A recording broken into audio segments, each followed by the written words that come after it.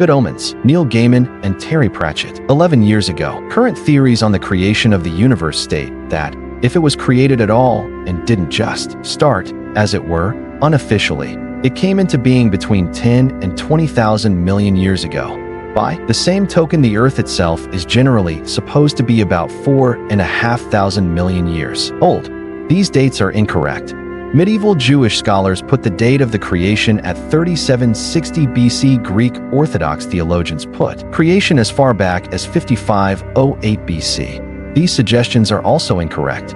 Archbishop James Ussher, 1580 to 1656, published Annals Veteris et Novae Testaments in 1654, which suggested that the heaven and the earth were created in 4004 BC. One of his aides took the calculation further and was able to announce triumphantly that the earth was created on Sunday, the 21st of October, 4004 BC, at exactly 9 a.m., because God liked to get work done early in the morning while he was feeling fresh.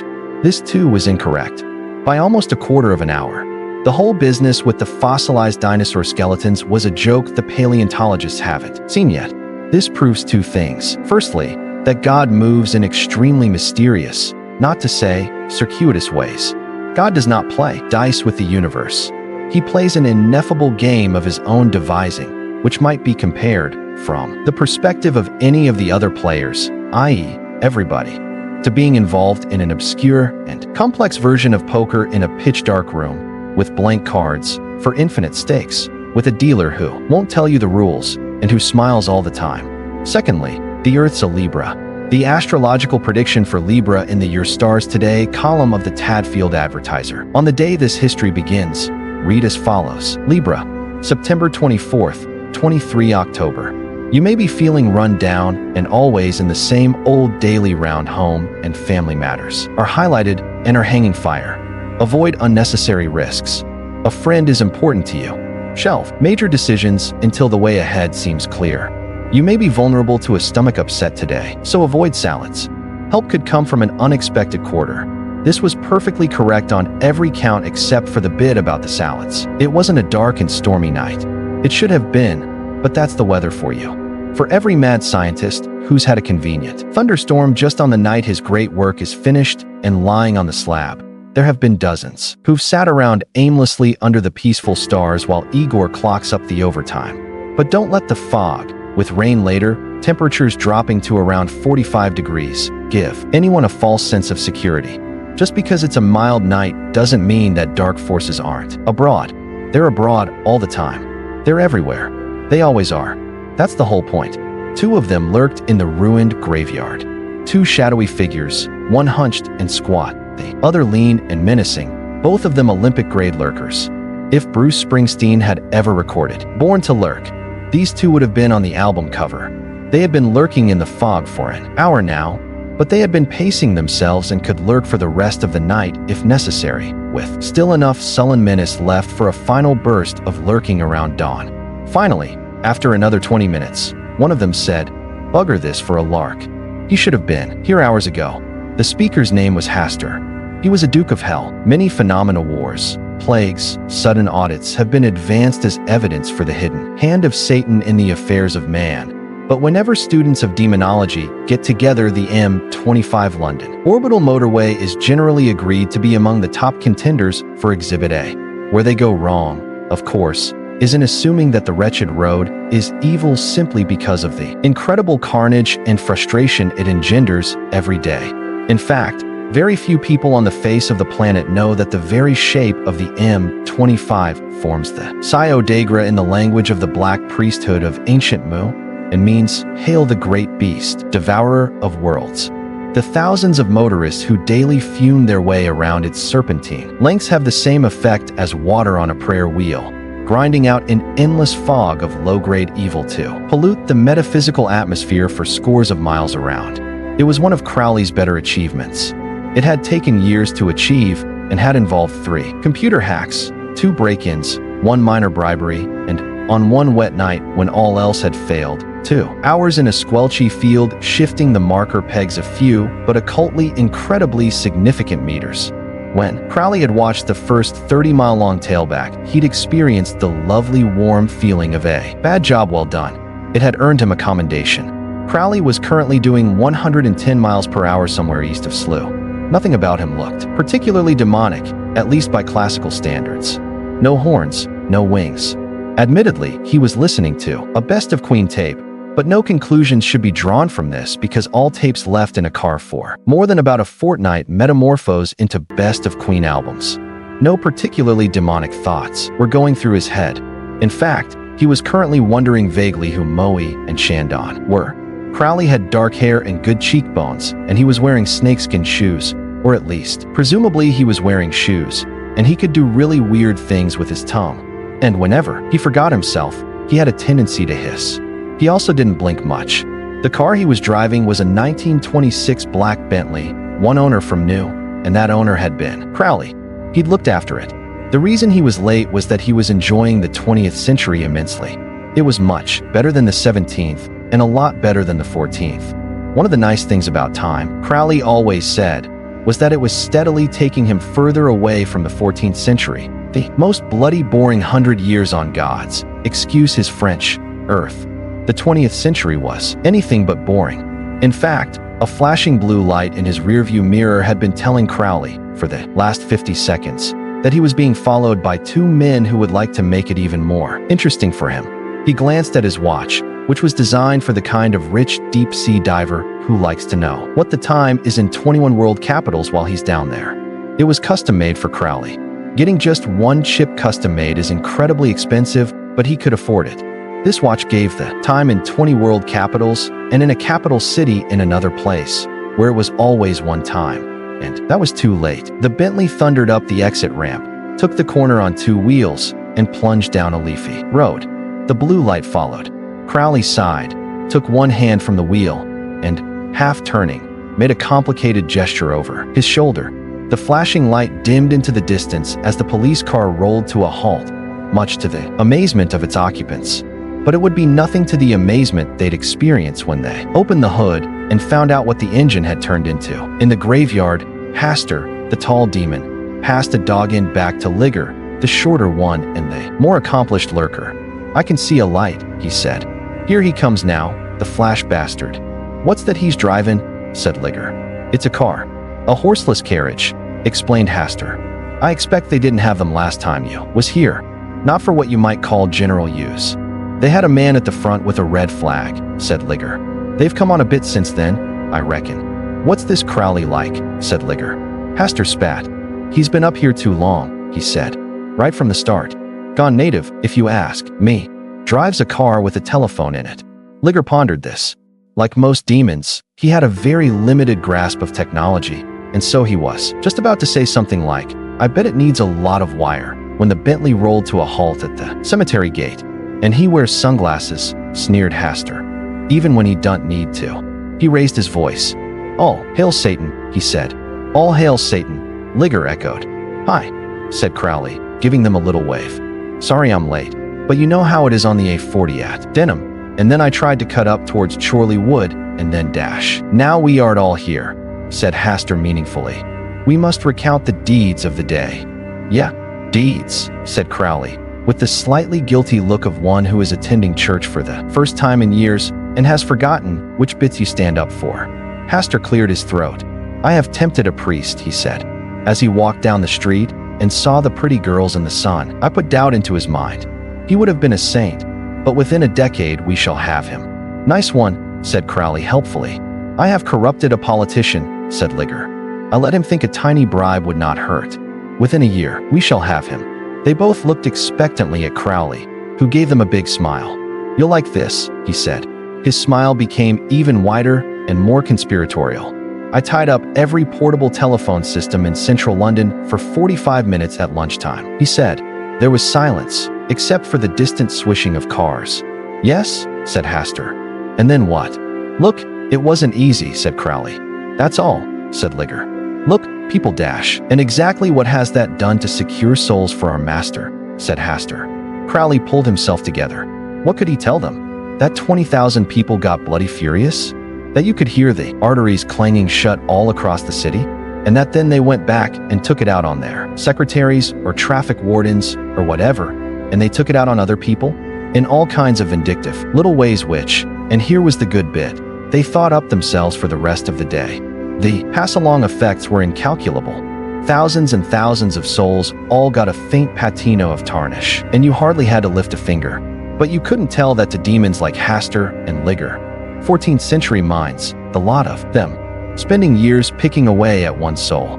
Admittedly, it was craftsmanship, but you had to think differently these days. Not big, but wide. With 5 billion people in the world, you couldn't pick the buggers off one by one anymore. You had to spread your effort. But demons like Liger and Hastur wouldn't understand. They'd never have thought up Welsh language television, for example, or value-added tax, or Manchester. He'd been particularly pleased with Manchester. The powers that be seem to be satisfied, he said. Times are changing. So what's up? Hastur reached down behind a tombstone. This is, he said. Crowley stared at the basket. Oh, he said. No. Yes, said Hastur, grinning. Already. Yes. And, it's up to me to dash? Yes. Hastur was enjoying this. Why me? Said Crowley desperately. You know me, Hastur. This isn't, you know, my scene. Oh, it is, said Hastur. Your scene. Your starring role. Take it. Times are changing. Yeah, said Liger, grinning. They're coming to an end, for a start. Why me? You are obviously highly favored, said Hastur maliciously.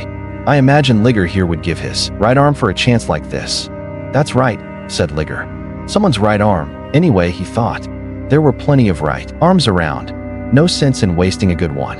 Hastur produced a clipboard from the grubby recesses of his Mac. Sign. Here, he said, leaving a terrible pause between the words. Crowley fumbled vaguely in an inside pocket and produced a pen. It was sleek and matte black. It looked as though it could exceed the speed limit. "'S nice pen," said Liger. "It can write underwater," Crowley muttered. "Whatever will they think of next?" mused Liger. "Whatever it is, they'd better think of it quickly," said Hastur. "No, not A.J. Crowley. Your real name." Crowley nodded mournfully and drew a complex, wiggly sigh on the paper. It glowed redly in the gloom, just for a moment, and then faded. "What am I supposed to do with it?" he said. "You will receive instructions." Hastur scowled. "Why so worried, Crowley? The moment we have been working for all these centuries is at hand." "Yeah, right," said Crowley. He did not look, now, like the lithe figure that had sprung so lively from the Bentley a few minutes ago. He had a hunted expression. "Our moment of eternal triumph awaits." "Eternal?" "Yeah," said Crowley. "And you will be a tool of that glorious destiny." "Tool?" "Yeah," muttered Crowley. He picked up the basket as if it might explode, which in a manner of speaking, it would shortly do. "Air." "Okay," he said. "I'll be off then. Shall I? Get it over with." "Not that I want to get it over with," he added hurriedly, aware of the things that could happen if Hastur turned in an unfavorable report. "But you know me. Keen." The senior demons did not speak. "So I'll be popping along," Crowley babbled. "See you guys ARCU. Air. Great. Fine. Ciao." As the Bentley skidded off into the darkness, Liger said, "What's it mean?" "It's Italian," said Hastur.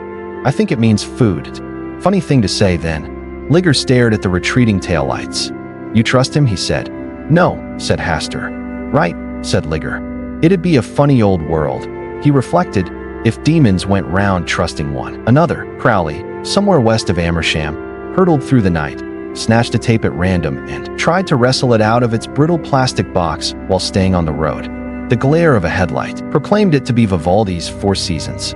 Soothing music, that's what he needed. He rammed it into the Blaupunkt. "Oh shit, oh shit. Why now?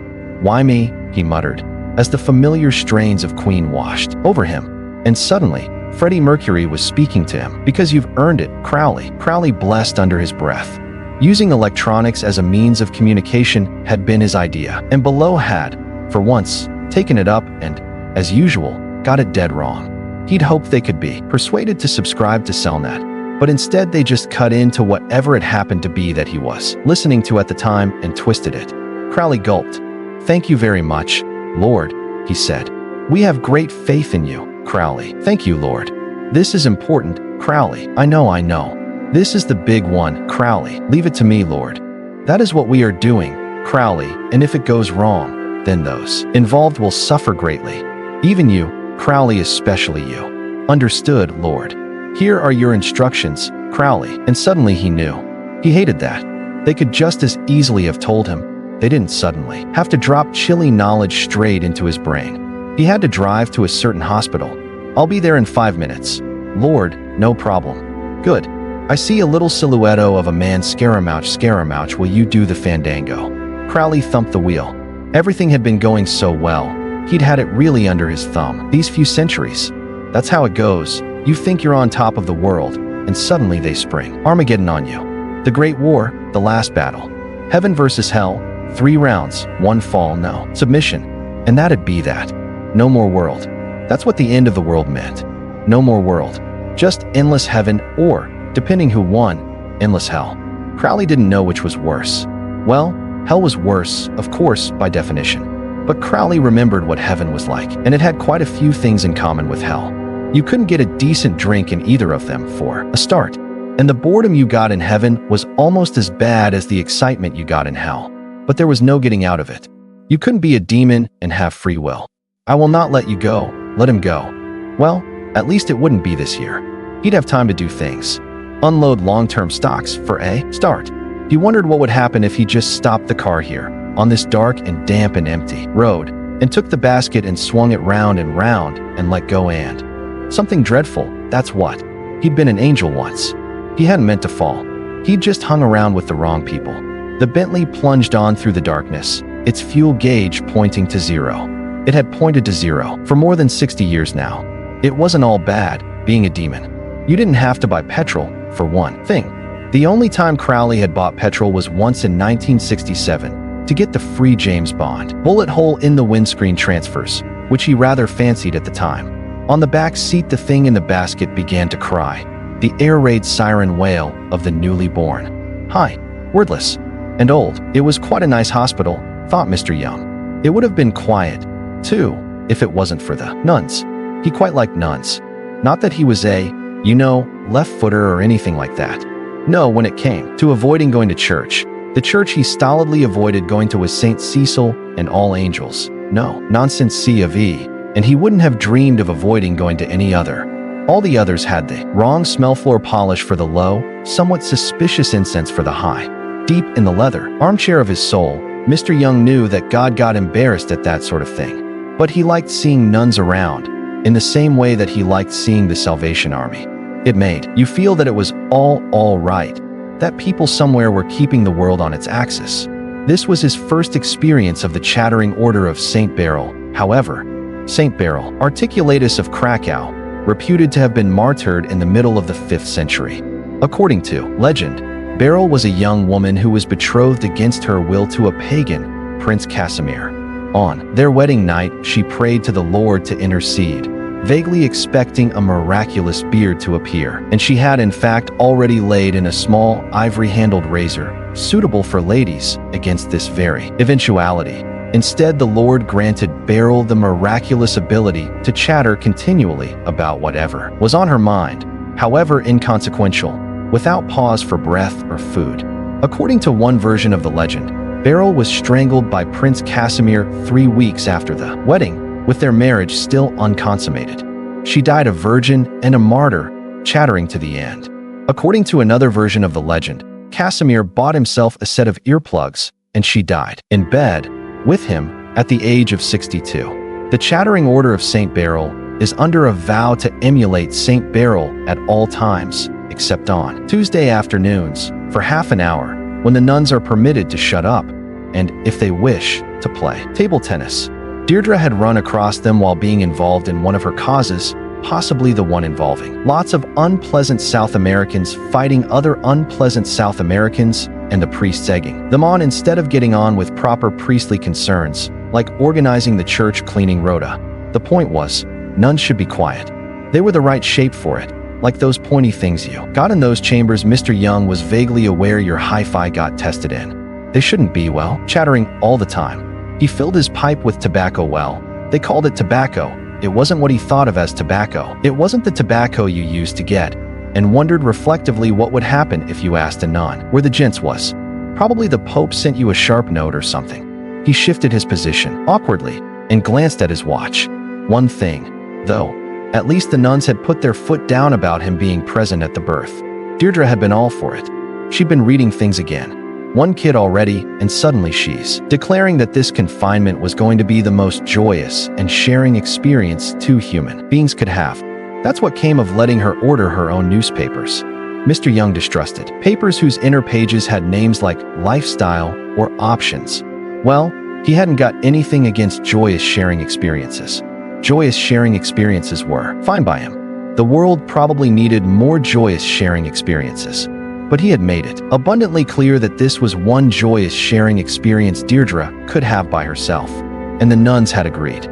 They saw no reason for the father to be involved in the proceedings. When you thought about it, Mr. Young mused, they probably saw no reason why the father should be involved anywhere. He finished thumbing the so-called tobacco into the pipe and glared at the little sign on the wall of the waiting room that said that, for his own comfort, he would not smoke. For his own comfort, he decided he'd go and stand in the porch. If there was a discreet shrubbery for his own comfort out there, so much the better. He wandered down the empty corridors and found a doorway that led out onto a rain-swept courtyard full of righteous dustbins. He shivered and cupped his hands to light his pipe. It happened to them at a certain age, wives. 25 blameless years, then suddenly they were going off and doing these robotic exercises in pink socks with the feet cut out, and they started blaming you for never having had to work for a living. It was hormones or something. A large black car skidded to a halt by the dustbins. A young man in dark glasses leaped out into the drizzle holding what looked like a carry cot and snaked toward the entrance. Mr. Young took his pipe out of his mouth. "You've left your lights on," he said helpfully. The man gave him the blank look of someone to whom lights are the least of his worries and waved a hand vaguely toward the Bentley. The lights went out. "That's handy," said Mr. Young. "Infrared, is it?" He was mildly surprised to see that the man did not appear to be wet, and that the carry cot appeared to be occupied. "Has it started yet?" said the man. Mr. Young felt vaguely proud to be so instantly recognizable as a parent. "Yes," he said. "They made me go out," he added thankfully. "Already? Any idea how long we've got?" Mr. Young noted. Obviously a doctor with views about co-parenting. "I think we were, getting on with it," said Mr. Young. "What room is she in?" said the man hurriedly. "We're in room 3, said Mr. Young. He patted his pockets and found the battered packet, which, in accord with tradition, he had brought with him. "Would we care to share a joyous cigar experience?" he said. But the man had gone. Mr. Young carefully replaced the packet and looked reflectively at his pipe. Always in a rush, these doctors. Working all the hours God sent. There's a trick they do with 1 pea and 3 cups which is very hard to follow, and something like it, for greater stakes than a handful of loose change, is about to take place. The text will be slowed down to allow the sleight of hand to be followed. Mrs. Deirdre Young is giving birth in delivery room 3. She is having a golden-haired male baby we will call Baby A. The wife of the American cultural attaché, Mrs. Harriet Bowling, is giving birth in delivery room 4. She is having a golden-haired male baby we will call Baby B. Sister Mary Loquacious has been a devout Satanist since birth. She went to Sabbath school as a child and won black stars for handwriting and liver. When she was told to join the chattering order, she went, obediently, having a natural talent in that direction and, in any case, knowing that she would be among friends. She would be quite bright if she was ever put in a position to find out, but long ago found that being a scatterbrain, as she'd put it, gave you an easier journey through life. Currently, she is being handed a golden-haired male baby we will call the adversary, destroyer of kings, angel of the bottomless pit, great beast that is called dragon, prince of this world, father of lies, spawn of Satan, and lord of darkness. Watch carefully. Round and round they go. "Is that him?" said Sister Mary, staring at the baby. Only I'd expected funny eyes. Red, or green, or teensy-weensy little hoofykins, or a whittle tail. She turned him around as she spoke. No horns, either. The devil's child looked ominously normal. "Yes, that's him," said Crowley. "Fancy me holding the Antichrist," said Sister Mary, "and bathing the Antichrist, and counting his little toesy-woesies." She was now addressing the child directly, lost in some world of her own. Crowley waved a hand in front of her wimple. "Hello? Hello? Sister Mary? Sorry, sir. He is a little sweetheart, though. Does he look like his daddy? I bet he does. Does he look like his daddy Watkins?" "No," said Crowley firmly. "And now I should get up to the delivery rooms, if I were you." "Will he remember me when he grows up, do you think?" said Sister Mary wistfully, sidling slowly down the corridor. "Pray that he doesn't," said Crowley, and fled. Sister Mary headed through the nighttime hospital with the adversary, destroyer of kings, angel of the bottomless pit, great beast that is called dragon, prince of this world, father of lies, spawn of Satan, and lord of darkness, safely in her arms. She found a bassinet and laid him down in it. He gurgled. She gave him a tickle. A matronly head appeared around a door. It said, "Sister Mary, what are you doing here? Shouldn't you be on duty in room 4? Master Crowley said, "Just glide along. There's a good nun. Have you seen the husband anywhere? He's not in the waiting room. I've only seen Master Crowley, and he told me I'm sure he did," said Sister Grace voluble firmly. "I suppose I'd better go and look for the wretched man. Come in and keep an eye on her, will you? She's a bit woozy, but the baby's fine." Sister Grace paused. "Why are you winking? Is there something wrong with your eye?" "You know," Sister Mary hissed archly. "The babies." The exchange Of course. In good time. But we can't have the father wandering around, can we?" said Sister Grace. "No telling what he might see. So just wait here and mind the baby. There's a dear." She sailed off down the polished corridor. Sister Mary, wheeling her bassinet, entered the delivery room. Mrs. Young was more than woozy. She was fast asleep, with the look of determined self-satisfaction of someone who knows that other people are going to have to do the running around for once. Baby A was asleep beside her, weighed and name-tagged. Sister Mary, who had been brought up to be helpful, removed the name tag, copied it out, and attached the duplicate to the baby in her care. The babies looked similar, both being small, blotchy, and looking sort of, though not really, like Winston Churchill. Now, thought Sister Mary, I could do with a nice cup of tea. Most of the members of the convent were old-fashioned Satanists, like their parents and grandparents before them. They'd been brought up to it and weren't, when you got right down to it, particularly evil. Human beings mostly aren't. They just get carried away by new ideas, like dressing up in jackboots and shooting people, or dressing up in white sheets and lynching people, or dressing up in tie-dye jeans and playing guitars at people. Offer people a new creed with a costume, and their hearts and minds will follow. Anyway, being brought up as a Satanist tended to take the edge off it. It was something you did on Saturday nights. And the rest of the time, you simply got on with life as best you could, just like everyone else. Besides, Sister Mary was a nurse, and nurses, whatever their creed, are primarily nurses, which had a lot to do with wearing your watch upside down, keeping calm in emergencies, and dying for a cup of tea. She hoped someone would come soon. She'd done the important bit. Now she wanted her tea. It may help to understand human affairs to be clear that most of the great triumphs and tragedies of history are caused not by people being fundamentally good or fundamentally bad, but by people being fundamentally people. There was a knock at the door. She opened it. "Has it happened yet?" asked Mr. Young. "I'm the father. The husband. Whatever. Both." Sister Mary had expected the American cultural attaché to look like Blake Carrington or J.R. Ewing. Mr. Young didn't look like any American she'd ever seen on television, except possibly for the avuncular sheriff in the better class of murder mystery, with a little old lady as the sleuth and no car chases unless they're done very slowly. He was something of a disappointment. She didn't think much of his cardigan, either. She swallowed her disappointment. "Oh yes," she said. "Congratulations. Your lady wife's asleep, poor pet." Mr. Young looked over her shoulder. "Twins," he said. He reached for his pipe. He stopped, reaching for his pipe. He reached for it again. "Twins?" No one said anything about twins. "Oh, not," said Sister Mary hurriedly. "This one's yours. The other one's, someone else's. Just looking after him till Sister Grace gets back."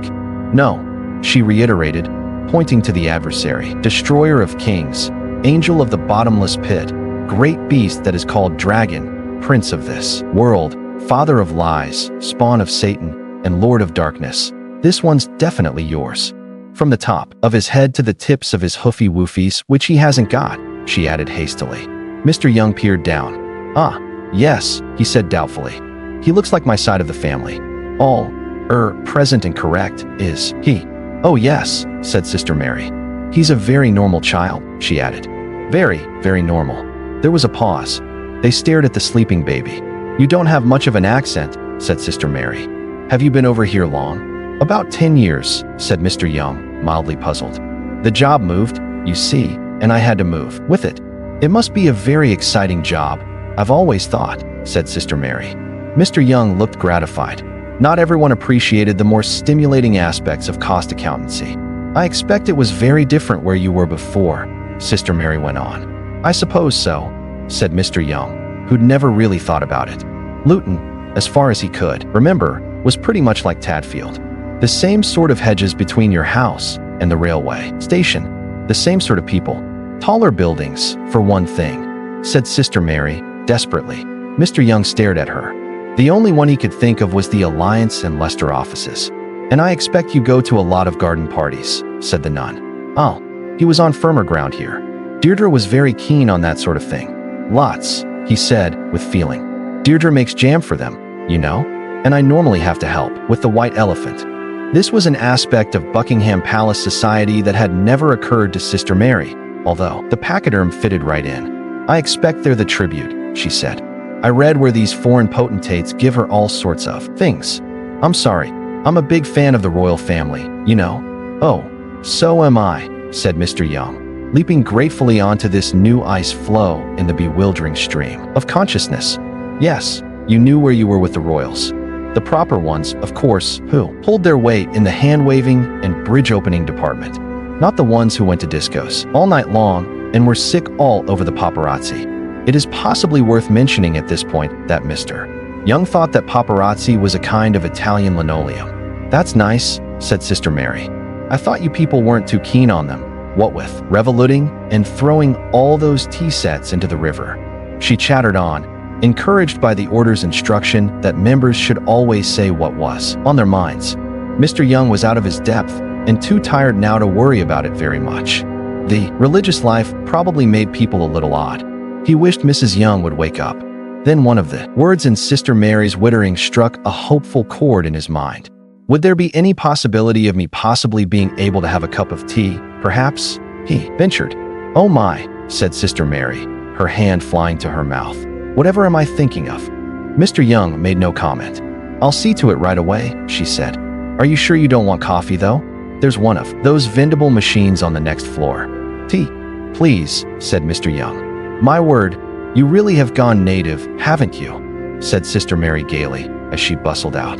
Mr. Young, left alone with one sleeping wife and two sleeping babies, sagged onto a chair. Yes, it must be all that getting up early and kneeling and so on. Good people, of course, but not entirely. Compost mentis. He'd seen a Ken Russell film once. There had been nuns in it. There didn't seem to be any of that sort of thing going on, but no smoke without fire and so on. He sighed. It was then that Baby A awoke and settled down to a really good wail. Mr. Young hadn't had to quiet a screaming baby for years. He'd never been much good at it to start with. He'd always respected Sir Winston Churchill, and patting small versions of him on the bottom had always seemed ungracious. Welcome to the world, he said wearily. You get used to it after a while. The baby shut its mouth and glared at him as if he were a recalcitrant general. Sister Mary chose that moment to come in with the tea. Satanist or not, she'd also found a plate and arranged some iced biscuits on it. They were the sort you only ever get at the bottom of certain tea time assortments. Mr. Young's was the same pink as a surgical appliance and had a snowman picked out on it in white icing. I don't expect you normally have these, she said. They're what you call cookies. We call them biscuits. Mr. Young had just opened his mouth to explain that. Yes, so did he. And so did people even in Luton, when another nun rushed in, breathless. She looked at Sister Mary, realized that Mr. Young had never seen the inside of a pentagram, and confined herself to pointing at Baby A and winking. Sister Mary nodded and winked back. The nun wheeled the baby out. As methods of human communication go, a wink is quite versatile. You can say a lot with a wink. For example, the new nun's wink said, "Where the hell have you been? Baby B has been born. We're ready to make the switch. And here's you in the wrong room with the adversary, destroyer of kings, angel of the bottomless pit, great beast that is called dragon, prince of this world, father of lies, spawn of Satan, and lord of darkness, drinking tea. Do you realize I've nearly been shot?" And, as far as she was concerned, Sister Mary's answering wink meant, "Here's the adversary, destroyer of kings, angel of the bottomless pit, great beast that is called dragon, prince of this world, father of lies, spawn of Satan, and lord of darkness, and I can't talk. Now because there's this outsider here. Whereas Sister Mary, on the other hand, had thought that the orderly's wink was more on the lines of, well done, Sister Mary switched over the babies all by herself. Now indicate to me the superfluous child and I shall remove it and let you get on with your tea with His Royal Excellency the American culture. And therefore her own wink had meant, there you go, dearie, that's baby B. Now take him away and leave me to chat to His Excellency. I've always wanted to ask him why they have those tall buildings with all the mirrors on them. The subtleties of all this were quite lost on Mr. Young, who was extremely embarrassed at all this clandestine affection and was thinking that Mr. Russell, he knew what he was talking about, and no mistake. Sister Mary's error might have been noticed by the other nun had not she herself been severely rattled by the Secret Service men in Mrs. Dowling's room, who kept looking at her with growing unease. This was because they had been trained to react in a certain way to people in long flowing robes and long flowing headdresses, and were currently suffering from a conflict of signals. Humans suffering from a conflict of signals aren't the best people to be holding guns, especially when they've just witnessed a natural childbirth, which definitely looked an un-American way of bringing new citizens into the world. Also, they'd heard that there were missiles in the building. Mrs. Young stirred. "Have you picked a name for him yet?" said Sister Mary archly. Said Mr. Young. "Oh, no, not really. If it was a girl, it would have been Lucinda after my mother. Or Germaine. That was Deirdre's choice. Wormwood's a nice name," said the nun, remembering her classics. "Or Damien. Damien's very popular." Anathema Device, her mother, who was not a great student of religious matters, happened to read the word one day and thought it was a lovely name for a girl was 8.5 years old, and she was reading the book under the bedclothes with a torch. Other children learned to read on basic primers with colored pictures of apples, balls, cockroaches, and so forth. Not the Device family. Anathema had learned to read from the book. It didn't have any apples and balls in it. It did have a rather good 18th century woodcut of Agnes Nutter being burned at the stake and looking rather cheerful about it. The first word she could recognize was nice. Very few people at the age of 8.5 know that nice also means scrupulously exact, but anathema was one of them. The second word was accurate. The first sentence she had ever read out loud was, "I tell ye thif, and I charge ye with my wards. 4 shall ride, and 4 shall Alpha ride, and 3 shall ride the sky as twixt, and 1 shall ride in flames, and there shall be no stopping them, not fish, nor rain, nor road, neither devil nor angel. And ye shall be their Alpha." Anathema. Anathema liked to read about herself. There were books which caring parents who read the right Sunday papers could purchase with their children's names printed in as the heroine or hero. This was meant to interest the child in the book. In Anathema's case, it wasn't only her in the book and it had been spot on so far, but her parents and her grandparents and everyone back to the 17th century. She was too young and too self-centered at this point to attach any importance to the fact that there was no mention made of her children or indeed any events in her future further away than 11 years' time. When you're 8.5, 11 years is a lifetime, and of course, if you believe the book, it would be. She was a bright child with a pale face and black eyes and hair. As a rule, she tended to make people feel uncomfortable, a family trait she had inherited, along with being more psychic than was good for her from her great-great-great-great-great-grandmother. She was precocious and self-possessed.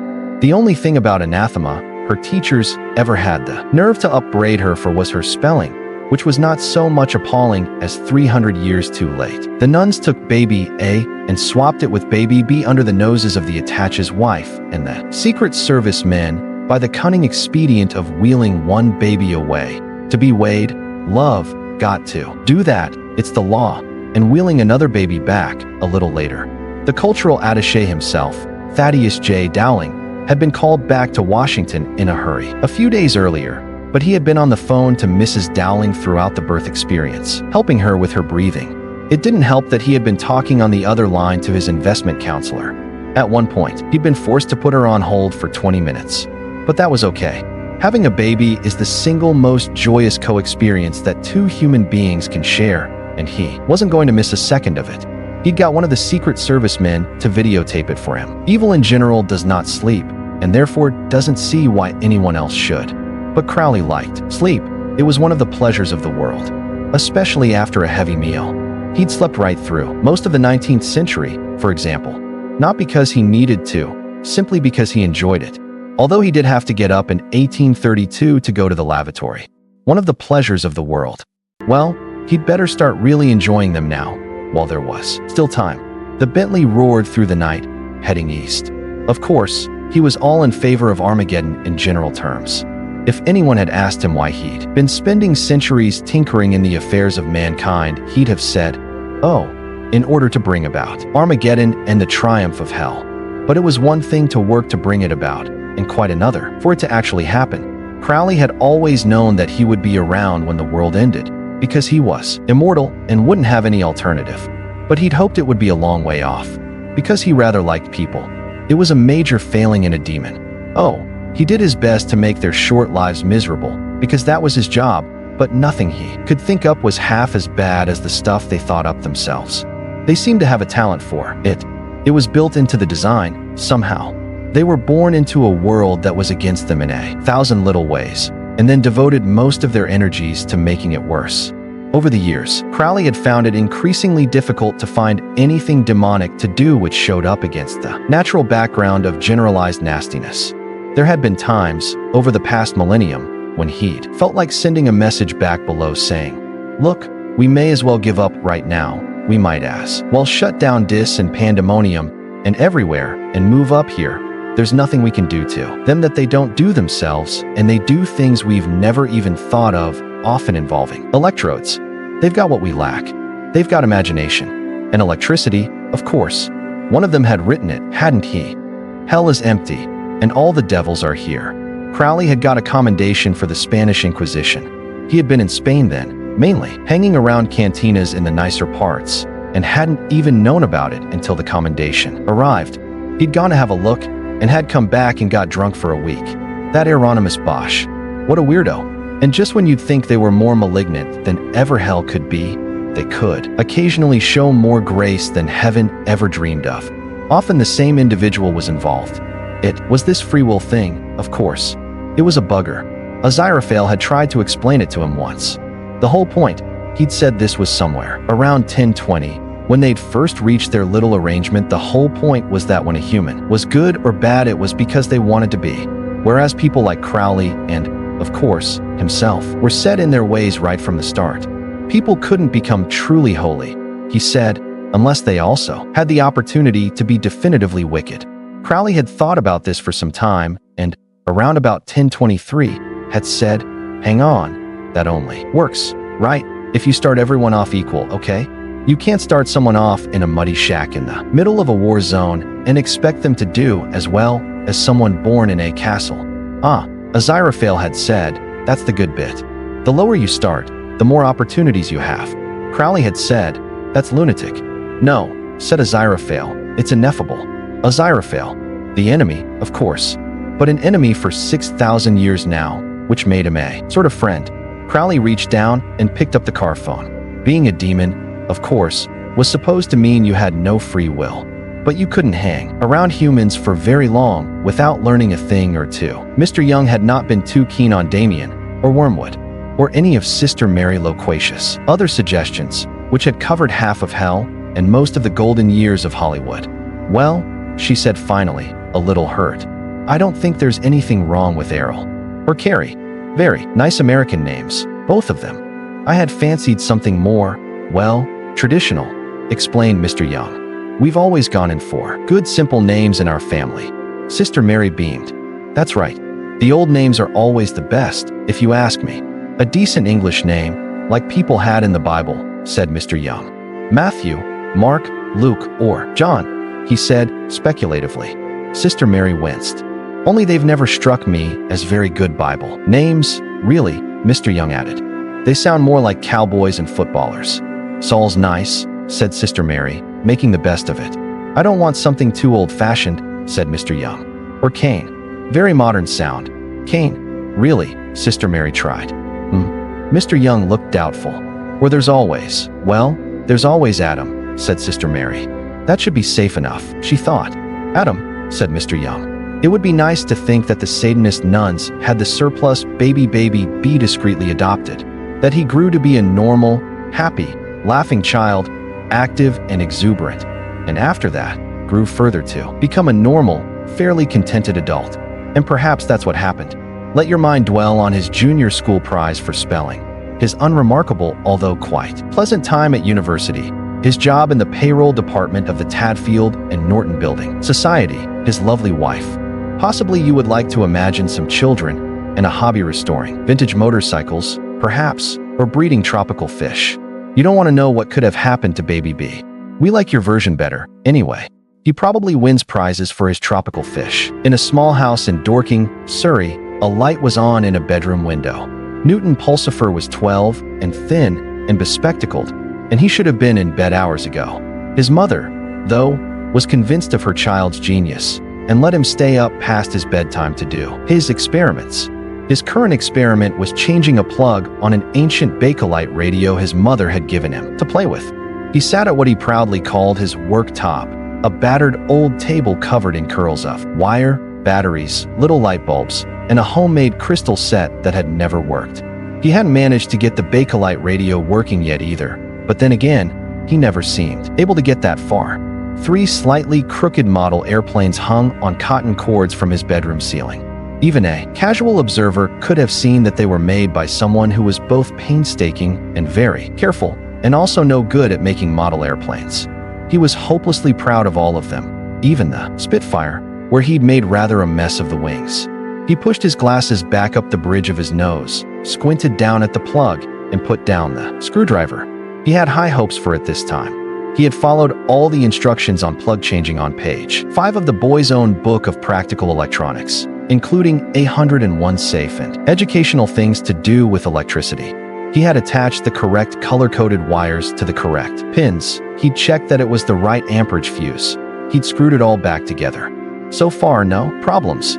He plugged it into the socket. Then he switched the socket on. Every light in the house went out. Newton beamed with pride. He was getting better. Last time he'd done it, he'd blacked out the whole of Dorking, and a man from the electric had come over and had a word with his mom. He had a burning and totally unrequited passion for things electrical. They had a computer at school, and half a dozen studious children stayed on after school doing things with punch cards. When the teacher in charge of the computer had finally acceded to Newton's pleas to be allowed to join them, Newton had only ever got to feed one little card into the machine. It had chewed it up and choked fatally on it. Newton was certain that the future was in computers, and when the future arrived, he'd be ready, in the forefront of the new technology. The future had its own ideas on this. It was all in the book. Adam, thought Mr. Young. He tried saying it, to see how it sounded. Adam, He stared down at the golden curls of the adversary, destroyer of kings, angel of the bottomless pit, great beast that is called dragon, prince of this world, father of lies, spawn of Satan, and lord of darkness. You know, he concluded, after a while, I think he actually looks like an Adam. It had not been a dark and stormy night. The dark and stormy night occurred 2 days later, about 4 hours after both Mrs. Dowling and Mrs. Young and their respective babies had left the building. It was a particularly dark and stormy night, and just after midnight, as the storm reached its height, a bolt of lightning struck the convent of the Chattering Order, setting fire to the roof of the vestry. No one was badly hurt by the fire, but it went on for some hours, doing a fair amount of damage in the process. The instigator of the fire lurked on a nearby hilltop and watched the blaze. He was tall, thin, and a Duke of Hell. It was the last thing that needed to be done before his return to the nether regions, and he had done it. He could safely leave the rest to Crowley. Hastur went home. Technically, Aziraphale was a principality, but people made jokes about that these days. On the whole, neither he nor Crowley would have chosen each other's company, but they were both men, or at least men-shaped creatures, of the world, and the arrangement had worked to their advantage all this time. Besides, you grew accustomed to the only other face that had been around more or less consistently for 6 millennia. The arrangement was very simple, so simple in fact that it didn't really deserve the capital letter, which it had got for simply being in existence for so long. It was the sort of sensible arrangement that many isolated agents, working in awkward conditions a long way from their superiors, reach with their opposite number when they realize that they have more in common with their immediate opponents than their remote allies. It meant a tacit non-interference in certain of each other's activities. It made certain that while neither really won, also neither really lost, and both were able to demonstrate to their masters the great strides they were making against a cunning and well-informed adversary. It meant that Crowley had been allowed to develop Manchester, while Aziraphale had a free hand in the whole of Shropshire. Crowley took Glasgow. Aziraphale had Edinburgh. Neither claimed any responsibility for Milton Keynes. Note for Americans and other aliens. Milton Keynes is a new city, approximately halfway between London and Birmingham. It was built to be modern, efficient, healthy, and, all in all, a pleasant place to live. Many Britons find this amusing, but both reported it as a success. And then, of course, it had seemed even natural that they should, as it were, hold the fort for one another whenever common sense dictated. Both were of angel stock, after all. If one was going to haul for a quick temptation, it made sense to nip across the city and carry out a standard brief moment of divine ecstasy. It'd get done anyway, and being sensible about it gave everyone more free time and cut down on expenses. Aziraphale felt the occasional pang of guilt about this, but centuries of association with humanity was having the same effect on him as it was on Crowley, except in the other direction. Besides, the authorities didn't seem to care much who did anything, so long as it got done. Currently, what Aziraphale was doing was standing with Crowley by the duck pond in St. James Park. They were feeding the ducks. The ducks in St. James Park are so used to being fed bread by secret agents meeting clandestinely that they have developed their own Pavlovian reaction. Put a St. James Park duck in a laboratory cage and show it a picture of two men, one usually wearing a coat with a fur collar, the other something somber with a scarf, and it'll look up expectantly. The Russian cultural attaches black bread is particularly sought after by the more discerning duck, while the head of M19 soggy hovis with marmite is relished by the connoisseurs. Aziraphale tossed a crust to a scruffy-looking drake, which caught it and sank immediately. The angel turned to Crowley. "Really, my dear," he murmured. "Sorry," said Crowley. "I was forgetting myself." The duck bobbed angrily to the surface. "Of course, we knew something was going on," Aziraphale said. "But one somehow imagines this sort of thing happening in America. They go in for that sort of thing over there." "It might yet do, at that," said Crowley gloomily. He gazed thoughtfully across the park to the Bentley, the back wheel of which was being industriously clamped. "Oh yes, the American diplomat," said the angel. "Rather showy, one feels. As if Armageddon was some sort of cinematographic show that you wish to sell in as many countries as possible." "Every country," said Crowley. "The earth and all the kingdoms thereof." Aziraphale tossed the last scrap of bread at the ducks, who went off to pester the Bulgarian naval attaché and a furtive-looking man in a Cambridge tie, and carefully disposed of the paper bag in a wastepaper bin. He turned and faced Crowley. "We'll win, of course," he said. "You don't want that," said the demon. "Why not, pray?" "Listen," said Crowley desperately. "How many musicians do you think your side have got, eh? First, great, I mean." Aziraphale looked taken aback. "Well, I should think he began. "Two," said Crowley. "Elgar and Liszt. That's all. We've got the rest. Beethoven, Brahms, all the Bachs, Mozart, the lot. Can you imagine eternity with Elgar?" Aziraphale shut his eyes. "All too easily," he groaned. "That's it, then," said Crowley, with a gleam of triumph. He knew Aziraphale's weak spot all right. No more compact discs. No more Albert Hall. No more proms. No more Glyndebourne. Just celestial harmonies all day long. "Ineffable," Aziraphale murmured. "Like eggs without salt, you said. Which reminds me, no salt, no eggs. No gravlax with dill sauce. No fascinating little restaurants where they know you. No Daily Telegraph crossword. No small antique shops.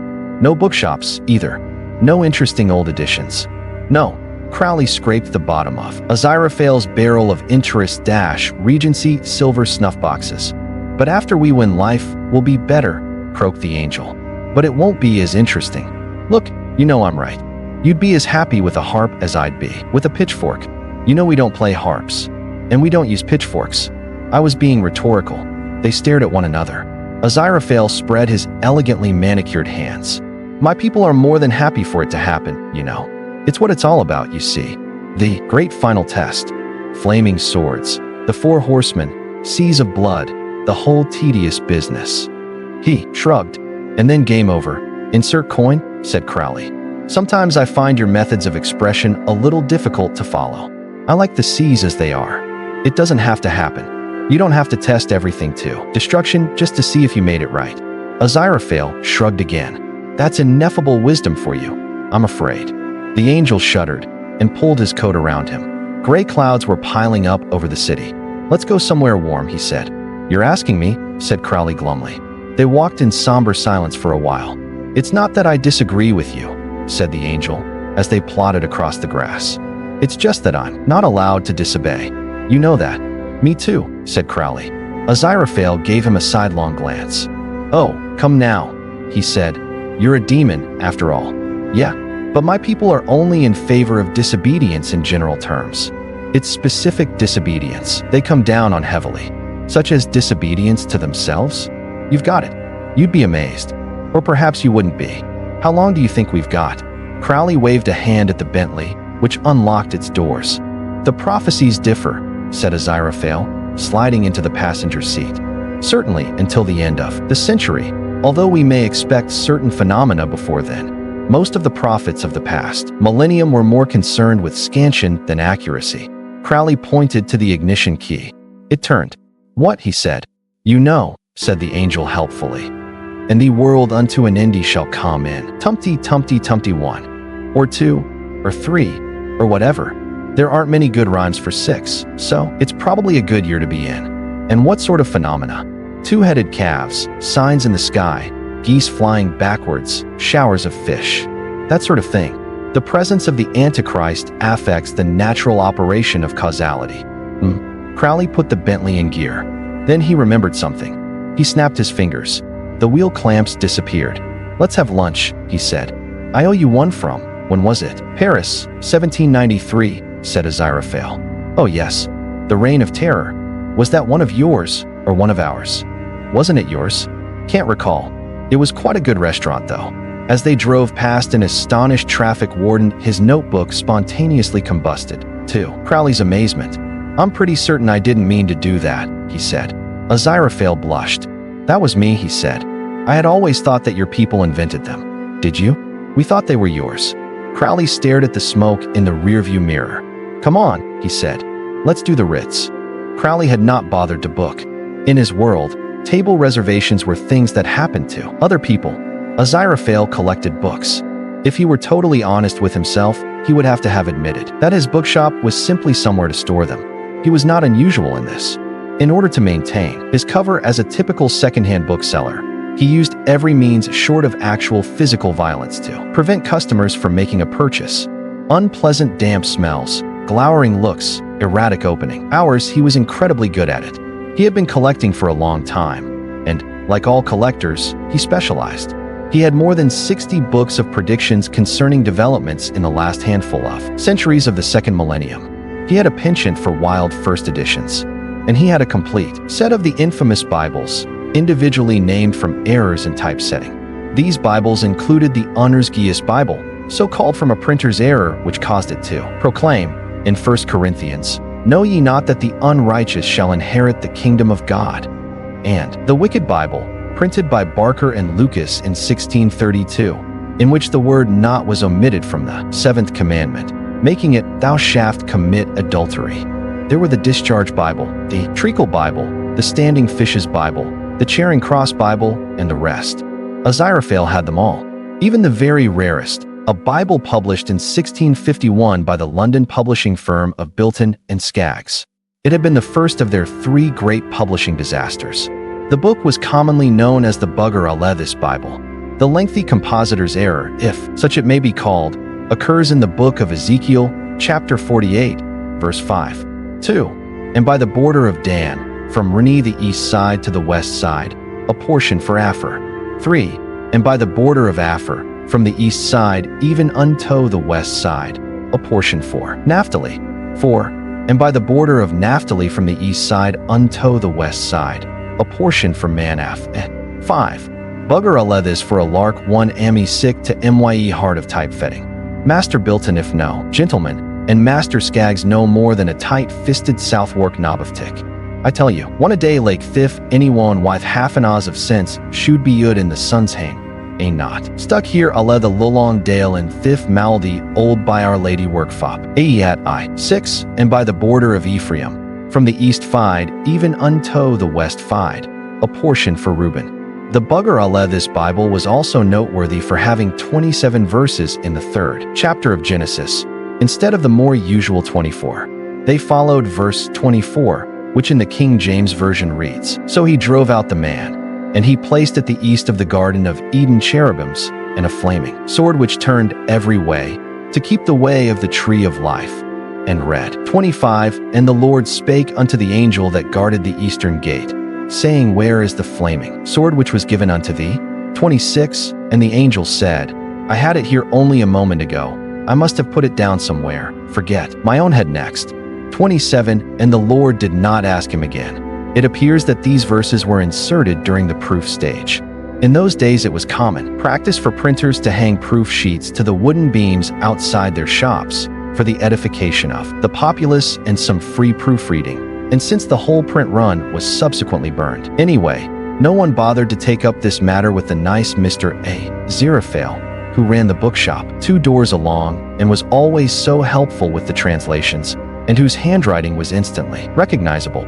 Bilton and Skaggs' second great publishing disaster occurred in 1653. By a stroke of rare good fortune, they had obtained one of the famed lost quartos, the 3 Shakespeare plays never reissued in folio edition, and now totally lost to scholars and playgoers. Only their names have come down to us. This one was Shakespeare's earliest play, The Comedy of Robin Hood, or The Forest of Sherwood. The other 2 are The Trapping of the Mouse and Gold Diggers of 1589. Master Bilton had paid almost 6 guineas for the quarto, and believed he could make nearly twice that much back on the hardcover folio alone. Then he lost it. Bilton and Skaggs' third great publishing disaster was never entirely comprehensible to either of them. Everywhere you looked, books of prophecy were selling like crazy. The English edition of Nostradamus' Centuries had just gone into its 3rd printing, and 5 Nostradamuses, all claiming to be the only genuine one, were on triumphant signing tours. And Mother Shipton's collection of prophecies was sprinting out of the shops. Each of the great London publishers, there were 8 of them, had at least one book of prophecy on its list. Every single one of the books was wildly inaccurate, but their air of vague and generalized omnipotence made them immensely popular. They sold in the thousands and in the tens of thousands. "It is a license to print Monet," said Master Bilton to Master Skaggs, who had already had a few thoughts in that direction, and spent the last years of his life in Newgate prison when he eventually put them into practice. "The public are crying out for such rubbish. We must straightway print a book of prophecy by some hag." The manuscript arrived at their door the next morning. The author's sense of timing, as always, was exact, although neither Master Bilton nor Master Skaggs realized it. The manuscript they had been sent was the sole prophetic work in all of human history to consist entirely of completely correct predictions concerning the following 340-odd years, being a precise and accurate description of the events that would culminate in Armageddon. It was on the money in every single detail. It was published by Bilton and Skaggs in September 1655, in good time for the Christmas trade, another master stroke of publishing genius, because Oliver Cromwell's Puritan Parliament had made Christmas illegal in 1654, and it was the first book printed in England to be remaindered. It didn't sell. Not even the copy in the tiny Lancashire shop with locale author on a piece of cardboard next to it. The author of the book, one Agnes Nutter, was not surprised by this, but then it would have taken an awful lot to surprise Agnes Nutter. Anyway, she had not written it for the sales or the royalties or even for the fame. She had written it for the single gratis copy of the book that an author was entitled to. No one knows what happened to the legions of unsold copies of her book. Certainly none remain in any museums or private collections. Even Aziraphale does not possess a copy, but would go weak at the knees at the thought of actually getting his exquisitely manicured hands on one. In fact, only one copy of Agnes Nutter's prophecies remained in the entire world. It was on a bookshelf about 40 miles away from where Crowley and Aziraphale were enjoying a rather good lunch, and, metaphorically, It had just begun to tick, and now it was 3 o'clock. The Antichrist had been on Earth for 15 hours, and one angel and one demon had been drinking solidly for 3 of them. They sat opposite one another in the back room of Aziraphale's dingy old bookshop in Soho. Most bookshops in Soho have back rooms, and most of the back rooms are filled with rare, or at least very expensive, books. But Aziraphale's books didn't have illustrations. They had old brown covers and crackling pages. Occasionally, if he had no alternative, he'd sell one. And occasionally, serious men in dark suits would come calling and suggest, very politely, that perhaps he'd like to sell the shop itself so that it could be turned into the kind of retail outlet more suited to the area. Sometimes they'd offer cash in large rolls of grubby 50-pound notes. Or sometimes while they were talking, other men in dark glasses would wander around the shop shaking their heads and saying how inflammable paper was and what a fire trap he had here. And Aziraphale would nod and smile and say that he'd think about it. And then they'd go away. And they'd never come back. Just because you're an angel doesn't mean you have to be a fool. The table in front of the two of them was covered with bottles. "The point is," said Crowley, "the point is. He tried to focus on Aziraphale. "The point is," he said, and tried to think of a point. "The point I'm trying to make," he said, brightening, "is the dolphins. That's my point." "Kind of fish," said Aziraphale. No, said Crowley, shaking a finger. "S mammal. Your actual mammal. Differences dash." Crowley waded through the swamp of his mind and tried to remember the difference. "Differences, they dash. Made out of water," volunteered Aziraphale. Crowley's brow furrowed. "Don't think so. Pretty sure that's not it. Something about they're young. Whatever." He pulled himself together. The point is, their brains." He reached for a bottle. "What about their brains?" said the angel. "Big brains. That's my point. Size of damn big brains. And then there's the whales. Brain City, take it from me. Whole damn sea full of brains." "Kraken," said Aziraphale, staring moodily into his glass. Crowley gave him the long, cool look of someone who has just had a girder dropped in front of his train of thought. Great big bugger," said Aziraphale. "Sleepeth beneath the thunders of the upper deep. Underloads of huge and unnumbered polypo bloody great seaweeds, you know. Supposed to rise to the surface right at the end, when the sea boils. Yeah. Fact. There you are, then," said Crowley, sitting back. "Whole sea bubbling. Poor old dolphins so much. Seafood gumbo, no one giving a damn. Same with gorillas. Whoops, they say sky gone all red, stars crashing to ground. What they putting in the bananas these days? And then dash, they make nests, you know." "Gorillas," said the angel, pouring another drink and managing to hit the glass on the third go. "Nah, God's truth. Saw a film. Nests. That's birds," said Crowley. "Nests," insisted Aziraphale. Crowley decided not to argue the point. "There you are then," he said. "All creatures great and smoke. I mean small. Great and small. Lot of them with brains. And then, basm. But you're part of it," said Aziraphale. "You tempt people. You're good at it." Crowley thumped his glass on the table. "That's different. They don't have to say yes. That the ineffable bit, right? Your side made it up. You've got to keep testing people. But not to destruction. All right. I don't like it any more than you. But I told you. I can't disoy not do what I'm told. Am an angel.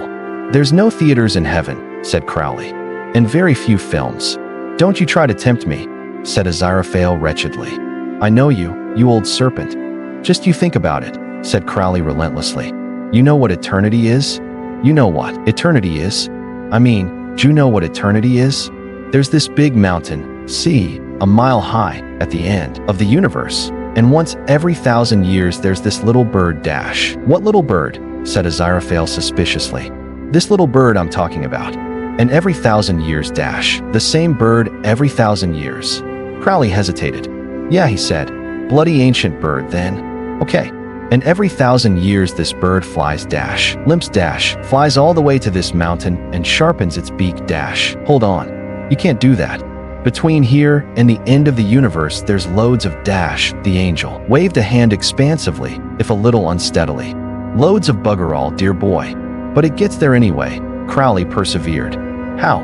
"It doesn't matter. It could use a spaceship," said the angel. Crowley subsided a bit. "Yeah," he said. "If you like. Anyway, this bird dash. Only it is the end of the universe we're talking about, said Aziraphale. So it'd have to be one of those spaceships where your descendants are the ones who get out at the other end. You have to tell your descendants, you say, when you get to the mountain, you've got to dash. He hesitated. What have they got to do? Sharpen its beak on the mountain, said Crowley. And then it flies back dash, in the spaceship dash. And after 1,000 years it goes and does it all again, said Crowley quickly. There was a moment of drunken silence. Seems a lot of effort just to sharpen a beak, mused Aziraphale. Listen, said Crowley urgently. The point is that when the bird has worn the mountain down to nothing, right then dash. Aziraphale opened his mouth. Crowley just knew he was going to make some point about the relative hardness of birds' beaks and granite mountains, and plunged on quickly. Then you still won't have finished watching The Sound of Music. Aziraphale froze. And you'll enjoy it, Crowley said relentlessly. You really will. My dear boy dash, you won't have a choice. Listen, heaven has no taste. Now dash, and not one single sushi restaurant. A look of pain crossed the angel's suddenly very serious face. I can't cope with this while I'm drunk, he said. I'm going to sober up. Me too. They both winced as the alcohol left their bloodstreams and sat up a bit more neatly. Aziraphale straightened his tie. I can't interfere with divine plans, he croaked. Crowley looked speculatively into his glass and then filled it again. What about diabolical ones? He said. Pardon? Well, it's got to be a diabolical plan, hasn't it? We're doing it. My side. But it's all part of the overall divine plan, said Aziraphale. Your side can't do anything without it being part of the ineffable divine plan, he added, with a trace of smugness. You wish. No, that's the dash. Aziraphale snapped his finger irritably. The thing. What you call it in your colorful idiom? The line at the bottom. The bottom line. Yes, it's that. Well, if you're sure, said Crowley. No doubt about it. Crowley looked up slyly. Then you can't be certain, correct me if I'm wrong, you can't be certain that thwarting it isn't part of the divine plan too. I mean, you're supposed to thwart the wiles of the evil one at every turn, aren't you? Aziraphale hesitated. There is that, yes. You see a wile, you thwart. Am I right? Broadly. Actually, I encourage humans to do the actual thwarting. Because of ineffability, you understand. Right. So all you've got to do is thwart. Because if I know anything, said Crowley urgently, it's that the birth is just the start. It's the upbringing that's important. It's the influences. Otherwise, the child will never learn to use its powers. He hesitated. At least, not necessarily as intended. Certainly our side won't mind me thwarting you, said Aziraphale thoughtfully. They won't mind that at all, right? It'd be a real feather in your wing. Crowley gave the angel an encouraging smile. What will happen to the child if it doesn't get a satanic upbringing, though, said Aziraphale. Probably nothing. It'll never know. But genetics dash, don't tell me from genetics. What they got to do with it, said Crowley. Look at Satan. Created as an angel, grows up to be the great adversary. Hey, if you're going to go on about genetics, you might as well say the kid will grow up to be an angel. After all, his father was really big in heaven in the old days. Saying he'll grow up to be a demon just because his dad became one is like saying a mouse with its tail cut off will give birth to tailless mice. No, upbringing is everything. Take it from me. And without unopposed satanic influences dash, well, at worst hell will have to start all over again. And the earth gets at least another 11 years. That's got to be worth something, hasn't it? Now Aziraphale was looking thoughtful again. You're saying the child isn't evil of itself? He said slowly. Potentially evil. Potentially good, too, I suppose. Just this huge, powerful potentiality, waiting to be shaped, said Crowley. He shrugged. Anyway, why are we talking about this good and evil? They're just names for sides. We know that. I suppose it's got to be worth a try, said the angel. Crowley nodded encouragingly. Agreed, said the demon, holding out his hand. The angel shook it, cautiously. It'll certainly be more interesting than saints, he said. And it'll be for the child's own good, in the long run, said Crowley. We'll be godfathers, sort of, overseeing his religious upbringing, you might say. Aziraphale beamed. You know, I'd never have thought of that, he said. Godfathers. Well, I'll be damned. It's not too bad, said Crowley. When you get used to it, she was known as Scarlet. At that time she was selling arms, although it was beginning to lose its savor. She never stuck at one job for very long. 3. for 100 years at the outside. You didn't want to get in a rut. Her hair was true auburn, neither ginger nor brown, but deep and burnished copper color, and it fell to her waist in tresses that men would kill for, and indeed often had. Her eyes were a startling orange. She looked 25 and always had. She had a dusty, brick-red truck full of assorted weaponry and an almost unbelievable skill at getting it across any border in the world. She had been on her way to a small West African country where a minor civil war was in progress to make a delivery which would, with any luck, turn it into a major civil war. Unfortunately, the truck had broken down, far beyond even her ability to repair it. And she was very good with machinery these days. She was in the middle of a city, nominally a city. It was the size of an English county town, or, translated into American terms, a shopping mall. At the time, the city in question was the capital of Cumberland, an African nation which had been at peace for the last 3,000 years. For about 30 years, it was Sir Humphrey Clarkson land. But since the country had absolutely no mineral wealth and the strategic importance of a banana, it was accelerated towards self-government with almost unseemly haste. Cumberland was poor, perhaps, and undoubtedly boring, but peaceful. Its various tribes, who got along with one another quite happily, had long since beaten their swords into plowshares. A fight had broken out in the city square in 1952 between a drunken ox drover and an equally drunken ox thief. People were still talking about it. Scarlett yawned in the heat. She fanned her head with her broad-brimmed hat, left the useless truck in the dusty street, and wandered into a bar. She bought a can of beer, drained it, then grinned at the barman. "I got a truck needs repairing," she said. "Anyone around I can talk to?" The barman grinned white and huge and expansively. He'd been impressed by the way she drank her beer. "Only Nathan, miss. But Nathan has gone back to Counda to see his father-in-law's farm." Scarlett bought another beer. "So this Nathan, any idea when he'll be back?" "Perhaps next week. Perhaps 2 weeks' time, dear lady." "Oh, that Nathan, he is a scamp, no?" He leaned forward. "You traveling alone, miss?" he said. "Yes. Could be dangerous. Some funny people on the roads these days. Bad men, not local boys," he added quickly. Scarlett raised a perfect eyebrow. Despite the heat, he shivered. "Thanks for the warning," Scarlett purred. Her voice sounded like something that lurks in the long grass, visible only by the twitching of its ears, until something young and tender wobbles by. She tipped her hat to him and strolled outside. The hot African sun beat down on her. Her truck sat in the street with a cargo of guns and ammunition and landmines. It wasn't going anywhere. Scarlett stared at the truck. A vulture was sitting on its roof. It had traveled 300 miles with Scarlett so far. It was belching quietly. She looked around the street. A couple of women chatted on a street corner. A board market vendor sat in front of a heap of colored gourds, fanning the flies.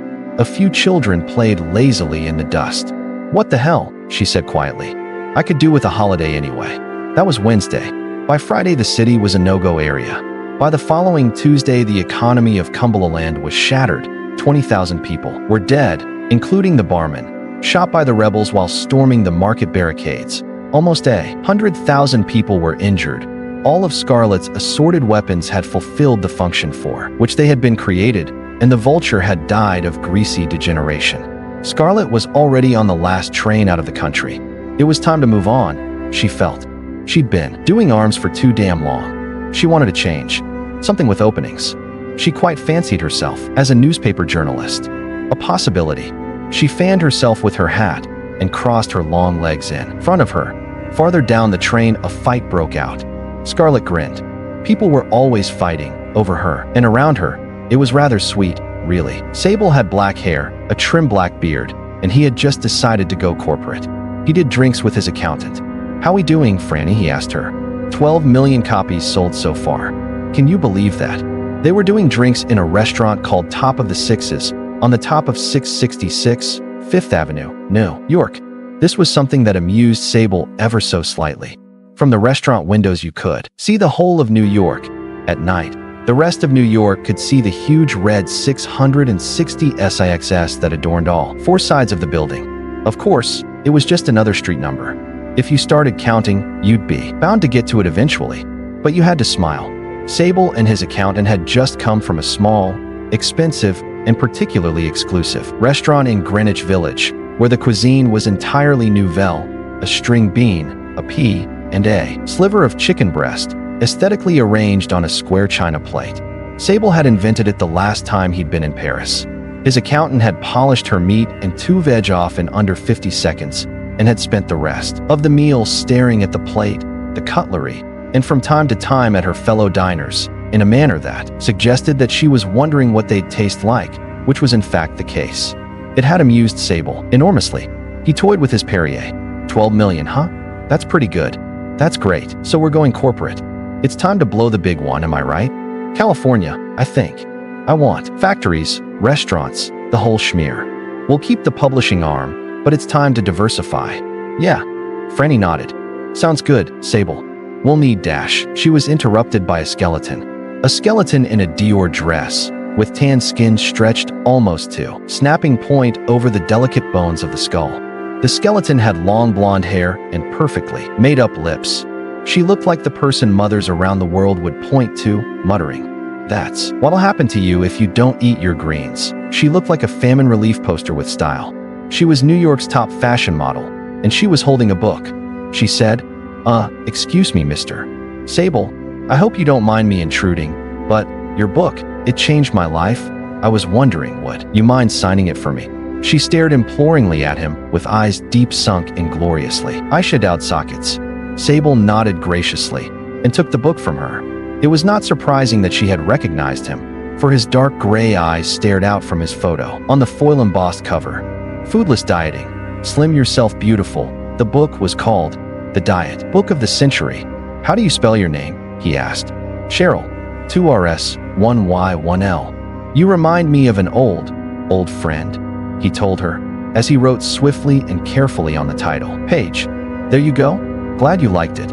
Always good to meet a fan." What he'd written was this: "Cheryl, a measure of wheat for a penny, and 3 measures of barley for a penny, and see thou hurt not the oil and the wine." Revelation 6 verse 6. Dr. Raven Sable. "It's from the Bible," he told her. She closed the book reverently and backed away from the table, thanking Sable. He didn't know how much this meant to her. He had changed her life. Truly he had. He had never actually earned the medical degree he claimed, since there hadn't been any universities in those days, but Sable could see she was starving to death. He gave her a couple of months. At the outside, handle your weight problem, terminally. Franny was stabbing at her laptop computer hungrily, planning the next phase in Sable's transformation of the eating habits of the Western world.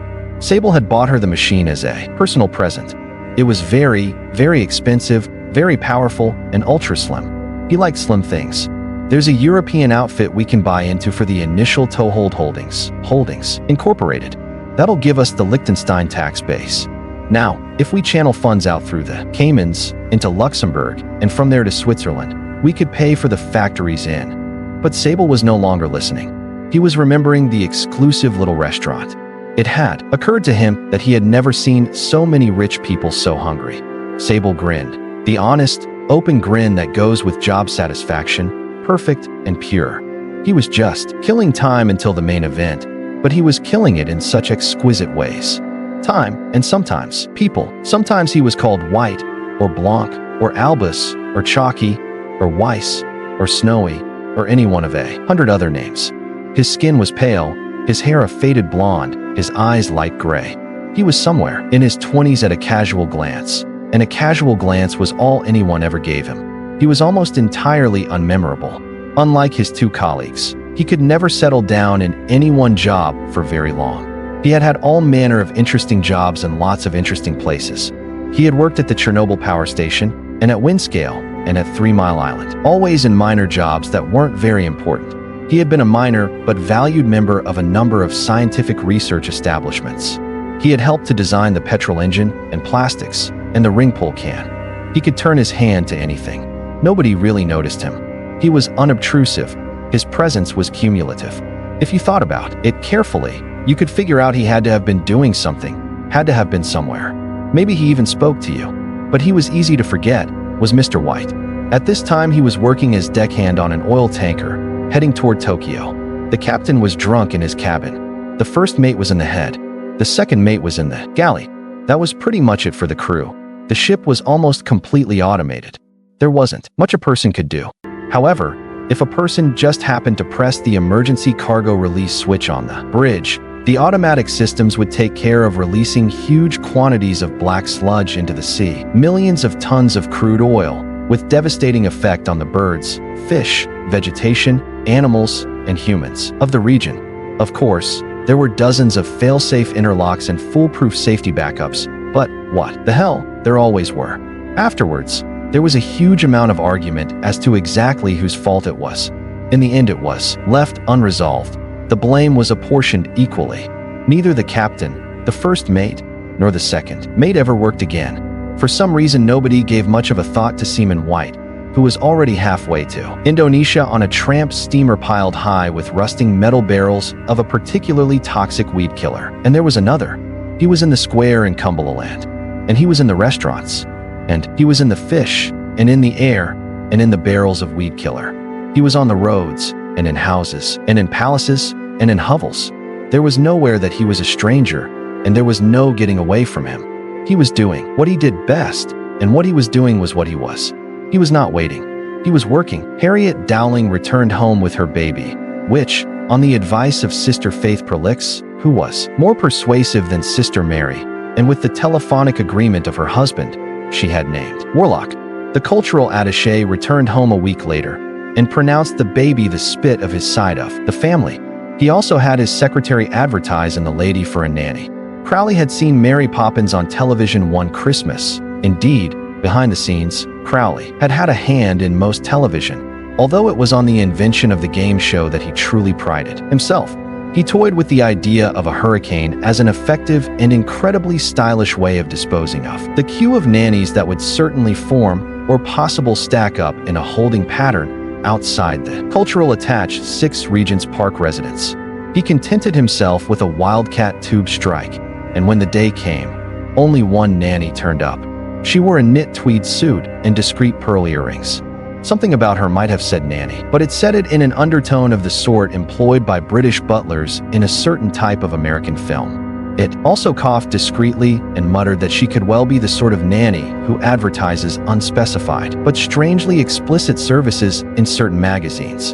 Her flat shoes crunched up the gravel drive, and a gray dog padded silently by her side, white flecks of saliva dripping from its jaw. Its eyes glinted scarlet, and it glanced from side to side hungrily. She reached the heavy wooden door, smiled to herself, a brief satisfied flicker, and rang the bell. It donged gloomily. The door was opened by a butler, as they say, of the old school. A night school just off the Tottenham Court Road, run by an elderly actor who had played butlers and gentlemen's gentlemen in films and television and on the stage since the 1920s. "I am Nanny Ashtoreth," she told him. "And this," she continued, while the gray dog at her side eyed the butler carefully, working out, perhaps, where it would bury the bones, "is Rover."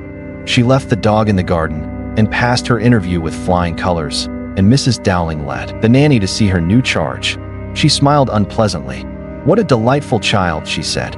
"He'll be wanting a little tricycle soon." By one of those coincidences, another new member of staff arrived the same afternoon. He was the gardener, and as it turned out, he was amazingly good at his job. No one quite worked out why this should be the case, since he never seemed to pick up a shovel and made no effort to rid the garden of the sudden flocks of birds that filled it and settled all over him at every opportunity. He just sat in the shade, while around him the residents' gardens bloomed and bloomed. Warlock used to come down to see him when he was old enough to toddle and Nanny was doing whatever it was she did on her afternoons off. "This here's Brother Slug," the gardener would tell him. "And this tiny little critter is Sister Potato Weevil. Remember, Warlock, as you walk your way through the highways and byways of life's rich and fulsome path, to have love and reverence for all living things. Nanny says that withing things is fit on we to be gwund under my heels, Mr. Fwancies," said little Warlock, stroking Brother Slug, and then wiping his hand conscientiously on his Kermit the Frog. "Overall, you don't listen to that woman," Francis would say. "You listen to me." At night, Nanny Ashtoreth sang nursery rhymes to Warlock. Oh, the grand old Duke of York. He had 10,000 men. He marched them up to the top of the hill and crushed all the nations of the world and brought them under the rule of Satan our master. This little piggy went to Hades. This little piggy stayed home. This little piggy ate raw and steaming human flesh. This little piggy violated virgins. And this little piggy clambered over a heap of dead bodies to get to the top. Boiver Fwancies the gardener says that I muse self-wes we practice virtue and love to all withing things, said Warlock. You don't listen to that man, darling, the nanny would whisper as she tucked him into his little bed. You listen to me. And so it went. The arrangement worked perfectly. A no-score win. Nanny Ashtoreth bought the child a little tricycle, but could never persuade him to ride it inside the house. And he was scared of Rover. In the background, Crowley and Aziraphale met on the tops of buses and in art galleries and at concerts, compared notes, and smiled. When Warlock was 6, his nanny left, taking Rover with her. The gardener handed in his resignation on the same day. Neither of them left with quite the same spring in their step with which they'd arrived. Warlock now found himself being educated by 2 tutors. Mr. Harrison taught him about Attila the Hun, Vlad Dracul, and the darkness intrinsicate in the human spirit. He avoided mentioning that Attila was nice to his mother, or that Vlad Dracul was punctilious about saying his prayers every day. He tried to teach Warlock how to make rabble-rousing political speeches to sway the hearts and minds of multitudes. Mr. Cortez taught him about Florence Nightingale, except for the bits about syphilis, Abraham Lincoln, and the appreciation of art. He tried to teach him about free will, self-denial, and doing unto others as you would wish them to do to you. They both read to the child extensively from the Book of Revelation. Despite their best efforts, Warlock showed a regrettable tendency to be good at maths. Neither of his tutors was entirely satisfied with his progress. When Warlock was 10, he liked baseball. He liked plastic toys that transformed into other plastic toys indistinguishable from the first set of plastic toys except to the trained eye. He liked his stamp collection. He liked banana-flavor bubblegum. He liked comics and cartoons and his BMX bike. Crowley was troubled. They were in the cafeteria of the British Museum, another refuge for all weary-foot soldiers of the Cold War. At the table to their left, 2 ramrod-straight Americans in suits were surreptitiously handing over a briefcase full of deniable dollars to a small, dark woman in sunglasses. At the table on their right, the deputy head of M17 and the local KGB section officer argued over who got to keep the receipt for the tea and buns. Crowley finally said what he had not even dared to think for the last decade. If you ask me, Crowley said to his counterpart, he's too bloody normal. Aziraphale popped another deviled egg into his mouth and washed it down with coffee. He dabbed his lips with a paper napkin. It's my good influence, he beamed. Or rather, credit where credit's due. That of my little team. Crowley shook his head. I'm taking that into account. Look, by now he should be trying to warp the world around him to his own desires, shaping it in his own image, that kind of stuff. Well, not actually trying. He'll do it without even knowing it. Have you seen any evidence of that happening? Well, no, but by now he should be a powerhouse of raw force. Is he? Well, not as far as I've noticed, but he's too normal. Crowley drummed his fingers on the table. I don't like it. There's something wrong. I just can't put my finger on it. Aziraphale helped himself to Crowley's slice of angel cake. Well, he's a growing boy. And of course, there's been the heavenly influence in his life. Crowley sighed. I just hope he'll know how to cope with the Hellhound, that's all. Aziraphale raised one eyebrow. Hellhound. On his 11th birthday. I received a message from Hell last night. The message had come during The Golden Girls, one of Crowley's favorite television programs. Rose had taken 10 minutes to deliver what could have been quite a brief communication, and by the time non-infernal service was restored, Crowley had quite lost the thread of the plot. They're sending him a hellhound to pad by his side and guard him from all harm. Biggest one they've got. Won't people remark on the sudden appearance of a huge black dog? His parents, for a start. Crowley stood up suddenly, treading on the foot of a Bulgarian cultural attaché who was talking animatedly to the keeper of Her Majesty's antiques. Nobody's going to notice anything out of the ordinary. It's reality, Angel. And young Warlock can do what he wants to that, whether he knows it or not. When does it turn up then? This dog? Does it have a name? I told you. On his 11th birthday. At 3 o'clock in the afternoon. It'll sort of home in on him. He's supposed to name it himself. It's very important that he names it himself. It gives it its purpose. It'll be killer or terror or stalks by night, I expect. Are you going to be there? Asked the angel nonchalantly. Wouldn't miss it for the worlds, said Crowley. I do hope there's nothing too wrong with the child. We'll see how he reacts to the dog, anyway. That should tell us something. I hope he'll send it back or be frightened of it. If he does name it, we've lost.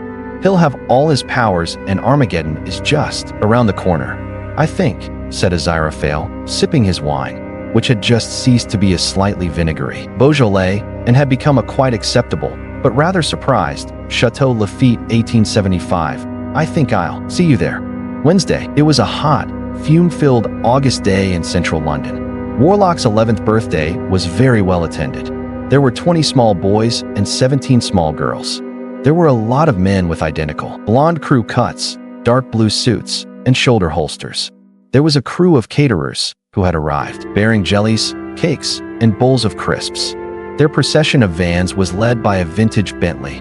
The amazing Harvey and Wanda, children's party's a specialty, had both been struck down by an unexpected tummy bug, but by a providential turn of fortune a replacement had turned up, practically out of the blue. A stage magician. Everyone has his little hobby. Despite Crowley's urgent advice, Aziraphale was intending to turn his to good use. Aziraphale was particularly proud of his magical skills. He had attended a class in the 1870s run by John Maskelyne and had spent almost a year practicing sleight of hand, palming coins, and taking rabbits out of hats. He had felt at the time, quite good at it. The point was that although Aziraphale was capable of doing things that could make the entire magic circle hand in their wands, he never applied what might be called his intrinsic powers to the practice of sleight of hand conjuring, which was a major drawback. He was beginning to wish that he'd continued practicing. Still, he mused, it was like riding a velocipede. You never forgot how. His magician's coat had been a little dusty, but it felt good once it was on. Even his old patter began to come back to him. The children watched him in blank, disdainful incomprehension. Behind the buffet, Crowley, in his white waiter's coat, cringed with contact embarrassment. Now then, young masters and mistresses, do you see my battered old top hat? What a shocking bad hat, as you young uns do say. And see, there's nothing in it. But bless my britches, who's this rum customer? Why, it's our furry friend, Harry the Rabbit. It was in your pocket, pointed out Warlock. The other children nodded agreement. What did he think they were? Kids? Aziraphale remembered what Maskelyne had told him about dealing with hecklers. Make a joke of it, you pudding heads, and I do mean you. Mr. Fell, the name Aziraphale had adopted at that time. Make him laugh, and they'll forgive you anything. Oh, so you've rumbled my hat trick, he chuckled. The children stared at him impassively. You're rubbish, said Warlock. I wanted cartoons anyway. He's right. You know, agreed a small girl with a ponytail. You are rubbish. And probably a faggot. Aziraphale stared desperately at Crowley. As far as he was concerned, young Warlock was obviously infernally tainted, and the sooner the black dog turned up and they could get away from this place, the better. Now, do any of you young uns have such a thing as a threepenny bit about your persons? No, young master? Then what's this I see behind your ear? I got cartoons at my birthday, announced the little girl. And I got her Transformer Anna, My Little Pony or Anna, Decepticon Attacker Anna, Thunder Tank Anna. Crowley groaned. Children's parties were obviously places where any angel with an ounce of common sense should fear to tread. Piping infant voices were raised in cynical merriment as Aziraphale dropped 3 linked metal rings. Crowley looked away, and his gaze fell on a table heaped high with presents. From a tall plastic structure, 2 beady little eyes stared back at him. Crowley scrutinized them for a glint of red fire. You could never be certain when you were dealing with the bureaucrats of hell. It was always possible that they had sent a gerbil instead of a dog. No, it was a perfectly normal gerbil. It appeared to be living in an exciting construction of cylinders, spheres, and treadmills, such as the Spanish Inquisition would have devised if they'd had access to a plastics molding press. He checked his watch. It had never occurred to Crowley to change its battery, which had rotted away 3 years previously, but it still kept perfect time. It was 2 minutes to 3. Aziraphale was getting more and more flustered. Do any of the company here assembled possess such a thing about their persons as a pocket handkerchief? No. In Victorian days, it had been unheard of for people not to carry handkerchiefs, and the trick, which involved magically producing a dove who was even now pecking irritably at Aziraphale's wrist, could not proceed without one. The angel tried to attract Crowley's attention, failed, and, in desperation, pointed to one of the security guards, who shifted uneasily. "You, my fine Jack Sauce. Come here. Now, if you inspect your breast pocket, I think you might find a fine silk handkerchief." "No, sir. I'm afraid not, sir," said the guard, staring straight ahead. Aziraphale winked desperately. "No. Go on. Dear boy, take a look, please." The guard reached a hand inside his inside pocket, looked surprised, and pulled out a handkerchief, duck egg blue silk, with lace edging. Aziraphale realized almost immediately that the lace had been a mistake, as it caught on the guard's holstered gun and sent it spinning across the room to land heavily in a bowl of jelly. The children applauded spasmodically. "Hey, not bad," said the ponytailed girl. Warlock had already run across the room and grabbed the gun. "Hands up, dog breaths," he shouted gleefully. The security guards were in a quandary. Some of them fumbled for their own weapons. Others started edging their way toward, or away from, the boy. The other children started complaining that they wanted guns as well, and a few of the more forward ones started trying to tug them from the guards who had been thoughtless enough to take their weapons out. Then someone threw some jelly at Warlock. The boy squeaked and pulled the trigger of the gun. It was a Magnum .32 CIA issue, gray mean, heavy, capable of blowing a man away at 30 paces and leaving nothing more than a red mist, a ghastly mess, and a certain amount of paperwork. Aziraphale blinked. A thin stream of water squirted from the nozzle and soaked Crowley, who had been looking out the window, trying to see if there was a huge black dog in the garden. Aziraphale looked embarrassed. Then a cream cake hit him in the face. It was almost 3:05. With a gesture, Aziraphale turned the rest of the guns into water pistols as well and walked out. Crowley found him on the pavement outside, trying to extricate a rather squishy dove from the arm of his frock coat. "It's late," said Aziraphale. "I can see that," said Crowley. "Comes of sticking it up your sleeve." He reached out and pulled the limp bird from Aziraphale's coat and breathed life back into it. The dove cooed appreciatively and flew off, a trifle warily. "Not the bird," said the angel. "The dog. It's late." Crowley shook his head, thoughtfully. "We'll see." He opened the car door, flipped on the radio. "I should be so lucky, lucky, lucky, lucky, lucky. I should be so lucky and hello, Crowley. Hello? Who is this?" "Dagon, Lord of the Files, Master of Madness, Underduke of the Seventh Torment. What can I do for you?" "The Hellhound. I'm just checking that it got off okay. Released 10 minutes ago. Why? Hasn't IT arrived? Is something wrong?" "Oh no, nothing's wrong. Everything's fine. Oops, I can see it now. Good dog. Nice dog. Everything's terrific. You're doing a great job down there, people. Well, lovely talking to you, Dagon. Catch you soon, huh?" He flipped off the radio. They stared at each other. There was a loud bang from inside the house, and a window shattered. "Oh dear," muttered Aziraphale, not swearing with the practiced ease of one who has spent 6,000 years not swearing, and who wasn't going to start now. "I must have missed one." "No dog," said Crowley. "No dog," said Aziraphale. The demon sighed. "Get in the car," he said. "We've got to talk about this." "Oh, and Aziraphale." "Yes. Clean off that blasted cream cake before you get in." It was a hot, silent August day far from central London. By the side of the Tadfield rode the dust, weighed down the hogweed. Bees buzzed in the hedges. The air had a leftover and reheated feel. There was a sound like 1,000 metal voices shouting hail, cut off abruptly. And there was a black dog in the road. It had to be a dog. It was dog-shaped. There are some dogs which, when you meet them, remind you that, despite thousands of years of man-made evolution, every dog is still only 2 meals away from being a wolf. These dogs advance, deliberately, purposefully, the wilderness made flesh, their teeth yellow, their breath a stink, while in the distance their owners witter. "He's an old soppy really, just poke him if he's a nuisance." And in the green of their eyes the red campfires of the Pleistocene gleam and flicker. This dog would make even a dog like that slink nonchalantly behind the sofa and pretend to be extremely preoccupied with its rubber bone.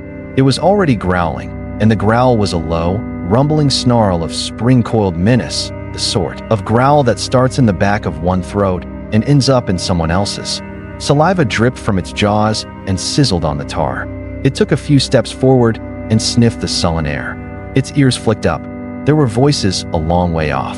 A voice, a boyish voice, but one it had been created to obey, could not help but obey. When that voice said follow, it would follow. When it said kill, it would kill. His master's voice. It leapt the hedge and padded across the field beyond. A grazing bull eyed it for a moment, weighed its chances, then strolled hurriedly toward the opposite hedge. The voices were coming from a copse of straggly trees. The black hound slunk closer, jaws streaming. One of the other voices said, "He never will. You're always saying he will, and he never does. Catch, your dad giving you a pet. An interesting pet, anyway. It'll probably be stick insects. That's your dad's idea of interesting." The hound gave the canine equivalent of a shrug, but immediately lost interest because now the master, the center of its universe, spoke. "It'll be a dog," it said. "Huh, you don't know it's going to be a dog. No one said it's going to be a dog. How'd you know it's going to be a dog if no one said? Your dad'd be complaining about the food it eats the whole time." Privet. This third voice was rather more prim than the first two. The owner of a voice like that would be the sort of person who, before making a plastic model kit, would not only separate and count all the parts before commencing, as per the instructions, but also paint the bits that needed painting first and leave them to dry properly prior to construction. All that separated this voice from chartered accountancy was a matter of time. They don't eat privet, Winsley. You never saw a dog eating privet. Stick insects do, I mean. They're jolly interesting, actually. They eat each other when they're mating. There was a thoughtful pause. The hound slunk closer and realized that the voices were coming from a hole in the ground. The trees, in fact, concealed an ancient chalk quarry, now half overgrown with thorn trees and vines. Ancient, but clearly not disused. Tracks crisscrossed it. Smooth areas of slope indicated regular use by skateboards and wall of death, or at least wall of seriously grazed knee, cyclists. Old bits of dangerously frayed rope hung from some of the more accessible greenery. Here and there sheets of corrugated iron and old wooden boards were wedged in branches. A burnt-out, rusting Triumph Herald estate was visible, half submerged in a drift of nettles. In one corner, a tangle of wheels and corroded wire marked the site of the famous lost graveyard, where the supermarket trolleys came to die. If you were a child, it was paradise. The local adults called it the pit. The hound peered through a clump of nettles and spotted four figures sitting in the center of the quarry on that indispensable prop to good secret dens everywhere, the common milk crate. "They don't. They do. Bet you they don't," said the first speaker. It had a certain timbre to it that identified it as young and female, and it was tinted with horrified fascination. "They do, actually. I had 6 before we went on holiday, and I forgot to change the privet, and when I came back I had one big fat one. Nah, that's not stick insects. That's praying mantises. I saw on the television where this big female one ate this other one, and it didn't hardly take any notice." There was another crowded pause. "What are they praying about?" said his master's voice. "Dunno. Praying they don't have to get married, I expect." The hound managed to get one huge eye against an empty knothole in the quarry's broken down fence and squinted downward. "Anyway, it's like with bikes," said the first speaker authoritatively. "I thought I was going to get this bike with 7 gears and one of them razor blade saddles and purple paint and everything, and they gave me this light blue one with a basket, a girl's bike." "Well, you're a girl," said one of the others. "That's sexism, that is. Going around giving people girly presents just because they're a girl." "I'm going to get a dog," said his master's voice, firmly. His master had his back to him. The hound couldn't quite make out his features. "Oh, yeah, one of those great big Rottweilers, yeah?" said the girl, with withering sarcasm. "No, it's going to be the kind of dog you can have fun with," said his master's voice. "Not a big dog dash." The eye in the nettles vanished abruptly downwards, but one of those dogs that's brilliantly intelligent and can go down rabbit holes and has one funny ear that always looks inside out. And a proper mongrel, too. A pedigree mongrel. Unheard by those within, there was a tiny clap of thunder on the lip of the quarry. It might have been caused by the sudden rushing of air into the vacuum caused by a very large dog becoming, for example, a small dog. The tiny popping noise that followed might have been caused by one ear turning itself inside out. "And I'll call him," said his master's voice. "I'll call him." "Yes," said the girl. "What are you going to call it?" The hound waited. This was the moment. The naming. This would give it its purpose, its function, its identity. Its eyes glowed a dull red, even though they were a lot closer to the ground, and it dribbled into the nettles. "I'll call him Dog," said his master, positively. It saves a lot of trouble, a name like that. The hellhound paused. Deep in its diabolical canine brain it knew that something was wrong, but it was nothing if not obedient, and its great sudden love of its master overcame all misgivings. Who was it to say what size it should be, anyway? It trotted down the slope to meet its destiny. Strange, though. It had always wanted to jump up at people, but now it realized that against all expectation, it wanted to wag its tail at the same time. You said it was him, moaned Aziraphale, abstractedly picking the final lump of cream cake from his lapel. He licked his fingers clean. It was him, said Crowley. I mean, I should know, shouldn't I? Then someone else must be interfering. There isn't anyone else. There's just us, right? Good and evil. One side or the other. He thumped the steering wheel. You'll be amazed at the kind of things they can do to you. Down there, he said. I imagine they're very similar to the sort of things they can do to one up there, said Aziraphale. Come off it. Your lot get ineffable mercy, said Crowley sourly. Yes? Did you ever visit Gamara? Sure, said the demon. There was this great little tavern where you could get these terrific fermented date palm cocktails with nutmeg and crushed lemongrass dash. I meant afterwards. Oh, Aziraphale said. Something must have happened in the hospital. It couldn't have. It was full of our people. Whose people? Said Aziraphale coldly. My people, corrected Crowley. Well, not my people. You know, Satanists. He tried to say it dismissively. Apart from, of course, the fact that the world was an amazing, interesting place which they both wanted to enjoy for as long as possible, there were few things that the two of them agreed on, but they did see eye to eye about some of those people who, for one reason or another, were inclined to worship the Prince of Darkness. Crowley always found them embarrassing. You couldn't actually be rude to them, but you couldn't help feeling about them the same way that, say, a Vietnam veteran would feel about someone who wears combat gear to neighborhood watch meetings. Besides, they were always so depressingly enthusiastic. Take all that stuff with the inverted crosses and pentagrams and cockerels. It mystified most demons. It wasn't the least bit necessary. All you needed to become a Satanist was an effort of will. You could be one all your life without ever knowing what a pentagram was, without ever seeing a dead cockerel other than as chicken Marengo. Besides, some of the old-style Satanists tended, in fact, to be quite nice people. They mouthed the words and went through the motions, just like the people they thought of as their opposite numbers, and then went home and lived lives of mild, unassuming mediocrity for the rest of the week with never an unusually evil thought in their heads. And as for the rest of it, there were people who called themselves Satanists who made Crowley squirm. It wasn't just the things they did, it was the way they blamed it all on hell. They'd come up with some stomach-churning idea that no demon could have thought of in 1,000 years, some dark and mindless unpleasantness that only a fully functioning human brain could conceive, then shout, "The devil made me do it," and get the sympathy of the court when the whole point was that the devil hardly ever made anyone do anything. He didn't have to. That was what some humans found hard to understand. Hell wasn't a major reservoir of evil, any more than heaven, in Crowley's opinion, was a fountain of goodness. They were just sides in the great cosmic chess game, where you found the real McCoy, the real grace, and the real heart-stopping evil was right inside the human mind. Huh, said Aziraphale. Satanists. I don't see how they could have messed it up, said Crowley. I mean, two babies. It's not exactly taxing, is it? He stopped. Through the mists of memory, he pictured a small nun who had struck him at the time as being remarkably loose-headed even for a Satanist. And there had been someone else. Crowley vaguely recalled a pipe and a cardigan with the kind of zigzag pattern that went out of style in 1938, a man with expectant father written all over him. There must have been a third baby. He told Aziraphale. Not a lot to go on, said the angel. We know the child must be alive, said Crowley. So dash. How do we know? If it had turned up down there again, do you think I'd still be sitting here? Good point. So all we've got to do is find it, said Crowley. Go through the hospital records.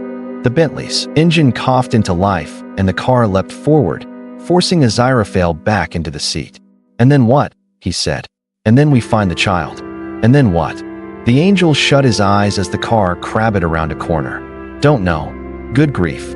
I suppose get off the road, you clown. Your people wouldn't consider, and the scooter you rode in. ONL giving me asylum. I was going to ask you the same thing. Watch out for that pedestrian. It's on the street. It knows the risks it's taking, said Crowley, easing the accelerating car between a parked car and a taxi and leaving a space which would have barely accepted even the best credit card. Watch the road'll watch the road. Where is this hospital anyway? Somewhere south of Oxford. Aziraphale grabbed the dashboard. You can't do 90 miles an hour in central London. Crowley peered at the dial. Why not, he said. You'll get us killed. Aziraphale hesitated. Inconveniently discorporated, he corrected, lamely, relaxing a little. Anyway, you might kill other people. Crowley shrugged. The angel had never really come to grips with the 20th century and didn't realize that it is perfectly possible to do 90 miles an hour down Oxford Street. You just arranged matters so that no one was in the way. And since everyone knew that it was impossible to do 90 miles an hour down Oxford Street, no one noticed. At least cars were better than horses. The internal combustion engine had been a God soit blessier windfall for Crowley. The only horses he could be seen riding on business in the old days were big, black jobs with eyes like flame and hooves that struck sparks. That was de rigueur for a demon. Usually, Crowley fell off. He wasn't much good with animals.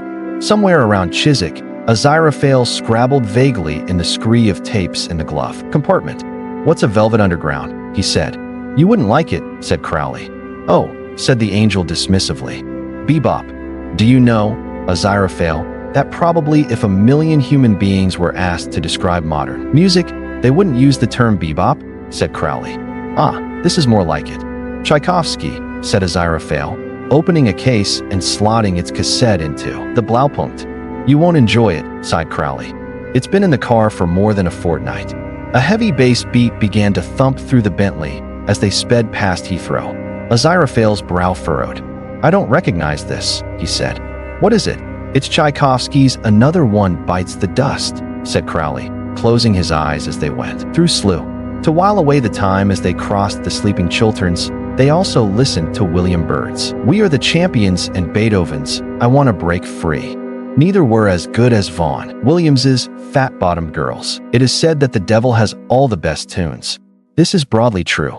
But heaven has the best choreographers. The Oxfordshire plains stretched out to the west, with a scattering of lights to mark the slumbering villages where honest yeomen were settling down to sleep after a long day's editorial direction, financial, consulting, or software engineering. Up here on the hill, a few glowworms were lighting up. The surveyor's theodolite is one of the more direful symbols of the 20th century. Set up anywhere in open countryside, it says, there will come road widening, yeah, and 2,000 home estates in keeping with the essential character of the village. Executive developments will be manifest, but not even the most conscientious surveyor surveys at midnight, and yet here the thing was, tripod legs deep in the turf. Not many theodolites have a hazel twig strapped to the top, either, or crystal pendulums hanging from them, and Celtic runes carved into the legs. The soft breeze flapped the cloak of the slim figure who was adjusting the knobs of the thing. It was quite a heavy cloak, sensibly waterproof, with a warm lining. Most books on witchcraft will tell you that witches work naked. This is because most books on witchcraft are written by men. The young woman's name was Anathema Device. She was not astonishingly beautiful.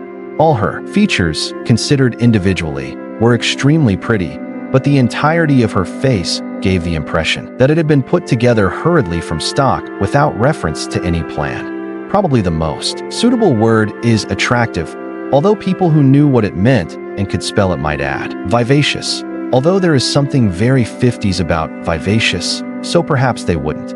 Young women should not go alone on dark nights, even in Oxfordshire. But any prowling maniac would have had more than his work cut out if he had accosted Anathema Device.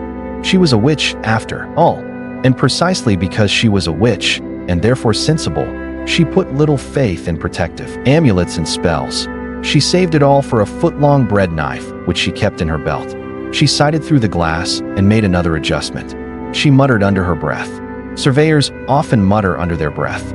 They mutter things like, soon have a relief road through, here faster than you can say Jack Robinson, or that's 3.5 meters, give or take a gnat's whisker. This was an entirely different kind of muttering. Darksome night slash and shining moon, muttered Anathema. East by south slash by west by southwest. West southwest, got you. She picked up a folded ordnance survey map and held it in the torchlight. Then she produced a transparent ruler and a pencil and carefully drew a line across the map. It intersected another pencil line. She smiled, not because anything was particularly amusing, but because a tricky job had been done. Well, then she collapsed the strange theodolite, strapped it onto the back of a sit-up-in-bed black bicycle leaning against the hedge, made sure the book was in the basket, and wheeled everything out to the misty lane. It was a very ancient bike, with a frame apparently made of drain pipes. It had been built long before the invention of the 3-speed gear, and possibly only just after the invention of the wheel. But it was nearly all downhill to the village. Hair streaming in the wind, cloak ballooning behind her like a sheet anchor, she let the two-wheeled juggernaut accelerate ponderously through the warm air. At least there wasn't any traffic at this time of night. The Bentley's engine went pink as it cooled. Crowley's temper, on the other hand, was heating up. "You said you saw it signposted," he said. "Well, we flashed by so quickly. Anyway, I thought you'd been here before." 11 years ago, Crowley hurled the map onto the back seat and started the engine again. "Perhaps we should ask someone," said Aziraphale. "Oh yes," said Crowley. "We'll stop and ask the first person we see walking along a track in the middle of the night, shall we?" He jerked the car into gear and roared out into the beach-hung lane. "There's something odd about this area," said Aziraphale. "Can't you feel it?" "What?" "Slow down a moment." The Bentley slowed again. "Odd," muttered the angel. "I keep getting these flashes of... He raised his hands to his temples. "What?" "What?" said Crowley. Aziraphale stared at him. "Love," he said. "Someone really loves this place." "Pardon. There seems to be this great sense of love. I can't put it any better than that. Especially not to you." "Do you mean like dash?" Crowley began. There was a whir, a scream, and a chink. The car stopped.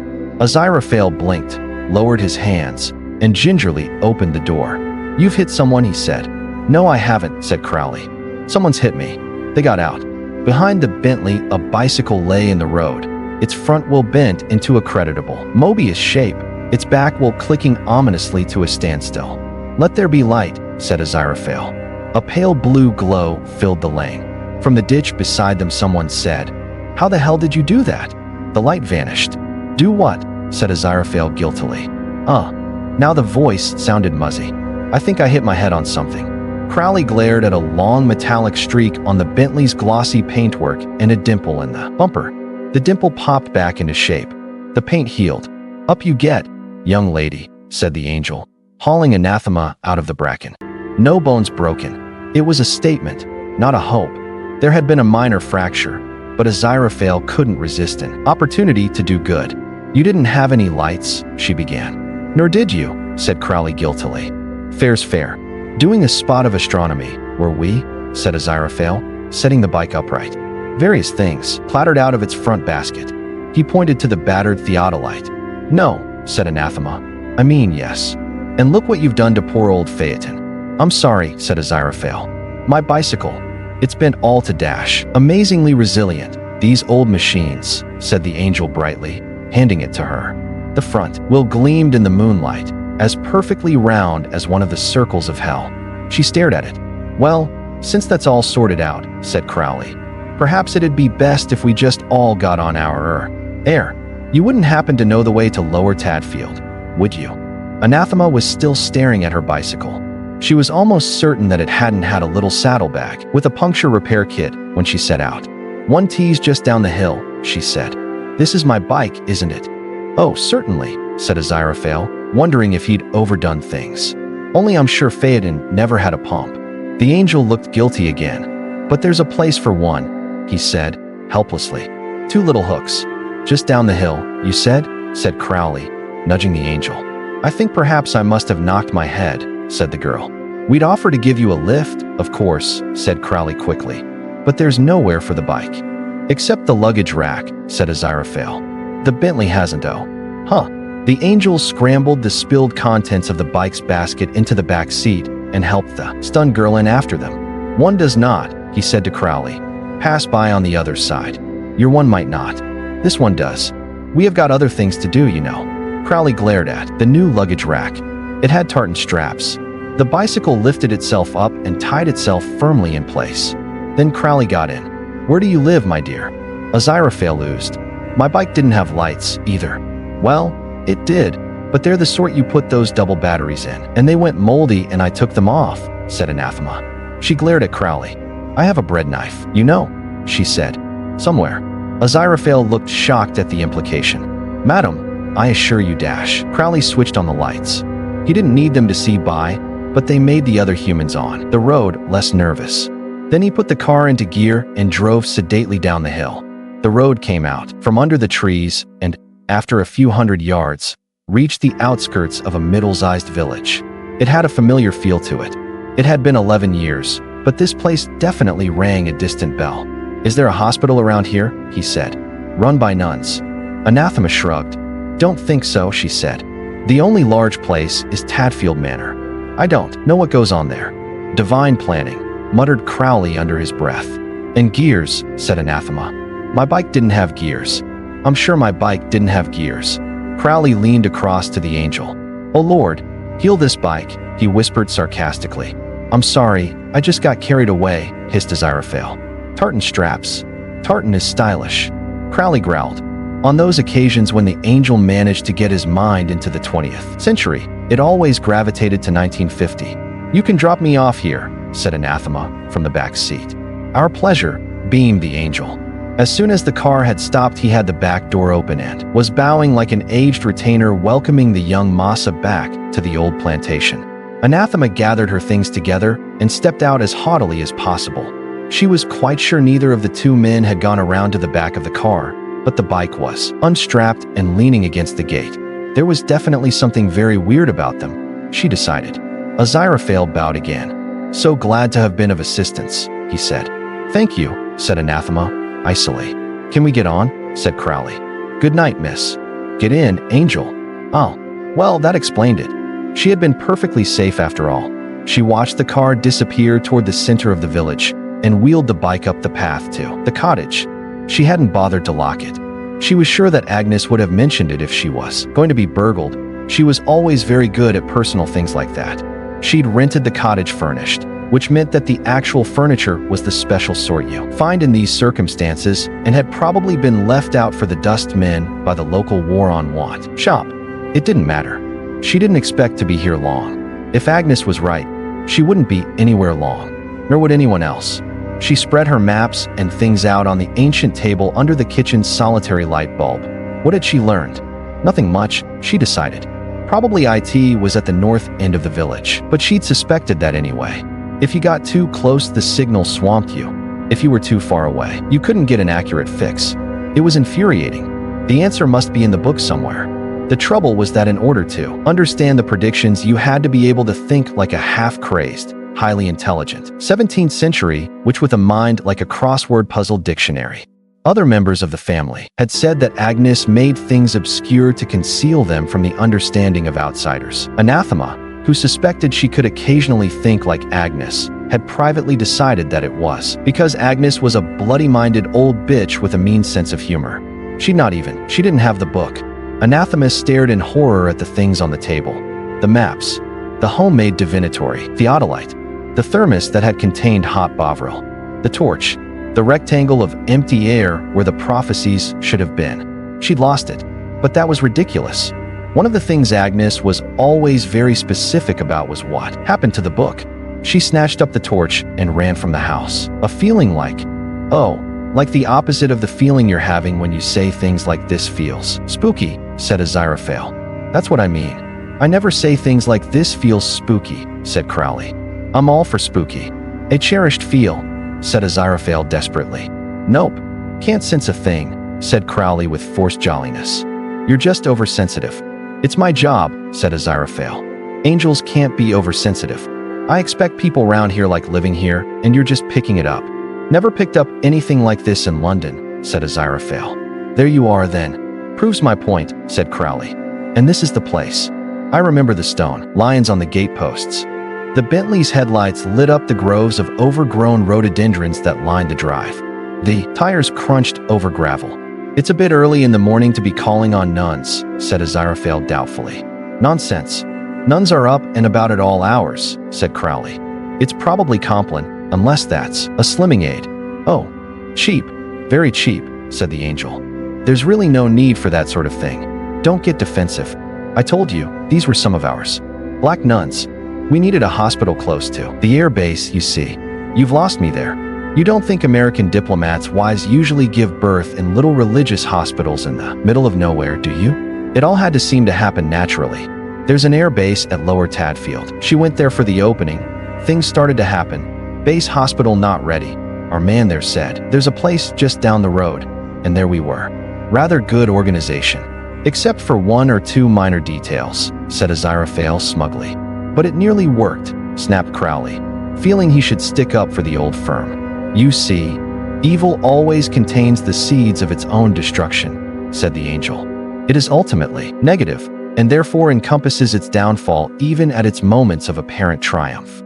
No matter how grandiose, how well-planned, how apparently foolproof an evil plan, the inherent sinfulness will by definition rebound upon its instigators. No matter how apparently successful it may seem upon the way, at the end it will wreck itself. It will founder upon the rocks of iniquity and sink headfirst to vanish, without trace into the seas of oblivion. Crowley considered this. Nah, he said at last. For my money, it was just average incompetence. Hey Dash, he whistled under his breath. The graveled forecourt in front of the manor was crowded with cars, and they weren't none cars. The Bentley was if anything outclassed. A lot of the cars had GT or Turbo in their names and phone aerials on their roofs. They were nearly all less than a year old. Crowley's hands itched. Aziraphale healed bicycles and broken bones. He longed to steal a few radios, let down some tires, that sort of thing. He resisted it. Well, he said. In my day, nuns were packed forward to a Moorish traveler. This can't be right, said Aziraphale. Perhaps they've gone private, said Crowley. Or you've got the wrong place. It's the right place, I tell you. Come on. They got out of the car. 30 seconds later, someone shot both of them. With incredible accuracy. If there was one thing that Mary Hodges, formerly loquacious, was good at, it was attempting to obey orders. She liked orders. They made the world a simpler place. What she wasn't good at was change. She'd really liked the chattering order. She'd made friends for the first time. She'd had a room of her own for the first time. Of course, she knew that it was engaged in things which might, from certain viewpoints, be considered bad, but Mary Hodges had seen quite a lot of life in 30 years and had no illusions about what most of the human race had to do in order to make it from one week to the next. Besides, the food was good and you got to meet interesting people. The order, such as was left of it, had moved after the fire. After all, their sole purpose in existing had been fulfilled. They went their separate ways. She hadn't gone. She'd rather like the manor and, she said, someone ought to stay and see it was properly repaired, because you couldn't trust workmen these days unless you were on top of them the whole time, in a manner of speaking. This meant breaking her vows, but Mother Superiors said this was all right, nothing to worry about. Breaking vows was perfectly okay in a black sisterhood, and it would all be the same in 100 years' time, or rather, 11 years' time. So if it gave her any pleasure, here were the deeds and an address to forward any mail unless it came in long brown envelopes with windows in the front. Then something very strange had happened to her. Left alone in the rambling building, working from one of the few undamaged rooms, arguing with men with cigarette stubs behind their ears and plastered dust on their trousers, and the kind of pocket calculator that comes up with a different answer if the sums involved are in used notes. She discovered something she never knew existed.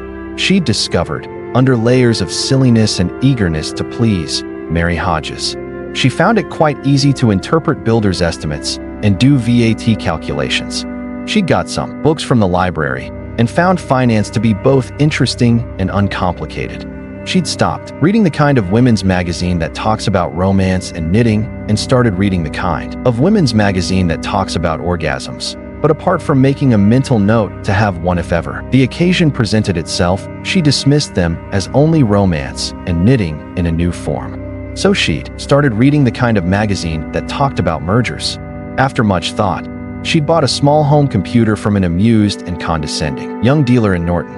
After a crowded weekend, she took it back. Not, as he thought when she walked back into the shop, to have a plug put on it, but because it didn't have a 387 coprocessor. That bit he understood he was a dealer, after all, and could understand quite long words, but after that the conversation rapidly went downhill from his point of view. Mary Hodges produced yet more magazines. Most of them had the term PC somewhere in their title, and many of them had articles and reviews that she had circled carefully in red ink. She read about new women. She hadn't ever realized that she'd been an old woman, but after some thought she decided that titles like that were all one with the romance, and the knitting, and the orgasms. And the really important thing to be was yourself, just as hard as you could. She'd always been inclined to dress in black and white. All she needed to do was raise the hemlines, raise the heels, and leave off the wimple. It was while leafing through a magazine one day that she learned that, around the country, there was an apparently insatiable demand for commodious buildings and spacious grounds run by people who understood the needs of the business community. The following day, she went out and ordered some stationery in the name of the Tadfield Manor Conference and Management Training Center, reasoning that by the time it had been printed, she'd know all that was necessary to know about running such places. The ads went out the following week. It had turned out to be an overwhelming success, because Mary Hodges realized early in her new career as herself that management training didn't have to mean sitting people down in front of unreliable slide projectors. Firms expected far more than that these days. She provided it. Crowley sank down with his back against a statue. Aziraphale had already toppled backward into a rhododendron bush, a dark stain spreading across his coat. Crowley felt dampness suffusing his own shirt. This was ridiculous. The last thing he needed now was to be killed. It would require all sorts of explanations. They didn't hand out new bodies just like that. They always wanted to know what you'd done with the old one. It was like trying to get a new pen from a particularly bloody-minded stationery department. He looked at his hand in disbelief. Demons have to be able to see in the dark, and he could see that his hand was yellow. He was bleeding yellow. Gingerly, he tasted a finger. Then he crawled over to Aziraphale and checked the angel's shirt. If the stain on it was blood, something had gone very wrong with biology. "Ooh, that stung," moaned the fallen angel. "Got me right under the ribs." "Yes, but do you normally bleed blue?" said Crowley. Aziraphale's eyes opened. His right hand patted his chest. He sat up. He went through the same crude forensic self-examination as Crowley. "Paint," he said. Crowley nodded. "What are they playing at?" said Aziraphale. "I don't know," said Crowley, "but I think it's called Silly Buggers." His tone suggested that he could play too, and do it better. It was a game. It was tremendous fun. Nigel Tompkins, assistant head, purchasing, squirmed through the undergrowth, his mind aflame with some of the more memorable scenes of some of the better Clint Eastwood movies. And to think he believed that management training was going to be boring, too. There had been a lecture, but it had been about the paint guns and all the things you should never do with them, and Tompkins had looked at the fresh young faces of his rival trainees as, to a man, they resolved to do them all if there was half a chance of getting away with it. If people told you business was a jungle and then put a gun in your hand, then it was pretty obvious to Tompkins that they weren't expecting you to simply aim for the shirt. What it was all about was the corporate head hanging over your fireplace. Anyway, it was rumored that someone over in United Consolidated had done his promotion prospects a considerable amount of good by the anonymous application of a high-speed earful of paint to an immediate superior, causing the latter to complain of little ringing noises in important meetings and eventually to be replaced on medical grounds. And there were his fellow trainees' fellow sperms, to switch metaphors, all struggling forward in the knowledge that there could only ever be one chairman of Industrial Holdings PLC, and that the job would probably go to the biggest prick. Of course, some girl with a clipboard from personnel had told them that the courses they were going on were just to establish leadership potential, group cooperation, initiative, and so on. The trainees had tried to avoid one another's faces. It had worked quite well so far. The whitewater canoeing had taken care of Johnstone, punctured eardrum, and the mountain climbing in Wales had done for Whitaker, groin string. Tompkins thumbed another paint pellet into the gun and muttered business mantras to himself. Do unto others before they do unto you. Kill or be killed. Either shit or get out of the kitchen. Survival of the fittest. Make my day. He crawled a little nearer to the figures by the statue. They didn't seem to have noticed him. When the available cover ran out, he took a deep breath and leapt to his feet. Okay, douchebags, grab some escayoe. Where one of the figures had been, there was something dreadful. He blacked out. Crowley restored himself to his favorite shape. I hate having to do that, he murmured. I'm always afraid I'll forget how to change back. And it can ruin a good suit. I think the maggots were a bit over the top myself, said Aziraphale, but without much rancor. Angels had certain moral standards to maintain, and so, unlike Crowley, he preferred to buy his clothes, rather than wish them into being from raw firmament. And the shirt had been quite expensive. I mean, just look at it, he said. I'll never get the stain out. Miracle it away, said Crowley, scanning the undergrowth for any more management trainees. Yes, but I'll always know the stain was there. You know, deep down, said the angel. He picked up the gun and turned it over in his hands. I've never seen one of these before, he said. There was a pinging noise, and the statue beside them lost an ear. Let's not hang around, said Crowley. He wasn't alone. This is a very odd gun, you know. Very strange. I thought your side disapproved of guns, said Crowley. He took the gun from the angel's plump hand and sighted along the stubby barrel. Current thinking favors them, said Aziraphale. They lend weight to moral argument. In the right hands, of course. Yeah. Crowley snaked a hand over the metal. That's all right then. Come on. He dropped the gun onto the recumbent form of Tompkins and marched away across the damp lawn. The front door of the manor was unlocked. The pair of them walked through unheeded. Some plump young men in army fatigues spattered with paint were drinking cocoa out of mugs in what had once been the sisters' refectory, and one or two of them gave them a cheery wave. Something like a hotel reception desk now occupied one end of the hall. It had a quietly competent look. Aziraphale gazed at the board on an aluminum easel beside it. In little plastic letters let into the black fabric of the board were the words, August 20th to 21st, United Holdings PLC Initiative Combat Course. Meanwhile, Crowley had picked up a pamphlet from the desk. It showed glossy pictures of the manor, with special references to its jacuzzis and indoor heated swimming pool, and on the back was the sort of map that conference centers always have, which makes use of a careful misscaling to suggest that it is handy for every motorway exit in the nation, while carefully leaving out the labyrinth of country lanes that in fact surrounds it for miles on every side. Wrong place, said Aziraphale. No, wrong time then. Yes. Crowley leafed through the booklet in the hope of any clue. Perhaps it was too much to hope that the chattering order would still be here. After all, they'd done their bit. He hissed softly. Probably they'd gone to darkest America or somewhere to convert the Christians, but he read on. Anyway, sometimes this sort of leaflet had a little historical bit, because the kind of companies that hired places like this for a weekend of interactive personnel analysis or a conference on the strategic marketing dynamic liked to feel that they were strategically interacting in the very building give or take. A couple of complete rebuildings, a civil war, and two major fires that some Elizabethan financier had endowed as a plague hospital.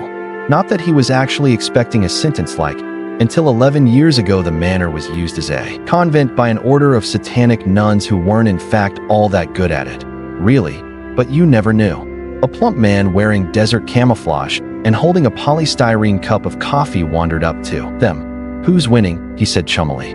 Young Evanson of Forward Planning caught me a right zinger on the elbow, you know. We're all going to lose, said Crowley absently. There was a burst of firing from the grounds. Not the snap and zing of pellets, but the full-throated crackle of aerodynamically shaped bits of lead traveling extremely fast. There was an answering stutter. The redundant warriors stared one on another. A further burst took out a rather ugly Victorian stained glass window beside the door and stitched a row of holes in the plaster by Crowley's head.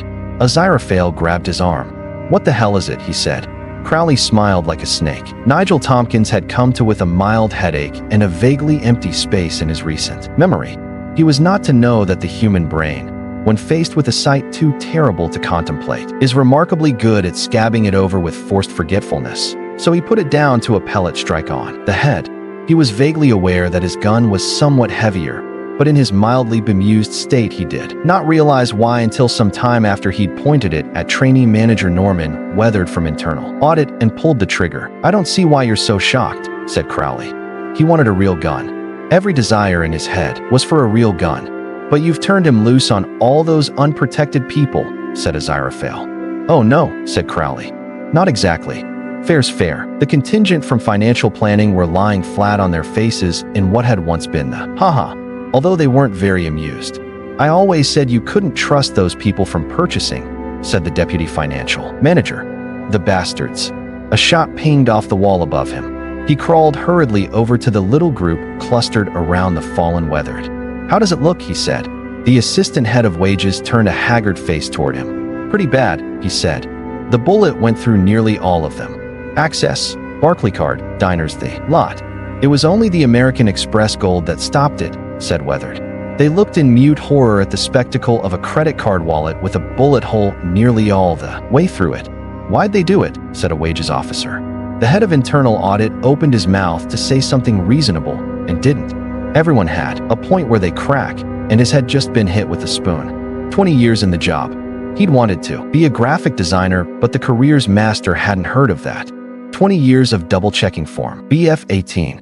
20 years of cranking the bloody hand calculator, when even the people in forward planning had computers.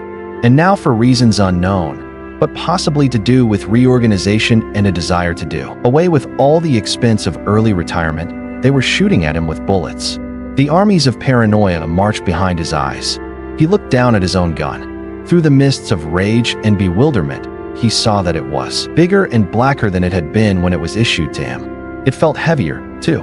He aimed it at a bush nearby and watched a stream of bullets blow the bush into oblivion.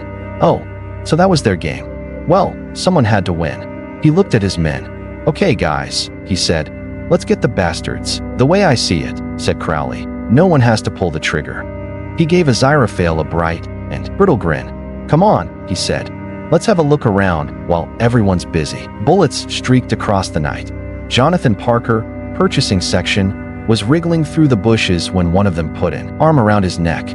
Nigel Tompkins spat a cluster of rhododendron leaves out of his mouth. "Down there it's company law," he hissed through mud-encrusted features, "but up here it's me."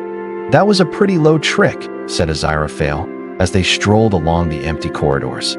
"What did I do?" "What did I do?" said Crowley, pushing open doors at random. "There are people out there shooting one another." "Well, that's just it, isn't it? They're doing it themselves. It's what they really want to do. I just assisted them. Think of it as a microcosm of the universe. Free will for everyone. Ineffable, right?" Aziraphale glared. "Oh, all right," said Crowley wretchedly. "No one's actually going to get killed. They're all going to have miraculous escapes. It wouldn't be any fun otherwise." Aziraphale relaxed.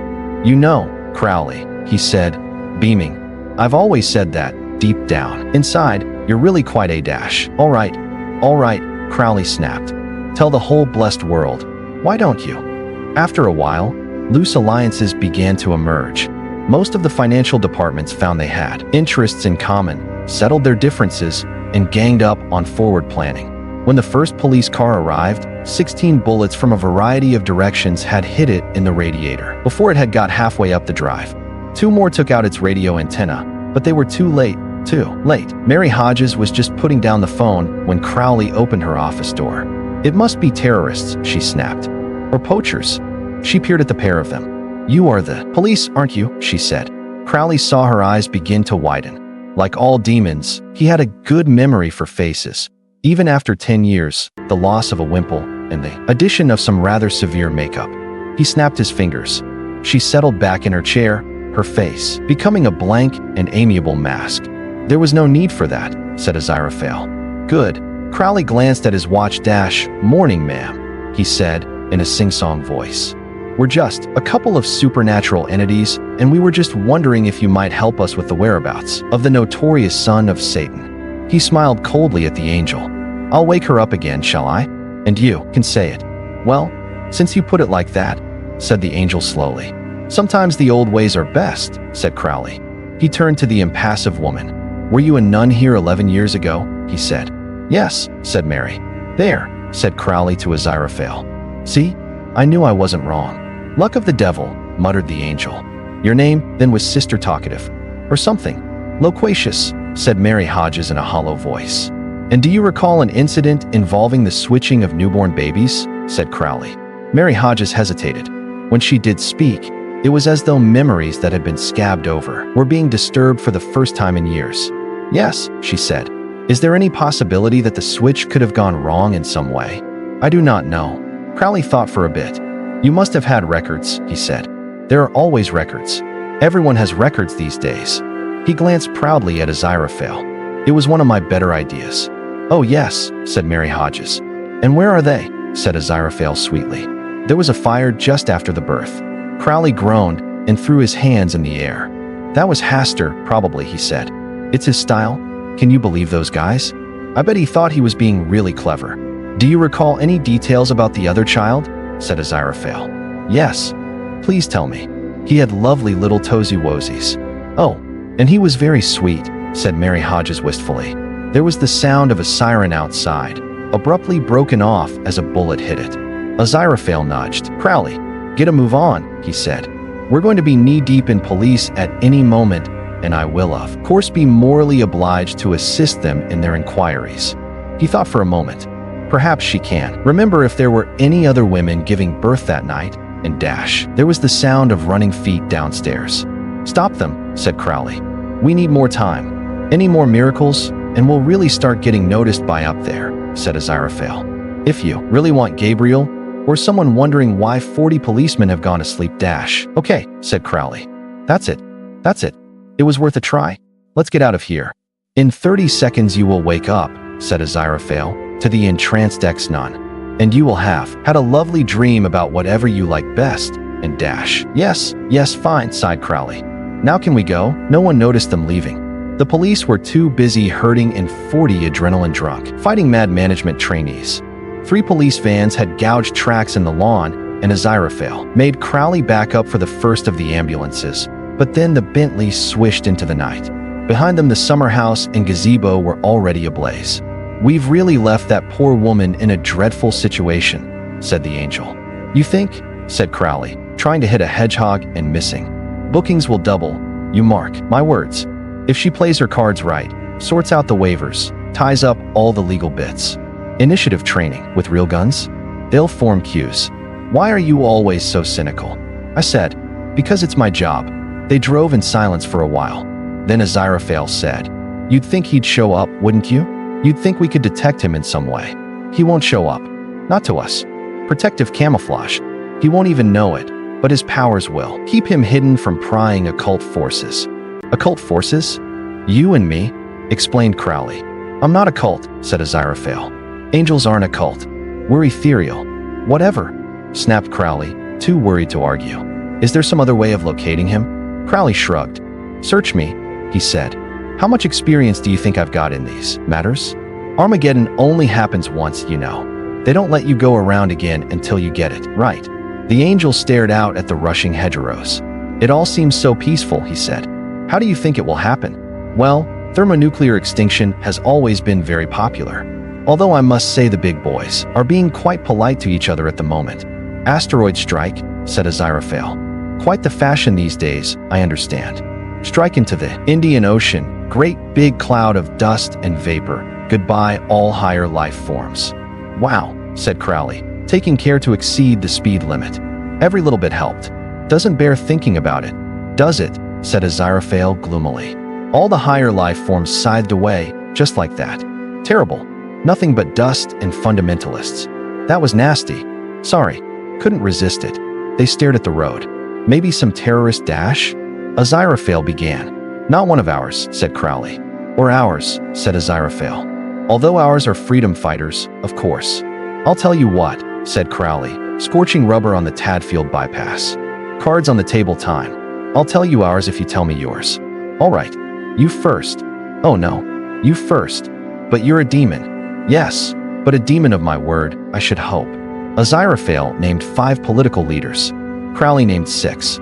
3 names appeared on both lists. "See," said Crowley. "It's just like I've always said. They're cunning buggers, humans. You can't trust them an inch." "But I don't think any of ours have any big plans afoot," said Aziraphale. "Just minor acts of political protest," he corrected. "Ah," said Crowley bitterly. "You mean none of this cheap, mass-produced murder? Just personal service, every bullet individually fired by skilled craftsmen." Aziraphale didn't rise to it. "What are we going to do now? Try and get some sleep." "You don't need sleep. I don't need sleep. Evil never sleeps, and virtue is ever vigilant. Evil in general, maybe. This specific part of it has got into the habit of getting its head down. Occasionally." He stared into the headlights. The time would come soon enough when sleep would be right out of the question. When those below found out that he, personally, had lost the Antichrist, they'd probably dig out all those reports he'd done on the Spanish Inquisition and try them out on him, one at a time, and then all together. He rummaged in the glove compartment, fumbled a tape at random, and slotted it into the player. Hey, little music would. Beelzebub has a devil put aside for me, murmured Crowley. His expression went blank for a moment. Then he gave a strangled scream and wrenched at the on-off knob.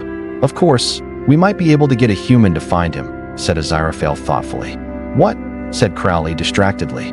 Humans are good at finding other humans. They've been doing it for thousands of years.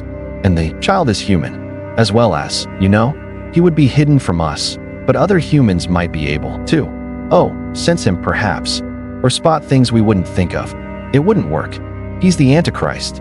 He's got this sort of automatic defense, hasn't he? Even if he doesn't know it. It won't even let people suspect him. Not yet. Not till it's ready. Suspicion will slide off him like whatever it is water slides off of, he finished lamely. Got any better ideas? Got one single better idea, said Aziraphale. No. Right then. It could work. Don't tell me you haven't got any front organizations you could use. No, I have. We could see if they can pick up the trail. What could they do that we couldn't do? Well, for a start, they wouldn't get people to shoot one another. They wouldn't hypnotize respectable women. They dash. Okay, but it hasn't got a snowball's chance in hell. Believe me, I know, but I can't think of anything better. Crowley turned onto the motorway and headed for London. I have a certain network of agents, said Aziraphale after a while, spread across the country. A disciplined force. I could set them searching. Have something similar, Crowley admitted. You know how it is, you never know when they might come in handy. We'd better alert them. Do you think they ought to work together? Crowley shook his head. I don't think that would be a good idea, he said. They're not very sophisticated, politically speaking. Then we'll each contact our own people and see what they can manage. Got to be worth a try, I suppose, said Crowley. It's not as if I haven't got lots of other work to do, God knows. His forehead creased for a moment, and then he slapped the steering wheel triumphantly. Ducks, he shouted. What? That's what water slides off. Aziraphale took a deep breath. Just drive the car, please, he said wearily. They drove back through the dawn, while the cassette player played J.S. Bach's Mass in B minor, vocals by F. Mercury. Crowley liked the city in the early morning. Its population consisted almost entirely of people who had proper jobs to do and real reasons for being there, as opposed to the unnecessary millions who trailed in after 8 a.m., and the streets were more or less quiet. There were double yellow no parking lines in the narrow road outside Aziraphale's bookshop, but they obediently rolled back on themselves when the Bentley pulled into the curb. Well, okay, he said, as Aziraphale got his coat from the back seat. We'll keep in touch. Okay, what's this? Said Aziraphale, holding up a brown oblong. Crowley squinted at it. A book, he said. Not mine. Aziraphale turned a few of the yellowed pages. Tiny bibliophilic bells rang in the back of his mind. It must have belonged to that young lady, he said slowly. We ought to have got her address. Look, I'm in enough trouble as it is. I don't want it to get about that I go around returning people's property to them, said Crowley. Aziraphale reached the title page. It was probably a good job. Crowley couldn't see his expression. I suppose you could always send it to the post office there, said Crowley. If you really feel you must. Address it to the madwoman with the bicycle. Never trust a woman who gives funny names to means of transport dash. Yes, certainly, said the angel. He fumbled for his keys, dropped them on the pavement, picked them up, dropped them again, and hurried to the shop door.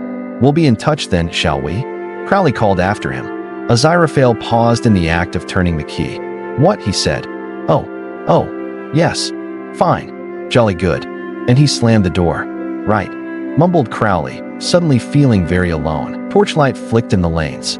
The trouble with trying to find a brown-covered book among brown leaves and brown water at the bottom of a ditch of brown earth in the brown, grayish light of dawn was that you couldn't. It wasn't there. Anathema tried every method of search she could think of. There was the methodical quartering of the ground. There was the slapdash poking at the bracken by the roadside. There was the nonchalant sidling up to it and looking out of the side of her eye. She even tried the one which every romantic nerve in her body insisted should work, which consisted of theatrically giving up, sitting down, and letting her glance fall naturally on a patch of earth which, if she had been in any decent narrative, should have contained the book. It didn't, which meant, as she had feared all along, that it was probably in the back of a car belonging to two consenting cycle repairmen. She could feel generations of Agnes Nutter's descendants laughing at her. Even if those two were honest enough to want to return it, they'd hardly go to all the trouble of finding a cottage they'd barely seen in the dark. The only hope was that they wouldn't know what it was they'd got. Aziraphale, like many Soho merchants who specialized in hard-to-find books for the discerning connoisseur, had a back room, but what was in there was far more esoteric than anything normally found. Inside a shrink-wrap bag for the customer who knows what he wants. He was particularly proud of his books of prophecy. First editions, usually, and every one was signed. He'd got Robert Nixon, a 16th-century half-wit, not related to any U.S. president, and Martha, the Gypsy, and Ignatius Sibylla, and old Otwell Benz. Nostradamus had signed, "To mine old friend, Aziraphale, with best wishes." Mother Shipton had spilled drink on his copy, and in a climate-controlled cabinet in one corner was the original scroll in the shaky handwriting of St. John the Divine of Patmos, whose Revelation had been the all-time bestseller.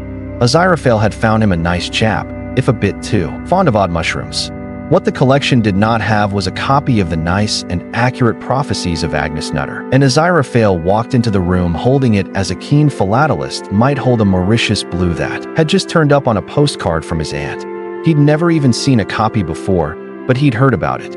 Everyone in the trade, which, considering it was a highly specialized trade meant about a dozen people, had heard of it. Its existence was a sort of vacuum around which all sorts of strange stories had been orbiting for hundreds of years. Aziraphale realized he wasn't sure if you could orbit a vacuum, and didn't care. The nice and accurate prophecies made the Hitler diaries look like, well, a bunch of forgeries. His hands hardly shook at all as he laid it down on a bench, pulled on a pair of surgical rubber gloves, and opened it reverentially. Aziraphale was an angel, but he also worshipped books.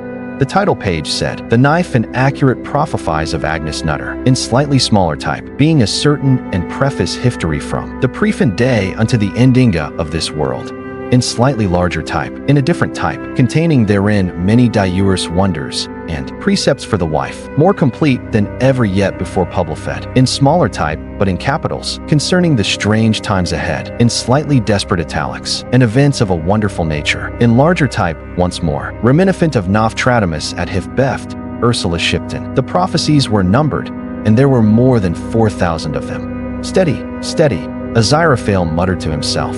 He went into the little kitchenette and made himself some cocoa and took some deep breaths.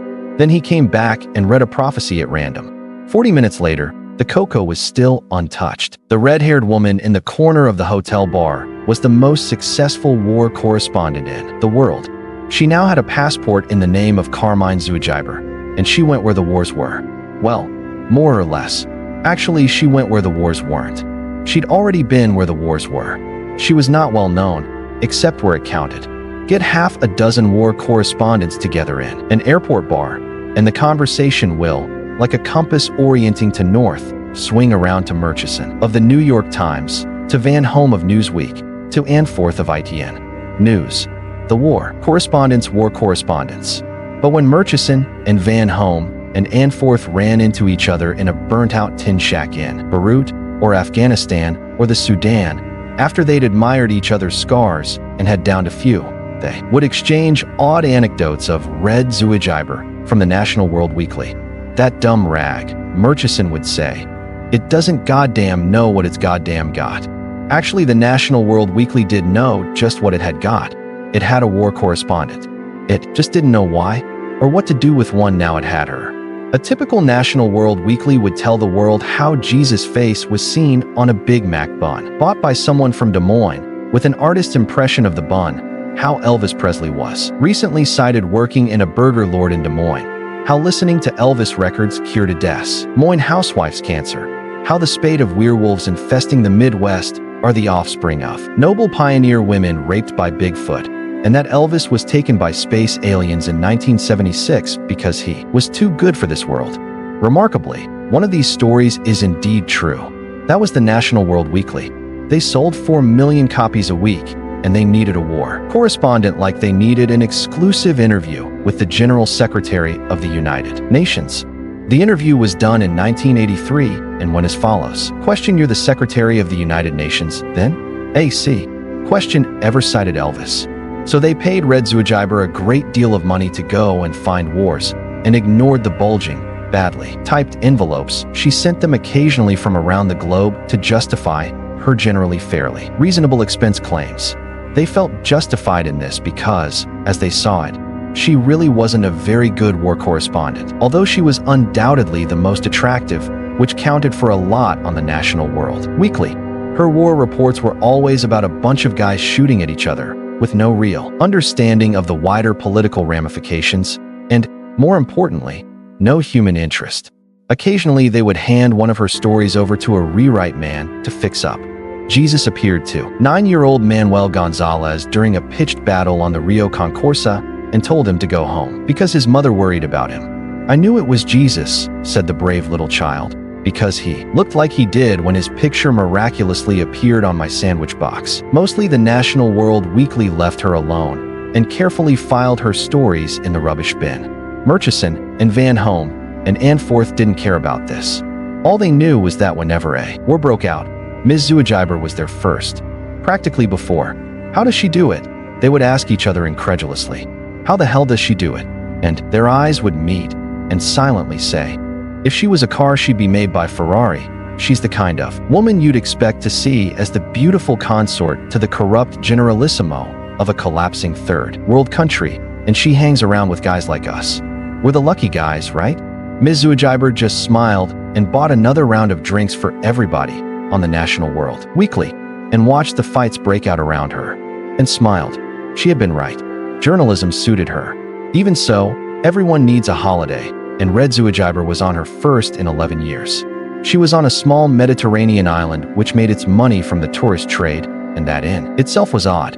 Red looked to be the kind of woman who, if she took a holiday on any island smaller than Australia, would be doing so because she was friends with the man who owned it. And had you told any islander a month before that war was coming, he would have laughed at you and tried to sell you a raffia work wine holder or a picture of the bay done in seashells. That was then. This was now.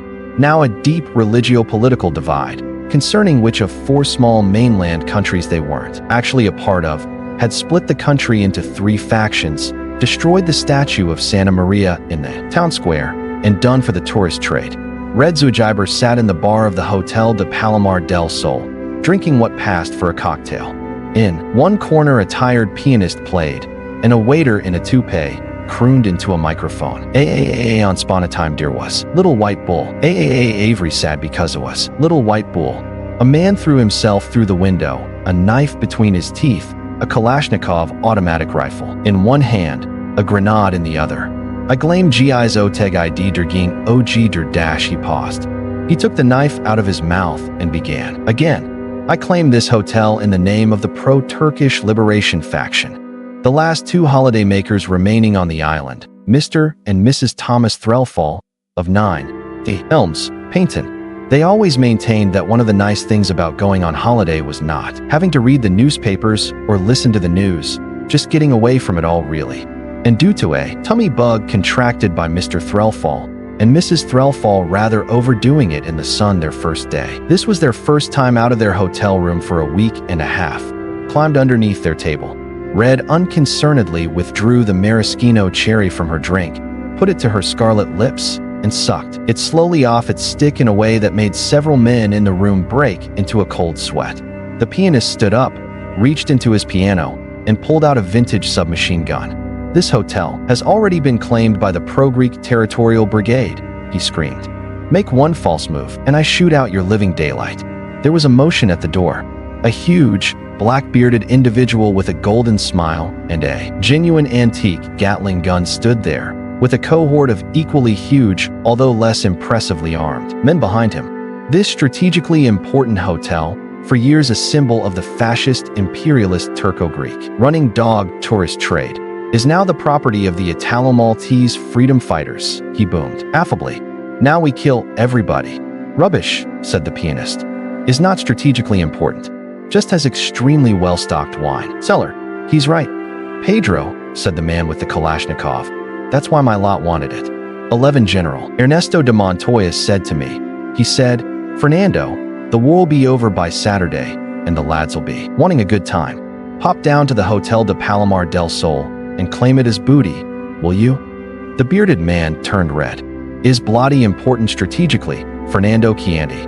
I drew big map of the island and is right in the middle, which makes it pretty bloody strategically important, I can tell. You. Huh, said Fernando. You might as well say that just because little Diego's house has a view of the decadent capitalist topless private beach, that it's strategically important. The pianist blushed a deep red. Our lot got that this morning, he admitted. There was silence. In the silence was a faint, silken rasping. Red had uncrossed her legs. The pianist's Adam's apple bobbed up and down. Well, it's pretty strategically important, he managed, trying to ignore the woman on the bar stool. I mean, if someone landed a submarine on it, you'd want to be somewhere you could see it all. Silence. Well, it's a lot more strategically important than this hotel anyway, he finished. Pedro coughed ominously. The next person who says anything at all, is dead. He grinned, hefted his gun. Right. Now everyone against far wall. Nobody moved. They weren't listening to him anymore. They were listening to a low, indistinct murmuring from the hallway behind him, quiet and monotonous. There was some shuffling among the cohort in the doorway. They seemed to be doing their best to stand firm, but they were being inexorably edged out of the way by the muttering, which had begun to resolve itself into audible phrases. Don't mind me, gents, what a night, eh? 3 times round the island. Nearly didn't find the place. Someone doesn't believe in signposts. Still, found it in the end. Had to stop and ask 4 times. Finally asked at the post office. They always know at the post office. Had to draw me a map though. Got it here somewhere. Sliding serenely past the men with guns, like a pike through a trout pond, came a small, bespectacled man in a blue uniform, carrying a long, thin, brown paper-wrapped parcel tied with string. His sole concession to the climate were his open-toed brown plastic sandals, although the green woolen socks he wore underneath them showed his deep and natural distrust of foreign weather. He had a peaked cap on, with International Express written on it in large white letters. He was unarmed, but no one touched him. No one even pointed a gun at him. They just stared. The little man looked around the room, scanning the faces, and then looking back down at his clipboard. Then he walked straight over to Red, still sitting on her bar stool. Package for you, miss, he said. Red took it and began to untie the string. The International Express man coughed discreetly and presented the journalist with a well-thumbed receipt pad and a yellow plastic ballpoint pen attached to the clipboard by a piece of string. You have to sign for it, miss. Just there. Print your full name over here, signature down there. Of course. Red signed the receipt pad, illegibly, then printed her name. The name she wrote was not Carmine Zuajiber. It was a much shorter name. The man thanked her kindly and made his way out, muttering, "Lovely place you've got here, gents. Always meant to come out here on holiday. Sorry to trouble you. Excuse me, sir." And he passed out of their lives as serenely as he had come. Red finished opening the parcel. People began to edge around to get a better look. Inside the package was a large sword. She examined it.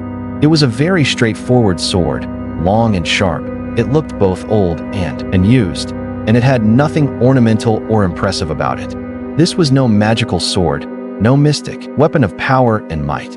It was very obviously a sword created to slice, chop, cut, preferably kill, but, failing that, irreparably maim a very large number of people indeed. It had an indefinable aura of hatred and menace. Red clasped the hilt in her exquisitely manicured right hand and held it up to eye level. The blade glinted. "All right," she said, stepping down from the stool.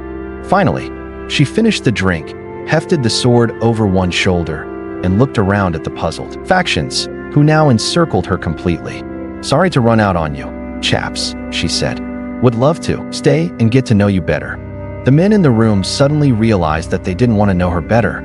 She was beautiful, but she was beautiful in the way a forest fire was beautiful. Something to be admired from a distance, not up close. And she held her sword, and she smiled like a knife. There were a number of guns in that room, and slowly, tremblingly, they were focused on her chest, and her back, and head. They encircled her completely. "Don't move," croaked Pedro. Everybody else nodded. Red shrugged. She began to walk forward. Every finger on every trigger tightened, almost of its own accord. Lead and the smell of cordite filled the air. Red's cocktail glass smashed in her hand. The room's remaining mirrors exploded in lethal shards. Part of the ceiling fell down, and then it was over. Carmine Zugiber turned and stared at the bodies surrounding her as if she hadn't the faintest idea of how they came to be there. She licked a spatter of blood someone else from the back of her hand with a scarlet, cat-like tongue. Then she smiled, and she walked out of the bar, her heels clicking on the tiles like the tapping of distant hammers. The two holidaymakers climbed out from under the table and surveyed the carnage. "This wouldn't have happened if we'd have gone to Torremolinos like we usually do," said one of them, plaintively. "Foreigners," sighed the other. "They're just not like us, Patricia." "That settles it then. Next year we go to Brighton," said Mrs. Threlfall, completely missing the significance of what had just happened. It meant there wouldn't be any next year. It rather lowered the odds on there being any next week to speak of. Thursday, there was a newcomer in the village. New people were always a source of interest and speculation among them. It didn't matter what the four had called their gang over the years, the frequent name changes usually being prompted by whatever Adam had happened to have read or viewed the previous day. The Adam Young Squad, Adam and Company, the Hole in the Chalk Gang, the really well-known Four, the Legion of Really Superheroes, the Quarry Gang, the Secret Four, the Justice Society of Tadfield, the Galaxatrons, the Four Just Persons, the Rebels. Everyone else always referred to them darkly as them, and eventually they did too. But this time Pepper had impressive news. "She's moved into Jasmine Cottage and she's a witch," she said. "I know, because Mrs. Henderson does the cleaning and she told my mother she gets a witch's newspaper. She gets loads of ordinary newspapers, too, but she gets this special witch's one. My father says there's no such thing as witches," said Wensleydale, who had fair, wavy hair and peered seriously out at life through thick, black-rimmed spectacles. It was widely believed that he had once been christened Jeremy, but no one ever used the name, not even his parents, who called him youngster. They did this in the subconscious hope that he might take the hint. Wensleydale gave the impression of having been born with a mental age of 47. "Don't see why not," said Brian, who had a wide, cheerful face under an apparently permanent layer of grime. "I don't see why witches shouldn't have their own newspaper, with stories about all the latest spells and that. My father gets Angler's Mail, and I bet there's more witches than anglers." "It's called Psychic News," volunteered Pepper. "That's not witches," said Wensleydale. "My aunt has that. That's just spoon-bending and fortune-telling and people thinking they were Queen Elizabeth I in another life. There's no witches anymore, actually. People invented medicines and that and told him they didn't need him any more and started burning him. They could have pictures of frogs and things," said Brian, who was reluctant to let a good idea go to waste. "Unenrolled tests of broomsticks. And a cat's column. Anyway, your aunt could be a witch," said Pepper. "In secret. She could be your aunt all day and go witching at night." "Not my aunt," said Wensleydale darkly. "And recipes," said Brian. "New uses for leftover toad." "Oh, shut up," said Pepper. Brian snorted. If it had been Wensley who had said that, there'd have been a half-hearted scuffle, as between friends. But the other them had long ago learned that Pepper did not consider herself bound by the informal conventions of brotherly scuffles. She could kick and bite with astonishing physiological accuracy for a girl of 11. Besides, at 11 years old the them were beginning to be bothered by the dim conception that laying hands on good old Pep moved things into blood-thumping categories they weren't entirely at home with yet, besides earning you a snake-fast blow that would have floored the Karate Kid. But she was good to have in your gang.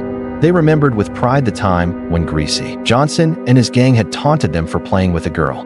Pepper had erupted with a fury that had caused Greasy's mother to come round that evening and complain. Greasy Johnson was a sad and oversized child.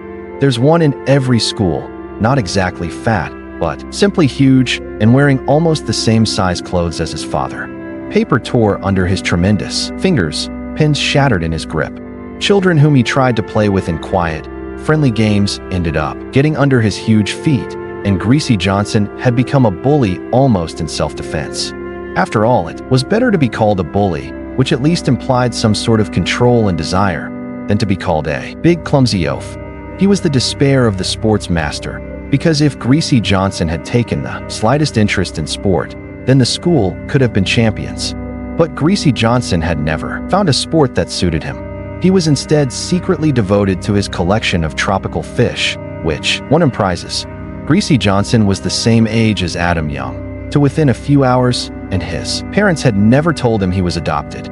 See, you were right about the babies. Pepper looked upon him, a giant male, as a natural enemy. She herself had short red hair and a face which was not so much freckled as one big freckle with occasional areas of skin. Pepper's given first names were Pippin Galadriel Moonchild. She had been given them in a naming ceremony in a muddy valley field that contained 3 sick sheep and a number of leaky polythene teepees. Her mother had chosen the Welsh valley of Pant y Dryardiel as the ideal site to return to nature. 6 months later, sick of the rain, the mosquitoes, the men, the tent-trampling sheep, who ate first the whole commune's marijuana crop and then its antique minibus, and by now beginning to glimpse why. Almost the entire drive of human history has been an attempt to get as far away from nature as possible. Pepper's mother returned to Pepper's surprised grandparents in Tadfield, bought a bra, and enrolled in a sociology course with a deep sigh of relief. There are only 2 ways a child can go with a name like Pippin Galadriel Moonchild, and Pepper had chosen the other one. The 3 male them had learned this on their first day of school, in the playground, at the age of 4. They had asked her name, and, all innocent, she had told them. Subsequently, a bucket of water had been needed to separate Pippin Galadriel Moonchild's teeth from Adam's shoe. Wensleydale's first pair of spectacles had been broken, and Brian's sweater needed 5 stitches. The them were together from then on, and Pepper was Pepper forever, except to her mother, and when they were feeling especially courageous, and the them were almost out of earshot, Greasy Johnson and the Johnsonites, the village's only other gang. Adam drummed his heels on the edge of the milk crate that was doing the office of a seat, listening to this bickering with the relaxed air of a king listening to the idle chatter of his courtiers. He chewed lazily on a straw. It was a Thursday morning. The holidays stretched ahead, endless and unsullied. They needed filling up.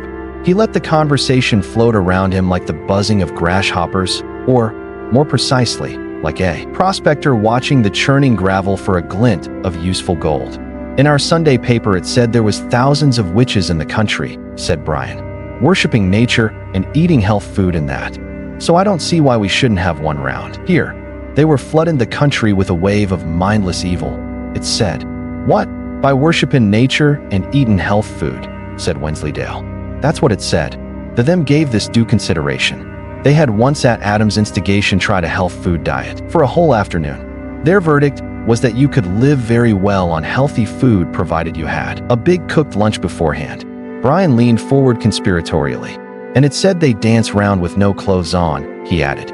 They go up on hills and Stonehenge and stuff and dance with no clothes on. This time the consideration was more thoughtful. The them had reached that position where, as it were, the roller coaster of life had almost completed the long haul to the top of the first big humpback of puberty so that they could just look down into the precipitous ride ahead, full of mystery, terror, and exciting curves. Huh, said Pepper.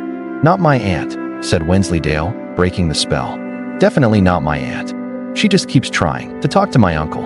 Your uncle's dead, said Pepper. She says he still moves a glass about, said Wensleydale defensively. My father says it was moving glasses about the whole time that made him dead in the first place. Don't know why she wants to talk to him, he added. They never talked much when he was alive. That's necromancy.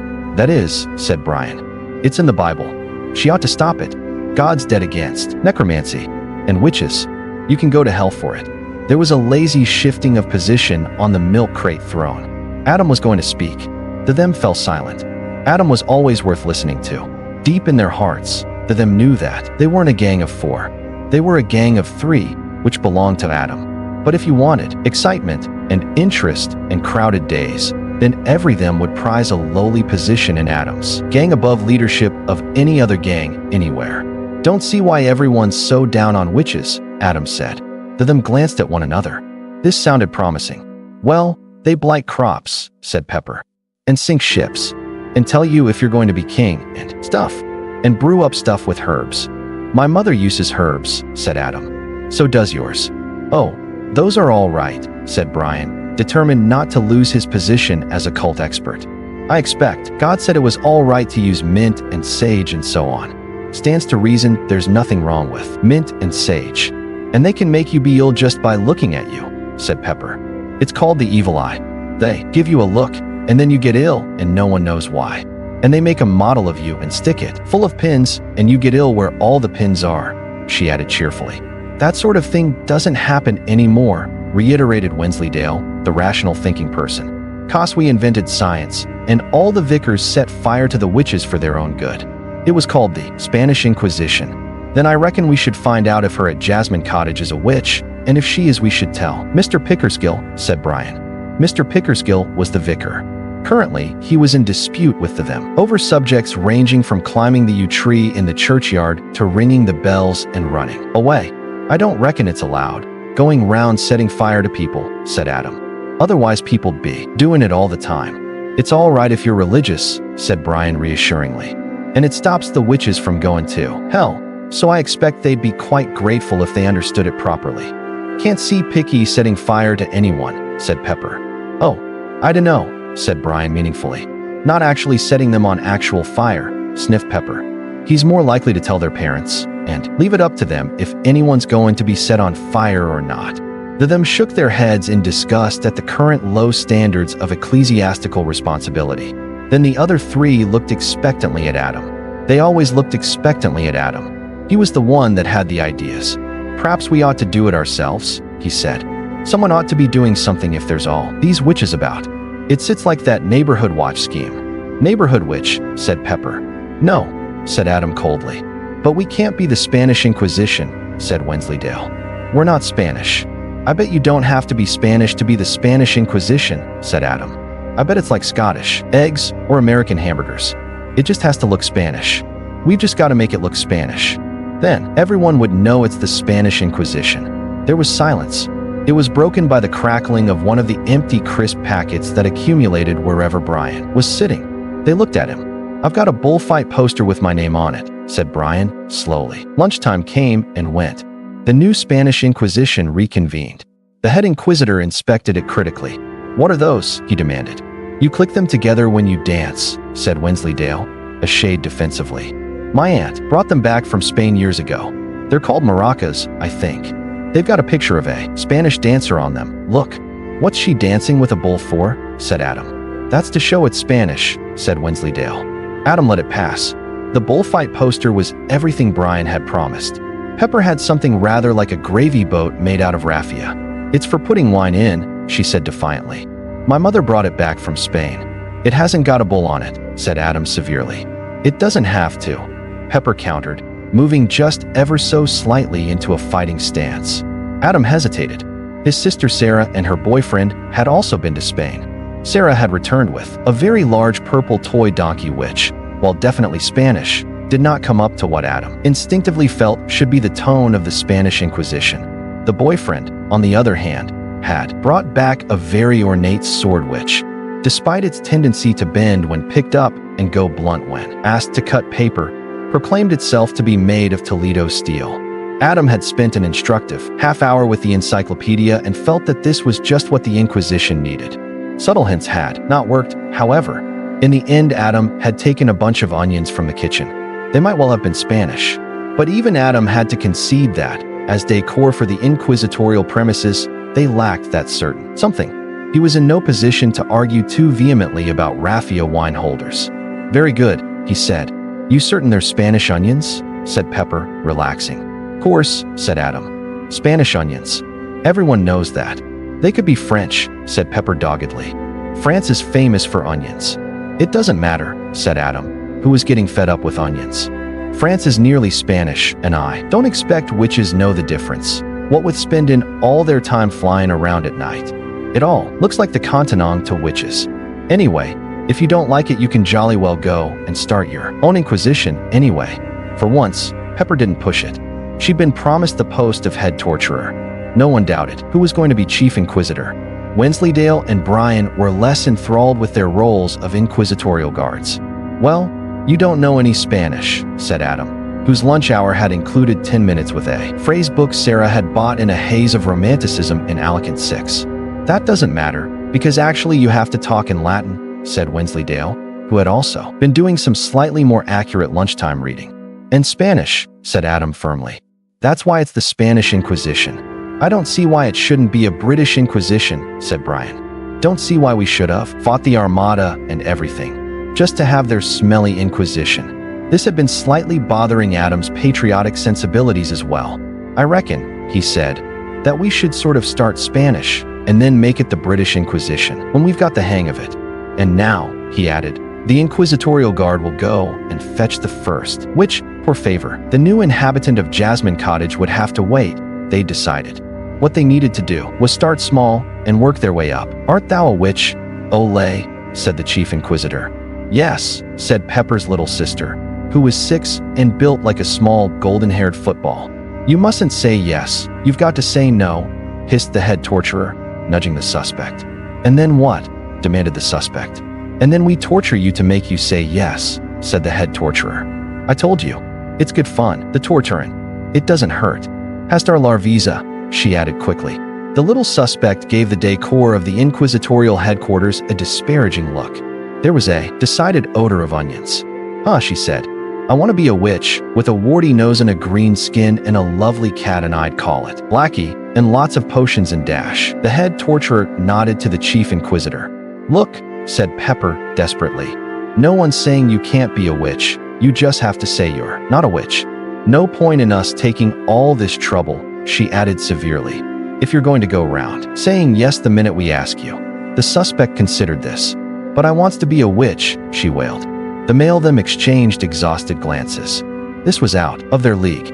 If you just say no, said Pepper, you can have my Cindy stable set.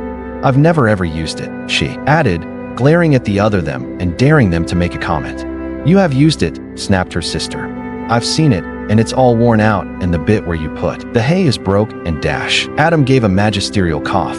Art thou a witch, Viva España? He repeated. The sister took a look at Pepper's face and decided not to chance it. No, she decided. It was a very good torture, everyone agreed. The trouble was getting the putative witch off it. It was a hot afternoon, and the inquisitorial guards felt that they were being put upon. Don't see why me and Brother Brian should have to do all the work, said Brother Wensleydale, wiping the sweat off his brow. I reckon it's about time she got off and we had to go. Benedictinina, decanter. Why have we stopped? Demanded the suspect, water pouring out of her shoes. It had occurred to the Chief Inquisitor during his researches that the British Inquisition was probably not yet ready for the reintroduction of the Iron Maiden and the choke pear. But an illustration of a medieval ducking stool suggested that it was tailor-made for the purpose. All you needed was a pond and some planks and a rope. It was the sort of combination that always attracted to them, who never had much difficulty in finding all three. The suspect was now green to the waist. It's just like a seesaw, she said. I'm going to go home unless I can have a go, muttered Brother Brian. Don't see why evil witches should have all the fun. It's not allowed for inquisitors to be tortured too, said the Chief Inquisitor sternly, but without much real feeling. It was a hot afternoon. The inquisitorial robes of old sacking were scratchy and smelled of stale barley, and the pond looked astonishingly inviting. All right, he said, and turned to the suspect. You're a witch. All right, don't do it again. And now you get off, and let someone else have a turn. Ole, he added. What happens now? Said Pepper's sister. Adam hesitated. Setting fire to her would probably cause no end of trouble, he reasoned. Besides, she was too soggy to burn. He was also distantly aware that at some future point there would be questions asked about muddy shoes and duckweed-encrusted pink dresses.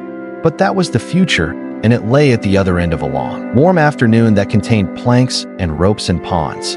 The future could wait. The future came and went in the mildly discouraging way that futures do, although Mr. Young had other things on his mind apart from muddy dresses and merely banned Adam from watching television, which meant he had to watch it on the old black and white set in his bedroom. I don't see why we should have a hosepipe ban, Adam heard Mr. Young telling Mrs. Young. I pay my rates like everyone else. The garden looks like the Sahara Desert. I'm surprised there was any water left in the pond. I blame it on the lack of nuclear testing myself. You used to get proper summers. When I was a boy, it used to rain all the time. Now Adam slouched alone along the dusty lane. It was a good slouch. Adam had a way of slouching along that offended all right-thinking people. It wasn't that he just allowed his body to droop. He could slouch with inflections, and now the set of his shoulders reflected the hurt and bewilderment of those unjustly thwarted in their selfless desire to help their fellow men. Dust hung heavy on the bushes. Serve everyone right if the witches took over the whole country and made everyone eat health food and not go to church and dance around with no clothes on, he said, kicking a stone. He had to admit that, except perhaps for the health food, the prospect wasn't too worrying. I bet if they'd just let us get started properly, we could have found hundreds of witches, he told himself, kicking a stone. I bet old Torture Mata didn't have to give up just when he was getting started just because some stupid witch got her dress dirty. Dog slouched along dutifully behind his master. This wasn't, insofar as the hellhound had any expectations, what he had imagined life would be like in the last days before Armageddon, but despite himself he was beginning to enjoy it. He heard his master say, "But even the Victorians didn't force people to have to watch black and white television. Form shapes nature. There are certain ways of behavior appropriate to small scruffy dogs which are, in fact, welded into the genes. You can't just become small dog-shaped and hope to stay the same person. A certain intrinsic small dogness begins to permeate your very being." He'd already chased a rat. It had been the most enjoyable experience of his life. "Serve him right if we're all overcome by evil forces," his master grumbled. And then there were cats, thought Dog.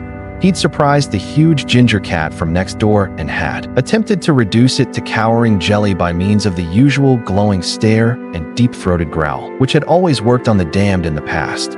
This time they earned him a whack on the nose that had made his eyes water. Cats, Dog considered, were clearly a lot tougher than lost souls. He was looking forward to a further cat experiment, which he'd planned would consist of jumping around and yapping excitedly at it. It was a long shot, but it might just work. They just better not come running to me when old Picky is turned into a frog.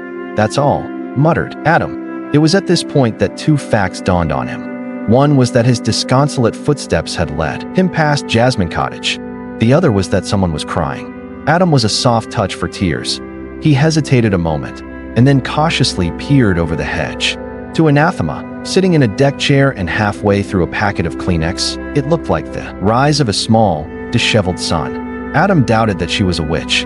Adam had a very clear mental picture of a witch.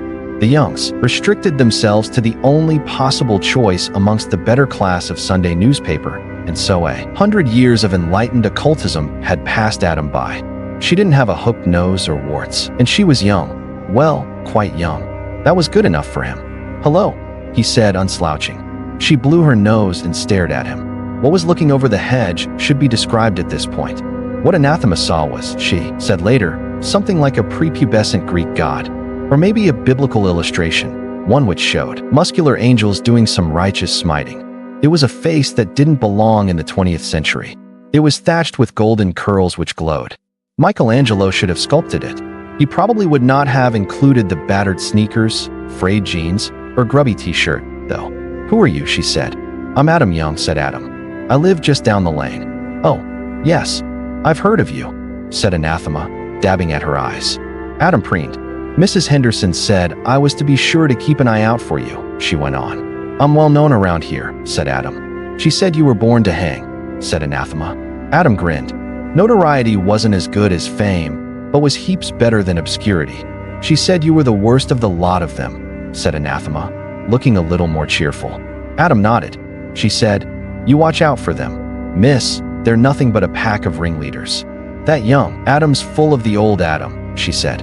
"What be you been crying for?" said Adam bluntly. Oh, I've just lost something," said Anathema. "A book. I'll help you look for it, if you like," said Adam gallantly. "I know quite a lot about books, actually. I wrote a book once. It was a terrific book. It was nearly 8 pages long. It was about this pirate who was a famous detective, and I drew the pictures." And then, in a flash of largesse, he added, "If you like, I'll let you read it. I bet it was a lot more exciting than any book you've lost, especially the bit in the spaceship where the dinosaur comes out and fights with the cowboys. I bet it'd cheer you up, my book." It cheered up Brian no end. He said he'd never been so cheered up. "Thank you. I'm sure your book is a very good book," she said, endearing herself to Adam forever. "But I don't need you to help look for my book. I think it's too late now." She looked thoughtfully at Adam. "I expect you know this area very well," she said. "For miles and miles," said Adam. You haven't seen two men in a big black car? Said Anathema. Did they steal it? Said Adam, suddenly full of interest. Foiling a gang of international book thieves would make a rewarding end to the day. Not really. Sort of.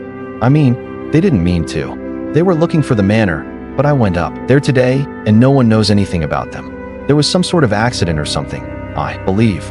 She stared at Adam. There was something odd about him, but she couldn't put her finger on it. She just had an urgent feeling that he was important and shouldn't be allowed to drift away. Something about him. What's the book called? Said Adam. The Nice and Accurate Prophecies of Agnes Nutter. Which? Said Anathema. Which what? No. Which? Like in Macbeth, said Anathema. I saw that, said Adam. It was really interesting, the way them kings carried on. Gosh, what's nice about him? Nice used to mean, well, precise. Or exact. Definitely something strange. A sort of laid-back intensity. You started to feel that if he was around, then everyone else, even the landscape, was just background. She'd been here a month. Except for Mrs. Henderson, who in theory looked after the cottage and probably went through her things given half a chance. She hadn't exchanged more than a dozen real words with anyone. She let them think she was an artist. This was the kind of countryside that artists liked. Actually, it was bloody beautiful. Just around this village it was superb. If Turner and Landseer had met Samuel Palmer in a pub and worked it all out, and then got Stubbs to do the horses, it couldn't have been better. And that was depressing, because this was where it was going to happen, according to Agnes. Anyway, in a book which she, Anathema, had allowed to be lost.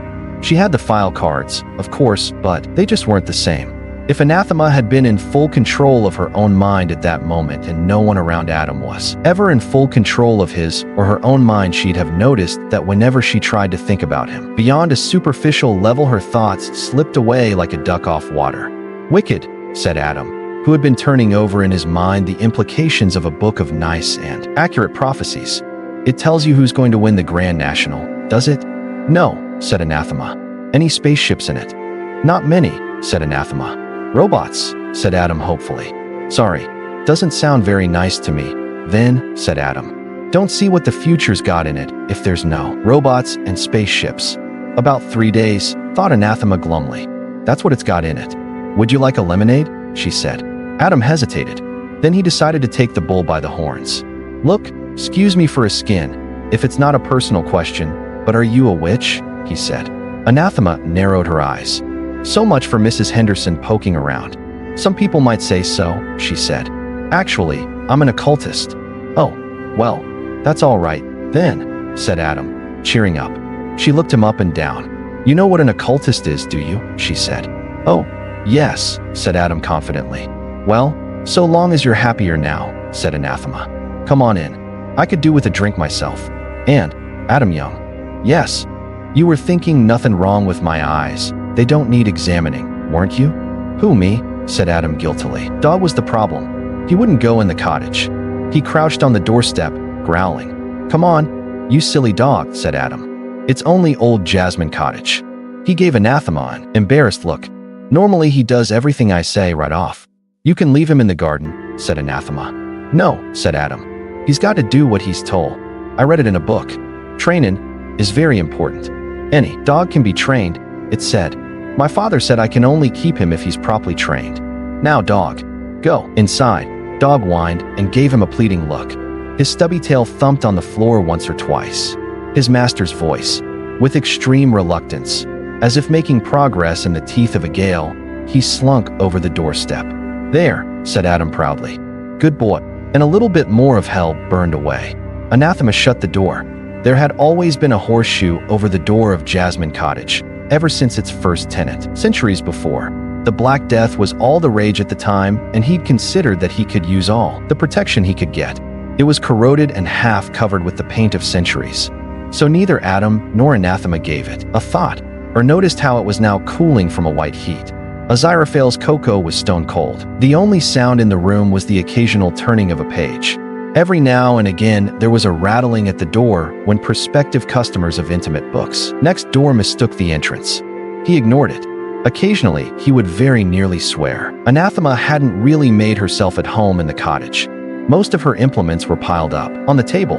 It looked interesting. It looked, in fact, as though a voodoo priest had just had the run of a scientific equipment store. "Brilliant," said Adam, prodding at it. "What's the thing with the 3 legs?" "It's a theodolite," said Anathema from the kitchen. "It's for tracking ley lines." "What are they then?" said Adam. She told him. "COR," he said. "Are they?" "Yes." "All over the place?" "Yes." "I've never seen them." "Amazing. There being all these invisible lines of force around, and me not seeing them." Adam didn't often listen, but he spent the most enthralling 20 minutes of his life, or at least of his life that day. No one in the young household so much as touched wood or threw salt over their shoulder. The only nod in the direction of the supernatural was a half-hearted pretense. When Adam had been younger, that Father Christmas came down the chimney. If Adam had been in full possession of his powers in those days, the young's Christmas would have been spoiled by the discovery of a dead fat man upside down in their central heating duct. He'd been starved of anything more occult than a harvest festival. Her words poured into his mind, like water into a choir of blotting paper. Dog lay under the table and growled. He was beginning to have serious doubts about himself. Anathema didn't only believe in ley lines, but in seals, whales, bicycles, rainforests, whole grain in loaves, recycled paper, white South Africans out of South Africa, and Americans out of practically everywhere down to and including Long Island. She didn't compartmentalize her beliefs. They were welded into one enormous, seamless belief, compared with which that held by Joan of Arc seemed a mere idle notion. On any scale of mountain moving it shifted at least 0.5 of an alp. It may be worth noting here that most human beings can rarely raise more than 0.3 of an alp, 30 centialps. Adam believed things on a scale ranging from 2 through to 15,640 Everests. No one had even used the word environment in Adam's hearing before. The South American rainforests were a closed book to Adam, and it wasn't even made of recycled paper. The only time he interrupted her was to agree with her views on nuclear power. "I've been to a nuclear power station. It was boring. There was no green smoke and bubbling stuff in tubes. Shouldn't be allowed. Not having proper bubbling stuff when people have come all the way to see it, and having just a lot of men standing around not even wearing space suits. They do all the bubbling after visitors have gone home," said Anathema grimly. "Huh," said Adam. "They should be done away with this minute. Serve them right for not bubbling," said Adam. Anathema nodded. She was still trying to put her finger on what was so odd about Adam, and then she realized what it was. He had no aura. She was quite an expert on auras. She could see them if she stared hard enough. They were a little glow of light around people's heads, and according to a book, she'd read the color told you things about their health and general well-being. Everyone had one. In mean-minded, closed-in people they were a faint, trembling outline, whereas expansive and creative people might have one extending several inches from the body. She'd never heard of anyone without one, but she couldn't see one around Adam at all. Yet he seemed cheerful, enthusiastic, and as well balanced as a gyroscope. "Maybe I'm just tired," she thought. Anyway, she was pleased and gratified to find such a rewarding student, and even loaned him some copies of New Aquarian Digest, a small magazine edited by a friend of hers. It changed his life. At least, it changed his life for that day. To his parents' astonishment, he went to bed early, and then lay under the blankets until after midnight with a torch, the magazines, and a bag of lemon drops.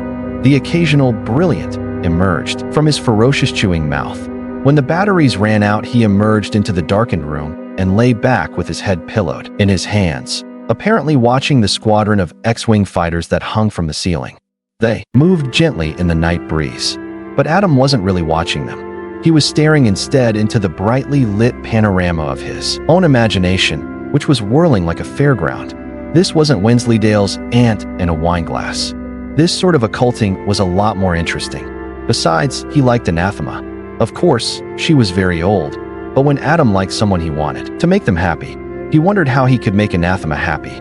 It used to be thought that the events that changed the world were things like big bombs, maniac politicians, huge earthquakes, or vast population movements. But it has now been realized that this is a very old-fashioned view held by people totally out of touch with modern thought. The things that really change the world, according to chaos theory, are the tiny things. A butterfly flaps its wings in the Amazonian jungle, and subsequently a storm ravages half of Europe. Somewhere in Adam's sleeping head, a butterfly had emerged. It might, or might not, have helped Anathema get a clear view of things if she'd been allowed to. Spot the very obvious reason why she couldn't see Adam's aura. It was for the same reason that people in Trafalgar Square can't see England. Alarms went off. Of course, there's nothing special about alarms going off in the control room of a nuclear power station. They do it all the time. It's because there are many dials and meters and things that something important might not get noticed if it doesn't at least beep. And the job of shift charge engineer calls for a solid, capable, unflappable kind of man, the kind you can depend upon not to make a beeline for the car park in an emergency. The kind of man, in fact, who gives the impression of smoking a pipe, even when he's not. It was 3 a.m. in the control room of Turning Point Power Station, normally a nice quiet time, when there is nothing much to do but fill in the log and listen to the distant roar of the turbines. Until now. Horace Gander looked at the flashing red lights. Then he looked at some dials. Then he looked at the faces of his fellow workers. Then he raised his eyes to the big dial at the far end of the room. 420 practically dependable and very nearly cheap megawatts were leaving the station. According to the other dials, nothing was producing them. He didn't say that's weird. He wouldn't have said that's weird if a flock of sheep had cycled past playing violins. It wasn't the sort of thing a responsible engineer said. What he did say was, "Alf, you'd better ring the station manager." 3 very crowded hours went past. They involved quite a lot of phone calls, telexes, and faxes. 27 people were got out of bed in quick succession, and they got another 53 out of bed. Because if there is one thing a man wants to know when he's woken up in a panic at 4 a.m., it's that he's not alone. Anyway, you need all sorts of permissions before they let you unscrew the lid of a nuclear reactor and look inside. They got them. They unscrewed it. They had a look inside. Horace Gander said, "There's got to be a sensible reason for this. 500 tons of uranium. Don't just get up and walk away." A meter in his hand should have been screaming. Instead, it let out the occasional half-hearted tick. Where the reactor should have been was an empty space. You could have had quite a nice game of squashing it. Right at the bottom, all alone in the center of the bright cold floor, was a lemon drop. Outside in the cavernous turbine hall the machines roared on. And 100 miles away, Adam Young turned over in his sleep. Friday, Raven Sable, slim and bearded and dressed all in black, sat in the back of his slimline black limousine, talking on his slimline black telephone to his West Coast base. "How's it going?" he asked. "Looking good, Chief," said his marketing head. "I'm doing breakfast with the buyers from all the leading supermarket chains tomorrow. No problem. We'll have meals in all the stores this time next month. Good work, Nick." "No problem. No problem. It's knowing you're behind us, Rave. You give great leadership, Guy. Works for me every time." "Thank you," said Sable, and he broke the connection. He was particularly proud of meals. The Nutrition Corporation had started small, 11 years ago. A small team of food scientists, a huge team of marketing and public relations personnel, and a neat logo. 2 years of nutrition investment and research had produced chow. Chow contained spun, plated, and woven protein molecules, capped and coated, carefully designed to be ignored by even the most ravenous digestive tract enzymes. No-cal sweeteners, mineral oils replacing vegetable oils, fibrous materials, colorings, and flavorings. The end result was a foodstuff almost indistinguishable from any other except for 2 things. Firstly, the price, which was slightly higher, and secondly, the nutritional content, which was roughly equivalent to that of a Sony Walkman. It didn't matter how much you ate, you lost weight, and hair, and skin tone, and if you ate enough of it long enough, vital signs. Fat people had bought it. Thin people who didn't want to get fat had bought it. Chow was the ultimate diet food, carefully spun, woven, textured, and pounded to imitate anything from potatoes to venison, although the chicken sold best. Sable sat back and watched the money roll in. He watched Chow gradually fill the ecological niche that used to be filled by the old, untrademarked food. He followed Chow's with snacks, junk food made from real junk. Meals was Sable's latest brainwave. MELSD was chown, with added sugar and fat. The theory was that if you ate enough meals you would A, get very fat, and B, die of malnutrition. The paradox delighted Sable. Meals were currently being tested all over America. Pizza meals, fish meals, Szechuan meals, macrobiotic rice meals, even hamburger meals. Sable's limousine was parked in the lot of a Des Moines, Iowa, Burger Lord, a fast food franchise, wholly owned by his organization. It was here they'd been piloting hamburger meals for the last 6 months. He wanted to see what kind of results they'd been getting. He leaned forward, tapped the chauffeur's glass partition. The chauffeur pressed a switch, and the glass slid open. "Sir, I'm going to take a look at our operation, Marlin. I'll be 10 minutes. Then back to LA. Sir." Sable sauntered in to the Burger Lord. It was exactly like every other Burger Lord in America, but not like every other Burger Lord across the world. German Burger Lords, for example, sold lager instead of root beer, while English Burger Lords managed to take any American fast food virtues, the speed with which your food was delivered, for example, and carefully remove them. Your food arrived after half an hour, at room temperature, and it was only because of the strip of warm lettuce between them that you could distinguish the burger from the bun. The Burger Lord Pathfinder salesman had been shot 25 minutes after setting foot in France. McClorty the clown danced in the kitty corner. The serving staff had identical gleaming smiles that never reached their eyes. And behind the counter, a chubby, middle-aged man in a Burger Lord uniform slapped burgers onto the griddle, whistling softly, happy in his work. Sable went up to the counter. "Hello, my name is Marie," said the girl behind the counter. "How can I help you?" "A double blaster Thunder Big Gun, extra fries, hold the mustard," he said. "Anything to drink?" "A special thick whippy Choco Banana Shake." She pressed the little pictogram squares on her till. Literacy was no longer a requirement for employment in these restaurants. Smiling was. Then she turned to the chubby man behind the counter. "DBBEF, hold mustard," she said. "Chalk shake." "Unhun," crooned the cook. He sorted the food into little paper containers, pausing only to brush the graying cowlick from his eyes. "Here why are," he said. She took them without looking at him, and he returned cheerfully to his griddle, singing quietly, "Love me tender, love me long, never let me go." The man's humming, Sable noted, clashed with the Burger Lord background music, a tinny tape loop of the Burger Lord commercial jingle, and he made a mental note to have him fired. "Hello, my name is Marie," gave Sable his meals, and told him to have a nice day. He found a small plastic table, sat down in the plastic seat, and examined his food. Artificial bread roll, artificial burger, fries that had never even seen potatoes, foodless sauces, even, and Sable was especially pleased with this, an artificial slice of dill pickle. He didn't bother to examine his milkshake. It had no actual food content, but then again, neither did those sold by any of his rivals. All around him, people were eating their unfood with, if not actual evidence of enjoyment, then with no more actual disgust than was to be found in burger chains all over the planet. He stood up, took his tray over to the "please dispose of your refuse with care" receptacle, and dumped the whole thing. If you had told him that there were children starving in Africa, he would have been flattered that you'd noticed. There was a tug at his sleeve. "Party name of Sable?" asked a small, bespectacled man in an International Express cap, holding a brown paper parcel. Sable nodded. "Thought it was you." Looked around. Thought, tall gent with a beard, nice suit. Can't be that many of them here. "Package for you, sir." Sable signed for it. His real name, one word, 6 letters. "Sounds like examine." "Thank you kindly, sir," said the delivery man. He paused. "Here," he said. "That bloke behind the counter. Does he remind you of anyone?" "No," said Sable. He gave the man a tip $5 and opened the package. And it was a small pair of brass scales. Sable smiled. It was a slim smile, and was gone almost instantly. "About time," he said. He thrust the scales into his pocket, unheeding of the damage being done to the sleek line of his black suit, and went back to the limo. "Back to the office?" asked the chauffeur. "The airport," said Sable. "And call ahead. I want a ticket to England." "Yes, sir. Return ticket to England."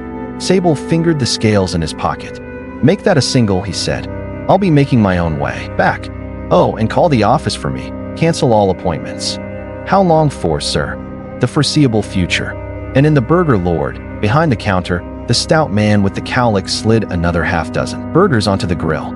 He was the happiest man in the whole world, and he was singing, very softly, "Why I never caught a rabbit," he hummed to himself, "and why I no friend of mine." The them listened with interest. There was a light drizzle which was barely kept at bay by the old iron sheets and frayed bits of lino that roofed their den in the quarry, and they always looked to Adam to think up things to do when it was raining. They weren't disappointed.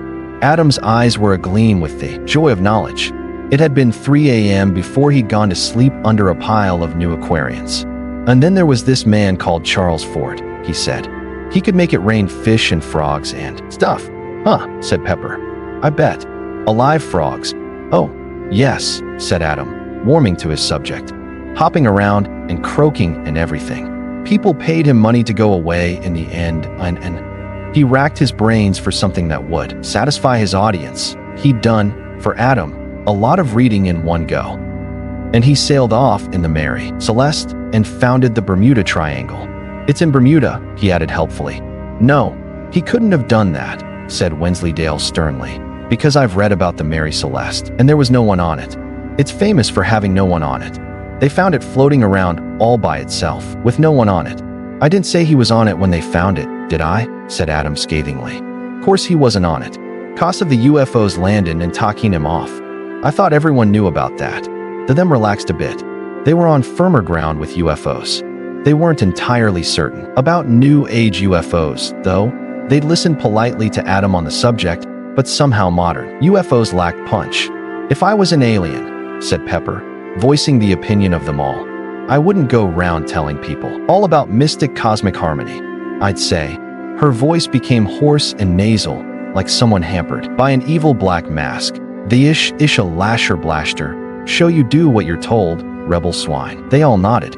A favorite game in Quarry had been based on a highly successful film series with lasers, robots, and a princess who wore her hair like a pair of stereo headphones. It had been agreed, without a word being said, that if anyone was going to play the part of any stupid princesses, it wasn't going to be Pepper.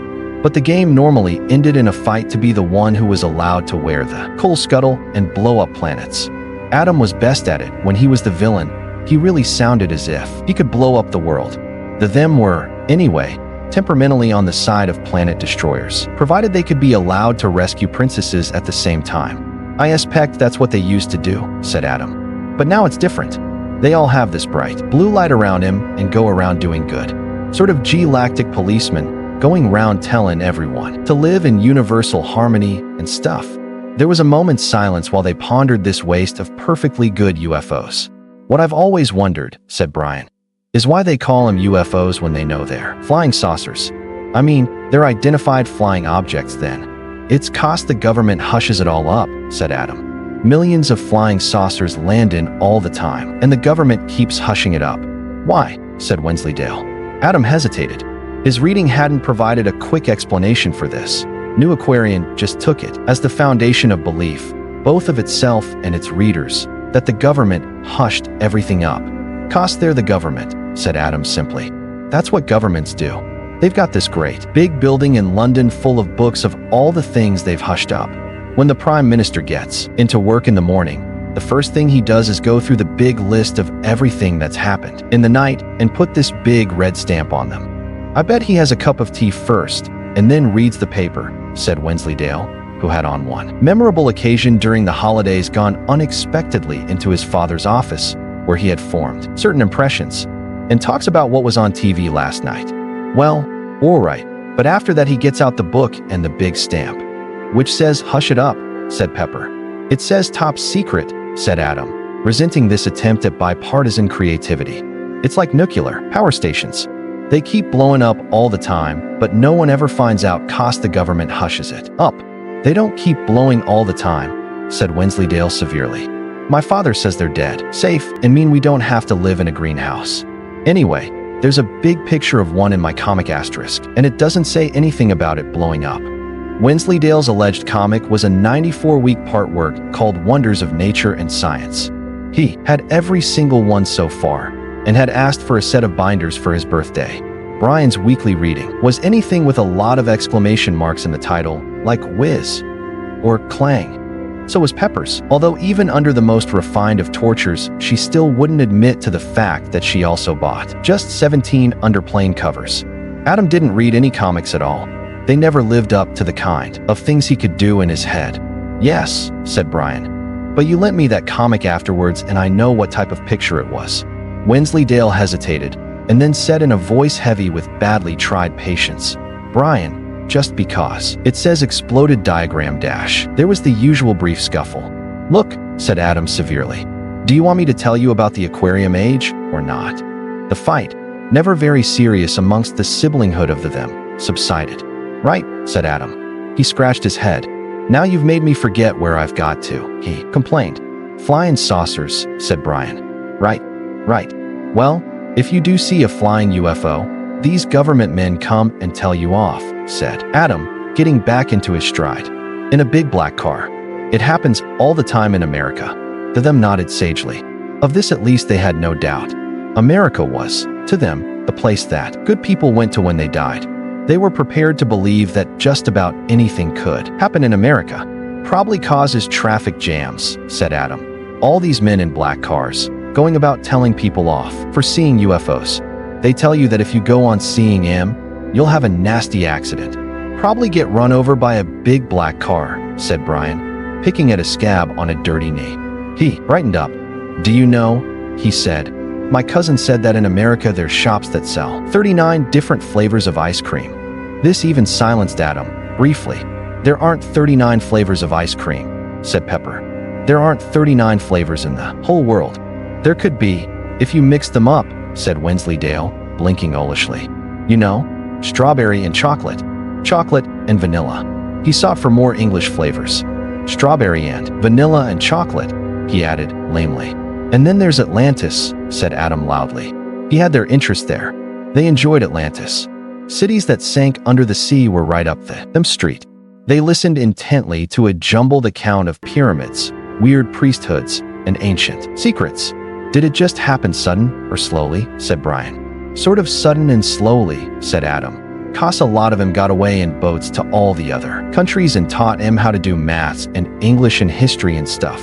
Don't see what's so great about that, said Pepper. Could have been good fun when it was sinking, said Brian wistfully, recalled the one occasion when Lower Tadfield had been flooded. People delivering the milk and newspapers by boat, no one having to go to school. If I was an Atlantisan, I'd have stayed, said Wensleydale. This was greeted with disdainful laughter, but he pressed on. You just have to wear a diver's helmet, that's all, and nail all the windows shut and fill the houses with air. It would be great. Adam greeted this with the chilly stare he reserved for any of them who came up with an idea he really wished he'd thought of first. They could have done, he conceded, somewhat weakly. After they'd sent all the teachers off in the boats, maybe everyone else stayed on when it went down. You wouldn't have to wash, said Brian, whose parents forced him to wash a great deal more than he thought could possibly be healthy. Not that it did any good. There was something basically grounded about Brian, because everything would stay clean. And you could grow seaweed and stuff in the garden and shoot sharks and have pet octopuses and stuff. And there wouldn't be any schools and stuff because they'd have got rid of all the teachers. They could still be down there now, said Pepper. They thought about the Atlanteans, clad in flowing mystic robes and goldfish bowls, enjoying themselves deep under the choppy waters of the ocean. Huh, said Pepper, summing up their feelings.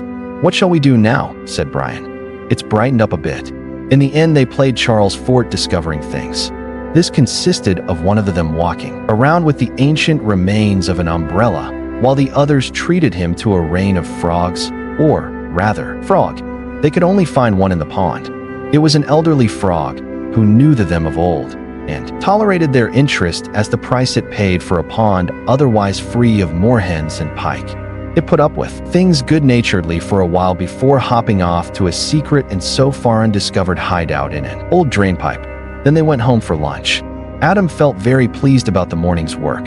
He'd always known that the world was an interesting place, and his imagination had peopled it with pirates and bandits and spies and astronauts, and similar. But he'd also had a nagging suspicion that, when you seriously got right down to it, they were all just things in books and didn't properly exist anymore. Whereas this aquarium age stuff was really real. Grown-up people wrote lots of books about it. New Aquarian was full of adverts for them. And Bigfoots and Mothmen and Yetis and sea monsters and Surrey pumas really existed. If Cortez, on his peak in Darien, had slightly damp feet from efforts at catching frogs, he'd have felt just like Adam at that moment. The world was bright and strange, and he was in the middle of it. He bolted his lunch and retired to his room. There were still quite a few new Aquarians he hadn't read yet. The cocoa was a congealed brown sludge half filling the cup. Certain people had spent hundreds of years trying to make sense of the prophecies of Agnes Nutter. They had been very intelligent, in the main. Anathema device, who was about as close to being Agnes as genetic drift would allow, was the best of the bunch. But none of them had been angels. Many people, meeting Aziraphale for the first time, formed three impressions: that he was English, that he was intelligent, and that he was gayer than a tree full of monkeys on nitrous oxide. Two of these were wrong. Heaven is not in England, whatever certain poets may have thought, and angels are sexless, unless they really want to make an effort. But he was intelligent, and it was an angelic intelligence, which, while not being particularly higher than human intelligence, is much broader and has the advantage of having thousands of years of practice. Aziraphale was the first angel ever to own a computer. It was a cheap, slow, plasticky one, much touted as ideal for the small businessman. Aziraphale used it religiously for doing his accounts, which were so scrupulously accurate that the tax authorities had inspected him 5 times in the deep belief that he was getting away with murder somewhere. But these other calculations were of a kind no computer could ever do. Sometimes he would scribble something on a sheet of paper by his side. It was covered in symbols which only 8 other people in the world would have been able to comprehend. 2 of them had won Nobel Prizes, and one of the other 6 dribbled a lot and wasn't allowed anything sharp because of what he might do with it. Anathema lunched on miso soup and pored over her maps. There was no doubt the area around Tadfield was rich in ley lines. Even the famous Reverend Watkins had identified some. But unless she was totally wrong, they were beginning to shift position. She'd spent the week taking soundings with theodolite and pendulum, and the Ordnance Survey map of the Tadfield area was now covered with little dots and arrows. She stared at them for some time. Then she picked up a felt-tip pen and, with occasional references to her notebook, began to join them up. The radio was on. She wasn't really listening, so quite a lot of the main news item passed right by her unheeding ears. And it wasn't until a couple of key words filtered down into her consciousness that she began to take notice. Someone called a spokesman sounded close to hysteria. Danger to employees or the public, he was saying. And precisely how much nuclear material has escaped, said the interviewer. There was a pause. We wouldn't say escaped, said the spokesman. Not escaped. Temporarily, mislaid. You mean it is still on the premises? We certainly cannot see how it could have been removed from them, said the spokesman. Surely you have considered terrorist activity? There was another pause. Then the spokesman said, in the quiet tones of someone who has had enough and is going to quit after this and raise chickens somewhere. Yes, I suppose we must. All we need to do is find some terrorists who are capable of taking an entire nuclear reactor out of its can while it's running and without anyone noticing. It weighs about 1,000 tons and is 40 feet high. So they'll be quite strong terrorists. Perhaps you'd like to ring them up, sir, and ask them questions in that supercilious, accusatory way of yours. But you said the power station is still producing electricity, gasped the interviewer. It is. How can it still be doing that if it hasn't got any reactors? You could see the spokesman's mad grin, even on the radio. You could see his pen, poised over the farms for sale column in Poultry World. We don't know, he said. We were hoping you clever buggers at the BBC would have an idea. Anathema looked down at her map. What she had been drawing looked like a galaxy, or the type of carving seen on the better class of Celtic monolith. The ley lines were shifting. They were forming a spiral. It was centered loosely, with some margin for error, but nevertheless centered on Lower Tadfield, several thousand miles away. At almost the same moment as Anathema was staring at her spirals, the pleasure cruiser Morbili was aground in 300 fathoms of water. For Captain Vincent, this was just another problem. For example, he knew he should contact the owners, but he never knew from day to day, or from hour to hour, in this computerized world actually, who the current owners were. Computers, that was the bloody trouble. The ship's papers were computerized, and it could switch to the most currently advantageous flag, Good Omens, of convenience in microseconds. Its navigation had been computerized as well, constantly updating its position by satellites. Captain Vincent had explained patiently to the owners, whoever they were, that several hundred square meters of steel plating and a barrel of rivets would be a better investment, and had been informed that his recommendation did not accord with current cost/benefit flow predictions. Captain Vincent strongly suspected that despite all its electronics, the ship was worth more sunk than afloat, and would probably go down as the most perfectly pinpointed wreck in nautical history. By inference, this also meant that he was more valuable dead than alive. He sat at his desk, quietly leafing through international maritime codes, whose 600 pages contained brief yet pregnant messages designed to transmit the news of every conceivable nautical eventuality across the world with the minimum of confusion and, above all, cost. What he wanted to say was this: was sailing SSW at position 33 degrees north, 47 degrees 72 foot W. First mate, who you may recall was appointed in New Guinea against my wishes and is probably a headhunter, indicated by signs that something was amiss. It appears that quite a vast expanse of seabed has risen up in the night. It contains a large number of buildings, many of which appeared pyramid-like in structure. We are aground in the courtyard of one of these. There are some rather unpleasant statues. Amiable old men in long robes and diving helmets have come aboard the ship and are mingling happily with the passengers, who think we organized this. Please advise.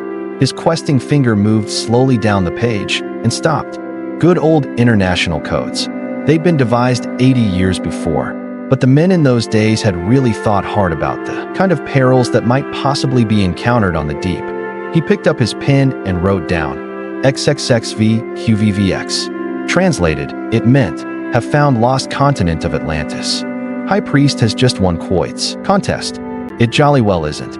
It jolly well is. It isn't, you know. It jolly well is. It isn't all right. Then, what about volcanoes? Wensleydale sat back, a look of triumph on his face. What about em? Said Adam. All that lather comes up from the center of the earth, where it's all hot, said Wensleydale. I saw a program. It had David Attenborough, so it's true. The other of them looked at Adam. It was like watching a tennis match. The hollow earth theory was not going over well in the quarry. A beguiling idea that had stood up to the probings of such remarkable thinkers as Cyrus Reed Teed, Bulwer Lytton, and Adolf Hitler was bending dangerously in the wind of Wensleydale's searingly bespectacled logic. I didn't say it was hollow all the way through, said Adam. No one said it was hollow all the way through. It probably goes down miles and miles to make room for all the lather and oil and coal and Tibetan tunnels and such like. But then it's hollow after that. That's what people think. And there's a hole at the North Pole to let the air in. Never seen it on an atlas, sniffed Wensleydale. The government won't let them put it on a map in case people go and have a look in, said Adam. The reason being, the people living inside don't want people looking down on him all the time. What do you mean, Tibetan tunnels? Said Pepper. You said Tibetan tunnels. Didn't I tell you about them? Three heads shook. It's amazing. You know Tibet. They nodded doubtfully.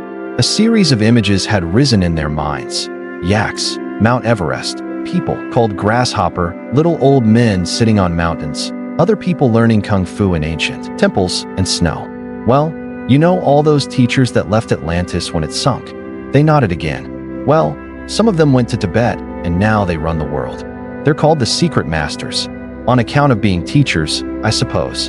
And they've got this secret underground city called Shambhala, and tunnels that go all over the world so's they know everything that goes on and control everything. Some people reckon that they really live under the Gobi Desert, he added loftily. But most competent authorities reckon it's Tibet all right. Better for the tunneling, anyway. The them instinctively looked down at the grubby, dirt-covered chalk beneath their feet. How come they know everything? Said Pepper. They just have to listen, right? Hazarded Adam. They just have to sit in their tunnels and listen. You know what hearing teachers have. They can hear a whisper right across the room. My granny used to put a glass against the wall, said Brian. She said it was disgusting, the way she could hear everything that went on next door. And these tunnels go everywhere, do they? Said Pepper, still staring at the ground. All over the world, said Adam firmly. Must have took a long time, said Pepper doubtfully. You remember when we tried digging that tunnel out in the field? We were at it all afternoon, and you had to scrunch up to get all in. Yes, but they've been doing it for millions of years. You can do really good tunnels if you've got millions of years. I thought the Tibetans were conquered by the Chinese, and the Dalai Lama had to go to India, said Wensleydale, but without much conviction. Wensleydale read his father's newspaper every evening, but the prosaic everydayness of the world always seemed to melt under the powerhouse of Adam's explanations. I bet they're down there now, said Adam, ignoring this. They'd be all over the place by now, sitting underground and listening. They looked at one another. If we dug down quickly, said Brian. Pepper, who was a lot quicker on the uptake, groaned. "What did you have to go and say that for?" said Adam. "Fat lot of good us trying to surprise them. Now, isn't it, with you shouting out something like that? I was just thinking we could dig down, and you just have to go and warn him." "I don't think they'd dig all those tunnels," said Wensleydale doggedly. "It doesn't make any sense. Tibet's hundreds of miles away." Oh yes. And I suppose you know more about it than Madame Blatvadotatsky," sniffed Adam. "Now, if I was a Tibetan," said Wensleydale in a reasonable tone of voice, "I'd just dig straight down to the hollow bit in the middle and then run around the inside and dig straight up where I want it to be." They gave this due consideration. "You've got to admit that's more sensible than tunnels," said Pepper. "Yes, well, I expect that's what they do," said Adam. "They'd be bound to have thought of something as simple as that." Brian stared dreamily at the sky while his finger probed the contents of one ear. "Funny, really," he said. "You spend your whole life going to school and learning stuff, and they never tell you about stuff like the Bermuda Triangle and UFOs and all these old masters running around the inside of the earth. Why do we have to learn boring stuff when there's all this brilliant stuff we could be learning? That's what I want to know." There was a chorus of agreement. Then they went out and played Charles Fort and the Atlantizans versus the ancient masters of Tibet. But the Tibeters claimed that using mystic ancient lasers was cheating. There was a time when witchfinders were respected, although it didn't last very long. Matthew Hopkins, for example, the witchfinder general, found witches all over the east of England in the middle of the 17th century, charging each town and village 9 pence a witch for every one he discovered. That was the trouble. Witchfinders didn't get paid by the hour. Any witchfinder who spent a week examining the local crones and then told the mayor, "Well done," not a point he had among the lot of them, would get fulsome thanks, a bowl of soup, and a meaningful goodbye. So in order to turn a profit, Hopkins had to find a remarkable number of witches. This made him more than a little unpopular with the village councils, and he was himself hanged as a witch by an East Anglian village who had sensibly realized that they could cut their overheads by eliminating the middleman. It is thought by many that Hopkins was the last witchfinder general. In this they would, strictly speaking, be correct. Possibly not in the way they imagine, however. The witchfinder army marched on, just slightly more quietly. There is no longer a real witchfinder general. Nor is there a witchfinder colonel, a witchfinder major, a witchfinder captain, or even a witchfinder lieutenant.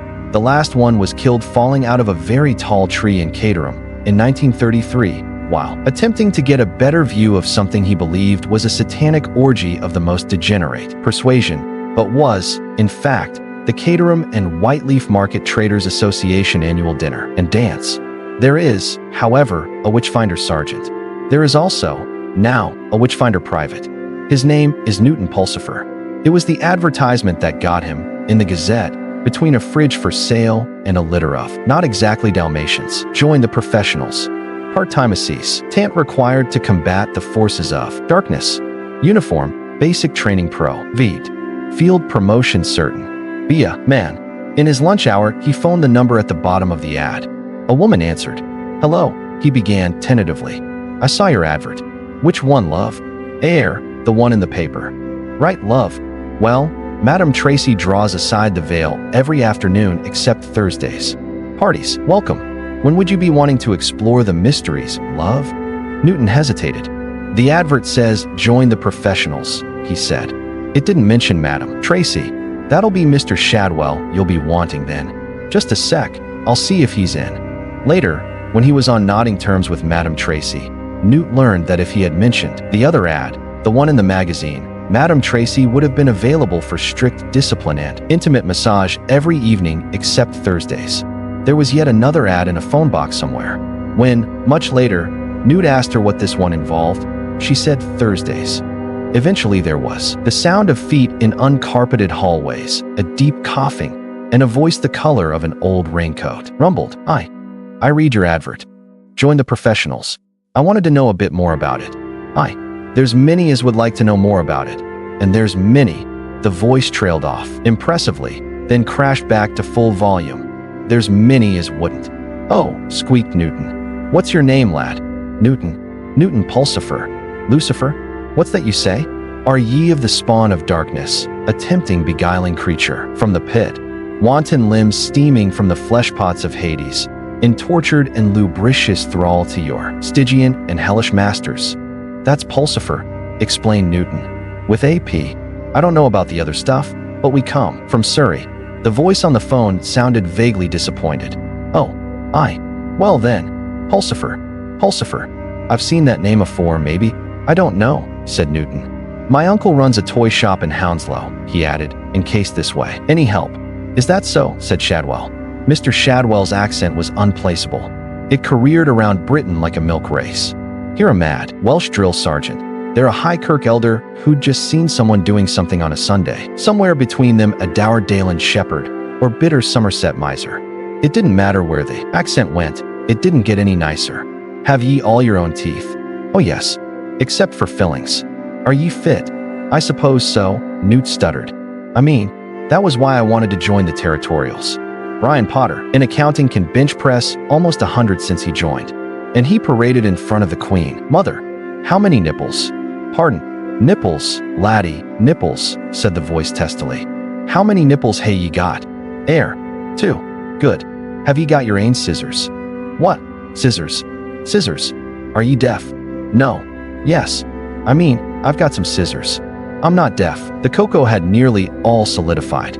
Green fur was growing on the inside of the mug. There was a thin layer of dust on Aziraphale, too. The stack of notes was building up beside him. The nice and accurate prophecies was a mass of improvised bookmarks made of torn strips of Daily Telegraph. Aziraphale stirred and pinched his nose. He was nearly there. He got the shape of it. He'd never met Agnes. She was too bright, obviously. Normally heaven or hell spotted the prophetic types and broadcast enough noises on the same mental channel to prevent any undue accuracy. Actually, that was rarely necessary. They normally found ways of generating their own static in self-defense against the images that echoed around their heads. Poor old St. John had his mushrooms, for example. Mother Shipton had her ale. Nostradamus had his collection of interesting Oriental preparations. St. Malachi had his still. Good old Malachi. He'd been a nice old boy, sitting there, dreaming about future popes. Complete piss artist, of course. Could have been a real thinker if it hadn't been for the poteen. A sad end. Sometimes you really had to hope that the ineffable plan had been properly thought out. There was something he had to do. Oh yes. Phone his contact, get things sorted out. He stood up, stretched his limbs, and made a phone call. Then he thought, why not? Worth a try. He went back and shuffled through a sheaf of notes. Apes really had been good. And clever. No, one was interested in accurate prophecies. Paper in hand, he phoned directory inquiries. Hello? Good afternoon. So kind. Yes, this will be a Tadfield number, I think. Or Lower Tadfield. Oh, or possibly Norton. I'm not sure of the precise code. Yes, Young. Name of Young. Sorry, no. Initial. Oh, well, can you give me all of them? Thank you. Back on the table, a pencil picked itself up and scribbled furiously. At the third name it broke its point. Ah, said Aziraphale, his mouth suddenly running on automatic while his mind exploded. I think that's the one. Thank you. So kind. Good day to you. He hung up almost reverentially, took a few deep breaths, and dialed again. The last 3 digits gave him some trouble because his hand was shaking. He listened to the ringing tone. Then a voice answered.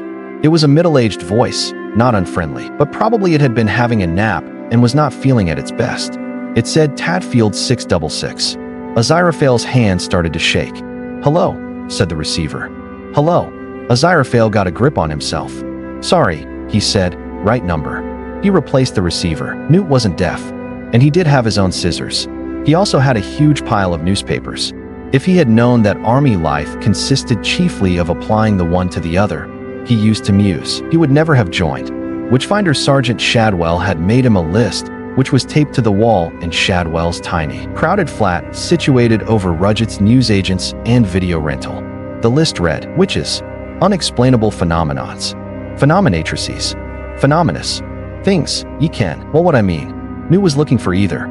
He signed and picked up another newspaper, scanned the front page, opened it, ignored page 2, never anything on there, then blushed crimson as he performed the obligatory nipple count on page 3. Shadwell had been insistent about this.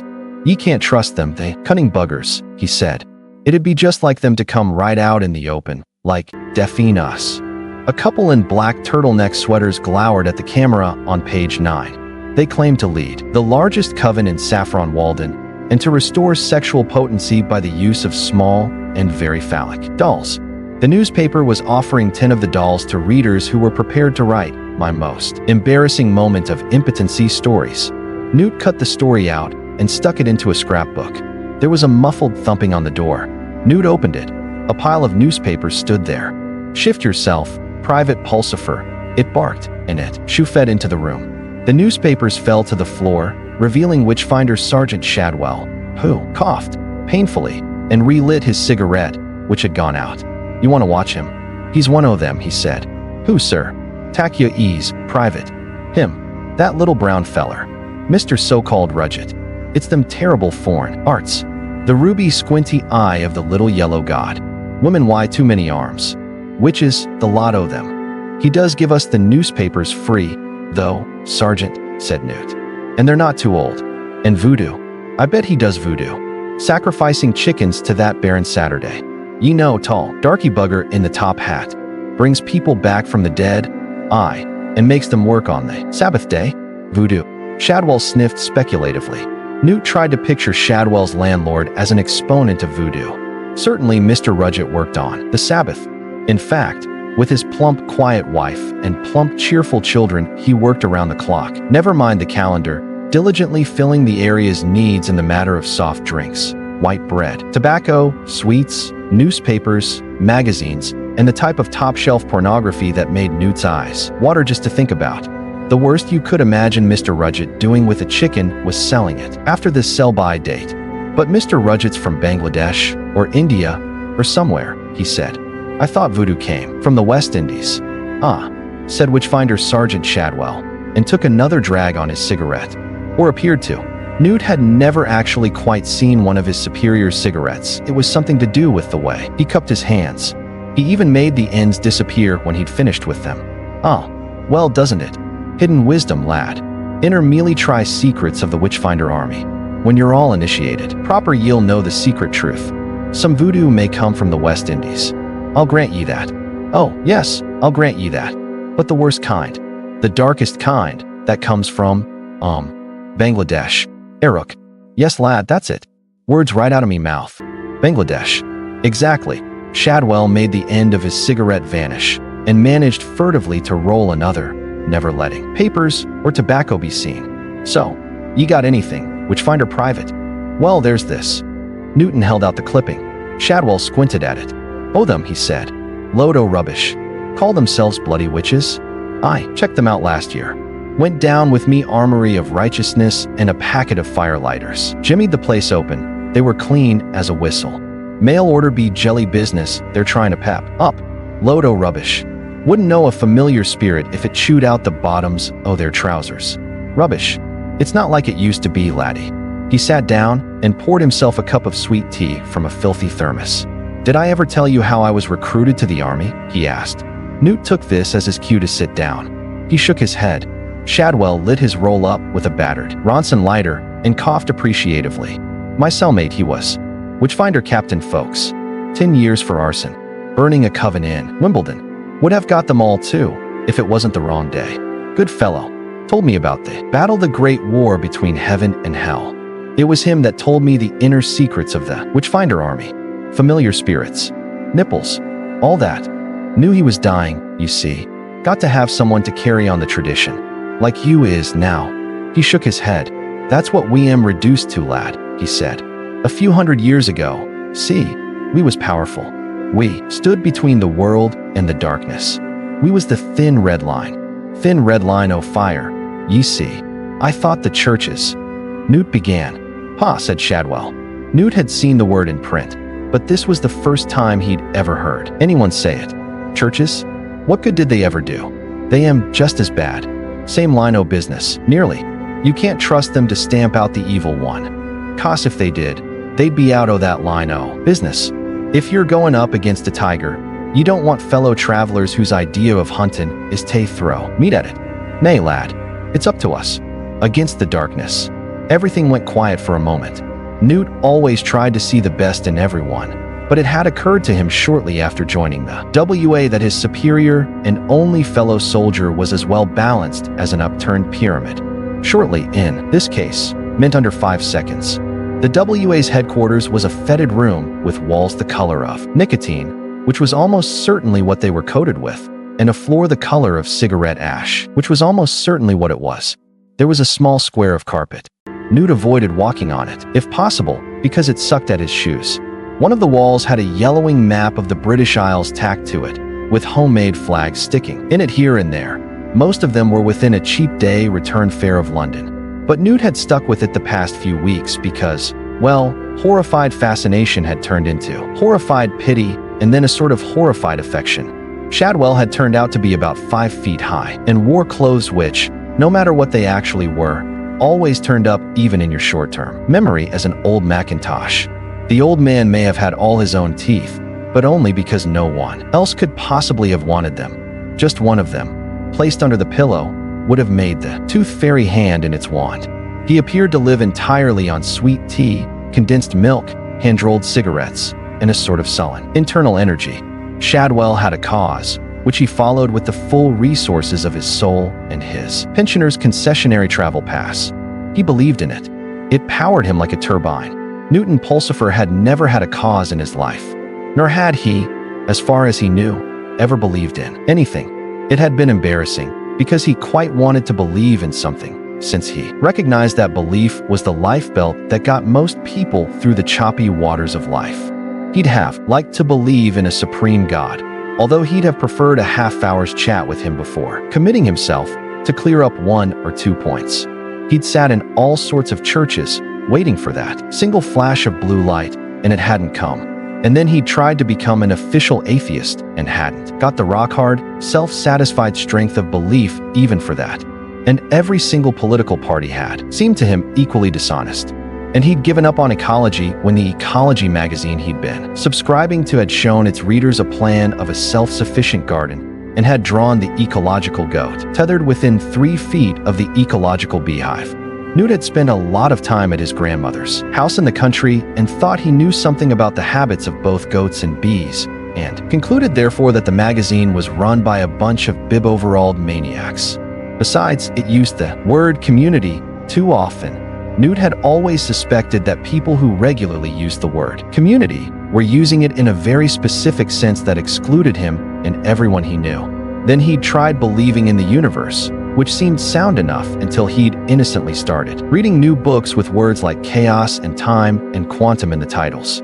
He'd found that even the people whose job of work was, so to speak, the universe, didn't really believe in it and were actually quite proud of not knowing what it really was, or even if it could theoretically exist. To Newt's straightforward mind, this was intolerable. Newt had not believed in the Cub Scouts, and then, when he was old enough, not in the Scouts either. He was prepared to believe, though, that the job of wages clerk at United Holdings PLC was possibly the most boring in the world. This is how Newton Pulsifer looked as a man. If he went into a phone booth and changed, he might manage to come out looking like Clark Kent. But he found he rather liked Shadwell. People often did, much to Shadwell's annoyance. The Rudgetts liked him because he always eventually paid his rent and didn't cause any trouble and was racist in such a glowering, undirected way that it was quite inoffensive.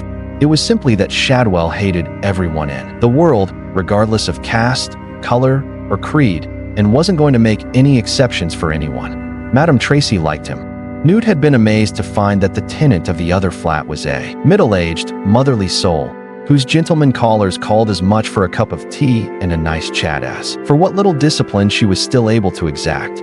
Sometimes, when he'd nursed a half-pint of Guinness on a Saturday night, Shadwell would stand in the corridor between their rooms and shout things like, "Whore of Babylon." But she told Newt privately that she'd always felt rather gratified about this, even though the closest she'd been to Babylon was Torremolinos. It was like free advertising, she said. She said she didn't mind him banging on the wall and swearing during her seance afternoons, either. Her knees had been giving her jip, and she wasn't always up to operating the table wrapper, she said, so a bit of muffled thumping came in useful. On Sundays, she'd leave him a bit of dinner on his doorstep, with another plate over the top of it to keep it warm. You couldn't help liking Shadwell, she said, for all the good it did, though she might as well be. Flicking bread pellets into a black hole. Newt remembered the other cuttings. He pushed them across the stained desk. "What are these?" said Shadwell suspiciously. "Phenomena," said Newt. "You said to look for phenomena. There's more phenomena than witches these days, I'm afraid. Anyone been shooting hares why a silver bullet, and next day an old crone in the village is walking YA limp?" Shadwell said hopefully. "I'm afraid not. Any cows dropping dead after some woman has looked at him?" "No." "What is it then?" said Shadwell. He shuffled across to the sticky brown cupboard and pulled out a tin of condensed milk. "Odd things happening," said Newt. He'd spent weeks on this. Shadwell had really let the papers pile up. Some of them went back for years. Newt had quite a good memory, perhaps because in his 26 years very little had happened to fill it up, and he had become quite expert on some very esoteric subjects. "Seems to be something new every day," said Newt, flicking through the rectangles of newsprint. "Something weird has been happening to nuclear power stations, and no one seems to know what it is. And some people are claiming that the lost continent of Atlantis has risen." He looked proud of his efforts. Shadwell's penknife punctured the condensed milk tin. There was the distant sound of a telephone ringing. Both men instinctively ignored it. All the calls were for Madame Tracy anyway, and some of them were not intended for the ear of man. Newt had conscientiously answered the phone on his first day, listened carefully to the question, said Marks and Spencer's 100% cotton Y-fronts, actually, and had been left with a dead receiver. Shadwell sucked deeply. "ACH, that's no proper phenomena," he said. "Can't see any witches doing that. They're more for the sinking o' things, ye can." Newt's mouth opened and shut a few times. "If we're strong in the fight against witchery, we can't afford to be sidetracked by this style o' thing," Shadwell went on. "Haven't ye got anything more witchcrafty?" "But American troops have landed on it to protect it from things," moaned Newt. "A non-existent continent." "Any witches on it?" said Shadwell, showing a spark of interest for the first time. "It doesn't say," said Newt. "ACH, then it's just politics and geography," said Shadwell dismissively. Madame Tracy poked her head around the door. "Cooey, Mr. Shadwell," she said, giving Newt a friendly little wave. "A gentleman on the telephone for you." "Hello, Mr. Newton." "Awa, why ye, harlot," said Shadwell, automatically. "He sounds ever so refined," said Madame Tracy, taking no notice. "And I'll be getting us a nice bit of liver for Sunday. I'd sooner sup, why the DL, woman. So if you'd let me have the plates back from last week, it'd be a help." "There's a love," said Madame Tracy, and tottered unsteadily back on 3-inch heels to her flat, and whatever it was that had been interrupted. Newt looked despondently at his cuttings as Shadwell went out, grumbling, to the phone. There was one about the stones of Stonehenge moving out of position, as though they were iron filings in a magnetic field. He was vaguely aware of one side of a telephone conversation. "Who? Oh, I. Ye say? What class o' thing would that be?" "Aye, just as you say, sor. And where is this place, then dash?" But mysteriously moving stones wasn't Shadwell's cup of tea, or, rather, tin of milk. Fine, Shadwell reassured the caller. "We'll get onto it right awa. I'll put my best squad on it, and report success to ye any minute. I ha no doubt. Goodbye to you, sor. And bless you too, sor." There was the ting of a receiver going back on the hook, and then Shadwell's voice, no longer metaphorically, crouched in deference, said, "Dear boy, ye great southern pansy." Shadwell hated all southerners, and, by inference, was standing at the North Pole. He shuffled back into the room, and then stared at Newt as if he had forgotten why he was there. "What was it ye was going on about?" he said. "All these things that are happening dash," Newt began. "Aye." Shadwell continued to look through him while thoughtfully tapping the empty tin against his teeth. "Well, there's this little town which has been having some amazing weather for the last few years." Newt went on helplessly. "What? Rain and frogs and similar?" said Shadwell, brightening up a bit. "No, it just has normal weather for the time of year." "Call that a phenomena?" said Shadwell. "I've seen phenomenas that'd make your hair curl, laddie." He started tapping again. "When do you remember normal weather for the time of year?" said Newt, slightly annoyed. "Normal weather for the time of year isn't normal, Sergeant. It has snow at Christmas." "When did you last see snow at Christmas? And long hot Augusts? Every year? And crisp autumns? The kind of weather you used to dream of as a kid? It never rained on November the 5th and always snowed on Christmas Eve." Shadwell's eyes looked unfocused. He paused with the condensed milk tin halfway to his lips. "I never used to dream when I was a kid," he said quietly. Newt was aware of skidding around the lip of some deep, unpleasant pit. He mentally backed away. "It's just very odd," he said. "There's a weatherman here talking about averages and norms and microclimates and things like that." "What's that mean?" said Shadwell. "Means he doesn't know why," said Newt, who hadn't spent years on the literal of business without picking up a thing or two. He looked sidelong at the Witchfinder sergeant. "Witches are well known for affecting the weather," he prompted. "I looked it up in the Discovery." "Oh God," he thought, "or other suitable entity. Don't let me spend another evening cutting newspapers to bits in this ashtray of a room. Let me get out in the fresh air. Let me do whatever is the WA's equivalent of going water skiing in Germany. It's only 40 miles away," he said tentatively. "I thought I could just sort of nip over there tomorrow and have a look around, you know. I'll pay my own petrol," he added. Shadwell wiped his upper lip thoughtfully. "This place," he said. "It wouldn't be called Tadfield, would it?" "That's right, Mr. Shadwell," said Newt. "How did you know that?" "Wonder what the Southerners is playing at Noo," said Shadwell under his breath. "Will," he said out loud. "And why not?" "Who'll be playing, Sergeant?" said Newt. Shadwell ignored him. I suppose it can't do any harm. Y'all pay your ain petrol, ye say?" Newt nodded. "Then y'all come here at 9 o'clock in the morning," he said. "Afore ye go." "What for?" said Newt. "Your armor, O righteousness." Just after Newt had left, the phone rang again. This time it was Crowley, who gave approximately the same instructions as Aziraphale.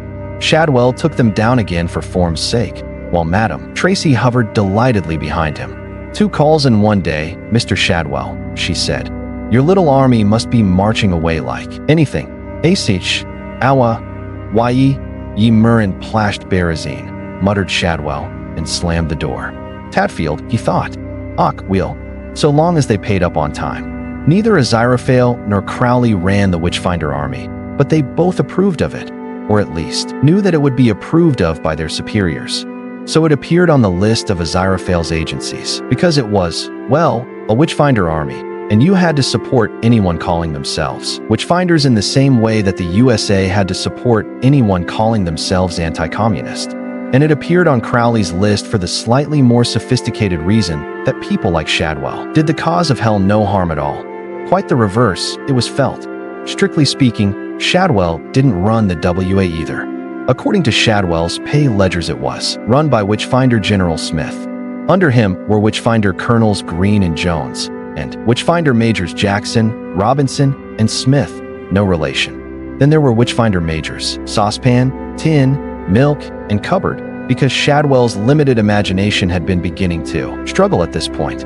And Witchfinder Captain Smith, and Smythe and ditto. And 500 Witchfinder privates and corporals and sergeants. Many of them were called Smith, but this didn't matter because neither Crowley nor Aziraphale had ever bothered to read that far. They simply handed over the pay. After all, both lots put together only came to around £60 a year. Shadwell didn't consider this in any way criminal. The army was a sacred trust, and a man had to do something. The old ninepences weren't coming in like they used to. Saturday. It was very early on Saturday morning, on the last day of the world, and the sky was redder than blood. The International Express delivery man rounded the corner at a careful 35 miles an hour, shifted down to second, and pulled up on the grass verge. He got out of the van and immediately threw himself into a ditch to avoid an oncoming lorry that had barreled around the bend at something well in excess of 80 miles an hour. He got up, picked up his glasses, put them back on, retrieved his parcel and clipboard, brushed the grass and mud from his uniform, and, as an afterthought, shook his fist at the rapidly diminishing lorry. Shouldn't be allowed, bloody lorries, no respect for other road users. What I always say is remember that without a car, son, you're just a pedestrian too. He climbed down the grassy verge, clambered over a low fence, and found himself beside the river. Huck, the International Express delivery man walked along the banks of the river, holding the parcel. Farther down the riverbank sat a young man dressed all in white. He was the only person in sight. His hair was white, his skin chalk pale, and he sat and stared up and down the river, as if he were admiring the view. He looked like Victorian romantic poets looked just before the consumption and drug abuse really started to cut it. The International Express man couldn't understand it. I mean, in the old days, and it wasn't that long ago really, there had been an angler every dozen yards along the bank. Children had played there. Courting couples had come to listen to the splish and gurgle of the river, and to hold hands, and to get all lovey-dovey in the Sussex sunset. He'd done that with Maud, his missus, before they were married. They'd come here to spoon, and, on one memorable occasion, fork. Times changed, reflected the delivery man. Now white and brown sculptures of foam and sludge drifted serenely down the river, often covering it for yards at a stretch. And where the surface of the water was visible, it was covered with a molecule's thin petrochemical sheen. There was a loud whirring as a couple of geese, thankful to be back in England again after the long, exhausting flight across the northern Atlantic, landed on the rainbow-slicked water and sank without trace. Funny old world, thought the delivery man. Here's the Uck, used to be the prettiest river in this part of the world, and now it's just a glorified industrial sewer. The swans sink to the bottom, and the fishes float on the top. Well, that's progress for you. You can't stop progress. He had reached the man in white. Excuse me, sir. Party name of Chalky. The man in white nodded, said nothing. He continued to gaze out at the river, following an impressive sludge and foam sculpture with his eyes. So beautiful, he whispered.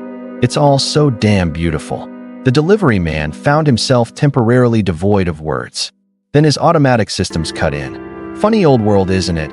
And no mistake, I mean you go all over the world delivering, and then here you are practically in your own home, so to speak. I mean, I was born and bred round here, sir, and I've been to the Mediterranean and to Des Moines, and that's in America, sir, and now here I am, and here's your parcel, sir. Party name of Chalky took the parcel and took the clipboard and signed for the parcel. The pen developed a leak as he did so, and his signature obliterated itself as it was written. It was a long word, and it began with a P, and then there was a splodge, and then it ended in something that might have been ince and might have been yushin. Much obliged, sir, said the delivery man. He walked back along the river, back toward the busy road where he had left his van, trying not to look at the river as he went. Behind him, the man in white opened the parcel. In it was a crown, a circlet of white metal set with diamonds. He gazed at it for some seconds, with satisfaction, then put it on. It glinted in the light of the rising sun. Then the tarnish, which had begun to suffuse its silver surface when his fingers touched it, spread to cover it completely, and the crown went black. White stood up. There's one thing you can say for air pollution: you get utterly amazing sunrises. It looked like someone had set fire to the sky, and a careless match would have set fire to the river. But, alas, there was no time for that now. In his mind, he knew where the four of them would be meeting and when, and he was going to have to hurry to be there by this afternoon. Perhaps we will set fire to the sky, he thought, and he left that place, almost imperceptibly.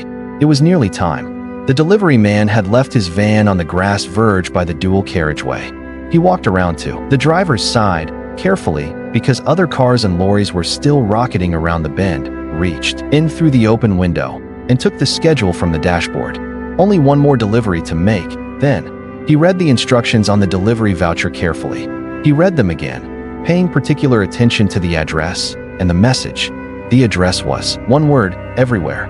Then, with his leaking pen, he wrote a brief note to Maud, his wife. It read simply, "I love you."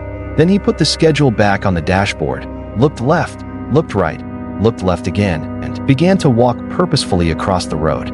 He was halfway across when a German juggernaut came around the corner, its driver crazed on caffeine, little white pills, and EEC transport regulations.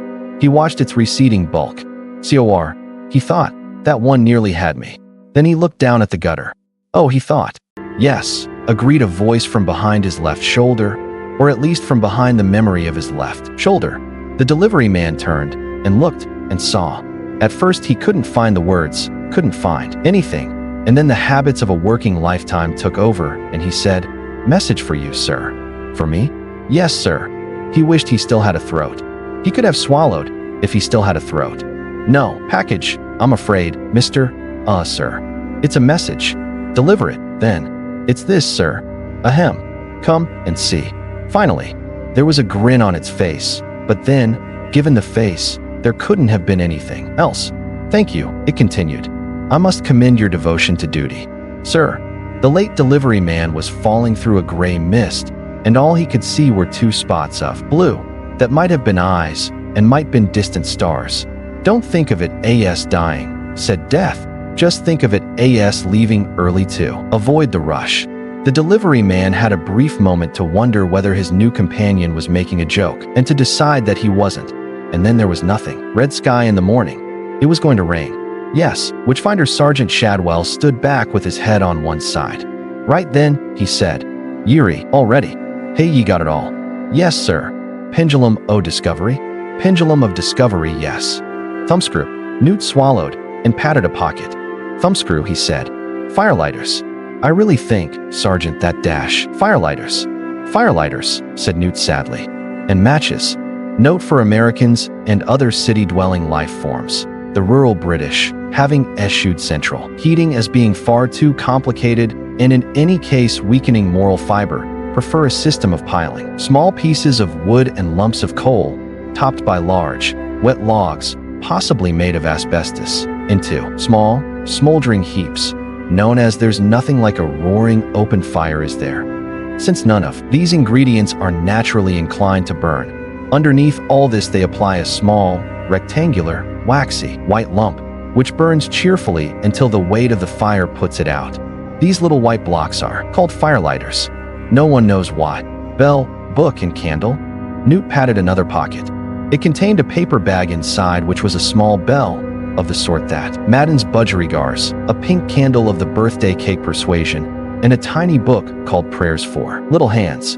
Shadwell had impressed upon him that, although witches were the primary target, a good witchfinder should never pass up the chance to do a quick exorcism, and should have his field kit with him at all times. "Bell, book, and candle," said Newt. "Pin. Good lad. Never forget your pin. It's the bayonet in your artillery, oh light." Shadwell stood back. Newt noticed with amazement that the old man's eyes had misted over. "I wish I was going with ye," he said. "Oh, course, this won't be anything, but it'd be good to get out and about again. It's a tryin' life, ye ken, all this lying in the wet bracken spying on their devilish dancin'. It gets into your bones something cruel." He straightened up and saluted. "Off ye go, then, Private Pulsifer. May the armies o' glorification march by ye." After Newt had driven off, Shadwell thought of something that he'd never had the chance to do before. What he needed now was a pin. Not a military-issue pin, witches, for the use of. Just an ordinary pin, such as you might stick in a map. The map was on the wall. It was old. It didn't show Milton Keynes. It didn't show Harlow. It barely showed Manchester and Birmingham. It had been the Army's HQ map for 300 years. There were a few pins in it still, mainly in Yorkshire and Lancashire and a few in Essex, but they were almost rusted through.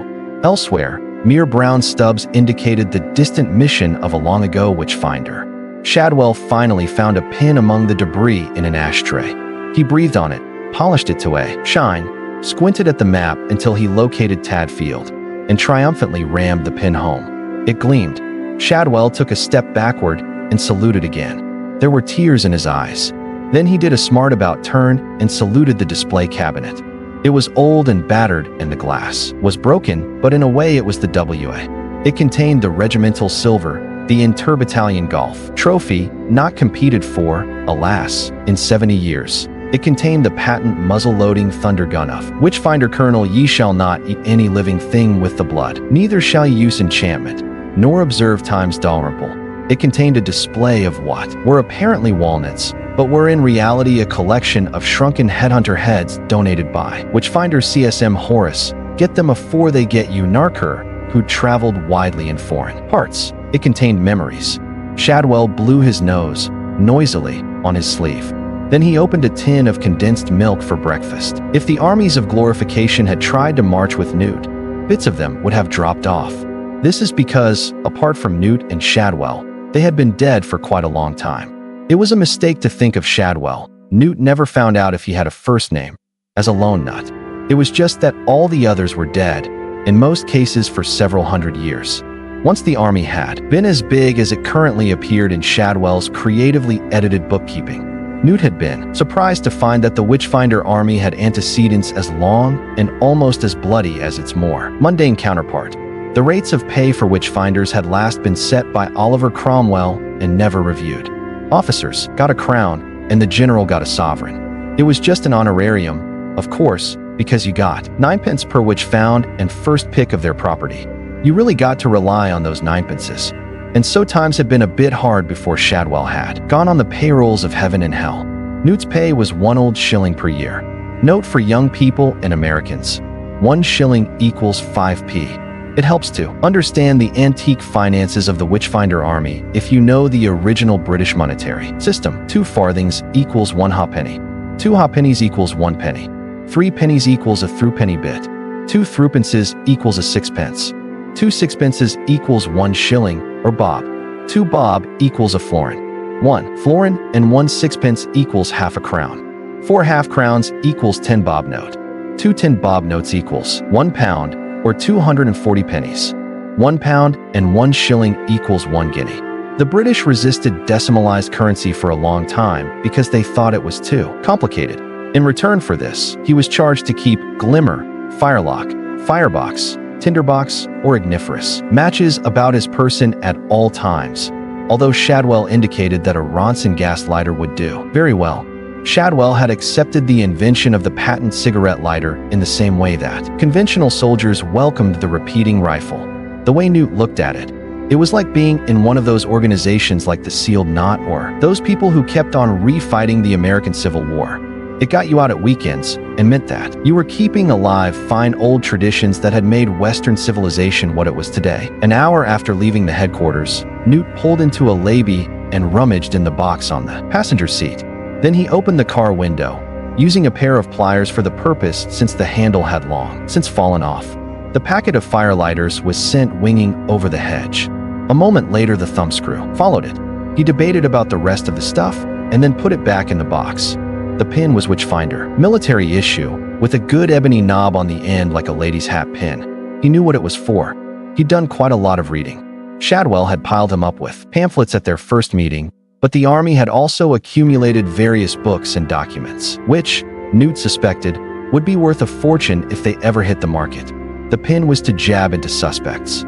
If there was a spot on their body where they didn't feel anything, they were a witch. Simple. Some of the fraudulent witchfinders had used special retracting pins, but this one was honest, solid steel. He wouldn't be able to look old Shadwell in the face if he threw away the pin. Besides, it was probably bad luck. He started the engine and resumed his journey.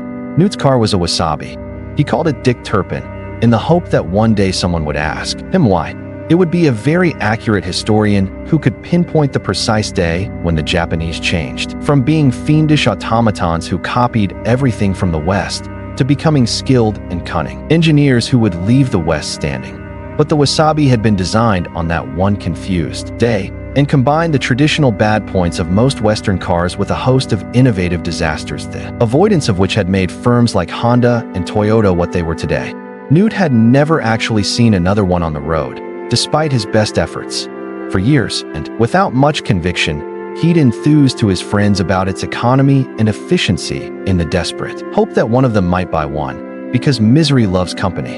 In vain did he point out its 823 cubic centimeters engine, its 3-speed gearbox, its incredible safety devices like the balloons which inflated on dangerous occasions such as when you were doing 45 miles per hour on a straight, dry road but were about to crash because a huge safety balloon had just obscured the view. He'd also waxed slightly lyrical about the Korean-made radio, which picked up Radio Pyongyang incredibly well, and the simulated electronic voice which warned you about not wearing a seatbelt even when you were. It had been programmed by someone who not only didn't understand English, but didn't understand Japanese either. It was state-of-the-art, he said. The art in this case was probably pottery. His friends nodded and agreed and privately decided that if ever it came to buying a wasabi or walking, they'd invest in a pair of shoes. It came to the same thing anyway, since one reason for the Wasabi's incredible MPG was that fact that it spent a lot of time waiting in garages while crankshafts and things were in the post from the world's only surviving Wasabi agent in Nijirazushi, Japan. In that vague, zen-like trance in which most people drive, Newt found himself wondering exactly how you used the pin. Did you say, "I've got a pin, and I'm not afraid to use it. Have pin, will travel." The pins linger. The Man with the Golden Pin. The Pins of Navarone. It might have interested Newt to know that, of the 39,000 women tested with the pin, during the centuries of witch hunting, 29,000 said, "Ouch," 9,999 didn't feel anything because of the use of the aforesaid retractable pins, and one witch declared that it had miraculously cleared up the arthritis in her leg. Her name was Agnes Nutter. She was the Witchfinder Army's great failure. One of the early entries in the Nice and Accurate Prophecies concerned Agnes Nutter's own death. The English, by and large, being a crass and indolent race, were not as keen on burning women as other countries in Europe. In Germany, the bonfires were built and burned with regular Teutonic thoroughness. Even the pious Scots, locked throughout history in a long drawn-out battle with their archenemies the Scots, managed a few burnings to while away the long winter evenings. But the English never seemed to have the heart for it. One reason for this may have to do with the manner of Agnes Nutter's death, which more or less marked the end of the serious witch-hunting craze in England. A howling mob, reduced to utter fury by her habit of going around being intelligent and curing people, arrived at her house one April evening to find her sitting with her coat on, waiting for them. "Ye're tardy," she said to them. "I should have been aflame 10 minutes since." Then she got up and hobbled slowly through the suddenly silent crowd, out of the cottage, and to the bonfire that had been hastily thrown together on the village green. Legend says that she climbed awkwardly onto the pyre and thrust her arms around the stake behind her.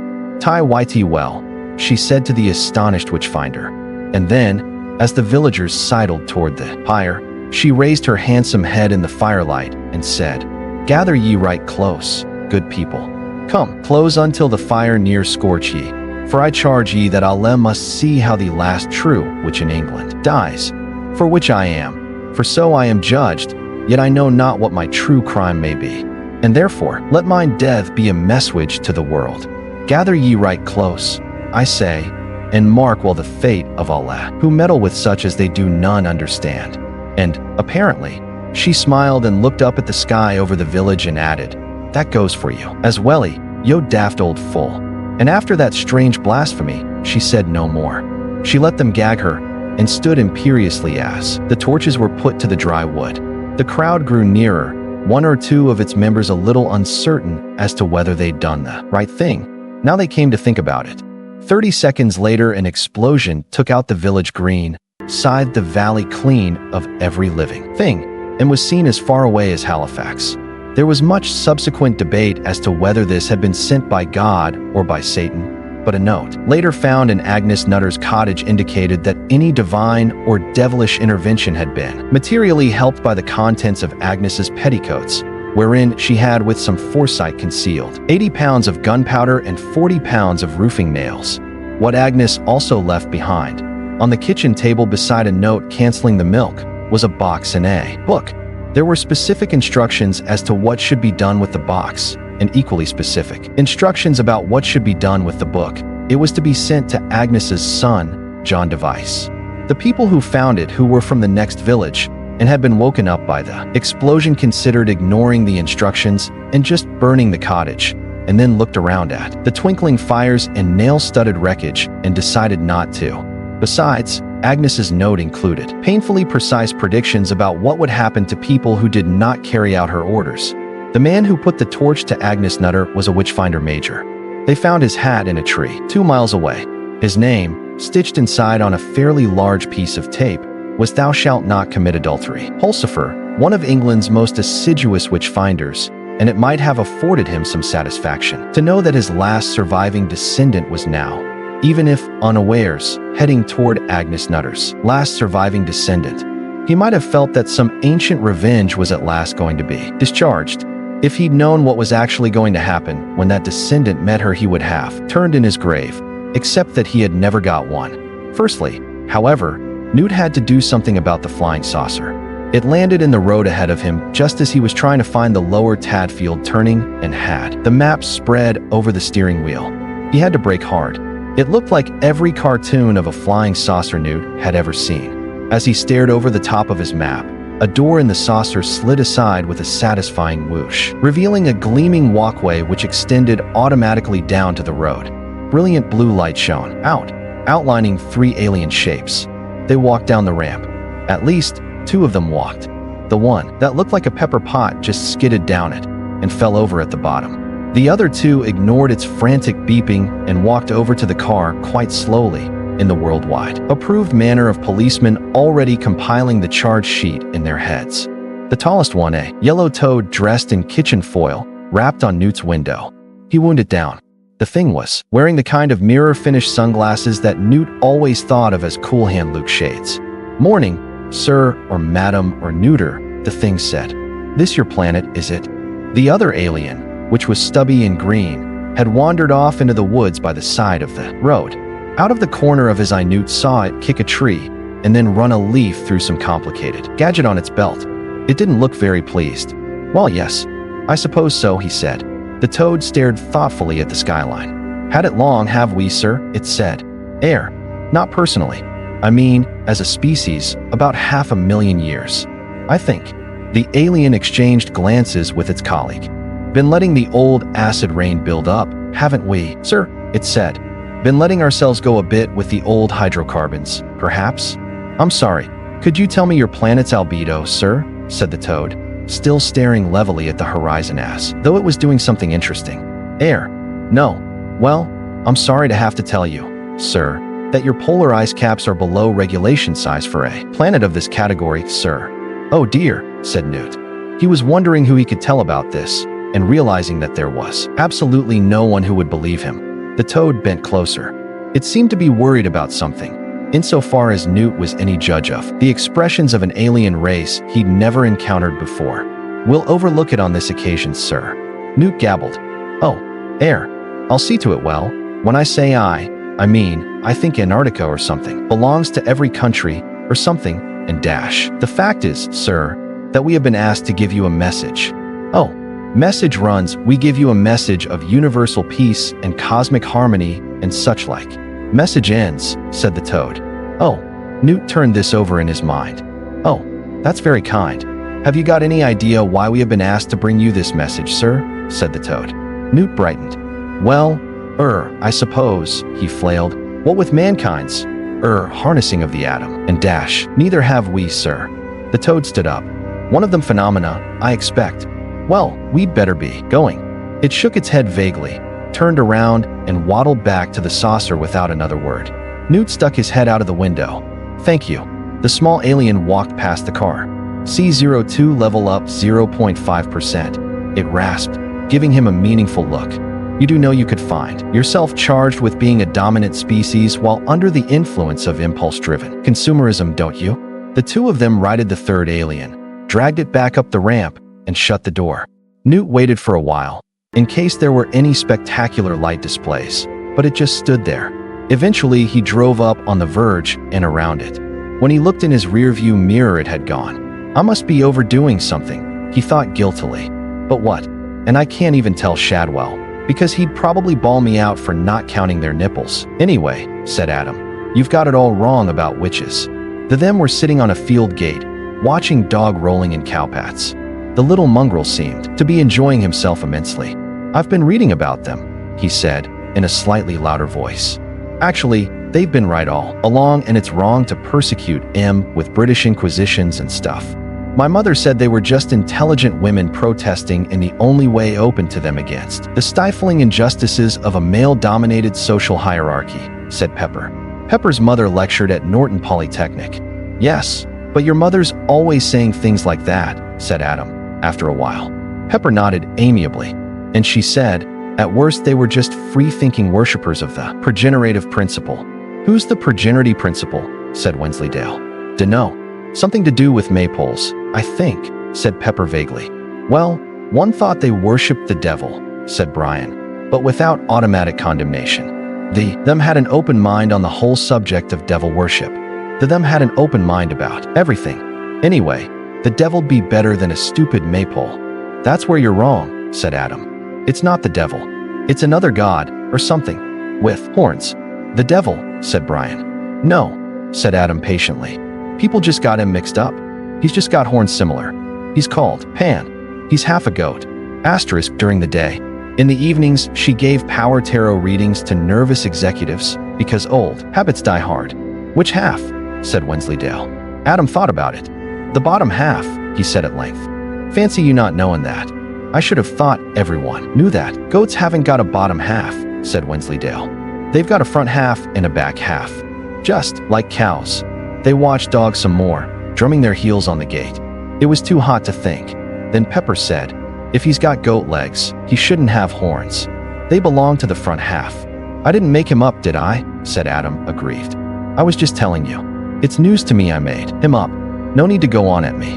Anyway, said Pepper, this stupid pot can't go around complaining if people think he's the devil. Not with having horns on. People are bound to say, oh, here comes the devil. Dog started to dig up a rabbit hole. Adam, who seemed to have a weight on his mind, took a deep breath. You don't have to be so literal about everything, he said. That's the trouble these days. Grass, materialism. As people like you who go round chopping down rainforests and making holes in the ozone layer. There's a great big hole in the ozone layer cause of grass materialism, people like you. I can't do anything about it, said Brian automatically.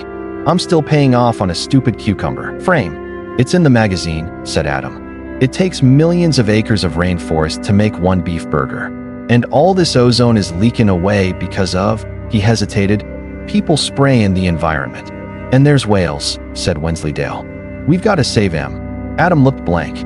His plunder of New Aquarian's back issues hadn't included anything about whales. Its editors had assumed that the readers were all for saving whales in the same way they assumed that those readers breathed and walked upright. There was this program about them, explained Wensleydale. What the we gotta save him for, said Adam. He had confused visions of saving up whales until you had enough for a badge. Wensleydale paused and racked his memory. Because they can sing, and they've got big brains. There's hardly any of them left. And we don't need to kill them anyway cause they only make pet food and stuff. If they're so clever, said Brian, slowly, what are they doing in the sea? Oh, I dunno, said Adam, looking thoughtful. Swimming around all day, just opening their mouths and eating stuff. Sounds pretty clever to me, dash. A squeal of brakes and a long drawn-out crunch interrupted him. They scrambled off the gate and ran up the lane to the crossroads, where a small car lay on its roof at the end of a long skid mark. A little further down the road was a hole. It looked as though the car had tried to avoid it. As they looked at it, a small oriental-looking head darted out of sight. The them dragged the door open and pulled out the unconscious Newt. Visions of medals for heroic rescue thronged Adam's head. Practical considerations of first aid thronged around that of Wensleydale. We shouldn't move him, he said, because of broken bones. We ought to get someone. Adam cast around. There was a rooftop just visible in the trees down the road. It was Jasmine Cottage. And in Jasmine Cottage, Anathema device was sitting in front of a table on which some bandages, aspirins, and assorted first aid items had been laid out for the past hour. Anathema had been looking at the clock. He'll be coming around any moment now, she'd thought. And then, when he got there, he wasn't what she'd been expecting. More precisely, he wasn't what she'd been hoping for. She had been hoping, rather self-consciously, for someone tall, dark, and handsome. Newt was tall, but with a rolled-out, thin look. And while his hair was undoubtedly dark, it wasn't any sort of fashion accessory. It was just a lot of thin, black strands all growing together out of the top of his head. This was not Newt's fault. In his younger days, he would go every couple of months to the barber's shop on the corner, clutching a photograph he'd carefully torn from a magazine which showed someone with an impressively cool haircut grinning at the camera, and he would show the picture to the barber and ask to be made to look like that, please. And the barber, who knew his job, would take one look and then give Newt the basic, all-purpose, short back and sides. After a year of this, Newt realized that he obviously didn't have the face that went with haircuts. The best Newt and Pulsifer could hope for after a haircut was shorter hair. It was the same with suits. The clothing hadn't been invented that would make him look suave and sophisticated and comfortable. These days he had learned to be satisfied with anything that would keep the rain off and give him somewhere to keep his change. And he wasn't handsome, not even when he took off his glasses. Actually, less so when he took off his glasses, because then he tripped over things and wore bandages a lot. And she discovered when she took off his shoes to lay him on her bed, he wore odd socks. One blue one, with a hole in the heel, and one gray one, with holes around the toes. I suppose I'm meant to feel a wave of warm, tender female something or other about this, she thought. I just wish he'd wash them. So, tall, dark, but not handsome. She shrugged. Okay, 2 out of 3 isn't bad. The figure on the bed began to stir. An anathema, who in the very nature of things always looked to the future, suppressed her disappointment and said, "How are we feeling now?" Newt opened his eyes. He was lying in a bedroom, and it wasn't his. He knew this instantly because of the ceiling. His bedroom ceiling still had the model aircraft hanging from bits of cotton. He'd never got around to taking them down. This ceiling just had cracked plaster. Newt had never been in a woman's bedroom before, but he sensed that this was won largely by a combination of soft smells. There was a hint of talcum and lily of the valley, and no rank suggestion of old t-shirts that had forgotten what the inside of a tumble dryer looked like. He tried to lift his head up, groaned, and let it sink back onto the pillow. Pink, he couldn't help noticing. "You banged your head on the steering wheel," said the voice that had roused him. "Nothing broken, though. What happened?" Newt opened his eyes again. "Car all right," he said. "Apparently." A little voice inside it keeps repeating priest to frassen sleep bird. "See," said Newt, to an invisible audience. They knew how to build them in those days. "That plastic finish hardly takes a dent." He blinked at Anathema. "I swerved to avoid a Tibetan in the road," he said. "At least, I think I did. I think I've probably gone mad." The figure walked around into his line of sight. It had dark hair and red lips and green eyes, and it was almost certainly female. Newt tried not to stare. It said, "If you have, no one's going to notice." Then she smiled. "Do you know, I've never met a witchfinder before?" Newt began. She held up his open wallet. "I had to look inside," she said. Newt felt extremely embarrassed, a not unusual state of affairs. Shadwell had given him an official witchfinder's warrant card, which among other things charged all beadles, magistrates, bishops, and bailiffs to give him free passage and as much dry kindling as he required. It was incredibly impressive, a masterpiece of calligraphy, and probably quite old. He'd forgotten about it. "It's really just a hobby," he said wretchedly. "I'm really He wasn't going to say wages. "Clerk, not here, not now, not to a girl like this. A computer engineer," he lied. Wanna be in my heart, I'm a computer engineer.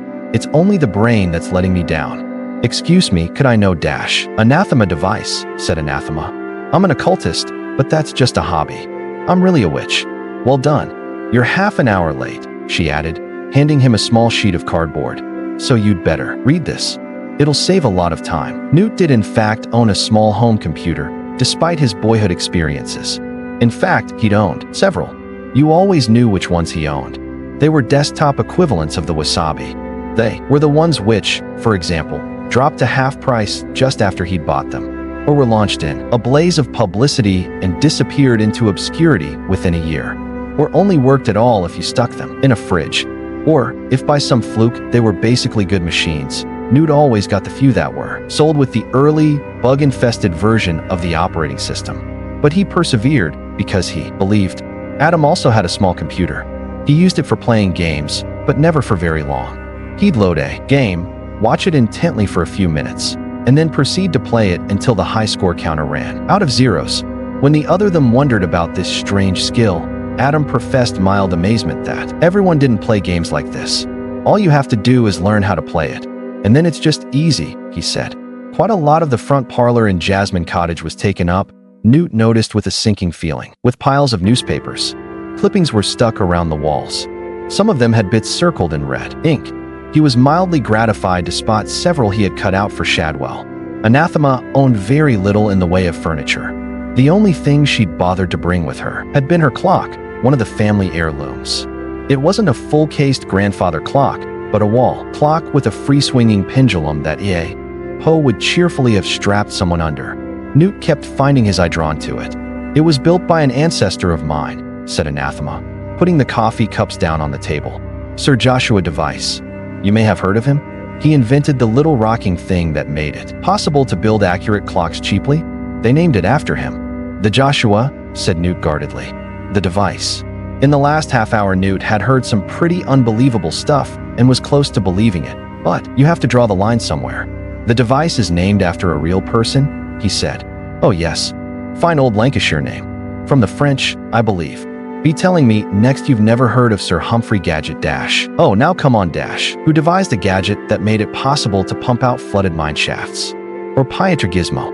Or Cyrus T. Doodad, America's foremost black inventor? Thomas Edison said that the only other contemporary practical scientists he admired were Cyrus T. Doodad and Ella Reader Widget. And Dash, she looked at Newt's blank expression. I did my PhD on them, she said. The people who invented things so simple and universally useful that everyone forgot that they'd ever actually needed to be invented. Sugar, air Dash, you normally have too, said Anathema sweetly. Newt stared back at the card she'd handed him. She'd seemed to think it would explain everything. It didn't. It had a ruled line down the middle. On the left-hand side was a short piece of what seemed to be poetry in black ink. On the right-hand side, in red ink this time, were comments and annotations. The effect was as follows. 3819, when Orient's chariot inverted B, 4 wheels in the sky, a man with bruises be upon your bed, a chinch's head for willow fine, a man who testeth with a pyn yet his heart be. Japanese car, upturned, car smash, not serious, injury, take in, willow fine equals aspirin, CF 3757 pin equals, witchfinder, CF 102 good, witchfinder, refers to, clean, yet seed of mine, on undoing, take the means of flame from, himmy for to make ryghd, certain, together ye shall be, until the endy that is, to come, pulsifer, CF 002, search, for matches, etc. In the 1990s, less than a day, CF 712, 3803, for 1004. Newt's hand went automatically to his pocket. His cigarette lighter had gone. What's this mean? He said hoarsely. Have you ever heard of Agnes Nutter? Said Anathema. No, said Newt, taking a desperate defense in sarcasm. You're going to tell me she invented mad people, I suppose. Another fine old Lancashire name, said Anathema coldly. If you don't believe, read up on the witch trials of the early 17th century. She was an ancestress of mine. As a matter of fact, one of your ancestors burned her alive. Or tried to. Newt listened in fascinated horror to the story of Agnes Nutter's death. Thou shalt not commit adultery, Pulsifer, he said when she'd finished. That sort of name was quite common in those days, said Anathema. Apparently there were 10 children, and they were a very religious family. There was covetousness, Pulsifer, false witness, Pulsifer dash. I think I understand, said Newt. Gosh, I thought Shadwell said he'd heard the name before. It must be in the army records. I suppose if I'd gone around being called adultery Pulsifer, I'd want to hurt as many people as possible. I think he just didn't like women very much. Thanks for taking it so well, said Newt. I mean, he must have been an ancestor. There aren't many Pulsifers. Maybe. That's why I sort of met up with the Witchfinder army? Could be fate, he said hopefully. She shook her head. No, she said. No such thing. Anyway, witchfinding isn't like it was in those days. I don't even think old Shadwell's ever done more than kick over Doris Stokes's dustbins. Between you and me, Agnes was a bit of a difficult character, said Anathema vaguely. She had no middle gears. Newt waved the bit of paper. But what's it got to do with this? He said. She wrote it. Well, the original. It's number 3819 of the nice and accurate prophecies of Agnes Nutter, first published 1655. Newt stared at the prophecy again. His mouth opened and shut. She knew I'd crash my car, he said. Yes. No. Probably not. It's hard to say. You see, Agnes was the worst prophet that's ever existed. Because she was always right. That's why the book never sold. Most psychic abilities are caused by a simple lack of temporal focus, and the mind of Agnes Nutter was so far adrift in time that she was considered pretty mad even by the standards of 17th century Lancashire, where mad prophetesses were a growth industry. But she was a treat to listen to, everyone agreed. She used to go on about curing illnesses by using a sort of mold, and the importance of washing your hands so that the tiny little animals who cause diseases would be washed away, when every sensible person knew that a good stink was the only defense against the demons of ill health. She advocated running at a sort of gentle bouncing trot as an aid to living longer, which was extremely suspicious, and first put the witchfinders onto her, and stressed the importance of fiber in diet, although here she was clearly ahead of her time, since most people were less bothered about the fiber in their diet than the gravel, and she wouldn't cure warts. I to tea is a lay in your mind, she'd say. Forget about it. Ain't it wine go away. It was obvious that Agnes had a line to the future, but it was an unusually narrow and specific line. In other words, almost totally useless. "How do you mean?" said Newt. She managed to come up with the kind of predictions that you can only understand after the thing. Dog, one last tiny satanic spark of his soul hating himself for it, put his head on one side and whined. "That's gonna be a fine old world to grow up in," Adam said. "No whales, no air, and everyone paddling around because of the seas rising. Then the Atlanteans be the only ones well off," said Pepper cheerfully. "Huh," said Adam, not really listening. Something was happening inside his head. It was aching. Thoughts were arriving there without him having to think them. Something was saying, "You can do something, Adam Young. You can make it all better. You can do anything you want." And what was saying this to him was him. Part of him, deep down. Part of him that had been attached to him all these years and not really noticed, like a shadow. It was saying, "Yes, it's a rotten world. It could have been great. But now it's rotten, and it's time to do something about it. That's what you're here for. To make it all better. Because they'd be able to go everywhere." Pepper went on, giving him a worried look. "The Atlanteans, I mean. Because I'm fed up with the old Atlanteans and Tibetans," snapped Adam. They stared at him. They'd never seen him like this before. "It's all very well for them," said Adam. "Everyone's going around using up all the whales and coal and oil and ozone and rainforests and that, and there'll be none left for us. We should be going to Mars and stuff, instead of sitting around in the dark and wet with the air spilling away." This wasn't the old Adam that them knew. The them avoided one another's faces. With Adam in this mood, the world seemed a chillier place. "Seems to me," said Brian, pragmatically, "seems to me, the best thing you could do about it is stop reading about it. It's like you said the other day," said Adam. "You grow up reading about pirates and cowboys and spacemen and stuff. And just when you think the world's all full of amazing things, they tell you it's really all dead whales and chopped down forests and nuclear waste hanging about for millions of years. It's not worth growing up for, if you ask my opinion." The them exchanged glances. There was a shadow over the whole world. Storm clouds were building up in the north, the sunlight glowing yellow off them as though the sky had been painted by an enthusiastic amateur. "Seems to me it ought to be rolled up and started all over again," said Adam. That hadn't sounded like Adam's voice. A bitter wind blew through the summer woods. Adam looked at Dog, who tried to stand on his head. There was a distant mutter of thunder. He reached down and patted the dog absent-mindedly. "Serve everyone right if all the nuclear bombs went off and it all started again. Only properly organized," said Adam. "Sometimes I think that's what I'd like to happen. And then we could sort everything out." The thunder growled again. Pepper shivered. This wasn't the normal them Mobius bickering, which passed many a slow hour. There was a look in Adam's eye that his friend couldn't quite fathom, not devilment, because that was more or less there all the time, but a sort of blank grayness that was far worse. "Well, I dunno about we," Pepper tried. "Dunno about the we, because if there's all these bombs going off, we all get blown up. Speaking as a mother of unborn generations, I'm against it." They looked at her curiously. She shrugged. "And then giant ants take over the world," said Wensleydale nervously.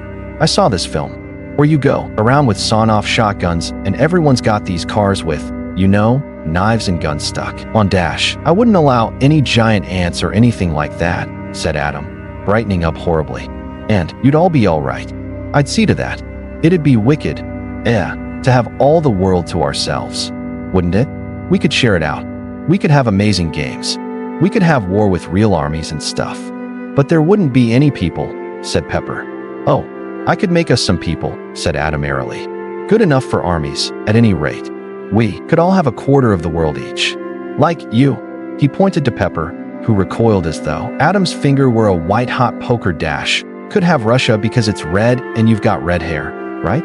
And Winsley can have America and Brian can have Africa and Europe." And even in their state of mounting terror, the them gave this the consideration it deserved. Stuttered Pepper, as the rising wind whipped at her t-shirt.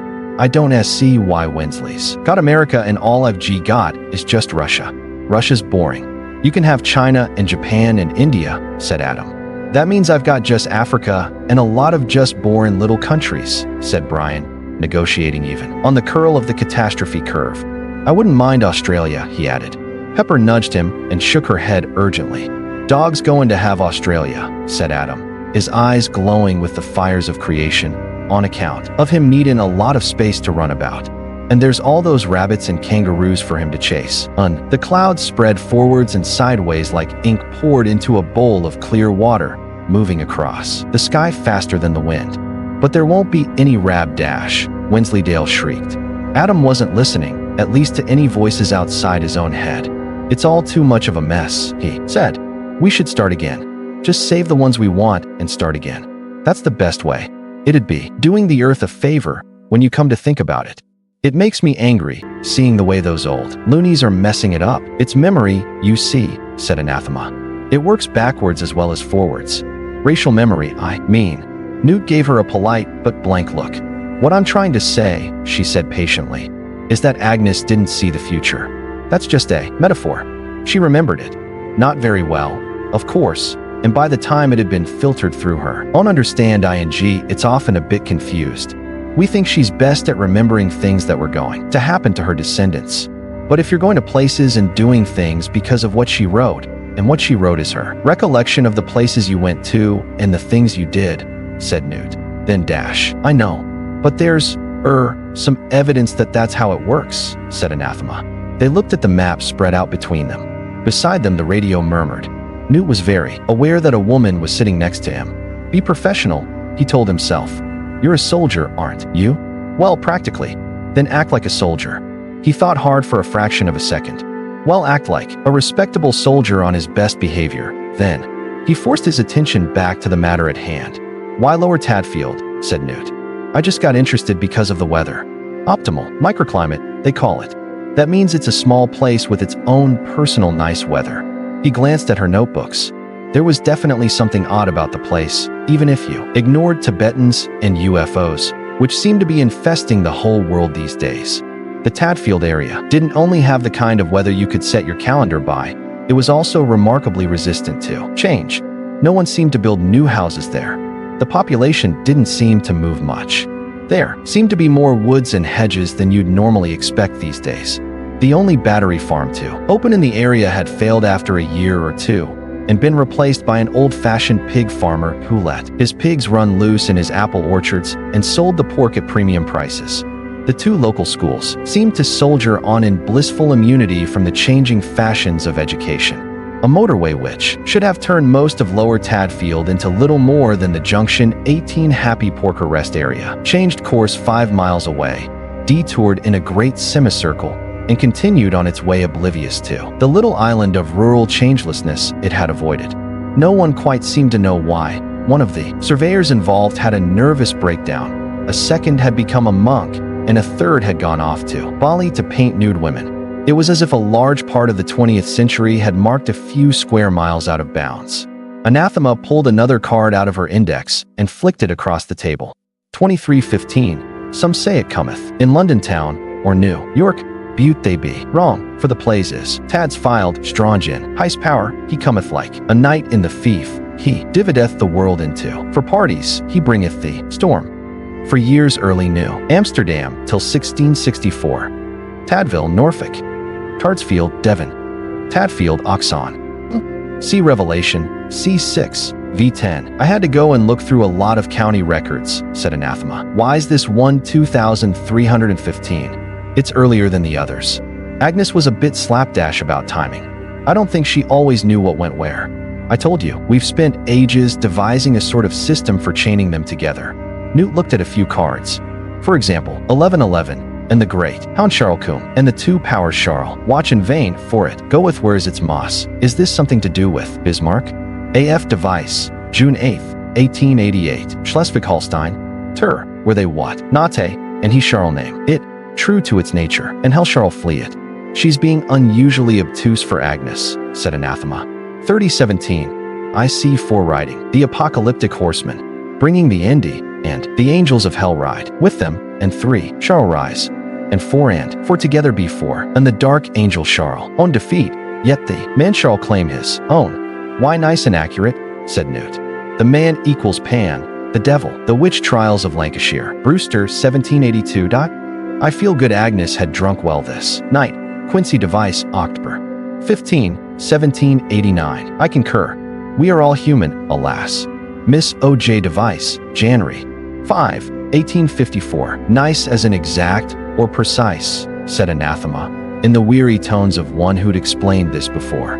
That's what it used to mean. But look, said Newt. He'd nearly convinced himself about the non-existence of the UFO, which was clearly a figment of his imagination, and the Tibetan could have been well, he was working on it. But whatever it wasn't a Tibetan. But what he was more and more convinced of was that he was in a room with a very attractive woman who appeared actually to like him, or at least not to dislike him, which was a definite first for Newt. And admittedly, there seemed to be a lot of strange stuff going on, but if he really tried, pulling the boat of common sense upstream against the raging current of the evidence, he could pretend it was all, well, whether balloons, or Venus, or mass hallucination. In short, whatever Newt was now thinking with, it wasn't his brain. But look, he said, the world isn't really going to end now, is it? I mean, just look around. It's not like there's any international tension, well, any more than there normally is. Why don't we leave this stuff for a while and just go and, I don't know, maybe we could just go for a walk or something. Don't you understand? There's something here. Something that affects the area, she said. It's twisted all the ley lines. It's protecting the area against anything that might change it. There it was again. The thought in her mind that she was not allowed to grasp, like a dream. Upon waking, the windows rattled. Outside, a sprig of jasmine, driven by the wind, started to bang insistently on the glass. But I can't get a fix on it, said Anathema, twisting her fingers together. I've tried everything. Fix, said Newt. I've tried the pendulum. I've tried the theodolite. I'm psychic, you see, but it seems to move around. Newt was still in control of his own mind enough to do the proper translation. When most people said, I'm psychic, you see, they meant, I have an overactive but unoriginal imagination / wear black nail varnish / talk to my budgie. When Anathema said it, it sounded as though she was admitting to a hereditary disease which she'd much prefer not to have. Armageddon moves around, said Newt. Various prophecies say the Antichrist has to arise first, said Anathema. Agnes says he. I can't spot him - or her, said Newt. What? Could be a her, said Newt. This is the 20th century, after all. Equal opportunities. I don't think you're taking this entirely seriously, she said severely. Anyway, there isn't any evil here. That's what I don't understand. There's just love. Sorry, said Newt. She gave him a helpless look. It's hard to describe it, she said. Something or someone loves this place. Loves every inch of it so powerfully that it shields and protects it. A deep down, huge, fierce love. How can anything bad start here? How can the end of the world start in a place like this? This is the kind of town you'd want to raise your kids in. It's a kid's paradise. She smiled weakly. You should see the local kids. They're unreal. Right out of the boys' own paper. All scabby knees and brilliant. And bullseyes - she nearly had it. She could feel the shape of the thought. She was gaining on it. What's this place? Said Newt. What? Anathema screamed, as her train of thought was derailed. Newt's finger tapped at the map. Disused aerodrome, it says. Just here. Look, west of Tadfield itself - Anathema snorted. Disused? Don't you believe it? Used to be a wartime fighter base. It's been Upper Tadfield Air Base for about 10 years or so. And before you say it, the answer's no. I hate everything about the bloody place, but the colonel's saner than you are by a long way. His wife does yoga, for God's sake. Now, what was it she'd said before? The kids round here. She felt her mental feet slipping away from under her, and she fell back into the more personal thought waiting there to catch her. Newt was okay, really. And the thing about spending the rest of your life with him was, he wouldn't be around long enough to get on your nerves. The radio was talking about South American rainforests. New ones. It began to hail. Bullets of ice shredded the leaves around them as Adam led them down into the quarry. Dog slunk along with his tail between his legs, whining. This wasn't right, he was thinking. Just when I was getting the hang of rats. Just when I'd nearly sorted out that bloody German shepherd across the road. Now he's going to end it all, and I'll be back, with the old glowing eyes and chasing lost souls. What's the sense in that? They don't fight back, and there's no taste to him. Wensleydale, Brian, and Pepper were not thinking quite so coherently. All that they were aware of was that they could no more not follow Adam than fly. To try to resist the force marching them forward would simply result in multiply broken legs, and they'd still have to march. Adam wasn't thinking at all. Something had opened in his mind and was aflame. He sat them down on the crate. "We'll all be all right down here," he said. "Air," said Wensleydale. "Don't you think our mothers and fathers dash? Don't you worry about them," said Adam loftily. "I can make some new ones. There won't be any of this being in bed by 9:30, either. You don't ever have to go to bed ever, if you don't want to, or tidy your room, or anything. You just leave it all to me, and it will be great." He gave them a manic smile. "I've got some new friends coming," he confided. "You'll like M. But Dash," Wensleydale began. "You just think of all the amazing stuff afterwards," said Adam enthusiastically. "You can fill up America with all new cowboys and Indians and policemen and gangsters and cartoons and spacemen and stuff. Won't that be fantastic?" Wensleydale looked miserably at the other two. They were sharing a thought that none of them would be able to articulate very satisfactorily even in normal times. Broadly, it was that there had once been real cowboys and gangsters, and that was great. And there would always be pretend cowboys and gangsters, and that was also great. But real pretend cowboys and gangsters that were alive and not alive could be put back in their box when you were tired of them. This did not seem great at all. The whole point about gangsters and cowboys and aliens and pirates was that you could stop being them and go home. "But before all that," said Adam darkly, "we're really going to show 'em." There was a tree in the plaza. It wasn't very big, and the leaves were yellow, and the light it got through the excitingly dramatic smoked glass was the wrong sort of light. And it was on more drugs than an Olympic athlete, and loudspeakers nested in the branches. But it was a tree, and if you half closed your eyes and looked at it over the artificial waterfall, you could almost believe that you were looking at a sick tree through a fog of tears. Jamie Hernez liked to have his lunch under it. The maintenance supervisor would shout at him if he found out.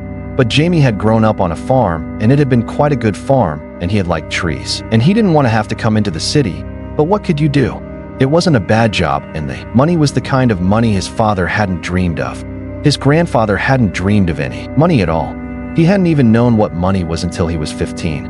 But there were times when you needed trees, and the shame of it, Jamie thought, was that his children were growing up thinking of trees as firewood, and his grandchildren would think of trees as history. But what could you do? Where there were trees now there were big farms. Where there were small farms now there were plazas. And where there were plazas there were still plazas. And that's how it went. He hid his trolley behind the newspaper stand, sat down furtively, and opened his lunchbox. It was then that he became aware of the rustling and a movement of shadows across the floor. He looked around. The tree was moving. He watched it with interest. Jamie had never seen a tree growing before. The soil, which was nothing more than a scree of some sort of artificial drippings, was actually crawling as the roots moved around under the surface. Jamie saw a thin white shoot creep down the side of the raised garden area and prod blindly at the concrete of the floor. Without knowing why, without ever knowing why, he nudged it gently with his foot until it was close to the crack between the slabs. It found it and bored down. The branches were twisting into different shapes. Jamie heard the screech of traffic outside the building, but didn't pay it any attention. Someone was yelling something, but someone was always yelling in Jamie's vicinity, often at him. The questing route must have found the buried soil. It changed color and thickened like a fire hose when the water is turned on. The artificial waterfall stopped running. Jamie visualized fractured pipes, blocked with sucking fibers. Now he could see what was happening outside. The street surface was heaving like a sea. Saplings were pushing up between the cracks. Of course, he reasoned, they had sunlight. His tree didn't. All it had was the muted gray light that came through the dome 4 stories up. Dead light. But what could you do? You could do this. The elevators had stopped running because the power was off, but it was only 4 flights of stairs. Jamie carefully shut his lunchbox and padded back to his cart, where he selected his longest broom. People were pouring out of the building, yelling. Jamie moved amiably against the flow like a salmon going upstream. A white framework of girders, which the architect had presumably thought made a dynamic statement about something or other, held up the smoked glass dome. In fact, it was some sort of plastic, and it took Jamie, perched on a convenient strip of girder, all his strength and the full leverage of the broom's length to crack it. A couple more swings brought it down in lethal shards. The light poured in, lighting up the dust in the plaza so that the air looked as though it was full of fireflies. Far below, the tree burst the walls of its brushed concrete prison and rose like an express train.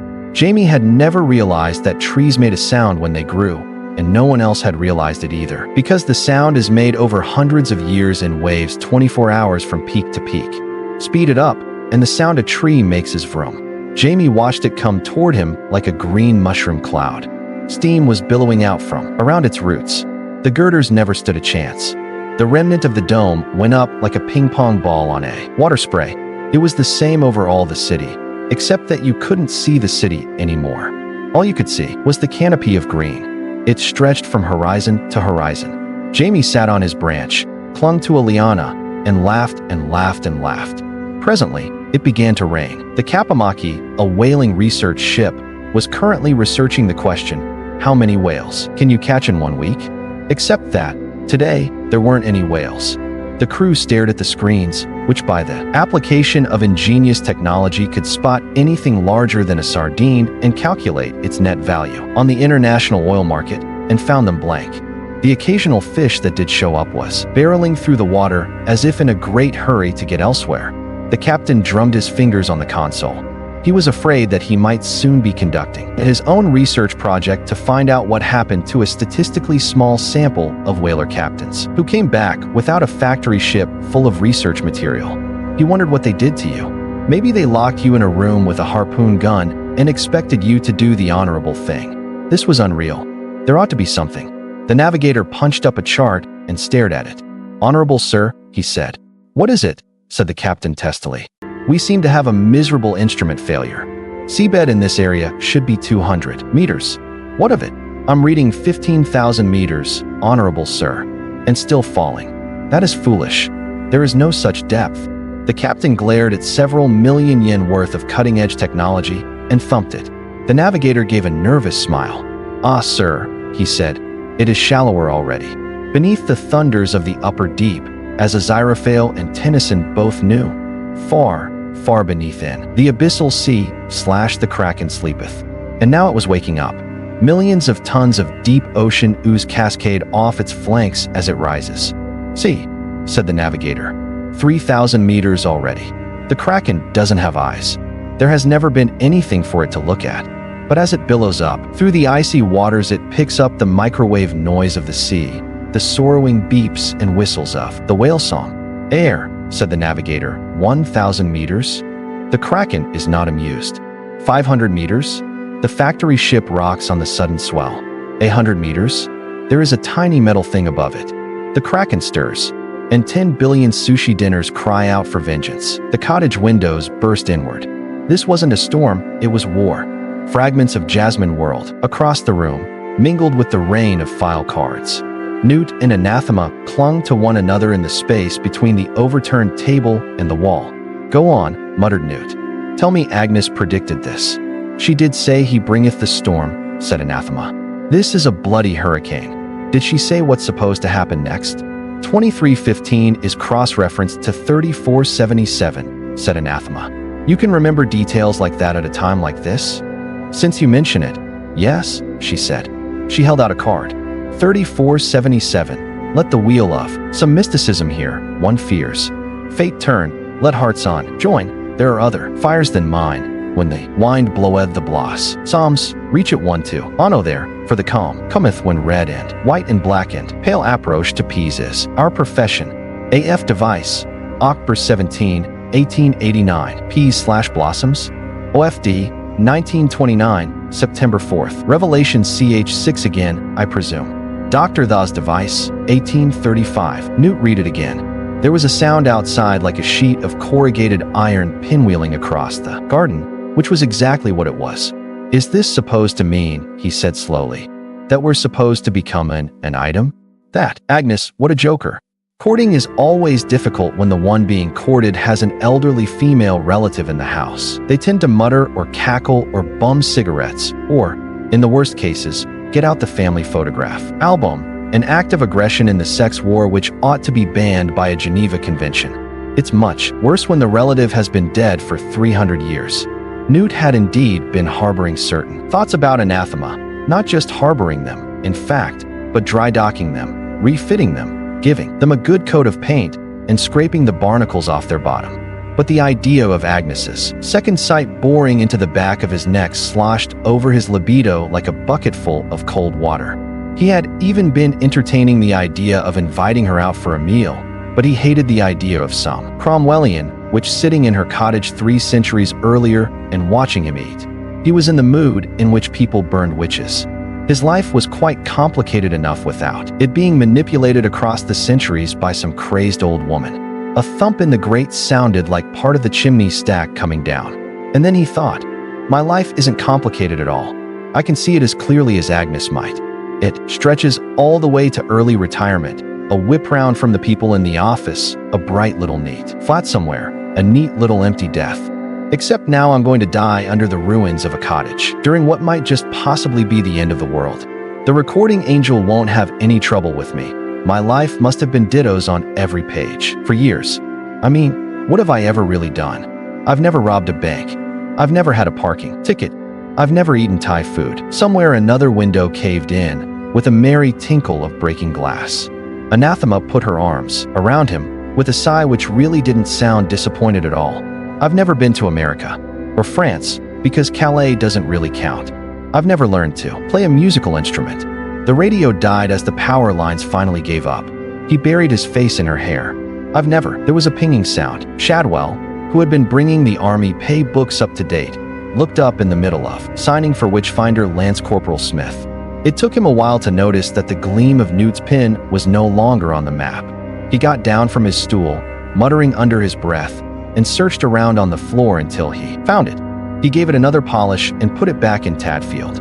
He was just signing for Witchfinder Private Table, who got an extra tuppence a year hay allowance, when there was another ping. He retrieved the pin, glared at it suspiciously, and pushed it so hard into the map that the plaster behind it gave way. Then he went back to the ledgers. There was a ping. This time the pin was several feet from the wall. Shadwell picked it up, examined its point, pushed it into the map, and watched it. After about 5 seconds it shot past his ear. He scrabbled for it on the floor, replaced it on the map, and held it there. It moved under his hand. He leaned his weight on it. A tiny thread of smoke curled out of the map. Shadwell gave a whimper and sucked his fingers as the red-hot pin ricocheted off the opposite wall and smashed a window. It didn't want to be in Tadfield. 10 seconds later, Shadwell was rummaging through the WA's cash box, which yielded a handful of copper, a 10-shilling note, and a small counterfeit coin from the reign of James I, regardless of personal safety. He rummaged in his own pockets.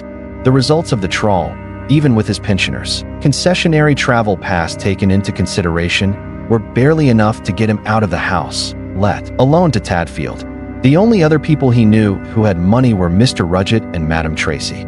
As far as the Rudgetts were concerned, the question of 7 weeks' rent would probably crop up in any financial discussion he instigated at this point. And as for Madame Tracy, who'd only be too willing to lend him a handful of used tenors, "I'll be swagged if I'll tack the wages o' sin Frey the painted Jezebel," he said, which left no one else, save one, the Southern Pansy. They'd each been here, just once, spending as little time as possible in the room and, in Aziraphale's case, trying not to touch any flat surface. The other one, the flash Southern bastard in the sunglasses, was Shadwell suspected not someone he ought to offend. In Shadwell's simple world, anyone in sunglasses who wasn't actually on a beach was probably a criminal. He suspected that Crowley was from the mafia or the underworld, although he would have been surprised how right he nearly was. But the soft one in the camel hair coat was a different matter, and he'd risked trailing him back to his base once, and he could remember the way. He thought Aziraphale was a Russian spy. He could ask him for money, threaten him a bit. It was terribly risky. Shadwell pulled himself together. Even now, young Newt might be suffering unimaginable tortures at the hands of the daughter's own knight, and he, Shadwell, had sent him. "We can't leave our people in there," he said, and put on his thin overcoat and shapeless hat and went out into the street. The weather seemed to be blowing up a bit. Aziraphale was dithering. He'd been dithering for some 12 hours. His nerves, he would have said, were all over the place. He walked around the shop, picking up bits of paper and dropping them. Again, fiddling with pens. He ought to tell Crowley. No, he didn't. He wanted to tell Crowley. He ought to tell heaven. He was an angel, after all. You had to do the right thing. It was built in. You see a while, you thwart. Crowley had put his finger on it. Right enough. He ought to have told Heaven right from the start. But he'd known him for thousands of years. They got along. They nearly understood one another. He sometimes suspected they had far more in common with one another than with their respective superiors. They both liked the world, for one thing, rather than viewing it simply as the board on which the cosmic game of chess was being played. Well, of course, that was it. That was the answer, staring him in the face. It'd be true to the spirit of his pact with Crowley if he tipped Heaven the wink, and then they could quietly do something about the child. Although nothing too bad, of course, because we were all God's creatures when you got down to it. Even people like Crowley and the Antichrist, and the world would be saved, and there wouldn't have to be all that Armageddon business, which would do nobody any good anyway, because everyone knew Heaven would win in the end, and Crowley would be bound to understand. Yes, and then everything would be all right. There was a knock at the shop door, despite the closed sign. He ignored it. Getting in touch with Heaven for two-way communications was far more difficult for Aziraphale than it is for humans, who don't expect an answer and in nearly all cases would be rather surprised to get one. He pushed aside the paper-laden desk and rolled up the threadbare bookshop carpet. There was a small circle chalked on the floorboards underneath, surrounded by suitable passages from the Kabbalah. The angel lit 7 candles, which he placed ritually at certain points around the circle. Then he lit some incense, which was not necessary but did make the place smell nice. And then he stood in the circle and said the words. Nothing happened. He said the words again. Eventually, a bright blue shaft of light shot down from the ceiling and filled the circle. A well-educated voice said, "Well, it's me, Aziraphale." "We know," said the voice. "I've got great news. I've located the Antichrist. I can give you his address and everything." There was a pause. The blue light flickered. "Well," it said again. "But, you see, you can Keyman stop it all happening. In the nick of time. You've only got a few hours. You can stop it all, and there needn't be the war, and everyone will be saved." He beamed madly into the light. "Yes," said the voice. "Yes, he's in a place called Lower Tadfield, and the address dash." "Well done," said the voice in flat, dead tones. "There doesn't have to be any of that business with 1/3 of the seas turning to blood or anything," said Aziraphale happily. When it came, the voice sounded slightly annoyed. "Why not?" it said. Aziraphale felt an icy pit opening under his enthusiasm and tried to pretend it wasn't happening. He plunged on.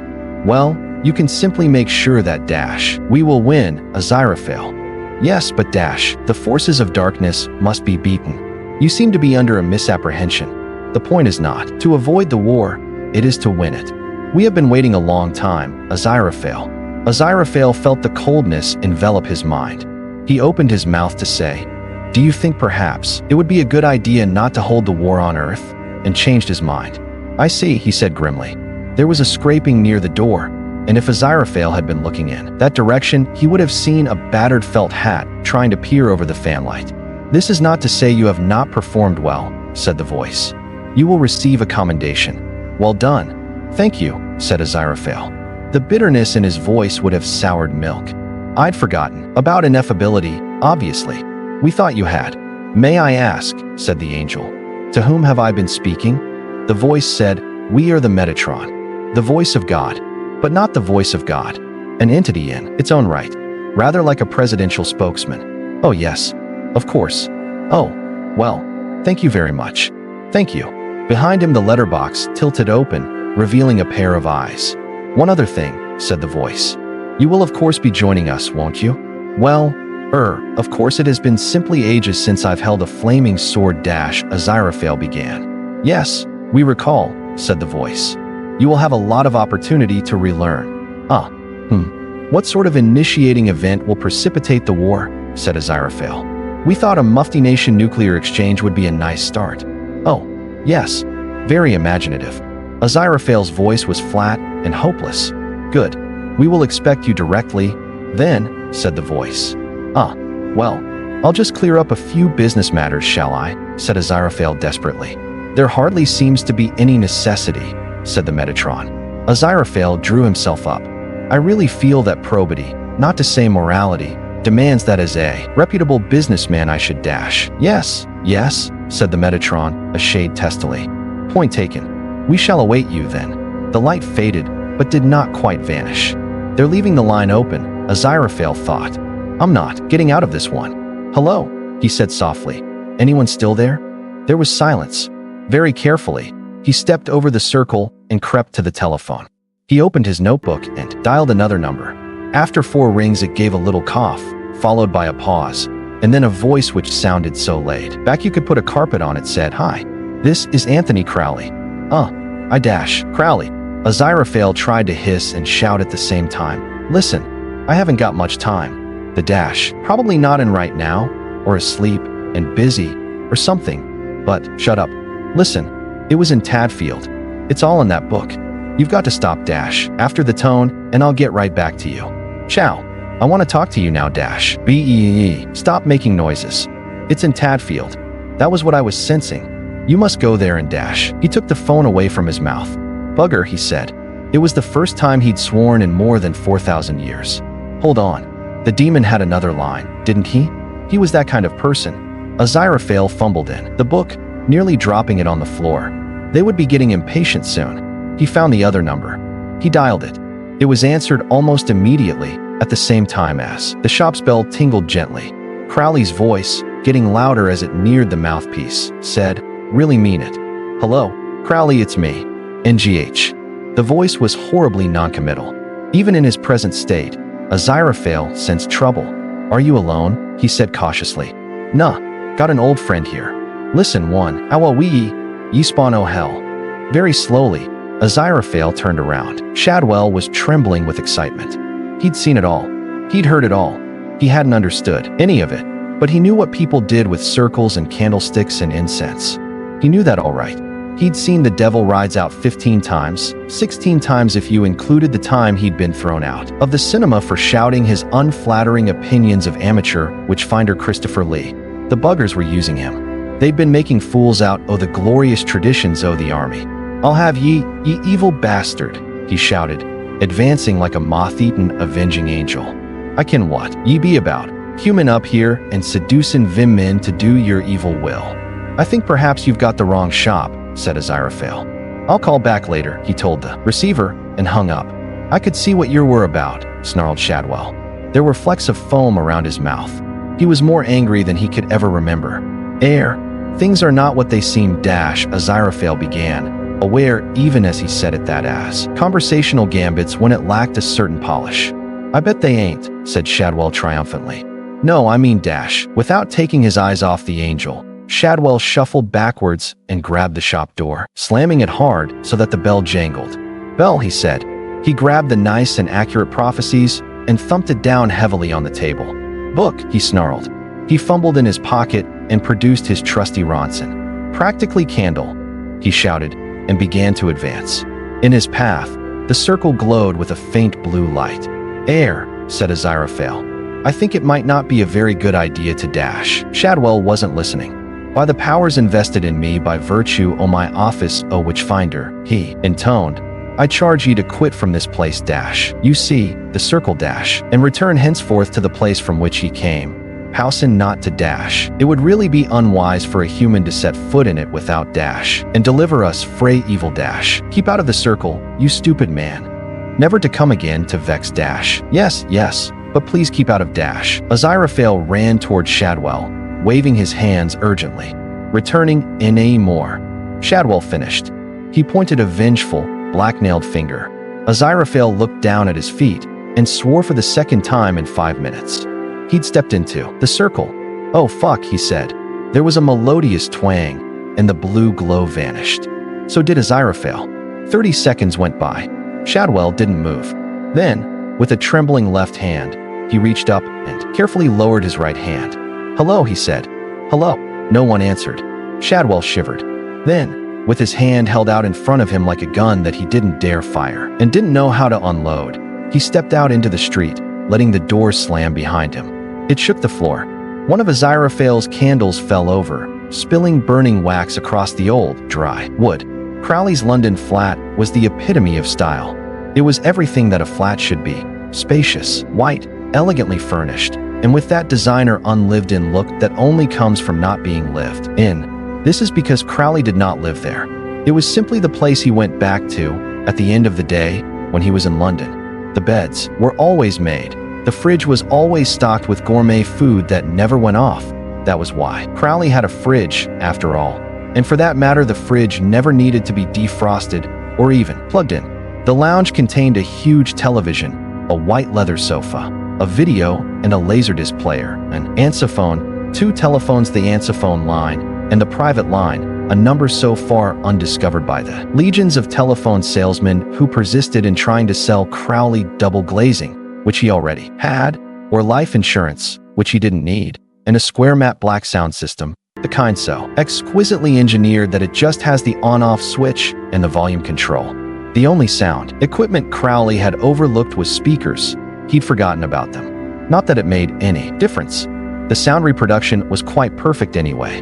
There was an unconnected fax machine with the intelligence of a computer and a computer with the intelligence of a retarded ant. Nevertheless, Crowley upgraded it every few months because a sleek computer was the sort of thing Crowley felt that the sort of human he tried to be would have. This one was like a Porsche with a screen. The manuals were still in their transparent wrapping, along with the standard computer warranty agreement, which said that if the machine 1 didn't work, 2 didn't do what the expensive advertisements said, 3 electrocuted the immediate neighborhood, 4 and in fact failed entirely to be inside the expensive box when you opened it. This was expressly, absolutely, implicitly, and in no event the fault or responsibility of the manufacturer, that the purchaser should consider himself lucky to be allowed to give his money to the manufacturer, and that any attempt to treat what had just been paid for as the purchaser's own property would result in the attentions of serious men with menacing briefcases and very thin watches. Crowley had been extremely impressed with the warranties offered by the computer industry, and had in fact sent a bundle below to the department that drew up the immortal soul agreements, with a yellow memo form attached, just saying, "Learn, guys." In fact, the only things in the flat Crowley devoted any personal attention to were the houseplants.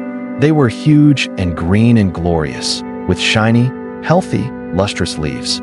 This was because, once a week, Crowley went around the flat with a green plastic plant mister, spraying the leaves and talking to the plants. He had heard about talking to plants in the early 70s on Radio 4 and thought it an excellent idea. Although talking is perhaps the wrong word for what Crowley did. What he did was put the fear of God into them. More precisely, the fear of Crowley. In addition to which, every couple of months Crowley would pick out a plant that was growing too slowly, or succumbing to leaf wilt or browning, or just didn't look quite as good as the others, and he would carry it around to all the other plants. "Say goodbye to your friend," he'd say to them. He just couldn't cut it. Then he would leave the flat with the offending plant and return an hour or so later with a large, empty flower pot, which he would leave somewhere conspicuously around the flat. The plants were the most luxurious, verdant, and beautiful in London. Also the most terrified.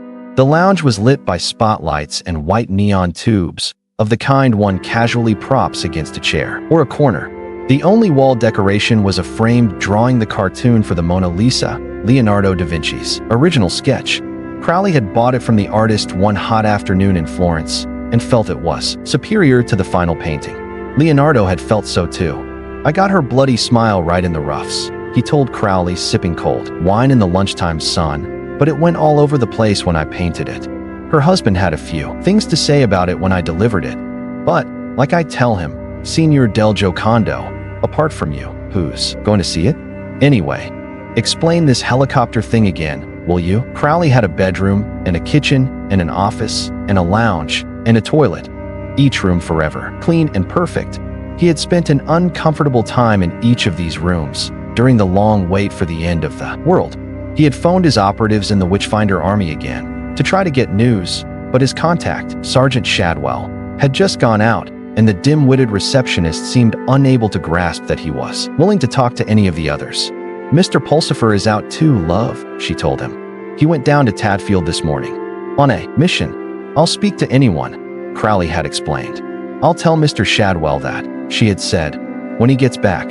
Now if you don't mind, it's one of my mornings, and I can't leave my gentleman like that for long, or he'll catch his death. And at 2 I've got Mrs. Ormerod and Mr. Scroggy and young Julia coming over for a sitting, and there's the place to clean, and all beforehand. But I'll give Mr. Shadwell your message." Crowley gave up. He tried to read a novel, but couldn't concentrate. He tried to sort his CDs into alphabetical order, but gave up when he discovered they already were in alphabetical order, as was his bookcase and his collection of soul music. He was very proud of his collection. It had taken him ages to put together. This was real soul music. James Brown wasn't in it. Eventually, he settled down on the white leather sofa and gestured on the television. "Reports are coming in," said a worried newscaster. Reports are. Well, nobody seems to know what's going on, but reports available to us would seem to indicate an increase in international tensions that would have undoubtedly been viewed as impossible this time last week when, everyone seemed to be getting on so nicely.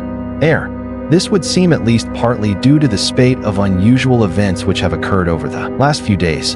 Off the coast of Japan, Crowley? Yes, admitted Crowley. "What the hell is going on, Crowley? What exactly have you been doing?" "How do you mean?" Crowley asked, although he already knew. "The boy called Warlock. We have brought him to the fields of Megiddo. The dog is not with him. The child knows nothing of the Great War. He is not our master's son." "Ah," said Crowley. "Is that all you can say, Crowley? Our troops are assembled. The 4 beasts have begun to ride, but where are they riding to? Something has gone wrong, Crowley, and it is your responsibility. And, in all probability, your fault. We trust you has a perfectly reasonable explanation for all this." "Oh yes," agreed Crowley readily. "Perfectly reasonable.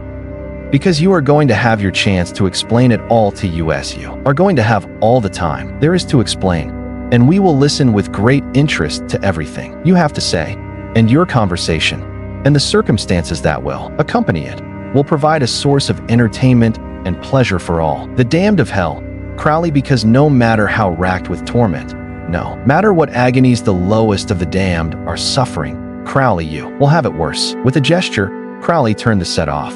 The dull gray-green screen continued enunciating. The silence formed itself into words. "Do not even think about trying to escape us. Crowley, there is no escape. Stay where you are. You will be collected." Crowley went to the window and looked out. Something black and car-shaped was moving slowly down the street toward him. It was car-shaped enough to fool the casual observer. Crowley, who was observing very carefully, noticed that not only were the wheels not going round, but they weren't even attached to the car. It was slowing down as it passed each house. Crowley assumed that the cars, passengers, neither of them would be driving. Neither of them knew how, were peering out at the house numbers. He had a little time. Crowley went into the kitchen and got a plastic bucket from under the sink. Then he went back into the lounge. The infernal authorities had ceased communicating. Crowley turned the television to the wall, just in case. He walked over to the Mona Lisa. Crowley lifted the picture down from the wall, revealing a safe. It was not a wall safe. It had been bought from a company that specialized in servicing the nuclear industry. He unlocked it, revealing an inner door with a dial tumble lock. He spun the dial. 4-0-0-4 was the code. Easy to remember. The year he had slithered onto this stupid, marvelous planet, back when it was gleaming and new. Inside the safe were a thermos flask, 2 heavy PVC gloves, of the kind that covered one's entire arms, and some tongs. Crowley paused. He eyed the flask nervously. There was a crash from downstairs. That had been the front door.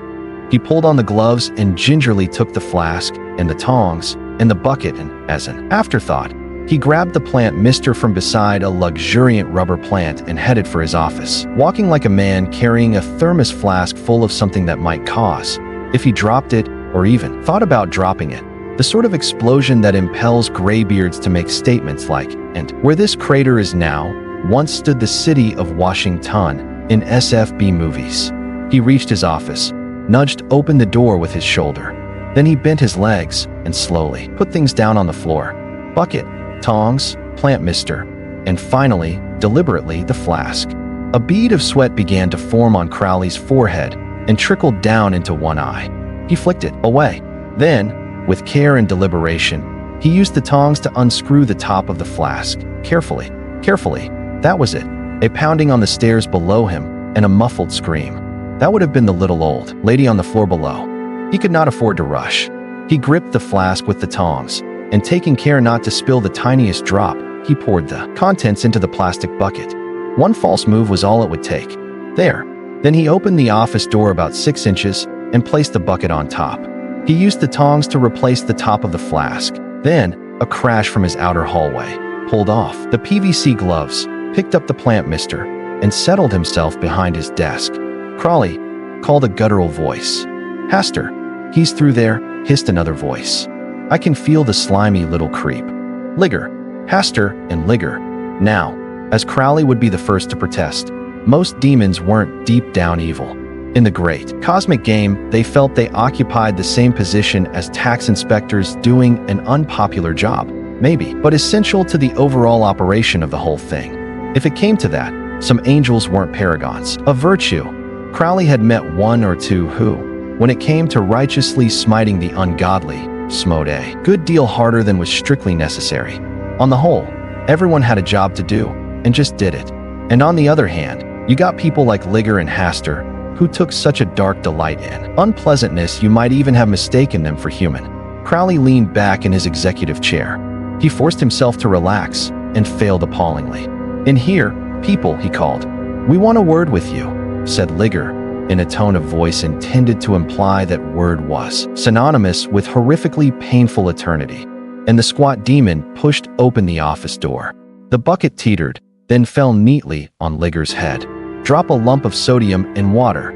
Watch it flame and burn and spin around crazily, flaring and sputtering. This was like that, just nastier. The demon peeled and flared and flickered. Oily brown smoke oozed from it, and it screamed, and it screamed, and it screamed. Then it crumpled, folded in on itself, and what was left lay glistening on the burnt and blackened circle of carpet, looking like a handful of mashed slugs.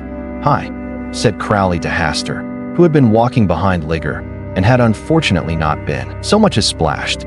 "There are some things that are unthinkable. There are some depths that not even demons would believe other demons would stoop to." "Holy water, you bastard," said Haster. "You complete bastard.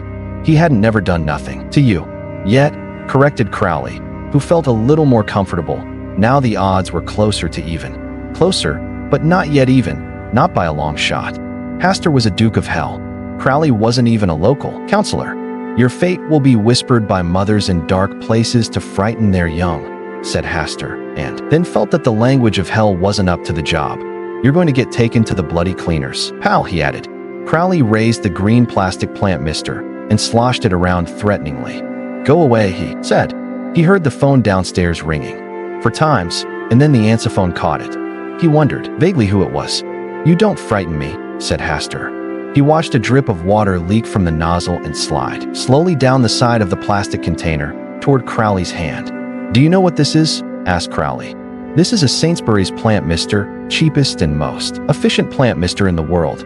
It can squirt a fine spray of water into the air. Do I need to tell you what's in it? It can turn you into that." He pointed to the mess on the carpet. "Now go away." Then the drip on the side of the plant mister reached Crowley's curled fingers and stopped. "You're bluffing," said Haster. "Maybe I am," said Crowley, in a tone of voice which he hoped made it quite clear that bluffing was the last thing on his mind. "And maybe I'm not. Do you feel lucky?"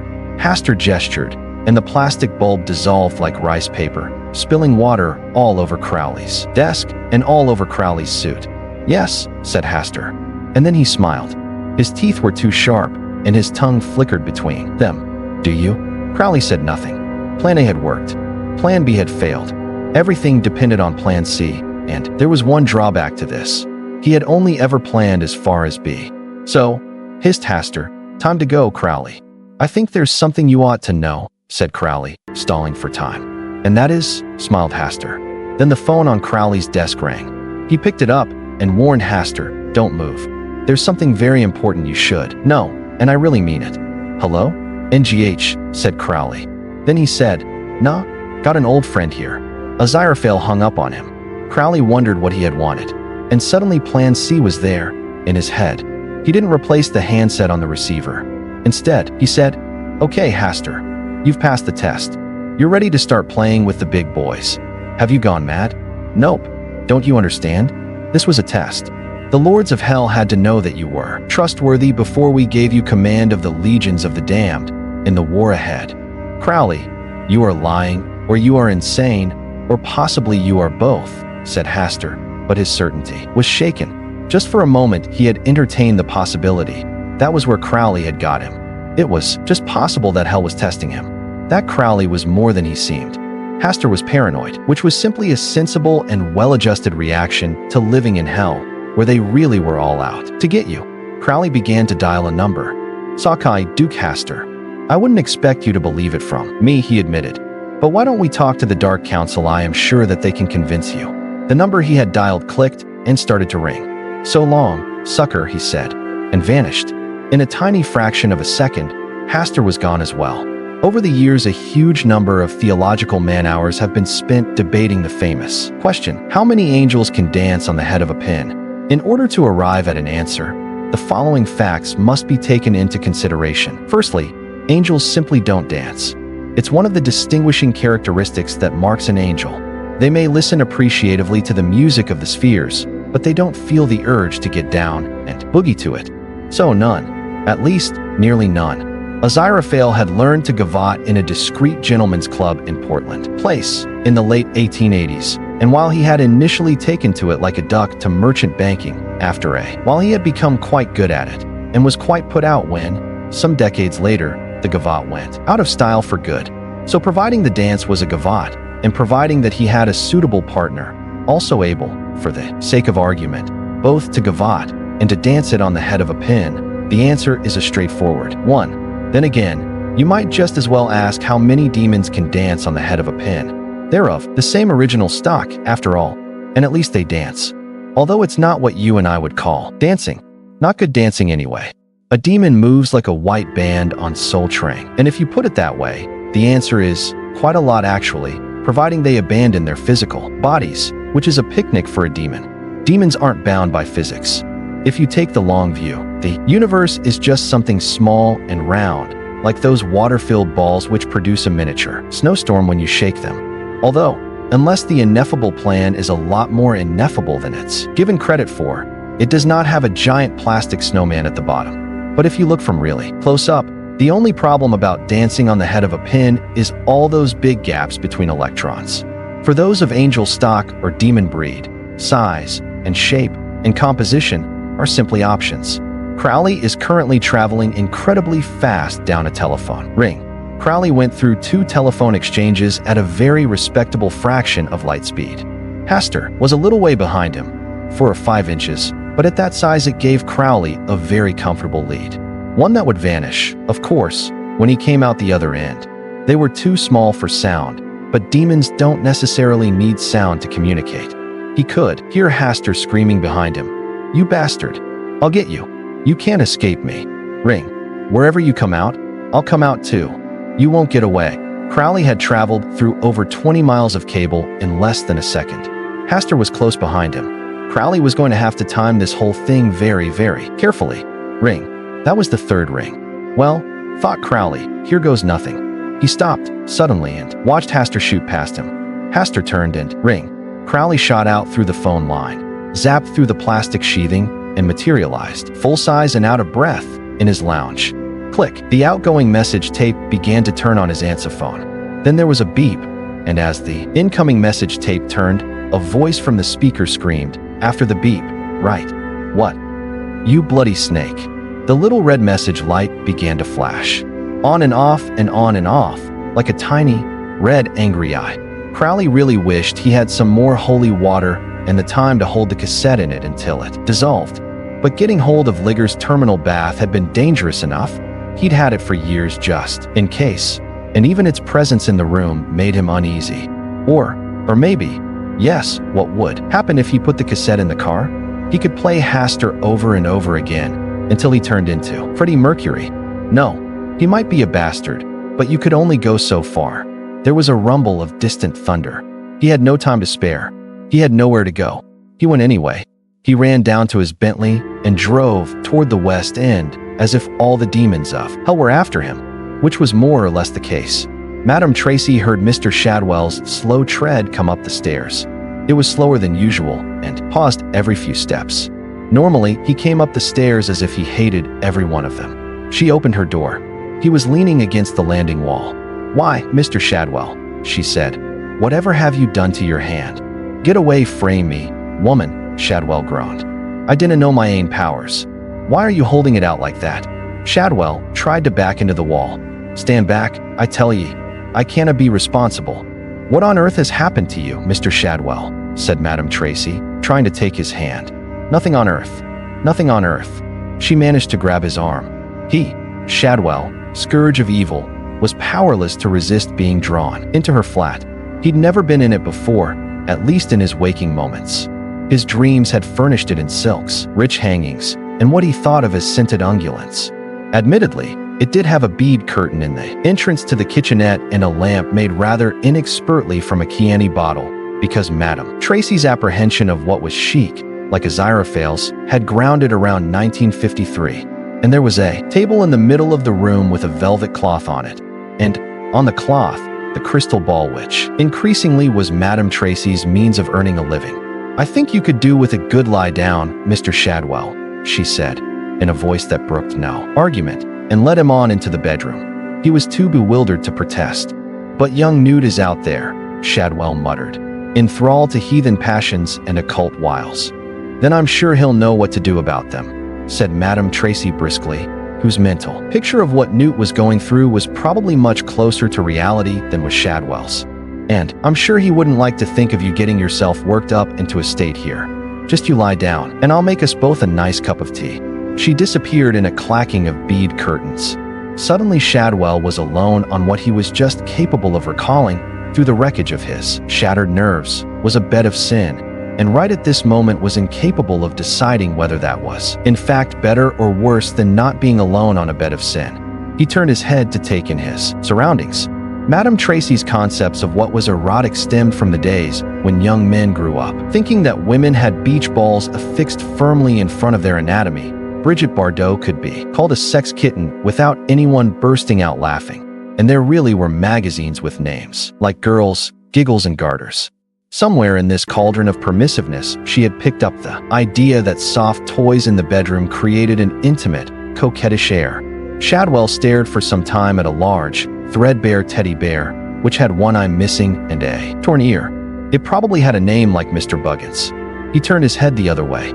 His gaze was blocked by a pajama case, shaped like an animal that may have been a dog, but, there again, might have been a skunk. It had a cheery grin. "URG," he said. But recollection kept storming back. He really had done it. No one else in the army had ever exorcised a demon, as far as he knew. Not Hopkins, not Siftings, not Diceman. Probably not even Witchfinder Company's Sergeant Major Narker, *, who held the all-time record for most witches found. The WA enjoyed a renaissance during the great days of empire expansionism. The British Army's endless skirmishes frequently brought it up against witch doctors, bone pointers, shamans, and other occult adversaries. This was the cue for the deployment of the likes of WACSM Narker, whose striding, bellowing, 6'6", 18-stone figure, clutching an armor-plated book, 8-pound bell, and specially reinforced candle, could clear the veldt of adversaries faster than a Gatling gun. Cecil Rhodes wrote of him, "Some remote tribes consider him to be a kind of god, and it is an extremely brave or foolhardy witch doctor who will stand his ground with CSM Narker bearing down on him. I would rather have this man on my side than 2 battalions of Gurkhas. Sooner or later, every army runs across its ultimate weapon, and now it existed," Shadwell reflected, on the end of his arm. Well, screw no first use. He'd have a bit of a rest, seeing as he was here, and then the powers of darkness had met their match at last. When Madame Tracy brought the tea in, he was snoring. She tactfully closed the door, and rather thankfully as well, because she had a seance due in 20 minutes, and it was no good turning down money these days.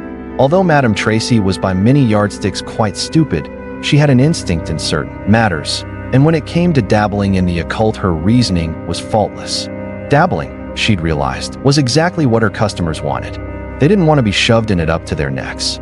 They didn't want the multiplanular mysteries of time and space. They just wanted to be reassured that Mother was getting along fine now she was dead. They wanted just enough occult to season the simple fare of their lives, and preferably in portions no longer than 45 minutes, followed by tea and biscuits. They certainly didn't want odd candles, scents, chants, or mystic runes.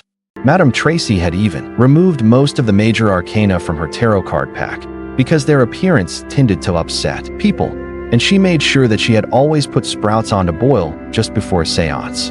Nothing is more reassuring, nothing is more true to the comfortable spirit of English occultism than the smell of Brussels sprouts cooking in the next room. It was early afternoon, and the heavy storm clouds had turned the sky the color of old lead. It would rain soon, heavily, blindingly.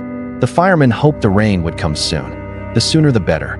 They had arrived fairly promptly, and the younger firemen were dashing around excitedly, unrolling their hosepipe and flexing their axes. The older firemen knew at a glance that the building was a dead loss, and weren't even sure that the rain would stop it spreading to neighboring buildings, when a black Bentley skidded around the corner and drove up onto the pavement at a speed somewhere in excess of 60 miles per hour and stopped with a screech of brakes half an inch away from the wall of the bookshop. An extremely agitated young man in dark glasses got out and ran toward the door of the blazing bookshop.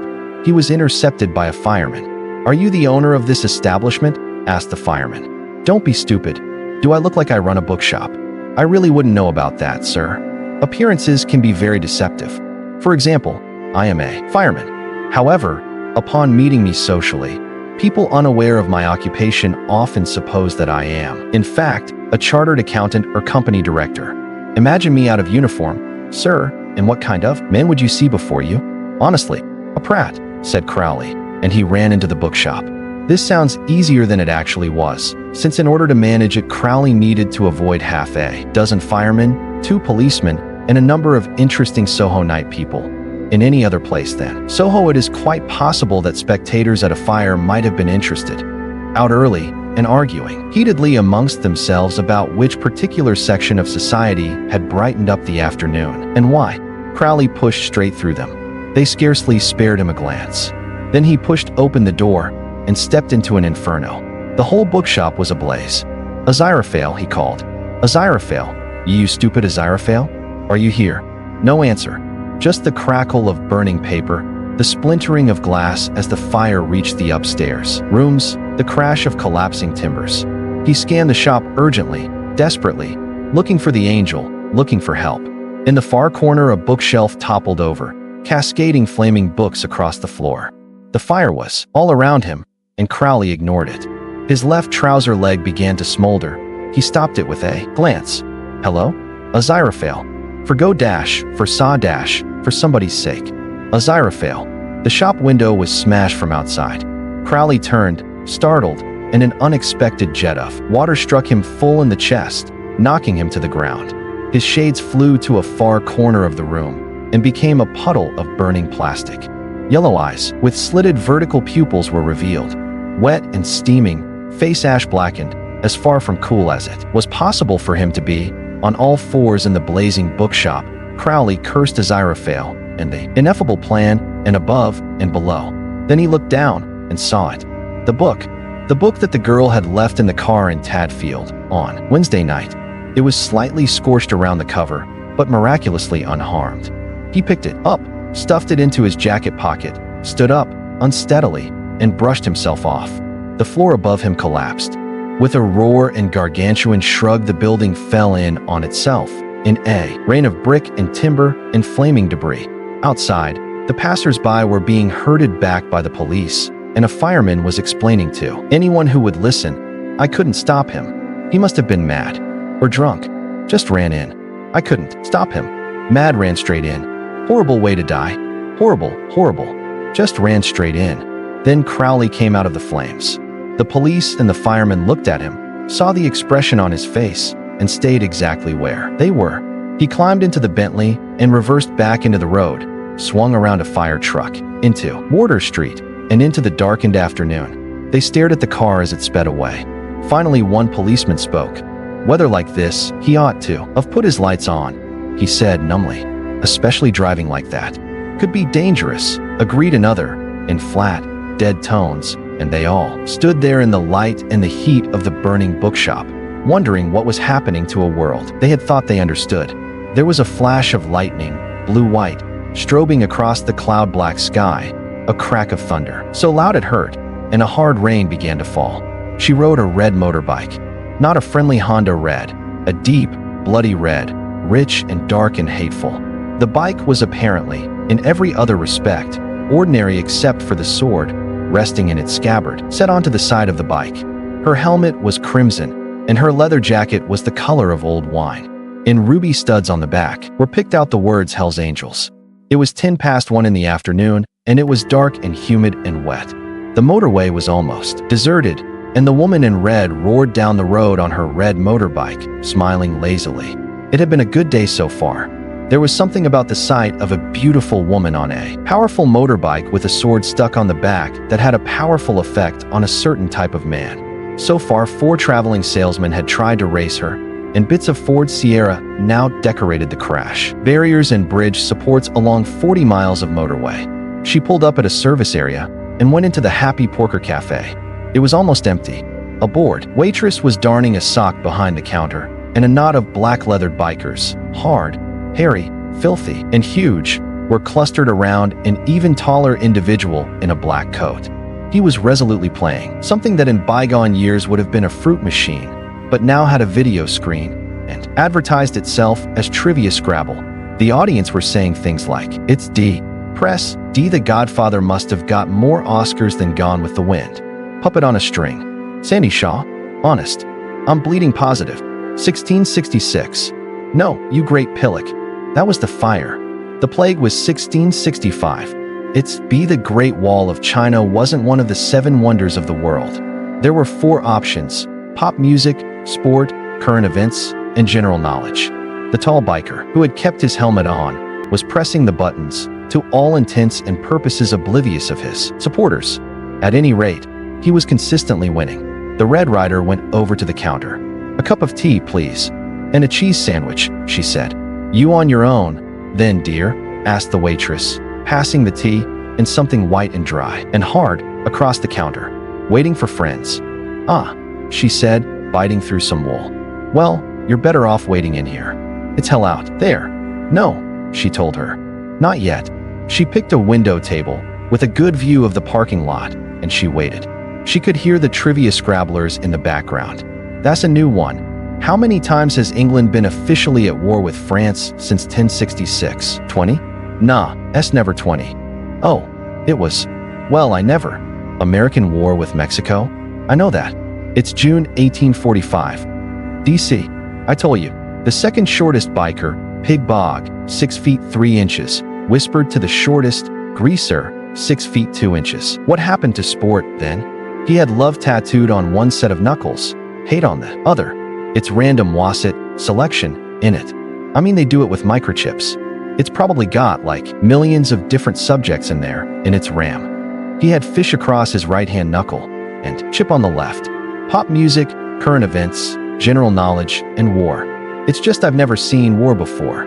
That's why I mentioned it." Pig Bog cracked his knuckles, loudly, and pulled the ring tab on a can of beer. He swigged back half a can, belched carelessly, then sighed. "I just wish they'd do more bleeding Bible questions." "Why?" Greaser had never thought of Pig Bog as being a Bible trivia freak.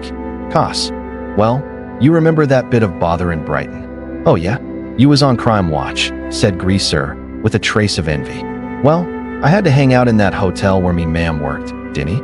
3 months. And nothing to read. Only this bugger Gideon had left his Bible behind. It kind of sticks in your mind." Another motorbike, jet black and gleaming, drew up in the car park outside. The door to the cafe opened. A blast of cold wind blew through the room. A man dressed all in black leather, with a short black beard, walked over to the table, sat next to the woman in red and the bikers around the video Scrabble machine suddenly noticed how hungry they all were and deputed Scuzz to go and get them something to eat.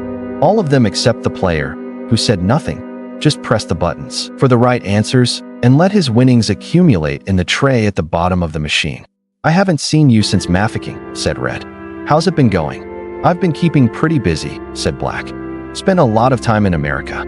Brief world tours. Just killing time, really." "What do you mean? You've got no steak and kidney pies." asked Scuzz, affronted. I thought we had some. But we don't, said the woman. Feels funny. All of us finally getting together like this, said Red. Funny. Well, you know, when you've spent all these thousands of years waiting for the big day, and it finally comes. Like waiting for Christmas. Or birthdays. We don't have birthdays. I didn't say we do. I just said that was what it was like. Actually, admitted the woman, it doesn't look like we've got anything left at all. Except that slice of pizza. Has it got anchovies on it? Asked Scuzz gloomily. None of the chapter liked anchovies.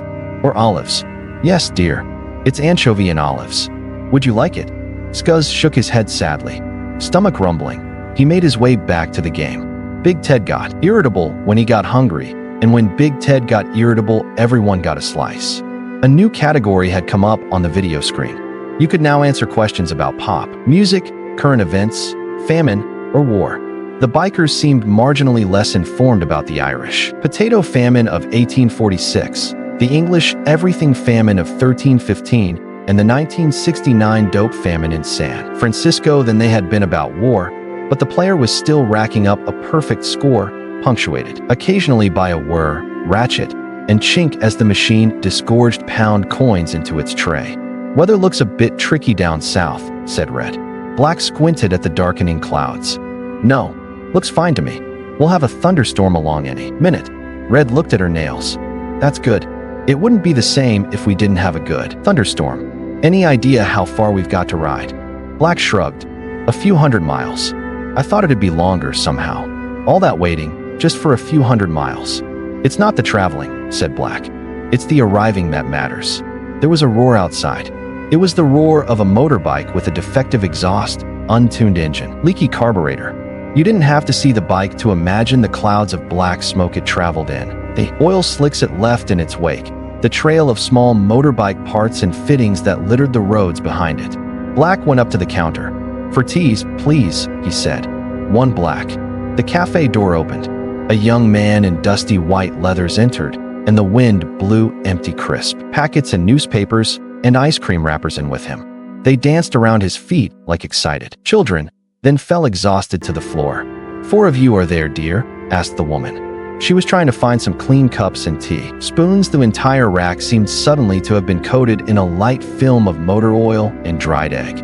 There will be, said the man in black, and he took the teas and went back to the table, where his 2 comrades waited. Any sign of him? Said the boy in white. They shook their heads.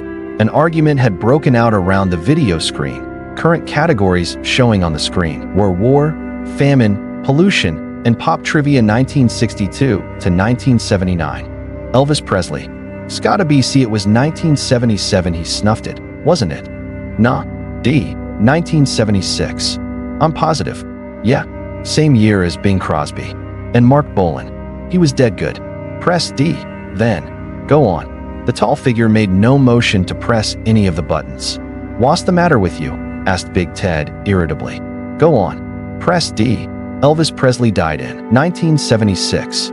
I don't care what it says, said the tall biker in the helmet. I never laid a finger on him. The 3 people at the table turned as one. Red spoke. When did you get here? She asked.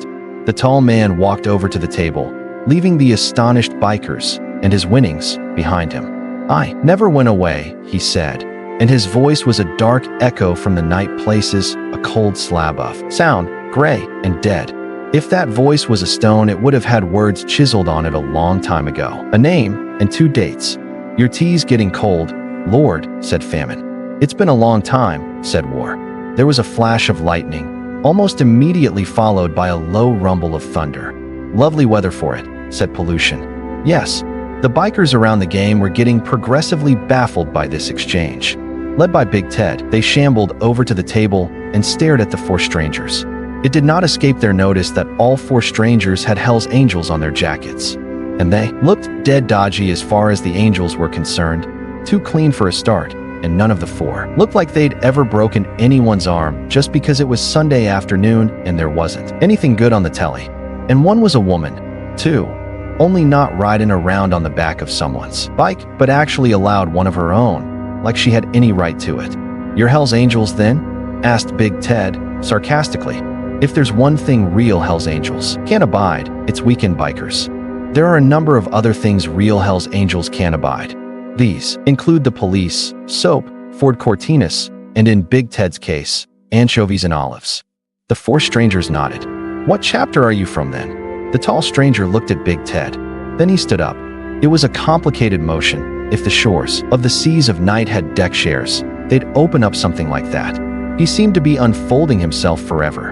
He wore a dark helmet, completely hiding his features. And it was made of that weird plastic. Big Ted noted. Like, you looked in it, and all you could see was your own face. Revelations, he said. Chapter 6, verses 2 to 8, added the boy in white, helpfully. Big Ted glared at the four of them. His lower jaw began to protrude, and a little blue vein in his temple started to throb. What's it mean then? He demanded. There was a tug at his sleeve. It was Pig Bog. He had gone a peculiar shade of gray under the dirt. It means we're in trouble, said Pig Bog. And then the tall stranger reached up a pale motorbike gauntlet and raised the visor of his helmet. And Big Ted found himself wishing, for the first time in his existence, that he'd lived a better life. Jesus Christ, he moaned. I think he may be along in a minute, said Pig Bog urgently. He's probably looking for somewhere to park his bike. Let's go and join a youth club or something. But Big Ted's invincible ignorance was his shield and armor. He didn't move. COR, he said. Hell's Angels. War flipped him a lazy salute. That's us, Big Ted, she said. The real McCoy. Famine nodded. The old firm, he said. Pollution removed his helmet and shook out his long white hair. He had taken over when Pestilence, muttering about penicillin, had retired in 1936. If only the old boy had known what opportunities the future had held. Others promise, he said, we deliver. Big Ted looked at the fourth horseman. I seen you before, he said. You was on the cover of that Blue Oyster Cult album. And I got a ring with your head on it. I get everywhere. Core. Big Ted's big face screwed up with the effort of thought.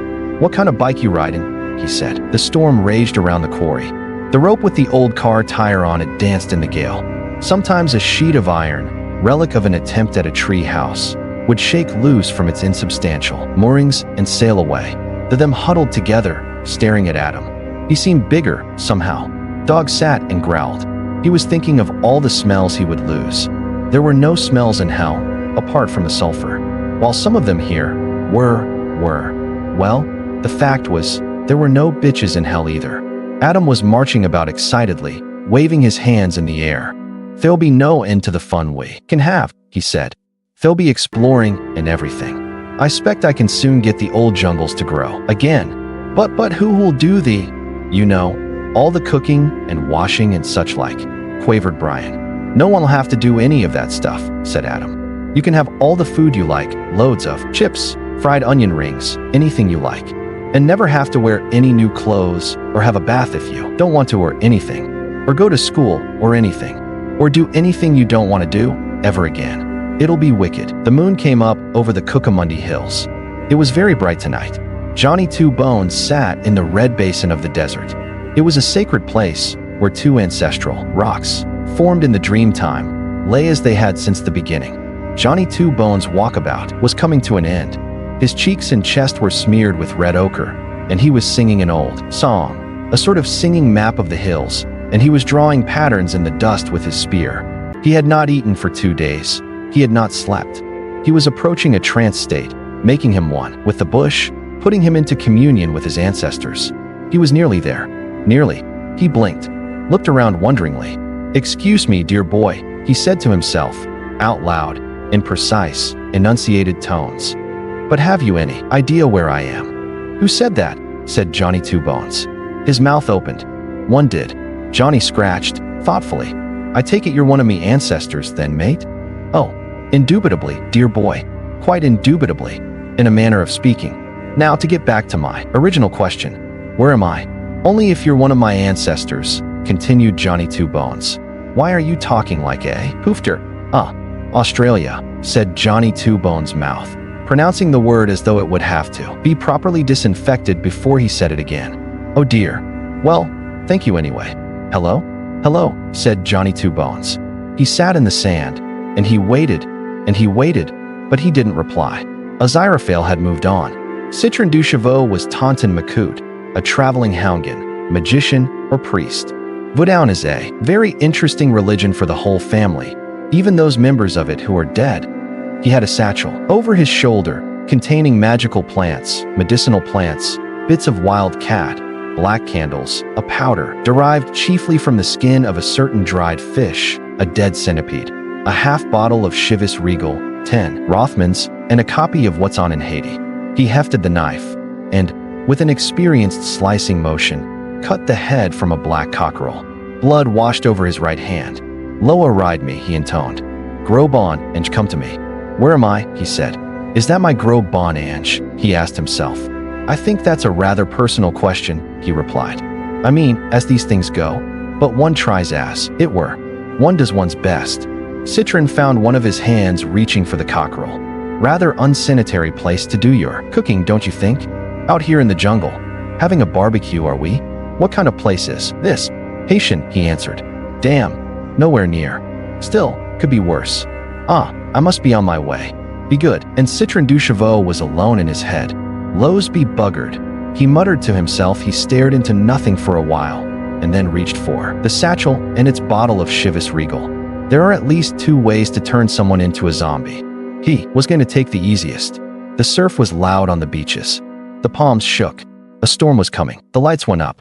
The power cable, Nebraska, evangelical choir launched into "Jesus is the telephone repairman on the switchboard of my life," and almost drowned out the sound of the rising wind. Marvin O. Bagman adjusted his tie, checked his grin in the mirror, patted the bottom of his personal assistant, Miss Cindy Keller-Hals, Penthouse Pet of the Month 3 years ago last July, but she had put that all behind her when she got career, and he walked out onto the studio floor. Jesus won't cut you off before you're through. With him, you won't never get a cross line, and when your bill comes, it'll all be properly itemized. He's the telephone repairman on the switchboard of my life, the choir sang. Marvin was fond of that song. He had written it himself. Other songs he had written included "Happy Mr. Jesus," "Jesus, Can I Come and Stay at Your Place?" "That OI Fiery Cross," "Jesus is the sticker on the bumper of my soul," and "When I'm Swept Up by the Rapture, Grab the Wheel of My Pickup." They were available on Jesus Is My Buddy, LP, cassette, and CD, and were advertised every 4 minutes on Bagman's Evangelical Network. $12.95 per LP or cassette, $24.95 per CD. Although you got a free copy of the LP with every $500 you donated to Marvin Bagman's mission. Despite the fact that the lyrics didn't rhyme or, as a rule, make any sense, and that Marvin, who was not particularly musical, had stolen all the tunes from old country songs, Jesus Is My Buddy had sold over 4 million copies. Marvin had started off as a country singer, singing old Conway Twitty and Johnny Cash songs. He had done regular live concerts from San Quentin jail until the civil rights people got him under the cruel and unusual punishment clause. It was then that Marvin got religion, not the quiet, personal kind that involves doing good deeds and living a better life. Not even the kind that involves putting on a suit and ringing people's doorbells, but the kind that involves having your own TV network and getting people to send you money. He had found the perfect TV mix on Marvin's Hour of Power, the show that put the fun back into Fundamentalist. 4 3-minute songs from the LP, 20 minutes of Hellfire, and 5 minutes of Healing People. The remaining 23 minutes were spent alternately cajoling, pleading, threatening, begging, and occasionally simply asking for money. In the early days, he had actually brought people into the studio to heal, but had found that too complicated. So these days he simply proclaimed visions vouchsafed to him of viewers all across America getting magically cured as they watched. This was much simpler. He no longer needed to hire actors, and there was no way anyone could check on his success rate. It might have surprised Marvin to know there actually was a success rate. Some people would get better from anything.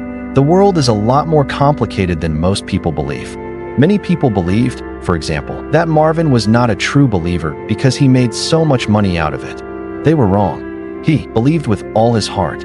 He believed utterly, and spent a lot of the money that flooded in on what he really thought was the Lord's work. The phone line to the Savior's always free of interference. He's in at any hour, day or night. And when you call JSUS, you always call toll-free. He's the telephone repairman on the switchboard of my life. The first song concluded, and Marvin walked in front of the cameras and raised his arms modestly for silence. In the control booth, the engineer turned down the applause track.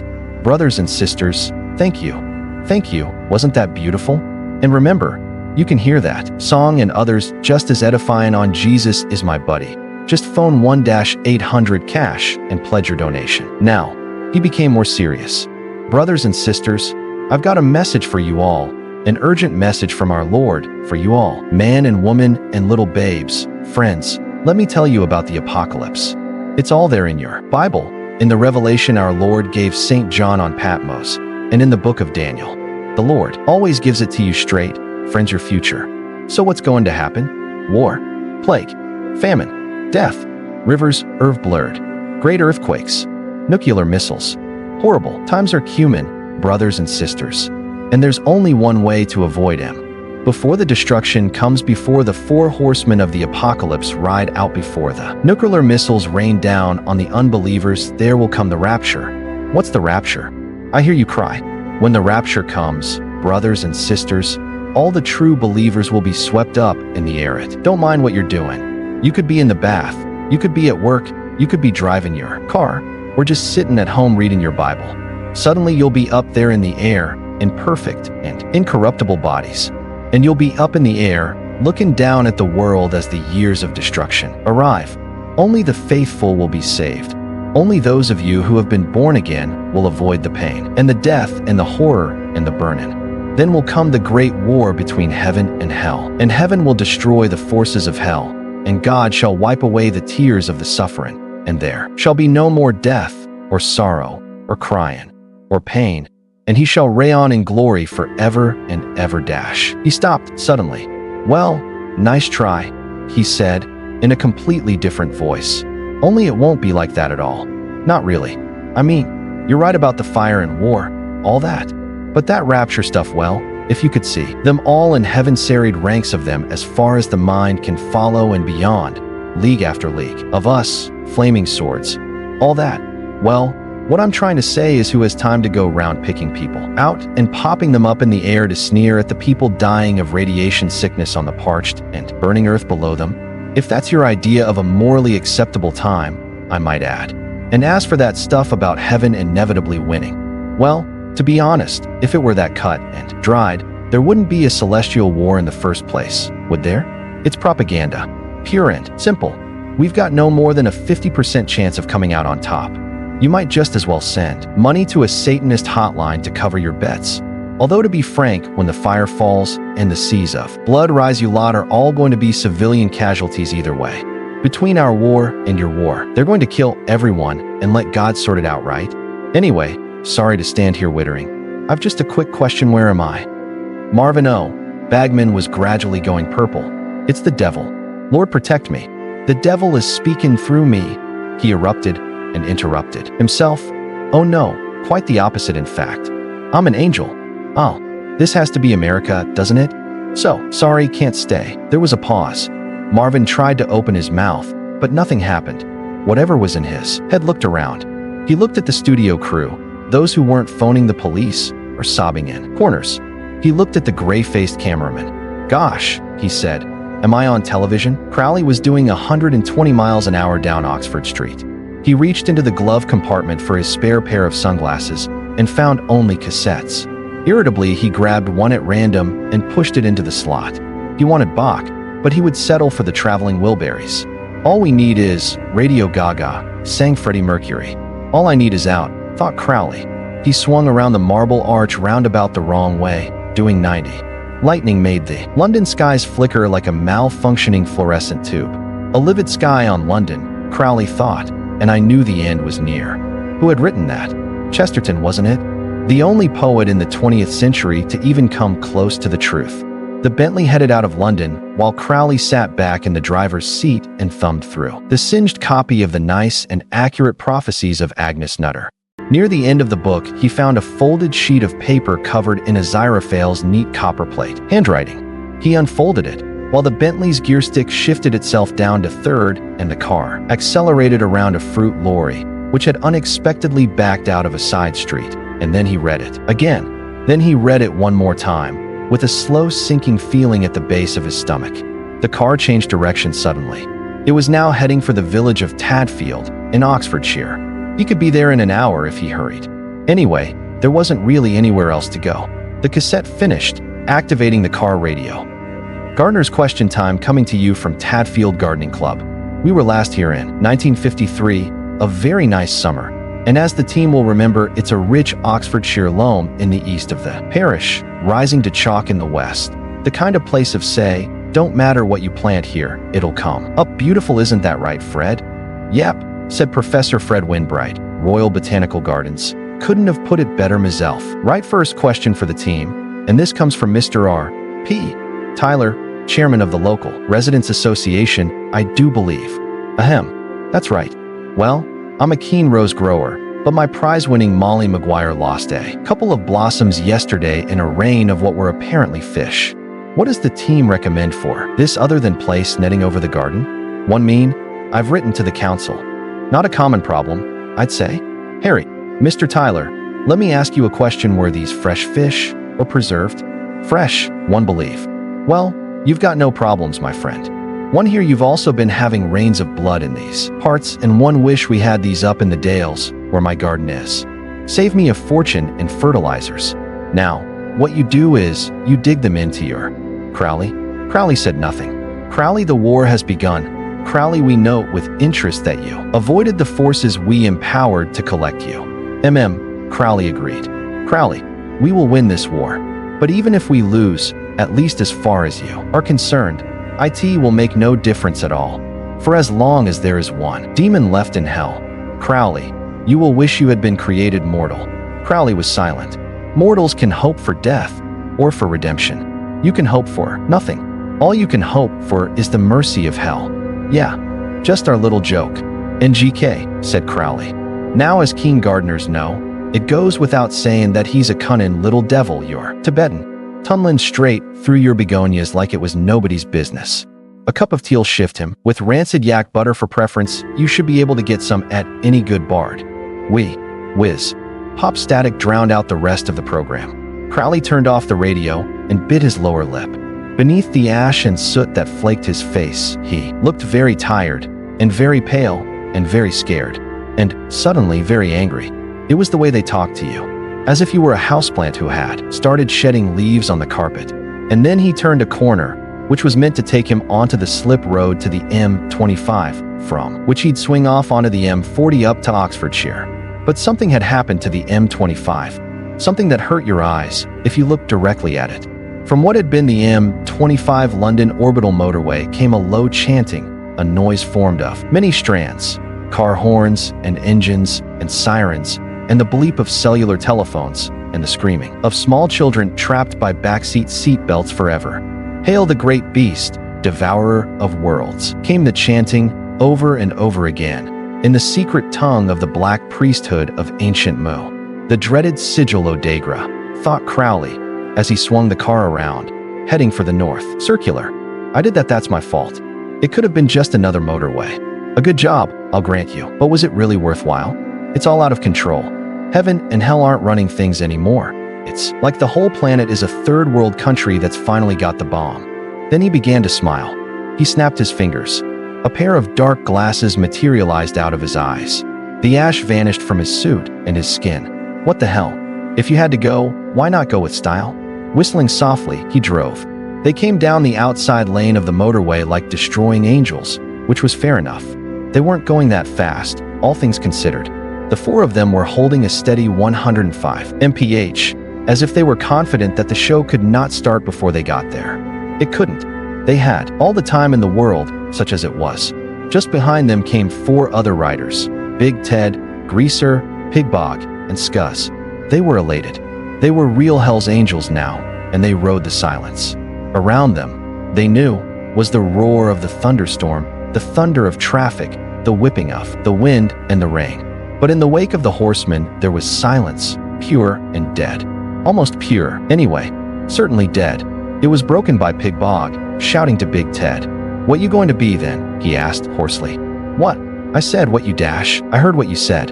It's not what you said. Everyone heard what you said. What did you mean? Does what I want to know? Pigbog wished he'd paid more attention to the Book of Revelation. If he'd known he was going to be in it, he'd have read it more carefully. What I mean is, they're the four horsemen of the apocalypse, right? Bikers, said Greaser. Right. 4 bikers of the apocalypse. War, famine, death, and the other one. Pollution. Yeah? So they said it was all right if we came with them, right? So we're the other 4-horse bikers of the apocalypse. So which ones are we? There was a pause. The lights of passing cars shot past them in the opposite lane, lightning after imaged the clouds, and the silence was close to absolute. Can I be War as well? Asked Big Ted. Course you can't be War. How can you be War? She's War. You've got to be something else. Big Ted screwed up his face with the effort of thought. GBH, he said eventually. I'm Grievous, bodily harm. That's me. There. What were you going to be? Can I be Rubbish? Asked Scuzz. Or embarrassing personal problems? Can't be Rubbish, said Grievous, bodily harm. He's got that one sewn up, pollution. You can be the other, though. They rode on in the silence, in the dark, the rear red lights of the 4 a few hundred yards in front of them. Grievous, bodily harm, embarrassing personal problems, Pigbog and Greaser. I want to be cruelty to animals, said Greaser. Pigbog wondered if he was for or against it. Not that it really mattered. And then it was Pigbog's turn. I think I'll be the Mancerphones. They're pretty bad, he said. You can't be Ansophones. What kind of a biker of the Repocalypse is Ansophones? That's stupid, that is. It's not, said Pigbog, nettled. It's like war and famine and that. It's a problem of life, isn't it? Answerphones. I hate bloody Answerphones. I hate Ansophones, too, said Cruelty to Animals. You can shut up, said GBH. Can I change mine? Asked Embarrassing Personal Problems, who had been thinking intently since he last spoke. I want to be things not working properly even after you've thumped them. All right, you can change. But you can't be Ansophones, Pigbog. Pick something else. Pigbog pondered. He wished he'd never broached the subject. It was like the careers interviews he had had as a schoolboy. He deliberated. Really cool people, he said at last. I hate them. Really cool people. Said things not working properly even after you've given them a good thumping. Yeah, you know. The kind you see on telly, with stupid haircuts. Only on them it don't look stupid, 'cause it's them. They wear baggy suits, and you're not allowed to say they're a bunch of wankers. I mean, speaking for me, what I always want to do when I see one of them is push their faces very slowly through a barbed wire fence. And what I think is this. He took a deep breath. He was sure this was the longest speech he had ever made in his life. Except for one about 10 years earlier, throwing himself on the mercy of the court. What I think is this. If they get up my nose like that, they pro-LLY get up. Everyone else's. Yeah, said Cruelty to Animals. And they all wear sunglasses even when they don't need 'em. Eatin' runny cheese, and that stupid bloody no-alcohol lager, said things not working properly, even after you've given them a good thumping. I hate that stuff. What's the point of drinking the stuff if it don't leave you puking? Here, I just thought. Can I change again, so I'm no alcohol lager? No, you bloody can't, said Grievous, bodily harm. You've changed once already. Anyway, said Pigbog. That's why I want to be really cool people. All right, said his leader. Don't see why I can't be no bloody alcohol lager if I want. Shut your face. Death and famine and war and pollution continued biking toward Tadfield. And Grievous, bodily harm, cruelty to animals, things not working properly even after you've given them a good thumping, but secretly no alcohol lager, and really cool people traveled with them. It was a wet and blustery Saturday afternoon, and Madame Tracy was feeling very occult. She had her flowing dress on, and a saucepan full of sprouts on the stove. The room was lit by candlelight, each candle carefully placed in a wax-encrusted wine bottle at the 4 corners of her sitting room. There were 3 other people at her sitting. Mrs. Ormerod from Belsize Park, in a dark green hat that might have been a flower pot in a previous life. Mr. Scroggy, thin and pallid, with bulging colorless eyes. And Julia Petley from Hair Today, formerly a cut above the rest, formerly main attraction, formerly Kerr, Up and Die, formerly a snip at the price, formerly Mr. Bryan's Art de Coiffure, formerly Robinson the Barbers, formerly Phonocar Taxis, the hairdressers on the high street, fresh out of school and convinced that she herself had unplumbed occult depths. In order to enhance the occult aspects of herself, Julia had begun to wear far too much hand-beaten silver jewelry and green eyeshadow. She felt she looked haunted and gaunt and romantic, and she would have if she had lost another 30 pounds. She was convinced that she was anorexic, because every time she looked in the mirror she did indeed see a fat person. "Can you link hands?" asked Madame Tracy. "And we must have complete silence. The spirit world is very sensitive to vibration. Ask if my Ron is there," said Mrs. Ormerod. She had a jaw like a brick. "I will, love, but you've got to be quiet while I make contact." There was silence, broken only by Mr. Scroggy's stomach rumbling. "Pardon, ladies," he mumbled. Madame Tracy had found, through years of drawing aside the veil and exploring the mysteries, that 2 minutes was the right length of time to sit in silence, waiting for the spirit world to make contact. More than that, and they got restive. Less than that, and they felt they weren't getting their money's worth. She did her shopping list in her head. Eggs, lettuce, ounce of cooking cheese, for tomatoes, butter, roll of toilet paper. Mustn't forget that. We're nearly out. And a really nice piece of liver for Mr. Shadwell. Poor old soul. It's a shame. Time. Madame Tracy threw back her head, let it loll on one shoulder, then slowly lifted it again. Her eyes were almost shut. "She's going under now, dear," she heard Mrs. Ormerod whisper to Julia Petley. "Nothing to be alarmed about. She's just making herself a bridge to the other side. Her spirit guide will be along soon." Madame Tracy found herself rather irritated at being upstaged, and she let out a low moan. "Oh." Then, in a high-pitched, quavery voice, "Are you there, my spirit guide?" She waited a little to build up the suspense. "Washing up liquid, 2 cans of baked beans. Oh, and potatoes." "How?" she said, in a dark brown voice. "Is that you, Geronimo?" she asked herself. "Is me how?" she replied. "We have a new member of the circle with us this afternoon," she said. "How, Miss Petley?" she said as Geronimo. She had always understood that Red Indian spirit guides were an essential prop, and she rather liked the name. She had explained this to Newt. She didn't know anything about Geronimo, he realized, and he didn't have the heart to tell her. "Oh," squeaked Julia, "charmed to make your acquaintance." "Is my Ron there, Geronimo?" asked Mrs. Ormerod. "How, Squaw Barrel," said Madame Tracy. "Oh, there are so many of the poor lost souls lined up against door to my teepee. Perhaps your Ron is amongst them." "How?" Madame Tracy had learned her lesson years earlier, and now never brought Ron through until near the end. If she didn't, Beryl Ormerod would occupy the rest of the seance telling the late Ron Ormerod everything that had happened to her since their last little chat. "Now, Ron, you remember, our Eric's littlest, Sibylla. Well, you wouldn't recognize her now.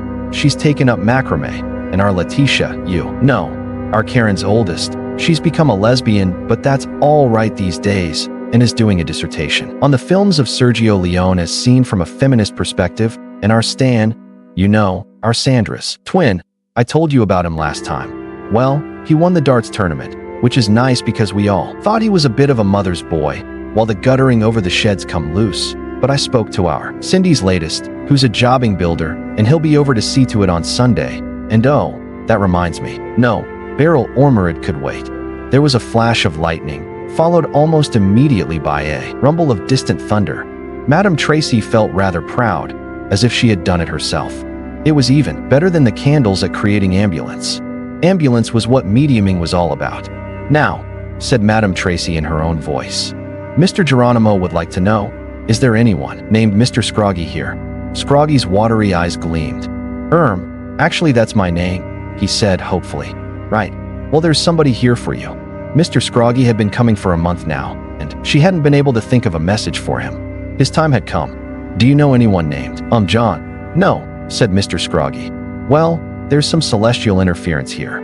The name could be Tom, or Jim, or, Dave. I knew a Dave when I was in Hemel Hempstead," said Mr. Scroggy, a trifle doubtfully. "Yes, he's saying, Hemel Hempstead. That's what he's saying," said Madame Tracy. "But I ran into him last week, walking his dog, and he looked perfectly healthy," said Mr. Scroggy, slightly puzzled. "He says not to worry, and he's happier beyond the veil," soldiered on Madame Tracy, who felt it was always better to give her clients good news. "Tell my Ron I've got to tell him about our Crystal's wedding," said Mrs. Ormerod. "I will, love. Now, hold on, AMO, there's something coming through." And then something came through. It sat in Madame Tracy's head and peered out. "Sprechen Sie Deutsch?" it said, using Madame Tracy's mouth. "Parlez-vous Franrise 7 what be you hui, Jiang Zhongwen?" "Is that you, Ron?" asked Mrs. Ormerod. The reply, when it came, was rather testy. "No, Definitely not. However, a question so manifestly dim can only have been put in one country, on this benighted planet, most of which, incidentally, I have seen during the last few hours.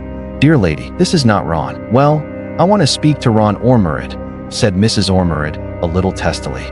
He's rather short, balding on top. Can you put him on, please? There was a pause. Actually, there does appear to be a spirit of that description hovering over here. Very well.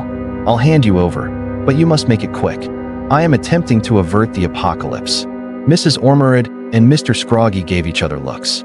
Nothing like this had happened at Madame Tracy's previous sittings. Julia Petley was rapt. This was more like it. She hoped Madame Tracy was going to start manifesting ectoplasm next. Hello, said Madame Tracy in another voice. Mrs. Ormerod started. It sounded exactly like Ron. On previous occasions, Ron had sounded like Madame Tracy. Ron, is that you? Yes, but Beryl. Right. Now I've quite a bit to tell you. For a start, I went to our Crystal's wedding last Saturday, our Marilyn's eldest. But Beryl, you never let me get a word in edgewise while I was alive. Now I'm dead. There's just one thing to say. Beryl Ormerod was a little disgruntled by all this. Previously, when Ron had manifested, he had told her that he was happier beyond the veil and living somewhere that sounded more than a little like a celestial bungalow. Now he sounded like Ron, and she wasn't sure that was what she wanted. And she said what she had always said to her husband when he began to speak to her in that tone of voice. Ron, remember your heart condition. I don't have a heart any longer. Remember? Anyway, but Beryl. Yes, Ron. Shut up. And the spirit was gone. Wasn't that touching? Right? Now, thank you very much, ladies and gentlemen. I'm afraid one shall have to be getting on. Madame Tracy stood up, went over to the door, and turned on the lights. Out, she said. Her sitters stood up, more than a little puzzled, and, in Mrs. Ormerod's case, outraged, and they walked out into the hall. You haven't heard the last of this, Marjorie Potts, hissed Mrs. Ormerod, clutching her handbag to her breast, and she slammed the door. Then her muffled voice echoed from the hallway. And you can tell our Ron that he hasn't heard the last of this either. Madame Tracy, and the name on her scooter's only driving license was indeed Marjorie Potts, went into the kitchen and turned off the sprouts. She put on the kettle. She made herself a pot of tea. She sat down at the kitchen table, got out 2 cups, filled both of them. She added 2 sugars to one of them. Then she paused. No sugar for me, please, said Madame Tracy. She lined up the cups on the table in front of her and took a long sip from the tea with sugar. Now, she said, in a voice that anyone who knew her would have recognized as her own, although they might not have recognized her tone of voice, which was cold with rage. Suppose you tell me what this is about, and it had better be good. A lorry had shed its load all over the M6. According to its manifest, the lorry had been filled with sheets of corrugated iron, although the 2 police patrolmen were having difficulty in accepting this. So what I want to know is, where did all the fish come from? Asked the sergeant. I told you. They fell from the sky. 1 minute I'm driving along at 60, next second, whap. A 12-pound salmon smashes through the windscreen. So I pulls the wheel over, and I skidded on that. He pointed to the remains of a hammerhead shark under the lorry, and ran into that. That was a 30-foot-high heap of fish, of different shapes and sizes. Have you been drinking, sir? Asked the sergeant, less than hopefully. Course I haven't been drinking, you great wazzock. You can see the fish, can't you? On the top of the pile, a rather large octopus waved a languid tentacle at them. The sergeant resisted the temptation to wave back. The police constable was leaning into the police car, talking on the radio. Corrugated iron and fish, blocking off the southbound M6 about half a mile north of Junction 10. We're going to have to close off the whole southbound carriageway. Yeah, the rain redoubled. A small trout, which had miraculously survived the fall, gamely began to swim toward Birmingham. That was wonderful, said Newt. Good, said Anathema. The earth moved for everybody. She got up off the floor, leaving her clothes scattered across the carpet, and went into the bathroom. Newt raised his voice. I mean, it was really wonderful. Really, really wonderful. I always hoped it was going to be, and it was. There was the sound of running water. What are you doing? He asked. Taking a shower. Oh. He wondered vaguely if everyone had to shower afterwards, or if it was just women, and he had a suspicion that bidets came into it somewhere. Tell you what, said Newt, as Anathema came out of the bathroom swathed in a fluffy pink towel. We could do it again." "Nope," she said, "not now." She finished drying herself and started picking up clothes from the floor and, unself-consciously, pulling them on. Newt, a man who was prepared to wait half an hour for a free-changing cubicle at the swimming baths, rather than face the possibility of having to disrobe in front of another human being, found himself vaguely shocked and deeply thrilled. Bits of her kept appearing and disappearing, like a conjurer's hands. Newt kept trying to count her nipples and failing, although he didn't mind. "Why not?" said Newt. He was about to point out that it might not take long, but an inner voice counseled him against it. He was growing up quite quickly in a short time. Anathema shrugged. "Not an easy move when you're pulling on a sensible black skirt." She said, "We only did it this once." Newt opened his mouth 2 or 3 times, then said, "She didn't. She bloody didn't. She couldn't predict that. I don't believe it." Anathema, fully dressed, walked over to her card index, pulled one out, and passed it to him. Newt read it and blushed and gave it back, tight-tipped. It wasn't simply the fact that Agnes had known and had expressed herself in the most transparent of codes. It was that, down the ages, various devices had scrawled encouraging little comments in the margin. She passed him the damp towel. "Here," she said. "Hurry up. I've got to make the sandwiches, and we've got to get ready." He looked at the towel. "What's this for?" "Your shower." "Oh, so it was something men and women both did." He was pleased he'd got that sorted out. "But you'll have to make it quick," she said. "Why? Have we got to get out of here in the next 10 minutes before the building explodes?" "Oh no, we've got a couple of hours. It's just that I've used up most of the hot water. You've got a lot of plaster in your hair."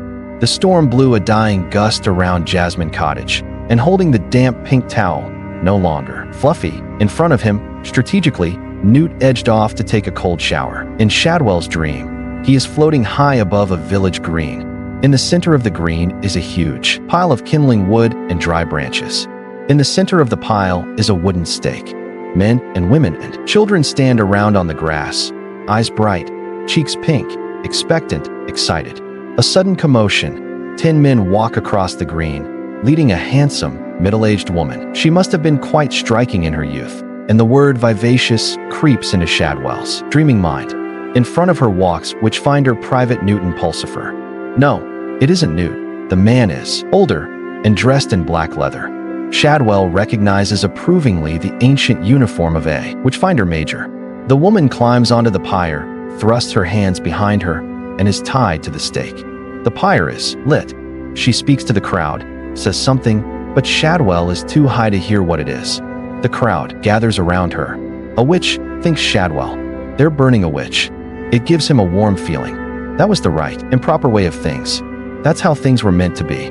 Only, she looks directly up at him now and says that goes for yo as welly, yo daft old fool. Only she is going to die. She is going to burn to death. And Shadwell realizes in his dream, it is a horrible way to die. The flames lick higher, and the woman looks up. She is staring straight at him, invisible though he is. And she is smiling. And then it all goes boom. A crash of thunder.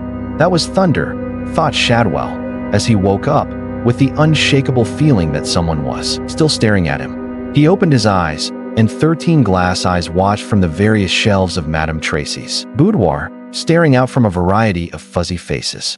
He looked away, and into the eyes of someone staring intently at him. It was him. "Och," he thought in terror. "I'm having one of them out-or-body experiences. I can see my own self. I'm a goner this time right enough." He made frantic swimming motions in an effort to reach his own body, and then, as these things do, the perspectives clicked into place. Shadwell relaxed, and wondered why anyone would want to put a mirror on his bedroom ceiling. He shook his head, baffled. He climbed out of the bed, pulled on his boots, and stood up, warily. Something was missing. "Hey, cigarette." He thrust his hands deep into his pockets, pulled out a tin, and began to roll a cigarette. He'd been dreaming, he knew. Shadwell didn't remember the dream, but it made him feel uncomfortable, whatever it was. He lit the cigarette, and he saw his right hand, the ultimate weapon, the doomsday device.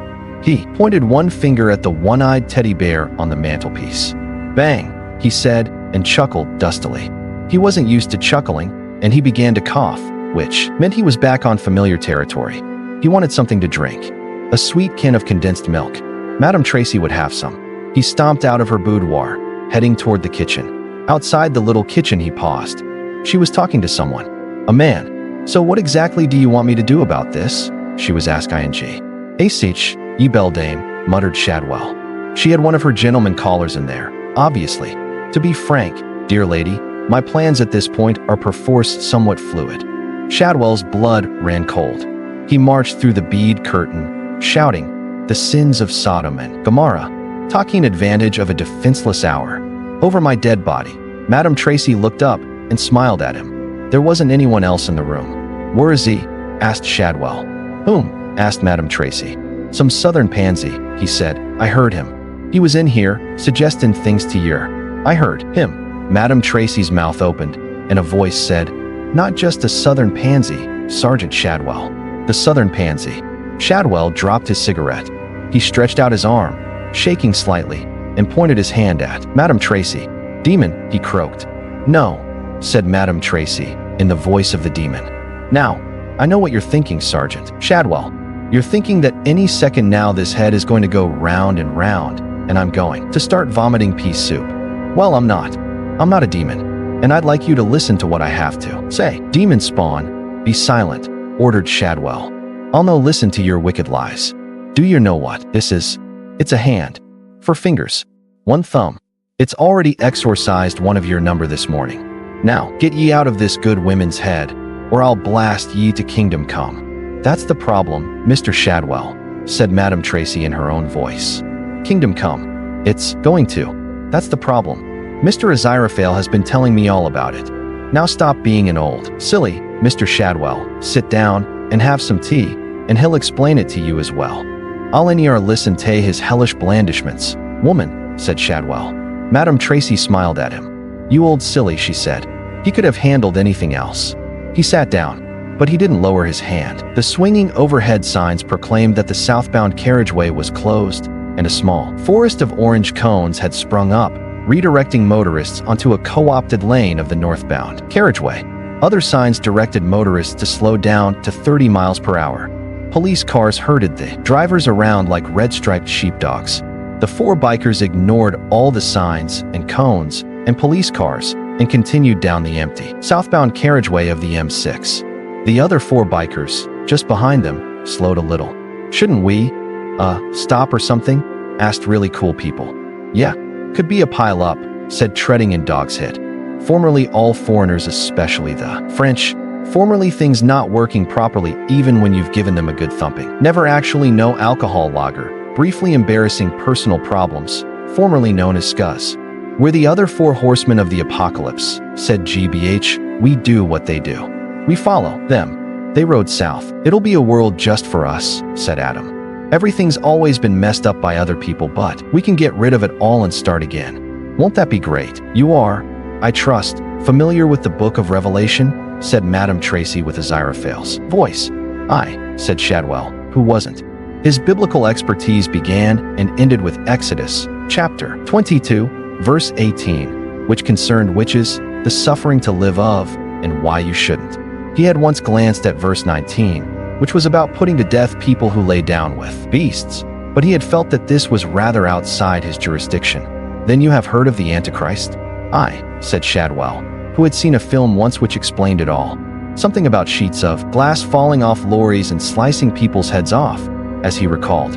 No proper witches to speak of.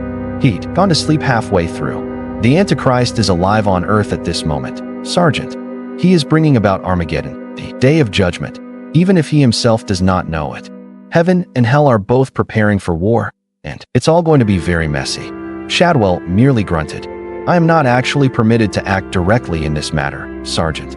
But I am sure that you can see that the imminent destruction of the world is not something any reasonable man would permit. Am I correct? I suppose, said Shadwell, sipping condensed milk from a rusting can Madame Tracy had discovered under the sink. Then there is only one thing to be done, and you are the only man I can rely on. The Antichrist must be killed, Sergeant Shadwell, and you must do it. Shadwell frowned. I wouldn't know about that, he said. The Witchfinder army only kills witches. 'Tis one of the rules. And demons and imps, o' course. But the Antichrist is more than just a witch. He's the witch. He's just about as witchy as you can get. Would he be harder to get rid of than, say, a demon?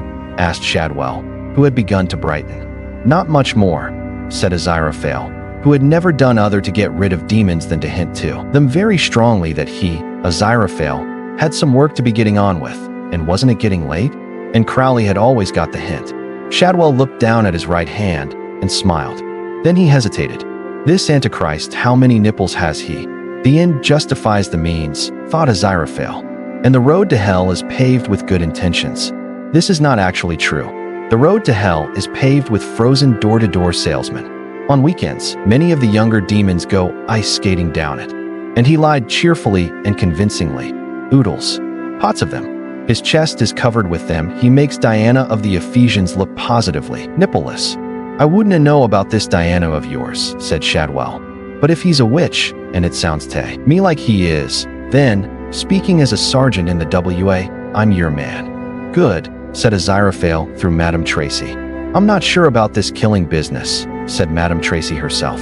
But if it's this man, this Antichrist, or everybody else, then I suppose we don't really have any choice. Exactly, dear lady, she replied. Now, Sergeant Shadwell, have you a weapon? Shadwell rubbed his right hand with his left, clenching and unclenching the fist. Aye, he said. I have that. And he raised 2 fingers to his lips and blew on them gently. There was a pause. Your hand? Asked Aziraphale. Aye. 'Tis a terrible weapon. It did for ye, demon spawn, did it not? Have you anything more? Substantial? How about the golden dagger of Megiddo? Or the shiv of Kali? Shadwell shook his head. I've got some pins, he suggested. And the thunder gun of Witchfinder Colonel, ye shall not eat any living thing with the blood, neither shall ye use enchantment, nor observe time's Dalrymple. I could load it with silver bullets. That's werewolves, I believe, said Aziraphale. Garlic. Vampires. Shadwell shrugged. Aye, we didn't have any fancy bullets anyway. But the thunder gun will fire anything. I'll go and fetch it. He shuffled out, thinking, why do I need another weapon? I'm a man with a hand. Now, dear lady, said Aziraphale, I trust you have a reliable mode of transportation at your disposal. Oh yes, said Madame Tracy. She went over to the corner of the kitchen and picked up a pink motorbike helmet with a yellow sunflower painted on it and put it on, strapping it under her chin. Then she rummaged in a cupboard, pulled out 300 or 400 plastic shopping bags and a heap of yellowing local newspapers, then a dusty day-glow green helmet with Easy Rider written across the top, a present from her niece Petula 20 years before. Shadwell, returning with the thunder gun over his shoulder, stared at her unbelieving. I don't know what you're staring at, Mr. Shadwell, she told him. It's parked in the road, downstairs. She passed him the helmet. You've got to put it on. It's the law. I don't think you're really allowed to have 3 people on a scooter, even if 2 of them are, sharing. But it's an emergency, and I'm sure you'll be quite safe if you hold on to me nice and tight. And she smiled. Won't that be fun? Shadwell paled, muttered something inaudible, and put on the green helmet. What was that, Mr. Shadwell? Madame Tracy looked at him sharply. I said, do I'll ding a divot af your wame why a flotter spade, said Shadwell. That'll be quite enough of that kind of language, Mr. Shadwell, said Madame Tracy, and she marched him out of the hall and down the stairs to Crouch End High Street, where an elderly scooter waited to take the 2. Well, call it 3 of them away. The lorry blocked the road, and the corrugated iron blocked the road, and a 30-foot-high pile of fish blocked the road. It was one of the most effectively blocked roads the sergeant had ever seen. The rain wasn't helping. Any idea when the bulldozers are likely to get here? He shouted into his radio. We're CRRRK doing the best we CRRRK, came the reply. He felt something tugging at his trouser cuff and looked down. Lobsters. He gave a little skip and a jump and wound up on the top of the police car. Lobsters, he repeated. There were about 30 of them, some over 2 feet long. Most of them were on their way up the motorway. Half a dozen had stopped to check out the police car. Something wrong, Sarge? Asked the police constable, who was taking down the lorry driver's details on the hard shoulder. I just don't like lobsters, said the sergeant, grimly, shutting his eyes. Bring me out in a rash. Too many legs. I'll just sit up here a bit, and you can tell me when they've all gone. He sat on the top of the car, in the rain, and felt the water seeping into the bottom of his trousers. There was a low roar. Thunder? No, it was continuous and getting closer. Motorbikes. The sergeant opened one eye. Jesus Christ. There were 4 of them, and they had to be doing over 100. He was about to climb down, to wave at them, to shout, but they were past him, heading straight for the upturned lorry. There was nothing the sergeant could do. He closed his eyes again and listened for the collision. He could hear them coming closer. Then, whoosh, whoosh, whoosh, and a voice in his head that said, "I'll catch up with the rest of you." "Did you see that?" asked really cool people. They flew right over it. "Canel," said GBH, "if they can do it, we can too." The sergeant opened his eyes. He turned to the police constable and opened his mouth. The police constable said they flew right. Thud, thud, thud, splat. There was another rain of fish, although of shorter duration and more easily explicable.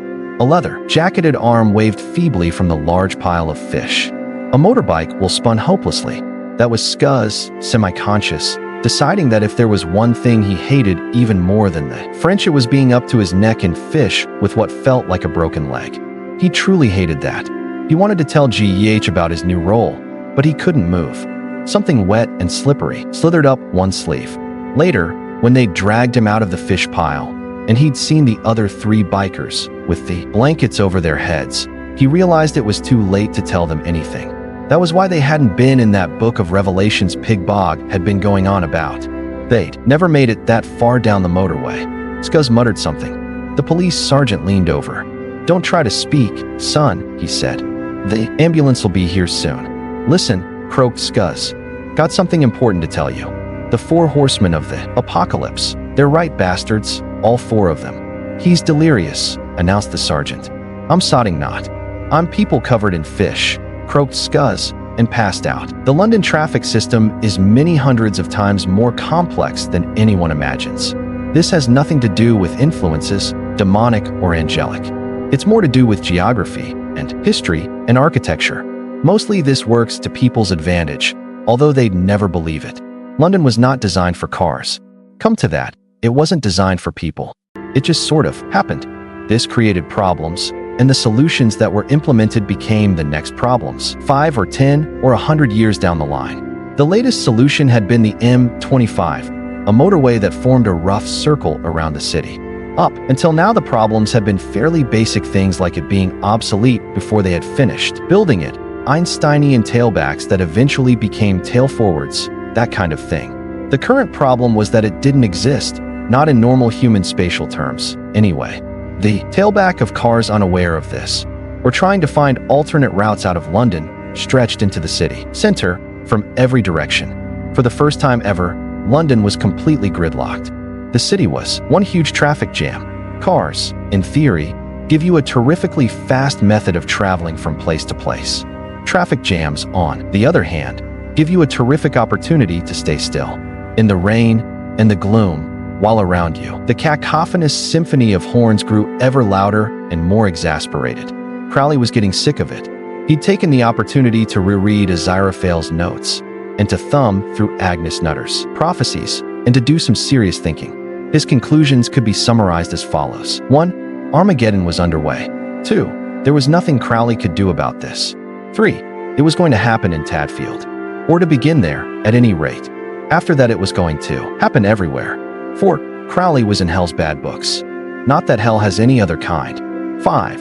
Aziraphale was as far as could be estimated out of the equation. 6. All was black, gloomy and awful. There was no light at the end of the tunnel, or if there was, it was an oncoming train. 7. He might just as well find a nice little restaurant and get completely and utterly pissed out of his mind while he waited for the world to end. 8. And yet, and that was where it all fell apart. Because, underneath it all, Crowley was an optimist. If there was one rock-hard certainty that had sustained him through the bad times, he thought briefly of the 14th century, then it was utter surety that he would come out on top, that the universe would look after him. Okay, so hell was down on him. So the world was ending. So the Cold War was over and the Great War was starting for real. So the odds against him were higher than a van load of hippies on a blotter full of Owlsley's old original. There was still a chance. It was all a matter of being in the right place at the right time. The right place was Tadfield. He was certain of that, partly from the book, partly from some other sense. In Crowley's mental map of the world, Tadfield was throbbing like a migraine. The right time was getting there before the end of the world. He checked his watch. He had 2 hours to get to Tadfield, although probably even the normal passage of time was pretty shaky by now. Crowley tossed the book into the passenger seat. Desperate times, desperate measures. He had maintained the Bentley without a scratch for 60 years. What the hell? He reversed suddenly, causing severe damage to the front of the red Renault 5 behind him, and drove up onto the pavement. He turned on his lights and sounded his horn. That should give any pedestrians sufficient warning that he was coming. And if they couldn't get out of the way, well, it'd all be the same in a couple of hours. Maybe. Probably. Hey-ho, said Anthony Crowley, and just drove anyway. There were 6 women and 4 men, and each of them had a telephone and a thick wad of computer printout covered with names and telephone numbers. By each of the numbers was appended notation saying whether the person dialed was in or out, whether the number was currently connected, and, most importantly, whether or not anybody who answered the phone was avid for cavity wall insulation to enter their lives. Most of them weren't. The 10 people sat there, hour after hour, cajoling, pleading, promising through plastic smiles. Between calls they made notations, sipped coffee, and marveled at the rain flooding down the windows. They were staying at their posts like the band on the Titanic. If you couldn't sell double glazing in weather like this, you couldn't sell it at all, Lisa Morrow was saying. Now, if you'll only let me finish, sir, and yes, I understand that, sir, but if you'll only, and then, seeing that he'd just hung up on her, she said, well, up yours, it's not face. She put down the phone. I got another bath, she announced to her fellow telephone salespersons. She was well in the lead, in the office daily getting people out of the bath stakes, and only needed 2 more points to win the weekly Coitus Interruptus award. She dialed the next number on the list. Lisa had never intended to be a telephone salesperson. What she really wanted to be was an internationally glamorous jet setter, but she didn't have the O-levels.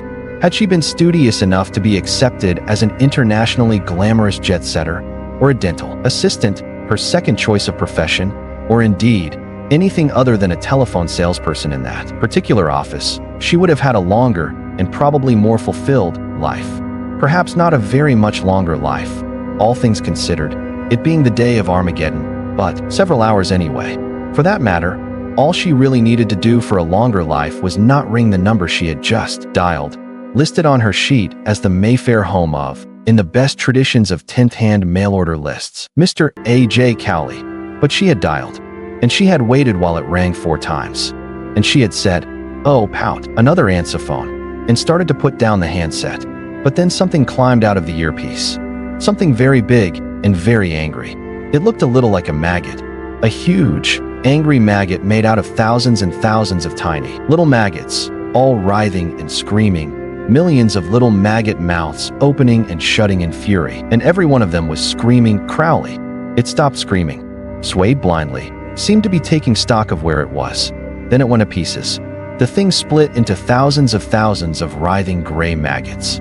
They flowed over the carpet, up over the desks, over Lisa Morrow and her 9 colleagues. They flowed into their mouths, up their nostrils, into their lungs. They burrowed into flesh and eyes and brains and lights, reproducing wildly as they went, filling the room with a towering mess of writhing flesh and gunk. The whole began to flow together, to coagulate into one huge entity that filled the room from floor to ceiling, pulsing gently. A mouth opened in the mass of flesh, strands of something wet and sticky adhering to each of the, not exactly lips, and Hastur said, I needed that. Spending half an hour trapped on an answer phone with only Aziraphale's message for company had not improved his temper. Neither did the prospect of having to report back to hell and having to explain why he hadn't returned half an hour earlier, and, more importantly, why he was not accompanied by Crowley. Hell did not go a bundle on failures. On the plus side, however, he at least knew what Aziraphale's message was. The knowledge could probably buy him his continued existence. And anyway, he reflected, if he were going to have to face the possible wrath of the Dark Council, at least it wouldn't be on an empty stomach. The room filled with thick, sulfurous smoke. When it cleared, Hastur was gone. There was nothing left in the room but 10 skeletons, picked quite clean of meat, and some puddles of melted plastic with, here and there, a gleaming fragment of metal that might once have been part of a telephone. Much better to have been a dental assistant. But, to look on the bright side, all this only went to prove that evil contains the seeds of its own destruction. Right now, across the country, people who would otherwise have been made just that little bit more tense and angry by being summoned from a nice bath or having their names mispronounced at them were instead feeling quite untroubled and at peace with the world. As a result of Haster's action, a wave of low-grade goodness started to spread exponentially through the population, and millions of people who ultimately would have suffered minor bruises of the soul did not in fact do so. So that was all right. You wouldn't have known it as the same car. There was scarcely an inch of it undented. Both front lights were smashed. The hubcaps were long gone. It looked like the veteran of 100 demolition derbies. The pavements had been bad. The pedestrian underpass had been worse. The worst bit had been crossing the River Thames. At least he'd had the foresight to roll up all the windows. Still, he was here now. In a few hundred yards, he'd be on the M40, a fairly clear run up to Oxfordshire. There was only one snag. Once more between Crowley and the open road was the M25, a screaming, glowing ribbon of pain and dark light. Not actually an oxymoron. It's the color past ultraviolet. The technical term for it is infrablack. It can be seen quite easily under experimental conditions.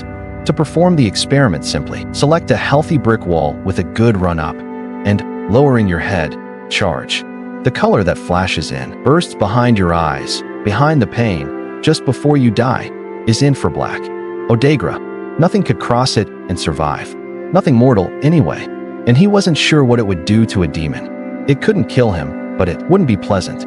There was a police roadblock in front of the flyover before him. Burnt-out Wrexham still. Burning testified to the fate of previous cars that had to drive across the flyover above the dark road. The police did not look happy. Crowley shifted down into second gear and gunned the accelerator. He went through the roadblock at 60. That was the easy bit.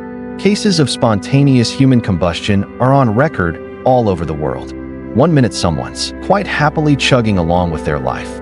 The next there's a sad photograph of a pile of ashes and a lonely and mysteriously uncharred foot or hand. Cases of spontaneous vehicular combustion are less well documented. Whatever the statistics were, they had just gone up by one. The leather seat covers began to smoke. Staring ahead of him, Crowley fumbled left-handedly on the passenger seat for Agnes Nutter's nice and accurate prophecies moved it to the safety of his lap. He wished she'd prophesied this. She had. It read, "A street of light will scream, the black chariot of the serpent will flame, and a queen will sing. Quicksilver's Sanjas no more." Most of the family had gone along with Gelatly Device, who wrote a brief monograph in the 1830s, explaining it as a metaphor for the banishment of Weishaupt's Illuminati from Bavaria in 1785. Then the flames engulfed the car. He had to keep driving. On the other side of the flyover was a further police roadblock to prevent the passage of cars trying to come into London. They were laughing about a story that had just come over the radio, that a motorbike cop on the M6 had flagged down a stolen police car, only to discover the driver to be a large octopus. Some police forces would believe anything. Not the Metropolitan Police, though.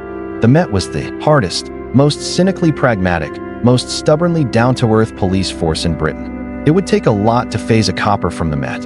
It would take, for example, a huge, battered car that was nothing more nor less than a fireball.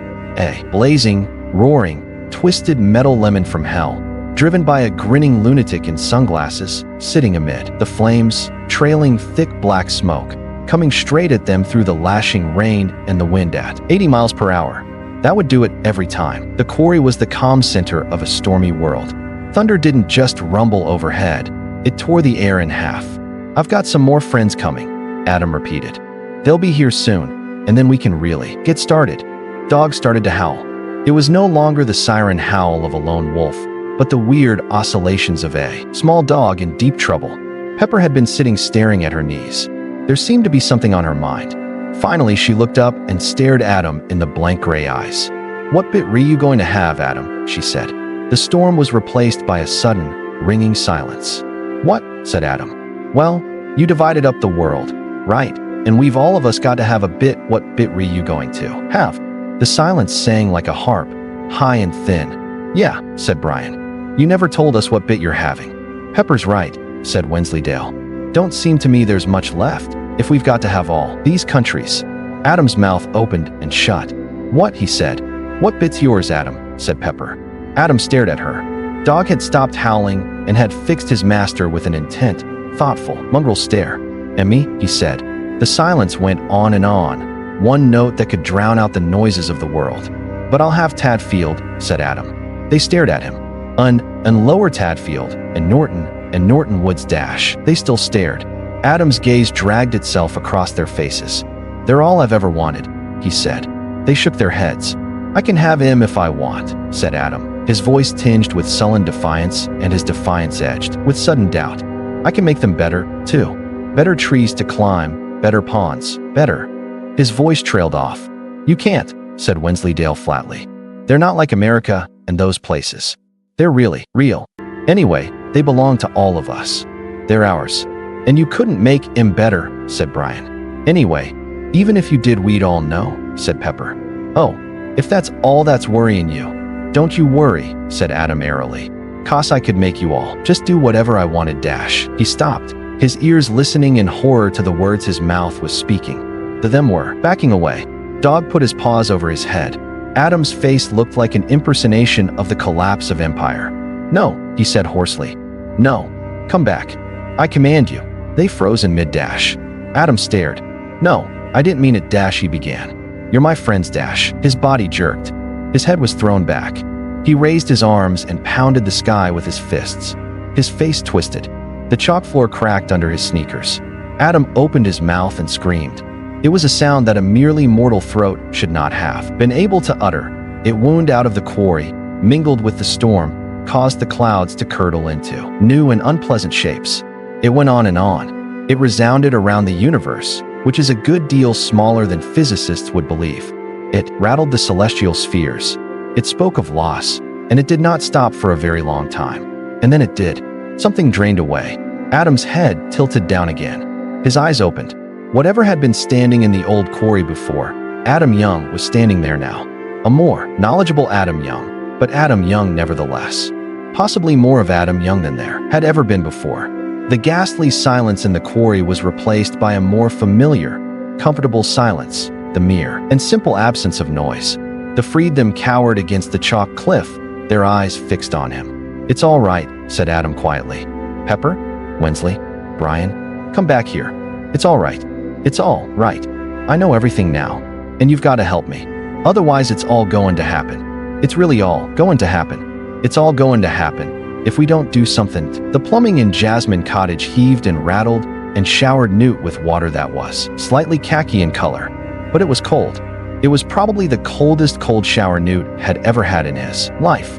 It didn't do any good. "There's a red sky," he said when he came back. He was feeling slightly manic. At 4:30 in the afternoon, in August. What does that mean? In terms of delighted nautical operatives, would you say? I mean, if it takes a red sky at night to delight a sailor, what does it take to amuse the man who operates the computers on a supertanker? Or is it shepherds who are delighted at night? I can never remember. Anathema eyed the plaster in his hair. The shower hadn't got rid of it. It had merely dampened it down and spread it out, so that Newt looked as though he was wearing a white hat with hair in it. "You must have got quite a bump," she said. "No, that was when I hit my head on the wall. You know, when you dash." "Yes." Anathema looked quizzically out of the broken window. "Would you say it's blood-colored?" she said. "It's very important." "I wouldn't say that," said Newt, his train of thought temporarily derailed. "Not actual blood. More pinkish. Probably the storm put a lot of dust in the air." Anathema was rummaging through the nice and accurate prophecies. "What are you doing?" he said, trying to cross-reference. "I still can't be dash." "I don't think you need to bother," said Newt. "I know what the rest of 3,477 means. It came to me when I dash." "What do you mean? You know what it means." "I saw it on my way down here." "And don't snap like that. My head aches." "I mean, I saw it. They've got it written down outside that airbase of yours. It's got nothing to do with peace. Peace is our profession. It's the kind of thing they put up on boards outside air bases. You know, SAC 8,657,745th Wing, the Screaming Blue Demons. Peace is our profession. That sort of thing." Newt clutched his head. The euphoria was definitely fading. If Agnes is right, then there's probably some madman in there right now winding up all the missiles and cranking open the launch windows. Or whatever they are. "No, there isn't," said Anathema firmly. Oh yes? I've seen films. Name me one good reason why you can be so sure. There aren't any bombs there. Or missiles. Everyone round here knows that. But it's an air base. It's got runways. That's just for transport planes and things. All they've got up there is communications gear, radios, and stuff. Nothing explosive at all. Newt stared at her. Look at Crowley, doing 110 miles per hour on the M40 heading toward Oxfordshire. Even the most resolutely casual observer would notice a number of strange things about him. The clenched teeth, for example, or the dull red glow coming from behind his sunglasses. And the car. The car was a definite hint. Crowley had started the journey in his Bentley, and he was damned if he wasn't going to finish it in the Bentley as well. Not that even the kind of car buff who owns his own pair of motoring goggles would have been able to tell it was a vintage Bentley. Not anymore. They wouldn't have been able to tell that it was a Bentley. They would only offer 50-50 that it had ever even been a car. There was no paint left on it, for a start. It might still have been black, where it wasn't a rusty, smudged reddish-brown, but this was a dull charcoal black. It traveled in its own ball of flame, like a space capsule making a particularly difficult re-entry. There was a thin skin of crusted, melted rubber left around the metal wheel rims, but seeing that the wheel rims were still somehow riding an inch above the road's surface, this didn't seem to make an awful lot of difference to the suspension. It should have fallen apart miles back. It was the effort of holding it together that was causing Crowley to grit his teeth, and the biospatial feedback that was causing the bright red eyes. That and the effort of having to remember not to start breathing. He hadn't felt like this since the 14th century. The atmosphere in the quarry was friendlier now, but still intense. "You've got to help me sort it out," said Adam. "People have been trying to sort it out for thousands of years, but we've got to sort it out now." They nodded helpfully. "You see, the thing is," said Adam. "This thing is, it's like, well, you know Greasy Johnson." The them nodded. They all knew Greasy Johnson and the members of the other gang in Lower Tadfield. They were older and not very pleasant. Hardly a week went by without a skirmish. "Well," said Adam, "we always win, right?" "Nearly always," said Wensleydale. "Nearly always," said Adam, and Dash. "More than half. Anyway," said Pepper. "Cos. You remember when there was all that fuss over the old folks party in the village hall when we Dash?" "That doesn't count," said Adam. "They got told off just as much as us. Anyway, old folks are, as opposed to like listening to the sound of children playing. I read that somewhere. I don't see why we should get told off 'cause we've got the wrong kind of old folks." Dash, he paused. "Anyway, we're better in them." "Oh, we're better in them," said Pepper. "You're right about that. We're better in them all right. We just don't always win." "Just suppose," said Adam, slowly, "that we could beat him properly. Get them sent away or something. Just make sure there's no more old gangs in Lower Tadfield apart from us. What do you think about that?" "What? You mean he'd be dead?" said Brian. "No, just gone away." The them thought about this. Greasy Johnson had been a fact of life ever since they'd been old enough to hit one another with a toy railway engine.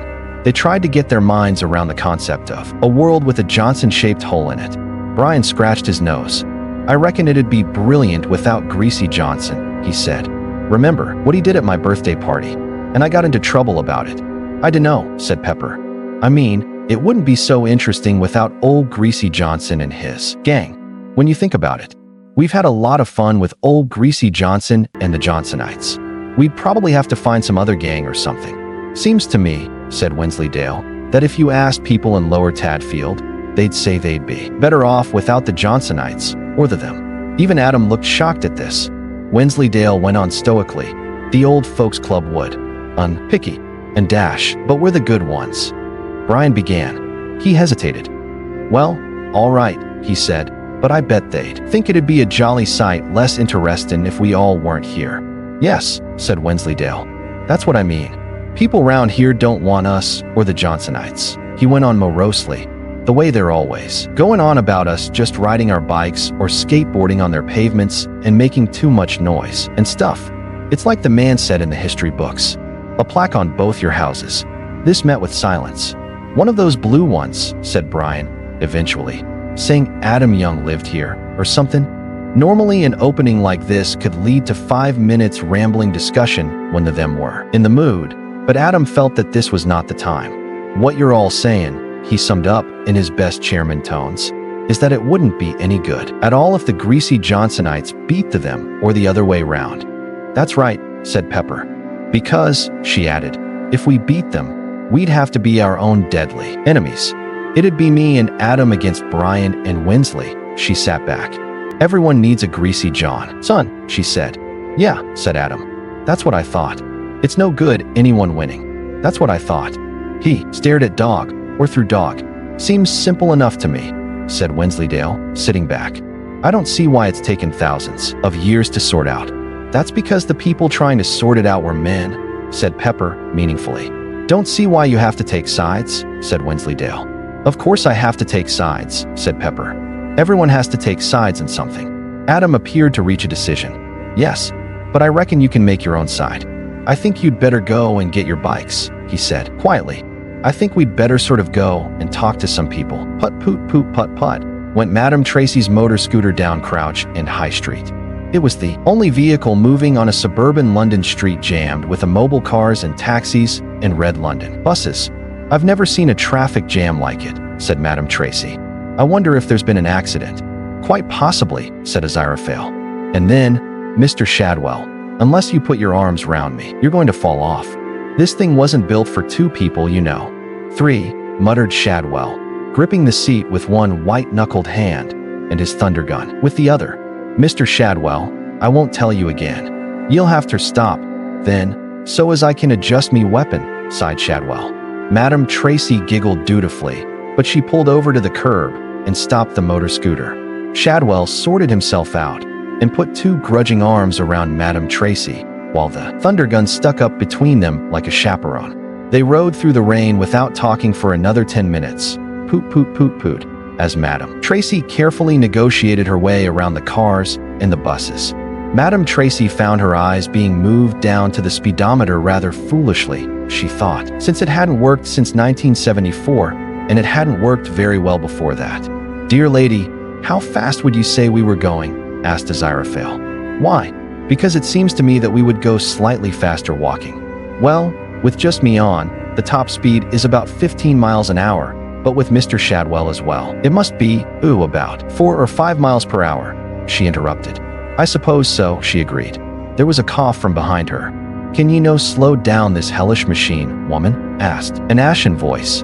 In the infernal pantheon, which it goes without saying Shadwell hated uniformly, and correctly, Shadwell reserved a special loathing for speed demons. In which case, said Aziraphale, Eve will get to Tadfield in something less than 10 hours. There was a pause from Madame Tracy, then. How far away is this Tadfield, anyway? About 40 miles. Said Madame Tracy, who had once driven the scooter the few miles to nearby Finchley to visit her niece, but had taken the bus since, because of the funny noises the scooter had started making on the way back.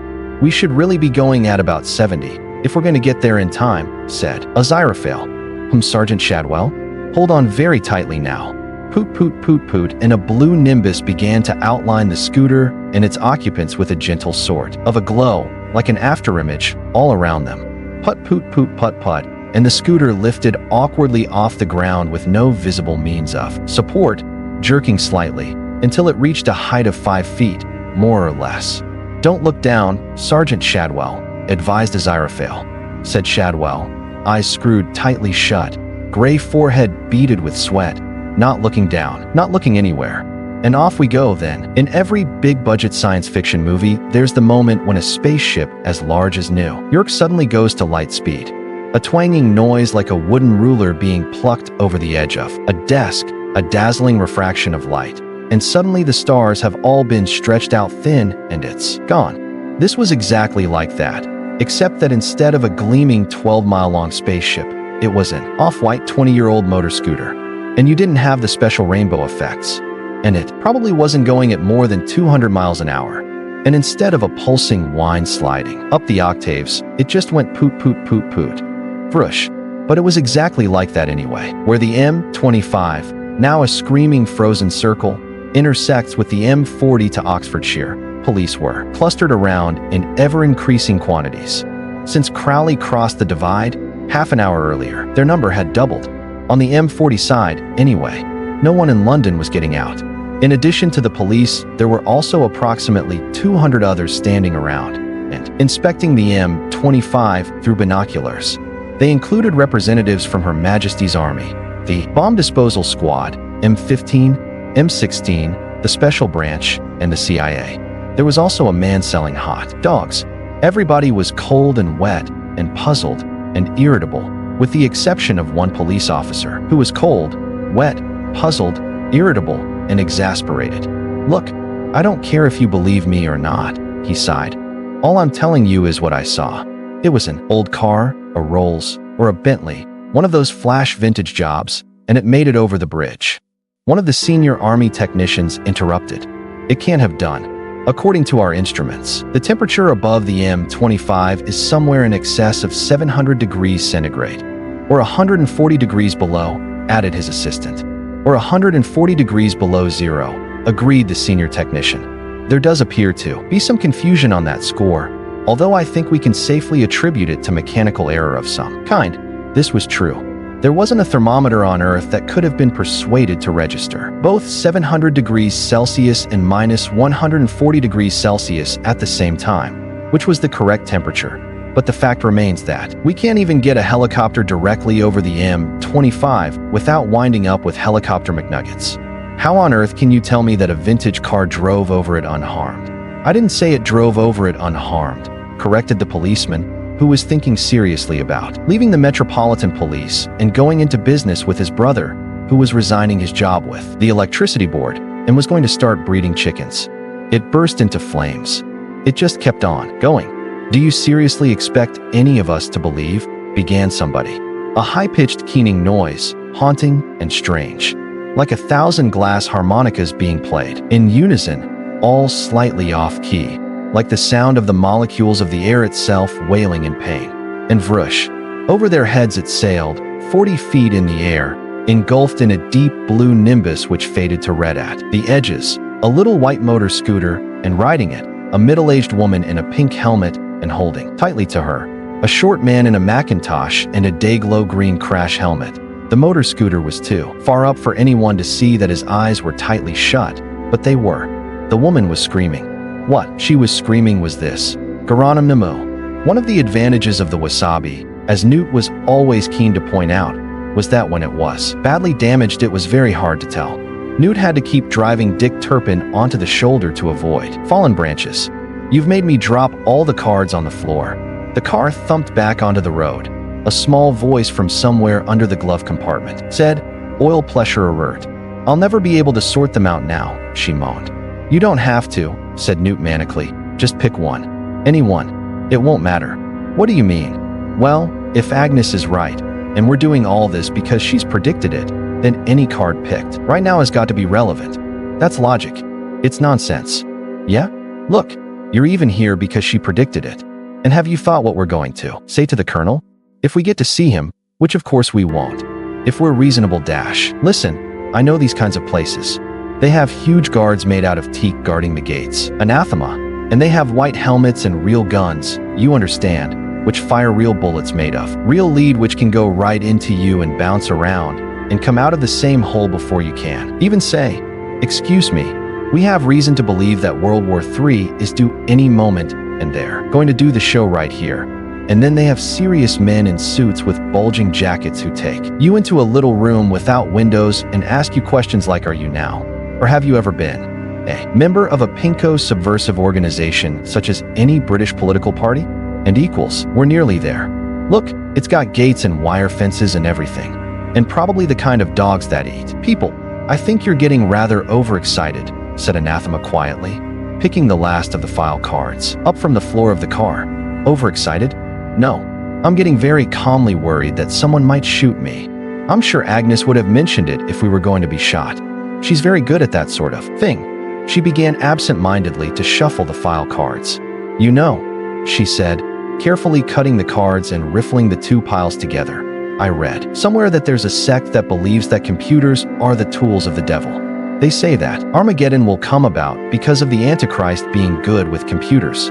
Apparently it's mentioned somewhere in Revelations. I think I must have read about it in a newspaper recently. Daily Mail?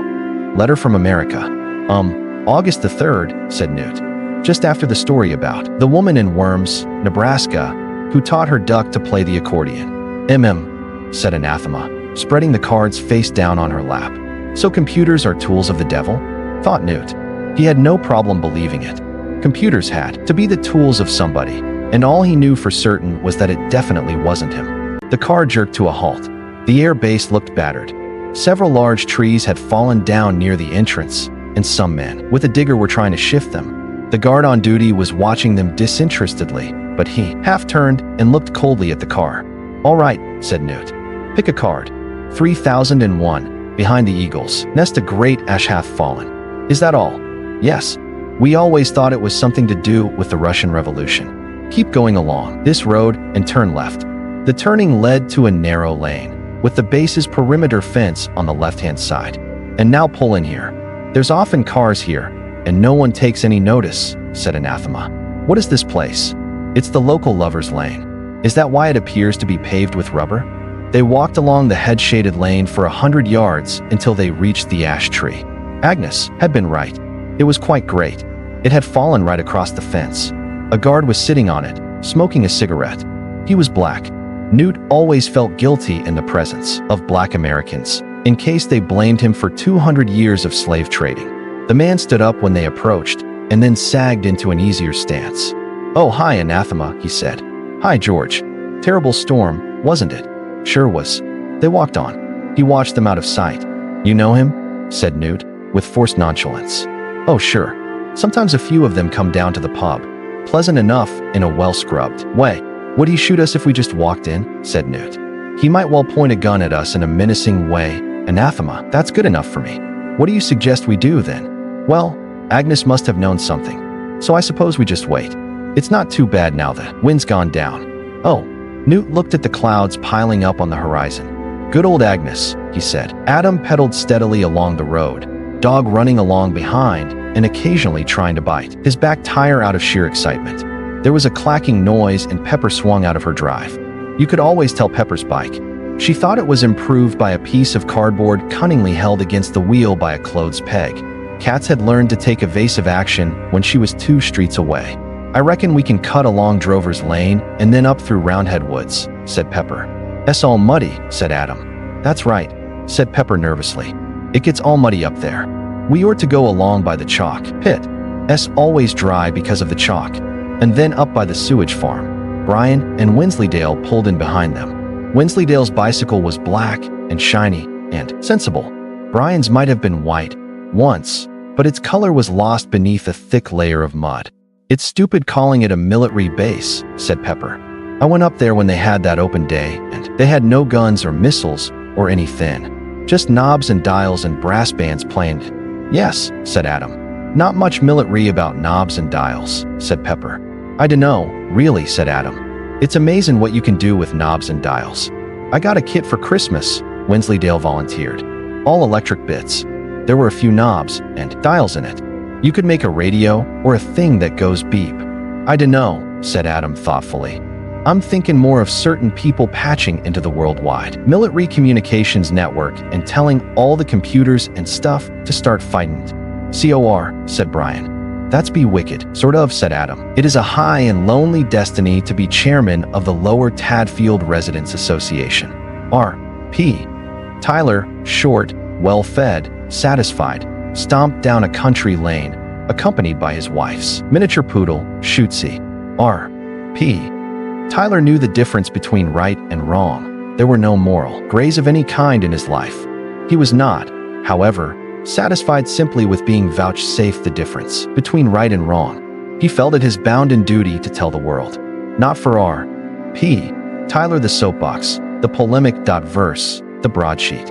R.P. Tyler's chosen forum was the letter column of the Tadfield Advertiser. If a neighbor's tree was inconsiderate enough to shed leaves into R.P. Tyler's garden, R.P. Tyler would first carefully sweep them all up, place them in boxes, and leave the boxes outside his neighbor's front door with a stern note. Then he would write a letter to the Tadfield Advertiser.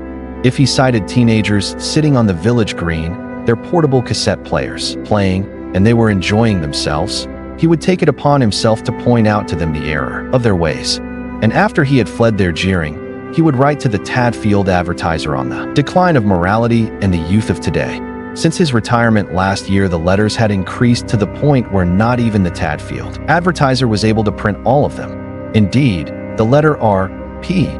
Tyler had completed before setting out on his evening walk had begun. Sirs, I note with distress that the newspapers of today no longer feel obligated to their public, we, the people who pay your wages. He surveyed the fallen branches that littered the narrow country road. I don't suppose, he pondered, they think of the cleaning up bill when they send us these storms. Parish council has to foot the bill to clean it all up. And we, the taxpayers, pay their wages. The they in this thought were the weather forecasters on Radio 4, whom R.P.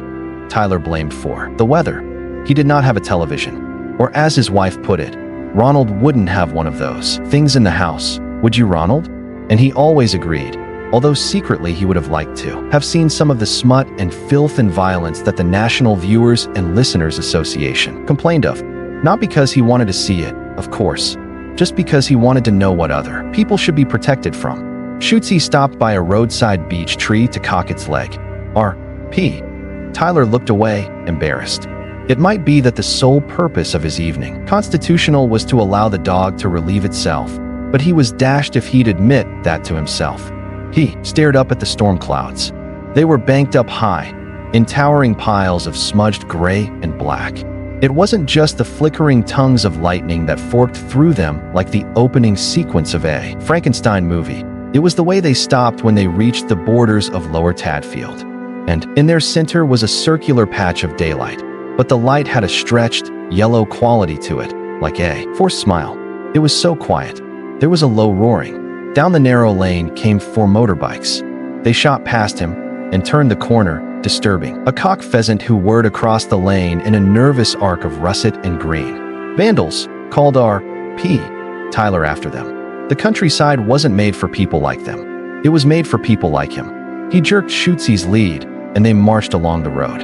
5 minutes later, he turned the corner to find 3 of the motorcyclists standing around a fallen signpost, a victim of the storm. The 4th, a tall man with a mirrored visor, remained on his bike. R.P. Tyler observed the situation and leaped effortlessly to a conclusion. These vandals, he had, of course, been right, had come to the countryside in order to desecrate the war memorial and to overturn signposts. He was about to advance on them sternly when it came to him that he was outnumbered 4-1, and that they were taller than he was, and that they were undoubtedly violent psychopaths. No one but a violent psychopath rode motorbikes in R.P. Tyler's world. So he raised his chin and began to strut past them, without apparently noticing they were there. Although as a member, founder of his local neighborhood watch scheme, he did attempt to memorize the motorbike's number plates, all the while composing in his head a letter. Sirs, this evening, I noted with distress a large number of hooligans on motorbicycles infesting our fair village. Why, oh, why does the government do nothing about this plague of? Hi, said one of the motorcyclists, raising his visor to reveal a thin face and a trim black beard. We're kinda lost. Ah, said R.P. Taylor disapprovingly. The signpost must have blew down, said the motorcyclist. Yes, I suppose it must, agreed R.P. Taylor. He noticed with surprise that he was getting hungry. Yeah, well, we're heading for Lower Tadfield. An officious eyebrow raised. You're Americans. With the Air Force Base, I suppose. Sirs, when I did national service, I was a credit to my country. I notice with horror and dismay that airmen from the Tadfield Air Base are driving around our noble countryside dressed no better than common thugs. While I appreciate their importance in defending the freedom of the Western world, then his love of giving instructions took over. You go back down that road for half a mile, then first left. It's in a deplorable state of disrepair, I'm afraid. I've written numerous letters to the council about it. Are you civil servants or civil master? That's what I asked them. After all, who pays your wages? Then second right. Only it's not exactly right. It's on the left, but you'll find it bends round toward the right. Eventually, it's signposted Port's Lane, but of course it isn't Port's Lane. You look at the ordnance survey map, you'll see it's simply the eastern end of Forest Hill Lane, you'll come out in the village. Now you go past the Bull and Fiddle, that's a public house. Then when you get to the church, I have pointed out to the people who compile the Ordnance Survey map that it's a church with a spire, not a church with a tower. Indeed, I have written to the Tadfield Advertiser, suggesting they mount a local campaign to get the map corrected, and I have every hope that once these people realize with whom they are dealing, you'll see a hasty U-turn from them. Then you'll get to a crossroads. Now, you go straight across that crossroads and you'll immediately come to a second crossroads. Now, you can take either the left-hand fork or go straight on. Either way, you'll arrive at the air base, although the left-hand fork is almost 1/10 of a mile shorter, and you can't miss it. Famine stared at him blankly. I'm not sure I got that. He began. I did. Let us go. Shootsy gave a little yelp and darted behind R.P. Tyler, where it remained, shivering. The strangers climbed back onto their bikes. The one in white, a hippie, by the look of him, thought R.P. Tyler, dropped an empty crisp packet onto the grass shoulder. Excuse me, barked Tyler. Is that your crisp packet? Oh, it's not just mine, said the boy. It's everybody's. R.P. Tyler drew himself up to his full height. 5'6", young man, he said. How would you feel if I came over to your house and dropped litter everywhere? Pollution smiled wistfully. Very, very pleased, he breathed. Oh, that would be wonderful. Beneath his bike, an oil slick puddled a rainbow on the wet road. Engines revved. I missed something, said War. Now, why are we meant to make a U-turn by the church? Just follow me, said the tall one in front, and the four rode off together. R.P. Tyler stared after them, until his attention was distracted by the sound of something going. Clack, clack, clack, he turned. For figures on bicycles shot past him, closely followed by the scampering figure of a small dog. You? Stop, shouted R.P. Tyler. The them braked to a halt and looked at him. I knew it was you, Adam Young, and your little humph cabal. What, might I inquire, are you children doing out at this time of night? Do your fathers know you're out? The leader of the cyclists turned. I can't see how you can say it's late, he said. Seems to me that if the sun's still out, then it's not late. It's past your bedtime, anyway, R.P. Tyler informed them. And don't stick out your tongue at me, young lady. This was to Pepper, or I will be writing a letter to your mother informing her of the lamentable and unladylike state of her offspring's manners. Well, excuse us, said Adam, aggrieved. Pepper was just looking at you. I didn't know there was any for against looking. There was a commotion on the grass. Shootsy, who was a particularly refined toy French poodle of the kind only possessed by people who were never able to fit children into their household budgets, was being menaced by Dog. Master Young ordered R.P. Tyler, please get your mud away from my Shootsy. Tyler did not trust Dog. When he had first met the dog 3 days ago, it had snarled at him and glowed its eyes red. This had impelled Tyler to begin a letter pointing out that Dog was undoubtedly rabid, certainly a danger to the community, and should be put down for the general good, until his wife had reminded him that glowing red eyes weren't a symptom of rabies, or, for that matter, anything seen outside of the kind of film that neither of the Tylers would be caught dead at, but knew all they needed to know about. Thank you very much. Adam looked astounded. Dog's not a mutt. Dog's a remarkable dog. He's clever. Dog, you get off. Mr. Tyler's horrible of poodle. Dog ignored him. He got a lot of dog catching up still to do. Dog, said Adam, ominously. His dog slunk back to his master's bicycle. I don't believe you have answered my question. Where are you four off to? To the air base, said Brian. If that's all right with you, said Adam, with what he hoped was bitter and scathing sarcasm. I mean, we won't want to go there if it wasn't all right with you. You cheeky little monkey, said R.P. Tyler. When I see your father, Adam Young, I will inform him in no uncertain terms that. But the them were already pedaling off down the road, in the direction of Lower Tadfield Air Base, traveling by the them's route, which was shorter and simpler and more scenic than the route suggested by Mr. Tyler. R.P. Tyler had composed a lengthy mental letter on the failings of the youth of today. It covered falling educational standards, the lack of respect given to their elders and betters, the way they always seem to slouch these days instead of walking with a proper upright bearing, juvenile delinquency, the return of compulsory national service, birching, flogging, and dog licenses. He was very satisfied with it. He had a sneaking suspicion that it would be too good for the Tadfield advertiser and had decided to send it to the Times. Poot, poot, poot, poot, poot, poot. "Excuse me, love," said a warm female voice. "I think we're lost." It was an aging motor scooter, and it was being ridden by a middle-aged woman. Clutching her tightly, his eyes screwed shut, was a raincoat little man with a bright green crash helmet on. Sticking up between them was what appeared to be an antique gun with a funnel-shaped muzzle. "Oh, where are you going?" "Lower Tadfield. I'm not sure of the exact address, but we're looking for someone," said the woman. Then, in a totally different voice, she said, "His name is Adam Young." R.P. Tyler boggled. "You want that boy?" he asked. "What's he done now?" No, don't tell me. "I don't want to know." "Boy," said the woman. "You didn't tell me he was a boy. How old is he?" Then she said, "He's 11. "Well, I do wish you'd mentioned this before. It puts a completely different complexion on things." R.P. Tyler just stared. Then he realized what was going on. The woman was a ventriloquist. What he had taken for a man in a green crash helmet, he now saw was a ventriloquist's dummy. He wondered how he could ever have assumed it was human. He felt the whole thing was in vaguely bad taste. "I saw Adam Young not 5 minutes ago," he told the woman. "He and his little cronies were on their way to the American Air Base." "Oh dear," said the woman, paling slightly. "I've never really liked the Yanks. They're really very nice people, you know." "Yes, but you can't trust people who pick up the ball all the time when they play football." "Ah, excuse me," said R.P. Tyler. "I think it's very good. Very impressive. I'm deputy chairman of the local Rotary Club, and I was wondering, do you do private functions?" "Only on Thursdays," said Madam Tracy, disapprovingly. "And I charge extra. And I wonder if you could direct us to Dash." Mr. Tyler had been here before.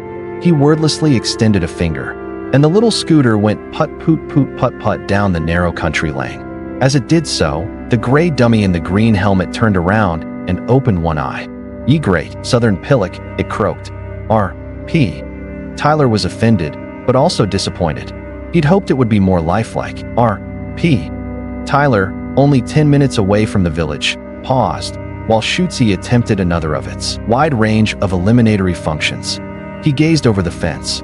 His knowledge of country lore was a little hazy, but he felt fairly sure that if the cows lay down, it meant rain.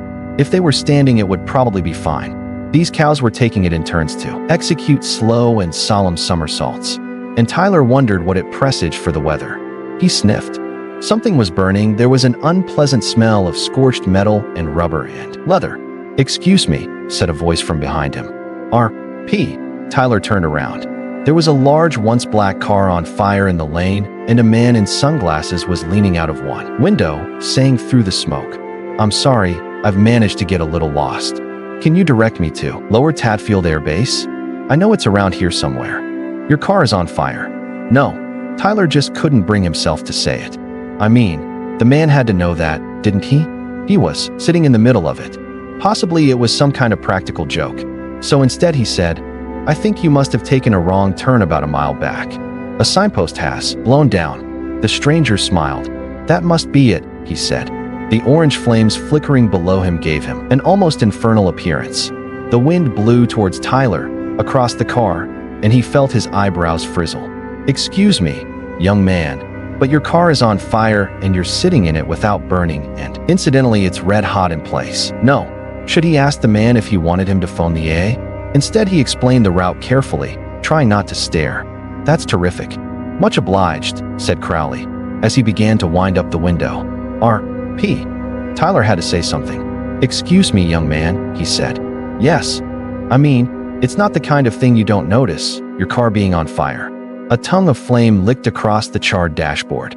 "Funny weather we're having, isn't it?" he said, lamely. "Is it?" said Crowley. "I honestly hadn't noticed."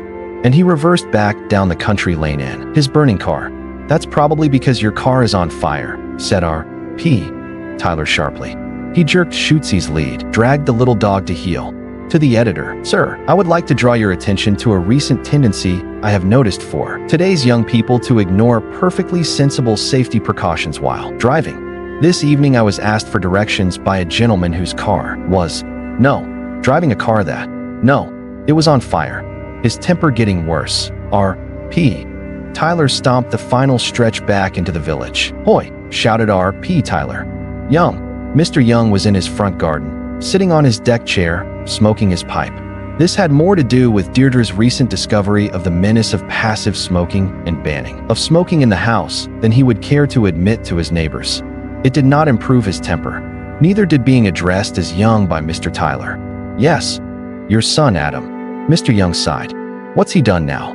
Do you know where he is?" Mr. Young checked his watch. "Getting ready for bed, I would assume." Tyler grinned, tightly, triumphantly. "I doubt it. I saw him and his little fiends, and that appalling mongrel, not half an hour ago, cycling towards the air base." Mr. Young puffed on his pipe. "You know how strict they are up there," said Mr. Tyler, in case Mr. Young hadn't got the message. "You know what a one-year son is for pressing buttons and things," he added. Mr. Young took his pipe out of his mouth and examined the stem thoughtfully. "HMP, he said. "I see," he said. "Right," he said, and he went inside. At exactly that same moment, for motorbikes swished to a halt a few hundred yards from the main gate. The riders switched off their engines and raised their helmet visors. "Well, 3 of them did. I was rather hoping we could crash through the barriers," said War wistfully.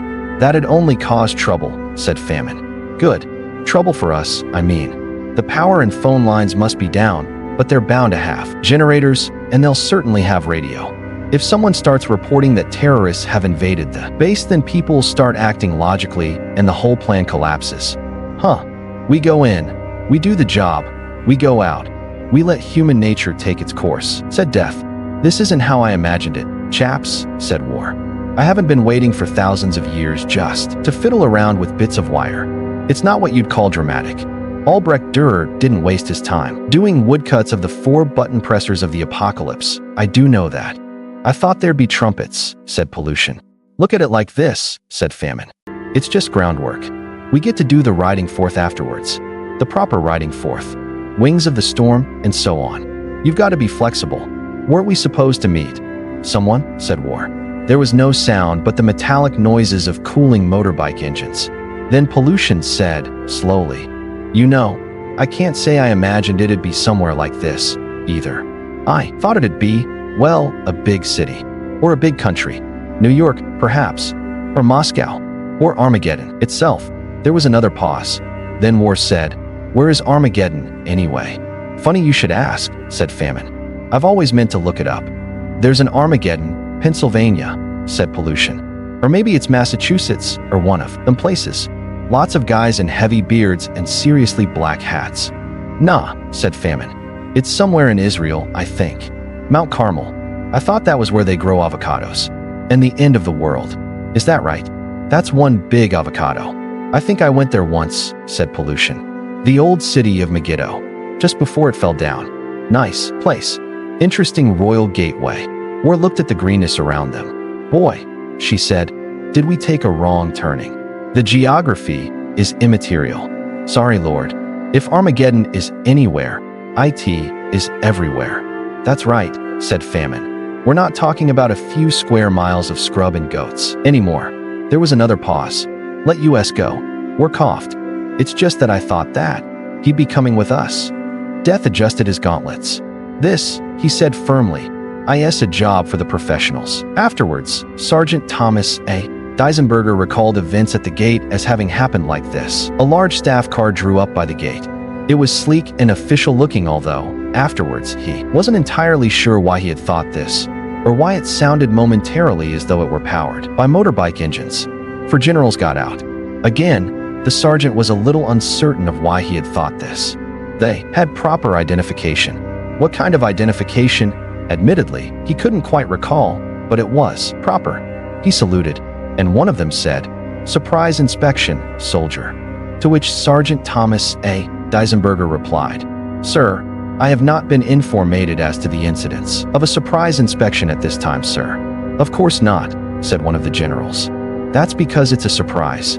The sergeant saluted again. "Sir, permission to confirm this intelligence with base command, sir," he said uneasily. The tallest and thinnest of the generals strolled a little way from the group, turned his back, and folded his arms. One of the others put a friendly arm around the sergeant's shoulders and leaned forward in a conspiratorial way. Now see here, dash. He squinted at the sergeant's name tag. Deisenberger. Maybe I'll give you a break. It's a surprise inspection. Got that? Surprise. That means no getting on the horn the moment we've gone through, understand? And no leaving your post.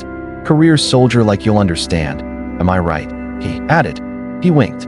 Otherwise you'll find yourself busted so low you'll have to say sir to an imp. Sergeant Thomas A. Deisenberger stared at him. Private, hissed one of the other generals.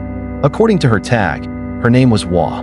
SGT. Deisenberger had never seen a female general like her before, but she was certainly an improvement. What? Private. Not imp. Yeah, that's what I meant. Yeah, private. Okay, soldier. The sergeant considered the very limited number of options at his disposal. Sir, surprise inspection, sir, he said.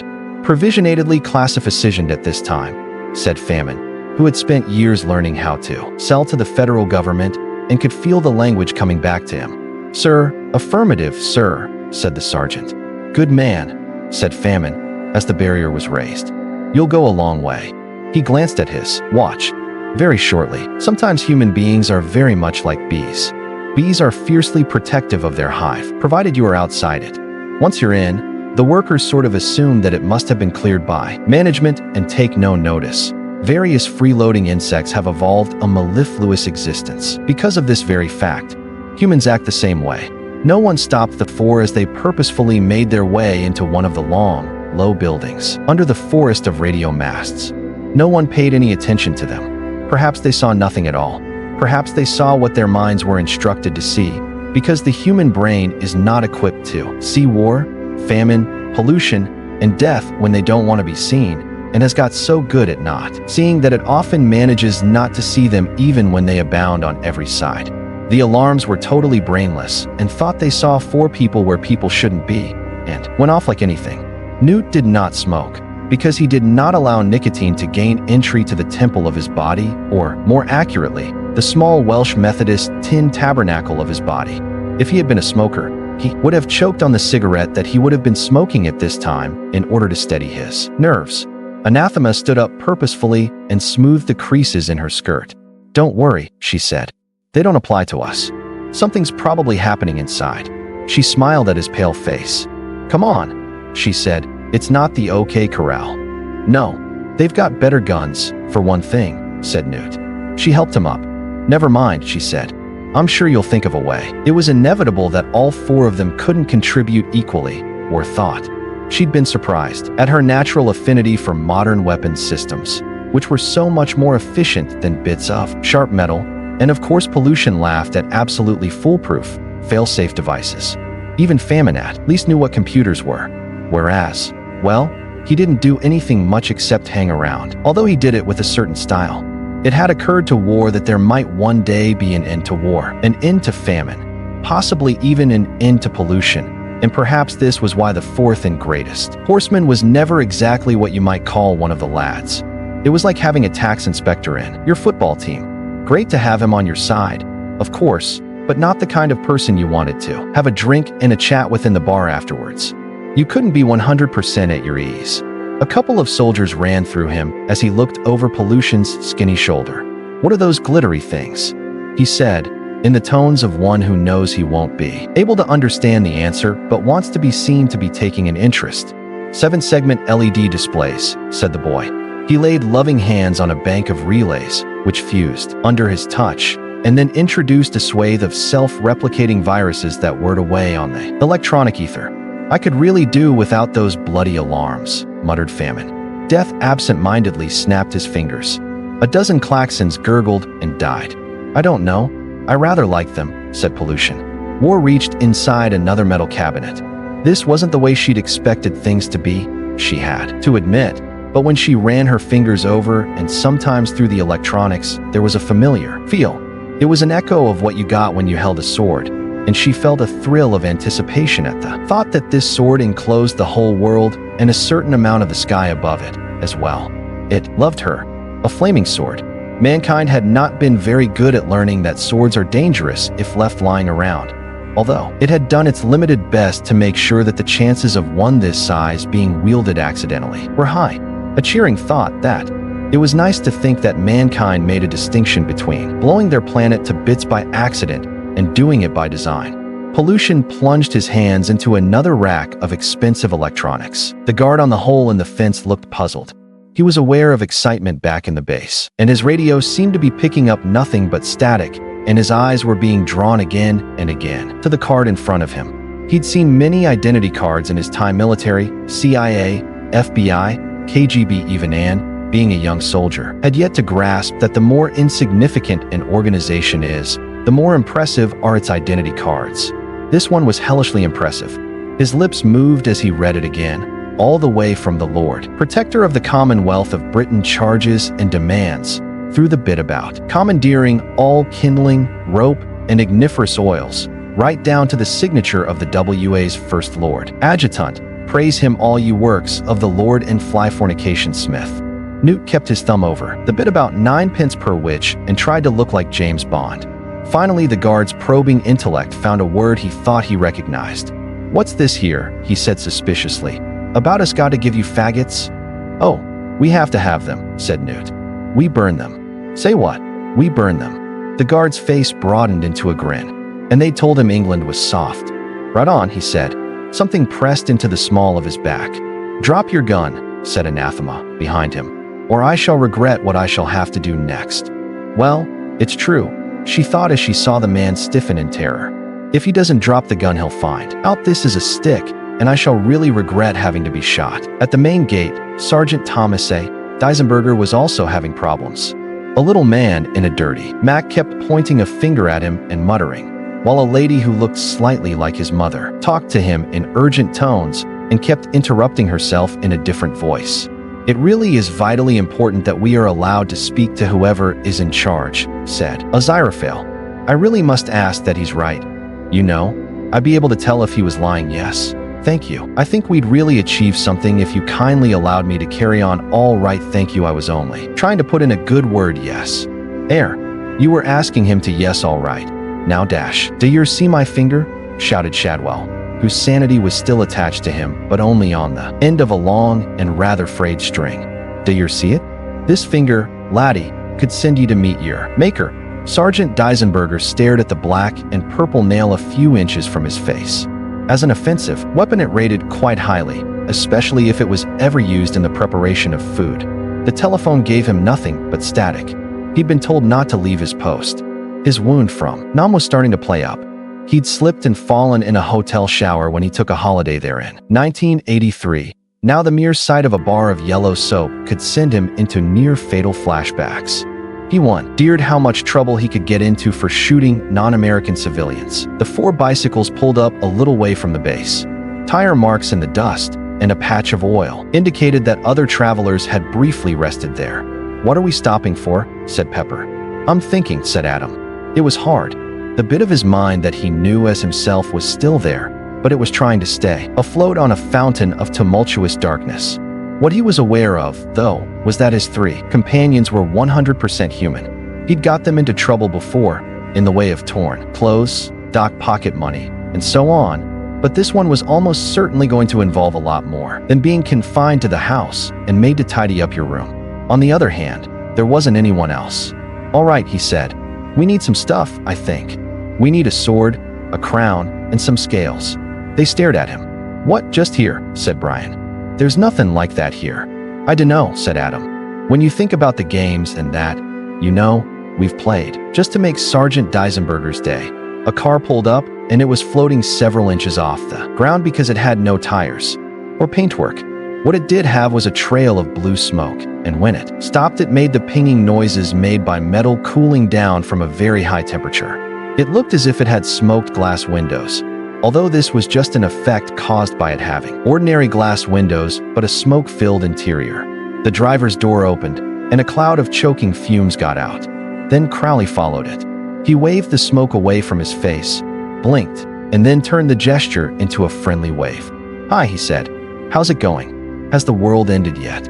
"He won't let us in, Crowley," said Madame Tracy. "Aziraphale, is that you?" "Nice dress," said Crowley vaguely. He wasn't feeling very well. For the last 30 miles, he had been imagining that a ton of burning metal, rubber, and leather was a fully functioning automobile, and the Bentley had been resisting him fiercely. The hard part had been to keep the whole thing rolling after the all-weather radials had burned away. Beside him, the remains of the Bentley dropped suddenly onto its distorted wheel rims as he stopped imagining that it had tires. He patted a metal surface hot enough to fry eggs on. "You wouldn't get that sort of performance out of one of these modern cars," he said lovingly. They stared at him. There was a little electronic click. The gate was rising. The housing that contained the electric motor gave a mechanical groan, and then gave up in the face of the unstoppable force acting on the barrier. "Hey," said Sergeant Deisenberger. "Which one of you yo-yos did that?" Zip, zip, zip, zip. And a small dog, its legs a blur. They stared at the four ferociously pedaling figures that ducked under the barrier and disappeared into the camp. The sergeant pulled himself together. "Hey," he said, but much more weakly this time. "Did any of them kids have some space alien with a face like a friendly turd in a bike basket?" "Don't think so," said Crowley. "Then," said Sergeant Deisenberger, "they're in real trouble." He raised his gun. "Enough of this pussyfooting around." He kept thinking of soap. "And so," he said, "are you?" "I warns ye," Shadwell began. "This has gone on too long," said Aziraphale. "Sort it out, Crowley. There's a dear chap." Said Crowley. "I'm the nice one," said Aziraphale. "You can't expect me to, oh, blast it. You try to do the decent thing, and where does it get you?" He snapped his fingers. There was a pop like an old-fashioned flashbulb, and Sergeant Thomas A. Deisenberger disappeared. "Air," said Aziraphale. "See," said Shadwell, who hadn't quite got the hang of Madame Tracy's split personality. "Nothing to it. You stick by me, you'll be all right." "Well done," said Crowley. "Never thought you had it in you." "No," said Aziraphale. "Nor did I, in fact. I do hope I haven't sent him somewhere dreadful." "You'd better get used to it right now," said Crowley. "You just send him. Best not to worry about where they go." He looked fascinated. "Aren't you going to introduce me to your new body?" "Oh, yes. Yes, of course. Madame Tracy, this is Crowley." "Crowley, Madame Tracy." "Charmed, I'm sure." "Let's get on in," said Crowley. He looked sadly at the wreckage of the Bentley, and then brightened. A jeep was heading purposefully towards the gate, and it looked as though it was crowded with people who were about to shout questions and fire guns and not worry about which order they did. This in, he brightened up. This was more what you might call his area of competence. He took his hands out of his pockets and he raised them like Bruce Lee, and then he smiled like Lee. "Van Cleef." "Ah," he said, "here comes transport." They parked their bikes outside one of the low buildings. Wensleydale carefully locked his. He was that kind of boy. "So what will these people look like?" said Pepper. "They could look like all sorts," said Adam doubtfully. "They're grown-ups, are they?" said Pepper. "Yes," said Adam. "More grown-up than you've ever seen before, I reckon." "Fighting grown-ups is never any use," said Wensleydale gloomily. "You always get into trouble." "You don't have to fight him," said Adam. "You just do what I told you." The them looked at the things they were carrying. As far as tools to mend the world were concerned, they did not look incredibly efficient. "How we find him then?" said Brian, doubtfully. "I remember when we came to the open day. It's all rooms and stuff. Lots of rooms and flashing lights." Adam stared thoughtfully at the buildings. The alarms were still yodeling. "Well," he said, "it seems to me hey, what are you kids doing here?" It wasn't a 100% threatening voice, but it was near the end of its tether, and it belonged to an officer who'd spent 10 minutes trying to make sense of a senseless world where alarms went off and doors didn't open. Two equally harassed soldiers stood behind him, slightly at a loss as to how to deal with four short and clearly Caucasian juveniles, one of them marginally female. "Don't you worry about us," said Adam airily. "We're just looking around." "Now you just the lieutenant began. "Go to sleep," said Adam. "You just go to sleep. All you soldiers here go to sleep. Then you won't get hurt. You all just go to sleep now." The lieutenant stared at him, his eyes trying to focus. Then he pitched forward. "Coo," said Pepper as the others collapsed. "How did you do that?" "Well," said Adam cautiously, "you know that bit about hypnotism in the boy's own book of 101 things to do that we could never make work?" "Yes." "Well, it's sort of like that. Only now I've found how to do it." He turned back to the communications building.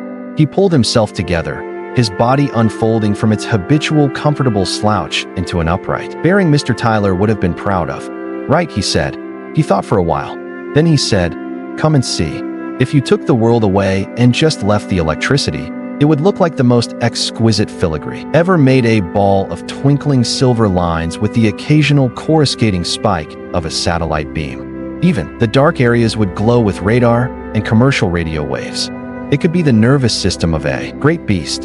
Here and their cities make knots in the web, but most of the electricity is, as it were, mere musculature, concerned only with crude work.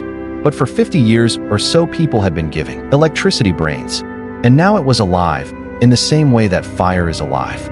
Switches were welding shut, relays fused. In the heart of silicon chips, whose microscopic architecture looked like a street plan of Los Angeles, fresh pathways opened up, and hundreds of miles away bells rang in underground rooms, and men stared in horror at what certain screens were telling them. Heavy steel doors shut firmly in secret hollow mountains, leaving people on the other side to pound on them and wrestle with fuse boxes which had melted. Bits of desert and tundra slid aside, letting fresh air into air-conditioned tombs, and blunt shapes ground ponderously into position. And while it flowed where it should not, it ebbed from its normal beds. In cities, the traffic lights went, then the street lights, then all the lights. Cooling fans slowed, flickered, and stopped. Heaters faded into darkness. Lifts stuck. Radio stations choked off, their soothing music silenced. It has been said that civilization is 24 hours and 2 meals away from barbarism. Night was spreading slowly around the spinning earth. It should have been full of pinpricks of light. It was not. There were 5 billion people down there. What was going to happen soon would make barbarism look like a picnic, hot, nasty, and eventually given over to the ants. Death straightened up. He appeared to be listening intently. It was anyone's guess what he listened with. "He is here," he said. The other 3 looked up. There was a barely perceptible change in the way they stood there. A moment before Death had spoken, the part of them that did not walk and talk like human beings, had been wrapped around the world. Now they were back, more or less. There was a strangeness about them.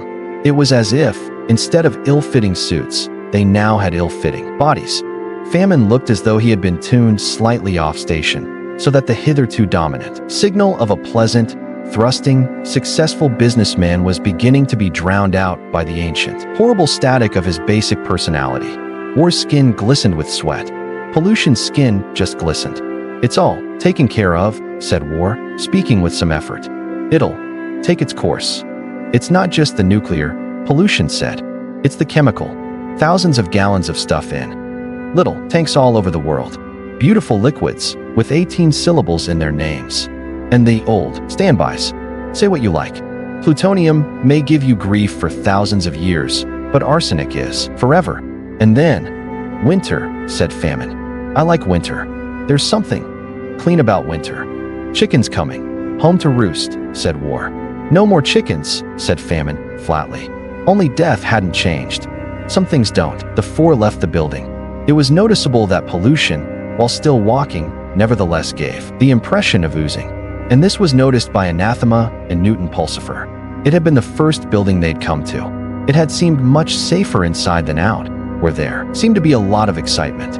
Anathema had pushed open a door covered in signs that suggested that this would be a terminally dangerous thing to do. It had swung open at her touch.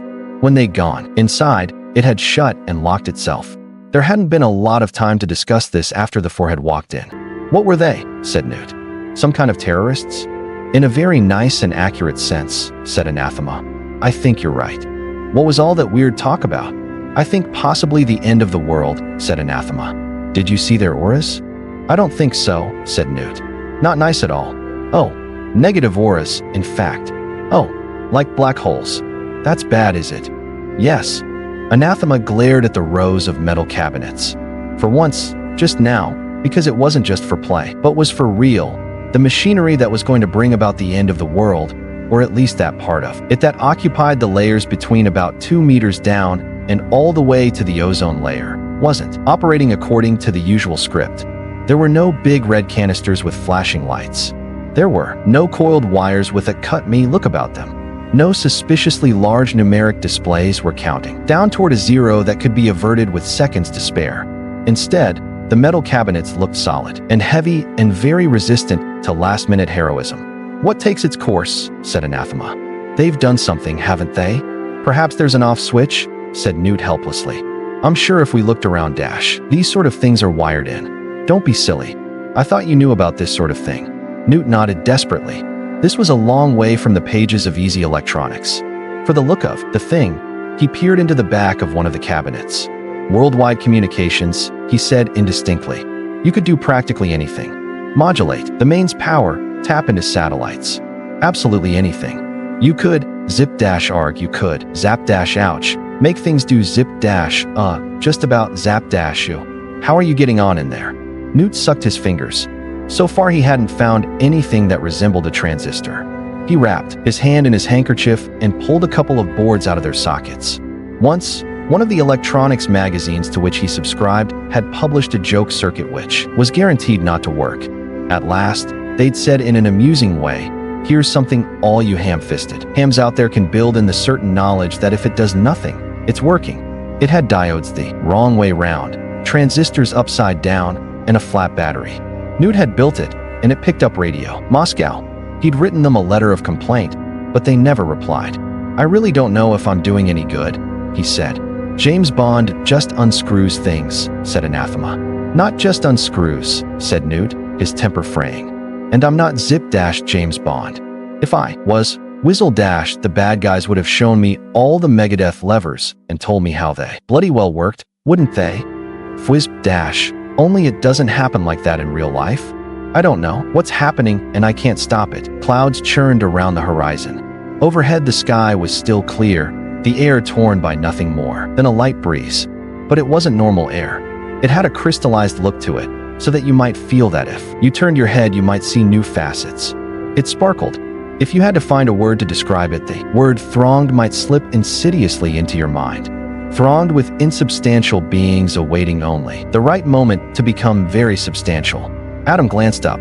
In one sense there was just clear air overhead.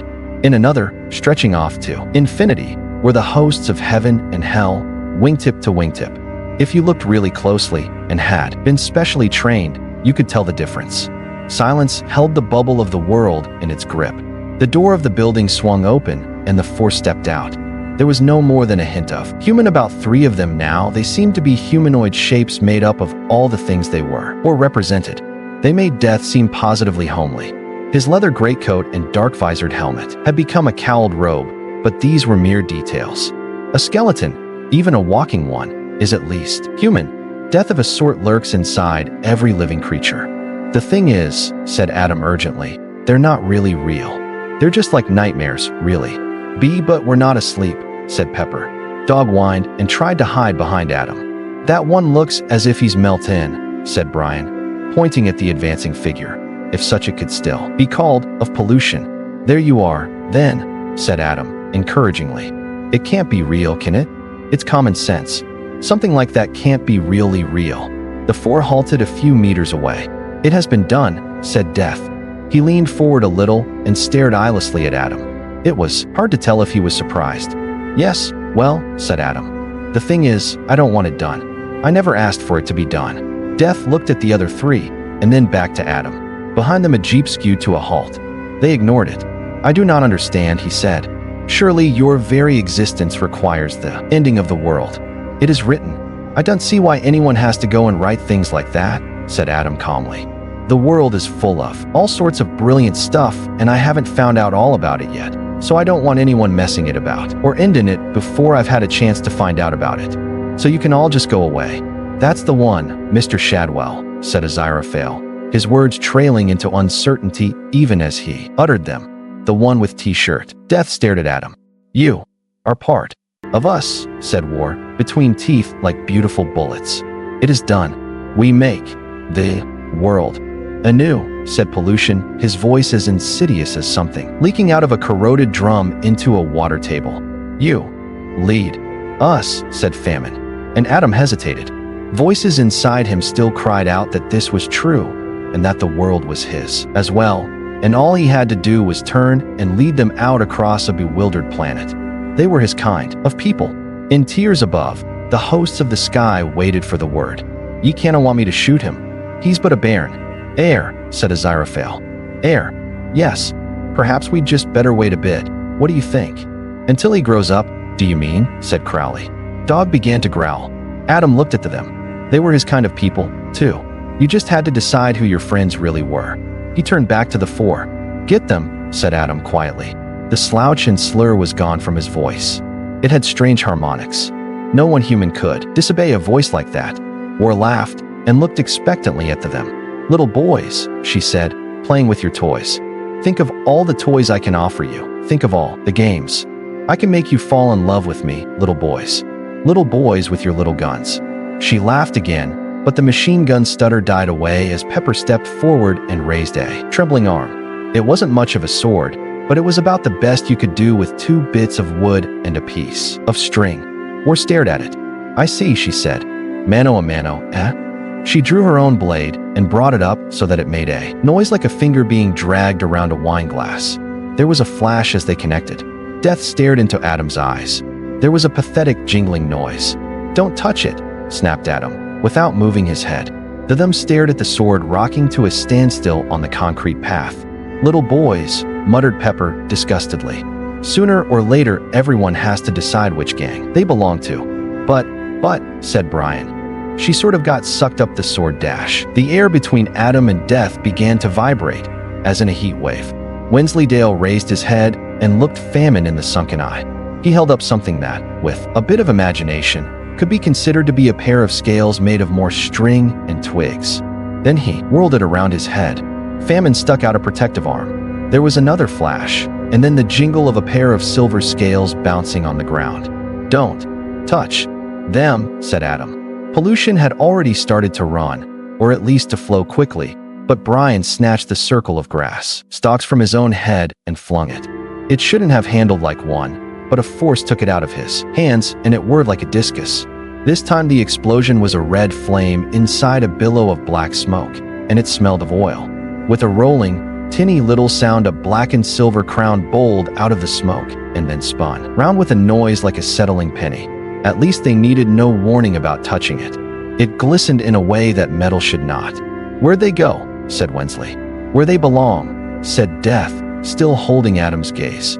Where they have always been, back in the minds of man. He grinned at Adam. There was a tearing sound.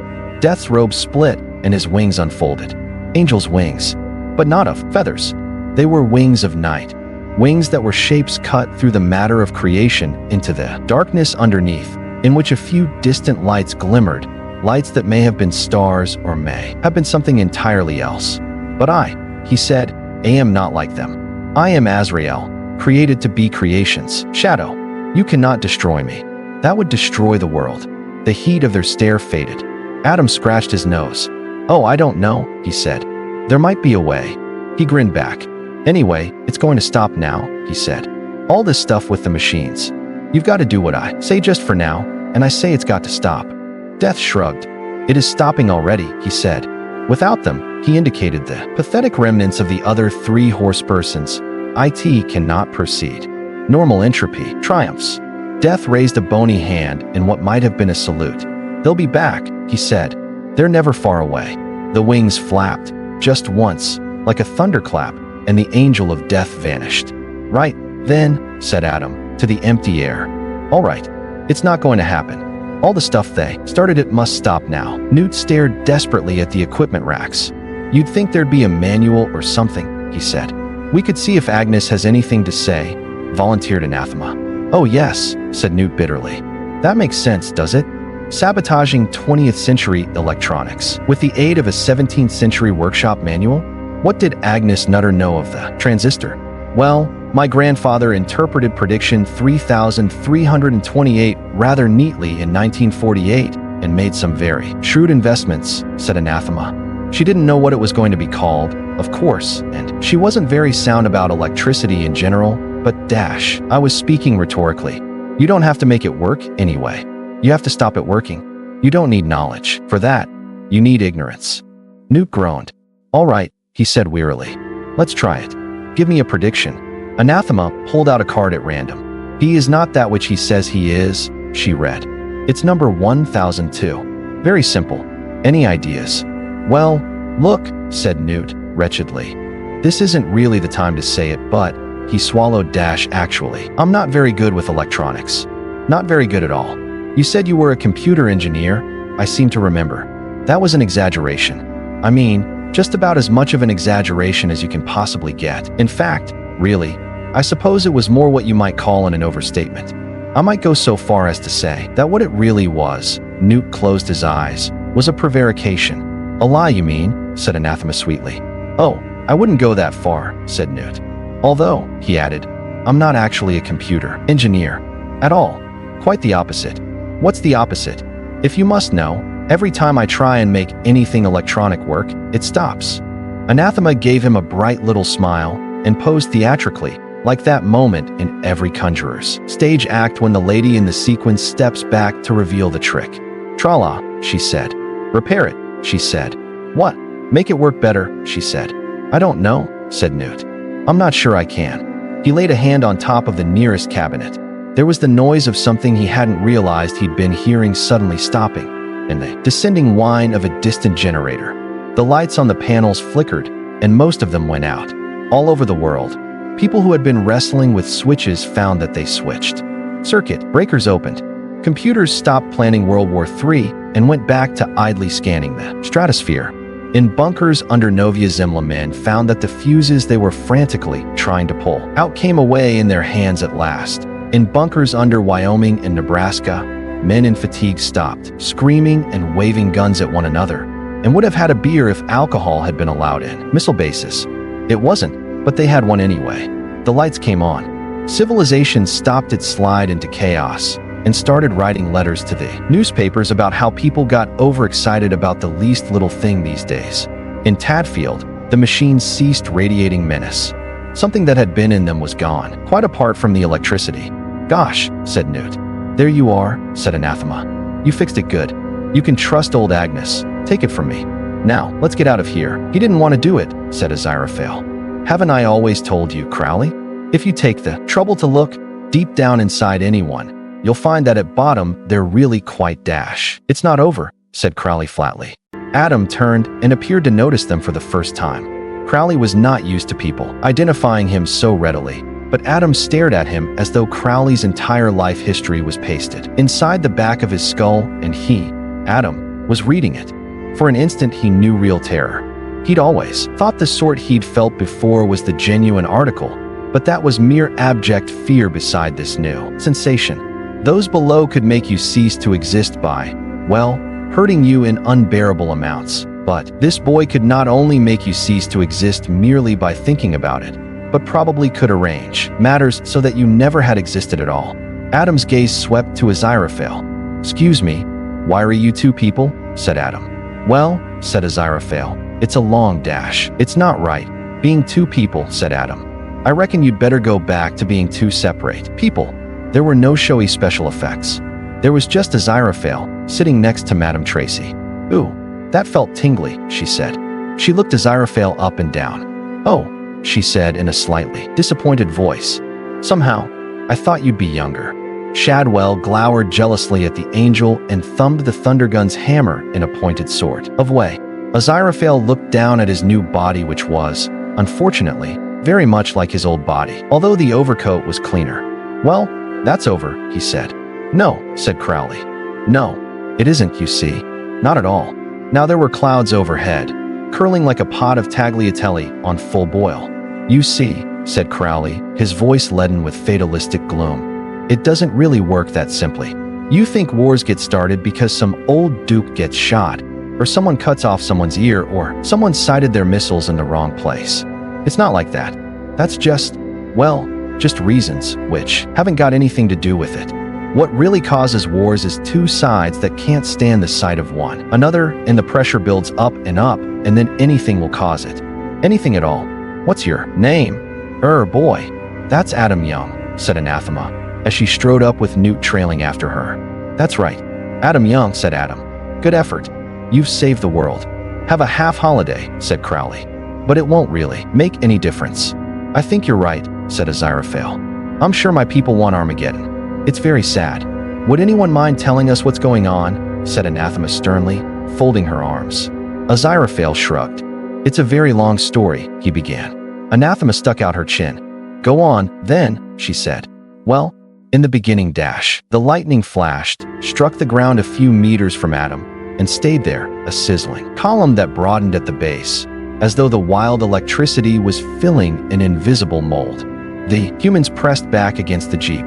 The lightning vanished, and a young man made out of golden fire stood there. "Oh dear," said Aziraphale. "It's him." "Him who?" said Crowley. "The voice of God," said the angel. "The Metatron." The them stared. Then Pepper said, "No, it isn't. The Metatron's made of plastic, and it's got laser cannon, and it can turn into a helicopter." "That's the cosmic Megatron," said Wensleydale weakly. "I had one, but the head fell off. I think this one is different." The beautiful blank gaze fell on Adam Young, and then turned sharply to look at the concrete beside it, which was boiling. A figure rose from the churning ground in the manner of the Demon King in a pantomime. But if this one was ever in a pantomime, it was one where no one walked out alive and they had to get a priest to burn the place down afterwards. It was not greatly different to the other figure, except that its flames were blood red. "Air," said Crowley, trying to shrink into his seat. "Hi, The red thing gave him the briefest of glances, as though marking him for future consumption, and then stared at Adam. When it spoke, its voice was like a million flies taking off in a hurry. It buzzed a word that felt, to those humans who heard it, like a file dragged down the spine. It was talking to Adam, who said, "Huh? No, I said already. My name's Adam Young." He looked the figure up and down. "What's yours?" "Beelzebub," Crowley supplied. "He's the Lord of Dash." "Thank you, Crowsley," said Beelzebub. "Later we must have a serious talk. I am sure thou hast much to tell me." "Air," said Crowley. "Well, you see, what happened was Dash." Silence. Right, said Crowley hurriedly. "Now then, Adam Young," said the Metatron. "While we can of course appreciate your assistance at this point, we must add that Armageddon should take place now. There may be some temporary inconvenience, but that should hardly stand in the way of the ultimate good." "Ah," whispered Crowley to Aziraphale.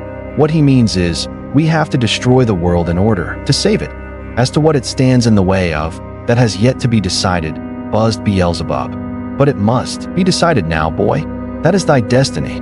It is written." Adam took a deep breath. The human watchers held theirs. Crowley and Aziraphale had forgotten to breathe some time ago. "I just don't see why everyone and everything has to be burned up and everything," Adam said. "Millions of fish and whales and trees and sheep and stuff. And not even for anything important. Just to see who's got the best gang. It's like us and the Johnsonites. But even if you win, you can't really beat the other side, because you don't really want to. I mean, not for good. You'll just start all over again. You'll just keep on sending people like these too." He pointed to Crowley and Aziraphale. "To mess people around. It's hard enough being people as it is, without other people coming and messing you around." Crowley turned to Aziraphale. "Johnsonites," he whispered. The angel shrugged. "Early breakaway sect, I think," he said. "Sort of Gnostics. Like the Ophites." His forehead wrinkled. "Or were they the Scythites?" "No, I'm thinking of the Coloridians." "Oh dear. I'm sorry, there were hundreds of them. It's so hard to keep track." "People being messed around," murmured Crowley. "It doesn't matter," snapped the Metatron. "The whole point of the creation of the earth and good and evil Dash. I don't see what's so triflic about creating people as people and then getting upset 'cause they act like people," said Adam severely. "Anyway, if you stop telling people it's all sorted out after they're dead, they might try sorting it all out while they're alive. If I was in charge, I'd try making people live a lot longer, like old Methuselah. It'd be a lot more interesting, and they might start thinking about the sort of things they're doing to all the environment and ecology, because they'll still be around in 100 years' time." "Ah," said Beelzebub, and he actually began to smile. "You wish to rule the world.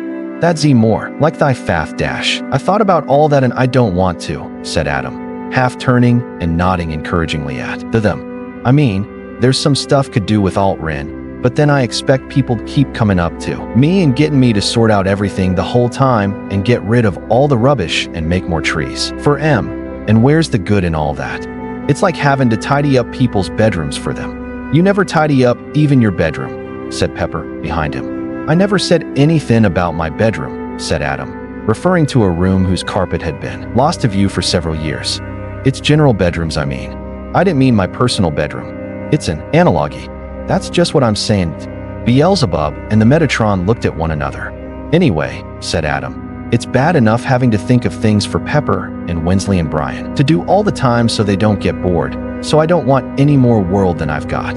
Thank you all the same. The Metatron's face began to take on the look familiar to all those subjected to Adam's idiosyncratic line of reasoning.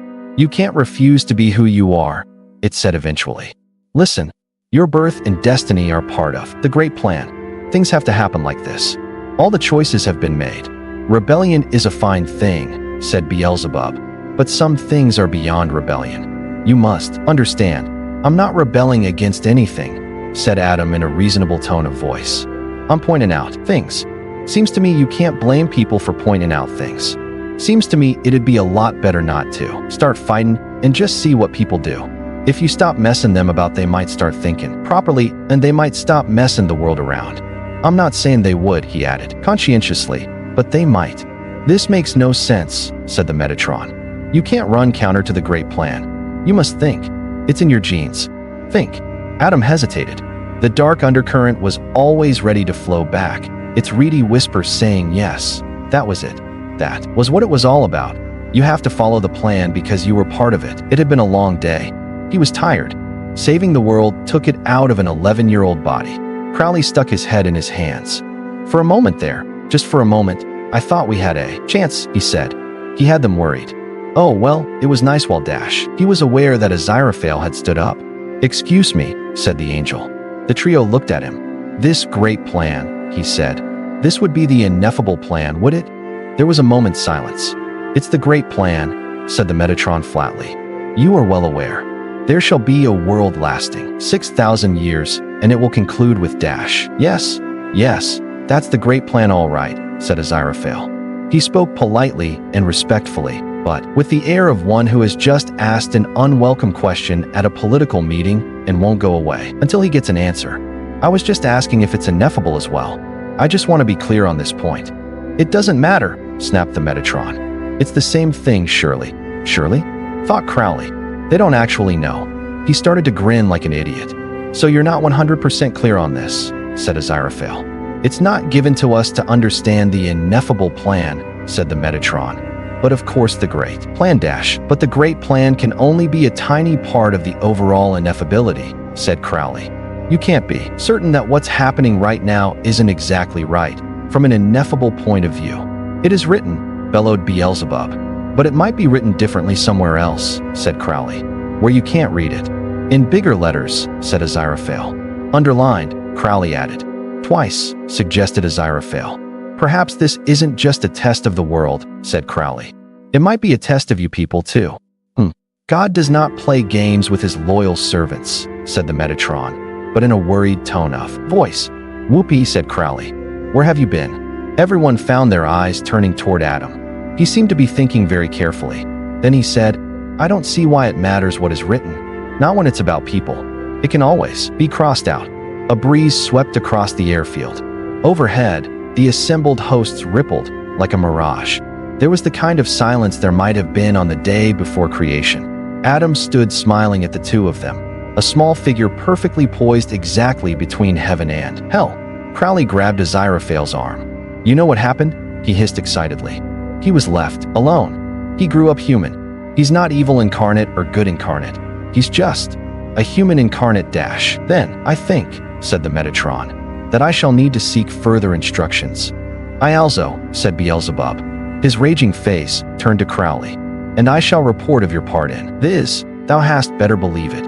He glared at Adam. And I do not know what thy father will say. There was a thundering explosion. Shadwell, who had been fidgeting with horrified excitement for some minutes, had finally got enough control of his trembling fingers to pull the trigger. The pellets passed through the space where Beelzebub had been. Shadwell never knew how lucky he had been that he'd missed. The sky wavered, and then became just sky. Around the horizon, the clouds began to unravel. Madame Tracy broke the silence. Weren't they odd? She said. She didn't mean, weren't they odd? What she did mean she probably could never hope to express, except by screaming. But the human brain has amazing recuperative powers, and saying, weren't they odd, was part of the rapid healing process. Within half an hour, she'd be thinking she'd just had too much to drink. Is it over, do you think? Said Aziraphale. Crowley shrugged. Not for us, I'm afraid. I don't think you need to go worrying, said Adam gnomically. I know all about you too. Don't you worry. He looked at the rest of them, who tried not to back away. He seemed to think for a while, and then he said, there's been too much messing around anyway. But it seems to me everyone's going to be a lot happier if they forget about this. Not actually forget, just not remember exactly. And then we can go home. But you can't just leave it at that, said Anathema, pushing forward. Think of all things you could do. Good things. Like what? Said Adam suspiciously. Well, you could bring all the whales back, to start with. He put his head on one side. And that'd stop people killing them? She hesitated. It would have been nice to say yes. And if people do start killing him, what would you ask me to do about him? Said Adam. No. I reckon I'm getting the hang of this now. Once I start messing around like that, there'd be no stopping it. Seems to me, the only sensible thing is for people to know if they kill a whale, they've got a dead whale. That shows a very responsible attitude, said Newt. Adam raised an eyebrow. It's just sense, he said. Aziraphale patted Crowley on the back. We seem to have survived, he said. Just imagine how terrible it might have been if we'd been at all competent. Said Crowley. Is your car operational? I think it might need a bit of work, Crowley admitted. I was thinking that we might take these good people into town, said Aziraphale. I owe Madame Tracy a meal, I'm sure. And her young man, of course. Shadwell looked over his shoulder and then up at Madame Tracy. Who's he talking about? He asked, her triumphant expression. Adam rejoined to them. I reckon we'll just be getting home, he said. But what actually happened? Said Pepper. I mean, there was all this dash. It doesn't matter anymore, said Adam. But you could help so much dash, Anathema began, as they wandered back to their bikes. Newt took her gently by the arm. That's not a good idea, he said. Tomorrow is the first day of the rest of our lives. Do you know, she said, of all the trite sayings I've ever really hated, that comes top? Amazing, isn't it? Said Newt happily. YVE, you got Dick Turpin painted on the door of your car. It's a joke, really, said Newt. Because everywhere I go, I hold up traffic, he mumbled wretchedly. Crowley looked glumly at the controls of the Jeep. I'm sorry about the car, Aziraphale was saying. I know how much you liked it. Perhaps if you concentrated really hard dash, it wouldn't be the same, said Crowley. I suppose not. I had it from new, you know. It wasn't a car, it was more a sort of whole-body glove. He sniffed. What's burning, he said. A breeze swept up the dust and dropped it again. The air became hot and heavy, imprisoning those within it like flies in syrup. He turned his head and looked into Aziraphale's horrified expression. But it's over, he said. It can't happen now. The thing, the correct moment, or whatever, it's gone past. It's over. The ground began to shake. The noise was like a subway train, but not one passing under. It was more like the sound of one coming up. Crowley fumbled madly with the gear shift. That's not Beelzebub, he shouted, above the noise of the wind. That's him. His father. This isn't Armageddon. This is personal. Start, you bloody thing. The ground moved under Anathema and Newt, flinging them onto the dancing concrete. Yellow smoke gushed from between the cracks. It feels like a volcano, shouted Newt. What is it? Whatever it is, it's pretty angry, said Anathema. In the Jeep, Crowley was cursing. Aziraphale laid a hand on his shoulder. There are humans here, he said. Yes, said Crowley. And me? I mean, we shouldn't let this happen to them. Well, what dash Crowley began and stopped. I mean, when you think about it, we've got them into enough trouble as it is. You and me. Over the years. What with one thing and another. We were only doing our jobs, muttered Crowley. Yes. So what? Lots of people in history have only done their jobs, and look at the trouble they caused. You don't mean we should actually try to stop him? What have you got to lose? Crowley started to argue, and realized that he hadn't anything. There was nothing he could lose that he hadn't lost already. They couldn't do anything worse to him than he had coming to him already. He felt free at last. He also felt under the seat and found a tire iron. It wouldn't be any good, but then, nothing would. In fact, it'd be much more terrible facing the adversary with anything like a decent weapon. That way you might have a bit of hope, which would make it worse. Aziraphale picked up the sword lately dropped by war and hefted its weight thoughtfully. Gosh, it's been years since I used this, he murmured. About 6,000, said Crowley. My word. Yes, said the angel. What a day that was, and no mistake. Good old days. Not really, said Crowley. The noise was growing. People knew the difference between right and wrong in those days, said Aziraphale dreamily. Well, yes. Think about it. Yes. Too much messing about. Yes. Aziraphale held up the sword. There was a humph as it suddenly flamed like a bar of magnesium. Once you've learned how to do it, you never forget, he said. He smiled at Crowley. I'd just like to say, he said, if we don't get out of this, that I'll have known, deep down inside, that there was a spark of goodness in you. That's right, said Crowley bitterly. Make my day. Aziraphale held out his hand. Nice knowing you, he said. Crowley took it. Here's to the next time, he said. And, Aziraphale, yes. Just remember I'll have known that, deep down inside, you were just enough of a bastard to be worth liking. There was a scuffing noise, and they were pushed aside by the small but dynamic shape of Shadwell, waving the thunder gun purposefully. I wouldn't trust you two Southern Nancy boys to kill a lame rat in a barrel, he said. Who are we? Fightin' no? The devil, said Aziraphale, simply. Shadwell nodded, as if this hadn't come as a surprise, threw the gun down, and took off his hat to expose a forehead known and feared wherever street-fighting men were gathered together. I reckon so, he said. In that case, I'm gonna use my hate. Newt and Anathema watched the three of them walk unsteadily away from the jeep. With Shadwell in the middle, they looked like a stylized W. What on earth are they going to do? Said Newt. And what's happening to them? The coats of Aziraphale and Crowley split along the seams. If you were going to go, you might ask, well, go in your own true shape. Feathers unfolded towards the sky. Contrary to popular belief, the wings of demons are the same as the wings of angels, although they're often better groomed. Shadwell shouldn't be going with them, said Newt, staggering to his feet. What's a Shadwell? He's my Sir, he's this amazing old man. You'd never believe it. I've got to help him. Help him, said Anathema. I took an oath and everything. Newt hesitated. Well, sort of an oath. And he gave me a month's wages in advance. Who were those other two, then? Friends of yours, Anathema began and stopped. Aziraphale had half turned, and the profile had finally clicked into place. I know where I've seen him before, she shouted, pulling herself upright against Newt as the ground bounced up and down. Come on, but something dreadful's going to happen. If he's damaged the book, you're bloody well right. Newt fumbled in his lapel and found his official pin. He didn't know what they were going up against this time, but a pin was all he had. They ran. Adam looked around. He looked down. His face took on an expression of calculated innocence. There was a moment of conflict, but Adam was on his own ground. Always, and ultimately, on his own ground.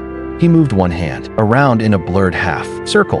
Aziraphale and Crowley felt the world change. There was no noise. There were no cracks. There was just that where there had been the beginnings of a volcano of satanic power, there was just clearing smoke and a car drawing slowly to a halt, its engine loud in the evening hush. It was an elderly car, but well preserved. Not using Crowley's method, though, where dents were simply wished away. This car looked like it did, you knew instinctively, because its owner had spent every weekend for 2 decades doing all the things the manual said should be done every weekend. Before every journey he walked around it and checked the lights and counted the wheels. Serious-minded men who smoked pipes and wore mustaches had written serious instructions saying that this should be done, and so he did it, because he was a serious-minded man who smoked a pipe and wore a mustache and did not take such injunctions lightly, because if you did, where would you be? He had exactly the right amount of insurance. He drove 3 miles below the speed limit, or 40 miles per hour, whichever was the lower. He wore a tie, even on Saturdays. Archimedes said that with a long enough lever and a solid enough place to stand, he could move the world. He could have stood on Mr. Young. The car door opened, and Mr. Young emerged. What's going on here? He said. Adam. But the them were streaking towards the gate. Mr. Young looked at the shocked assembly. At least Crowley and Aziraphale had had enough self-control left to winch in their wings. What's he been getting up to now? He sighed, not really expecting an answer. Where's that boy got to? Adam, come back here this instant. Adam seldom did what his father wanted. Sergeant Thomas A. Deisenberger opened his eyes. The only thing strange about his surroundings was how familiar they were. There was his high school photograph on the wall, and his little stars and stripes flag in the tooth mug, next to his toothbrush, and even his little teddy bear, still in its little uniform. The early afternoon sun flooded through his bedroom window. He could smell apple pie. That was one of the things he'd missed most about spending his Saturday nights a long way from home. He walked downstairs. His mother was at the stove, taking a huge apple pie out of the oven to cool. "Hi, Tommy," she said. "I thought you was in England." "Yes, Mom. I am normatively in England, Mom. Protecting democratism, Mom, sir," said SGT. "Thomas A. Deisenberger." "That's nice, hon," said his mother. "Your papa's down in the big field, with Chester and Ted. They'll be pleased to see you." Sergeant Thomas A. Deisenberger nodded. He took off his military-issue helmet and his military-issue jacket, and he rolled up his military-issue shirt sleeves.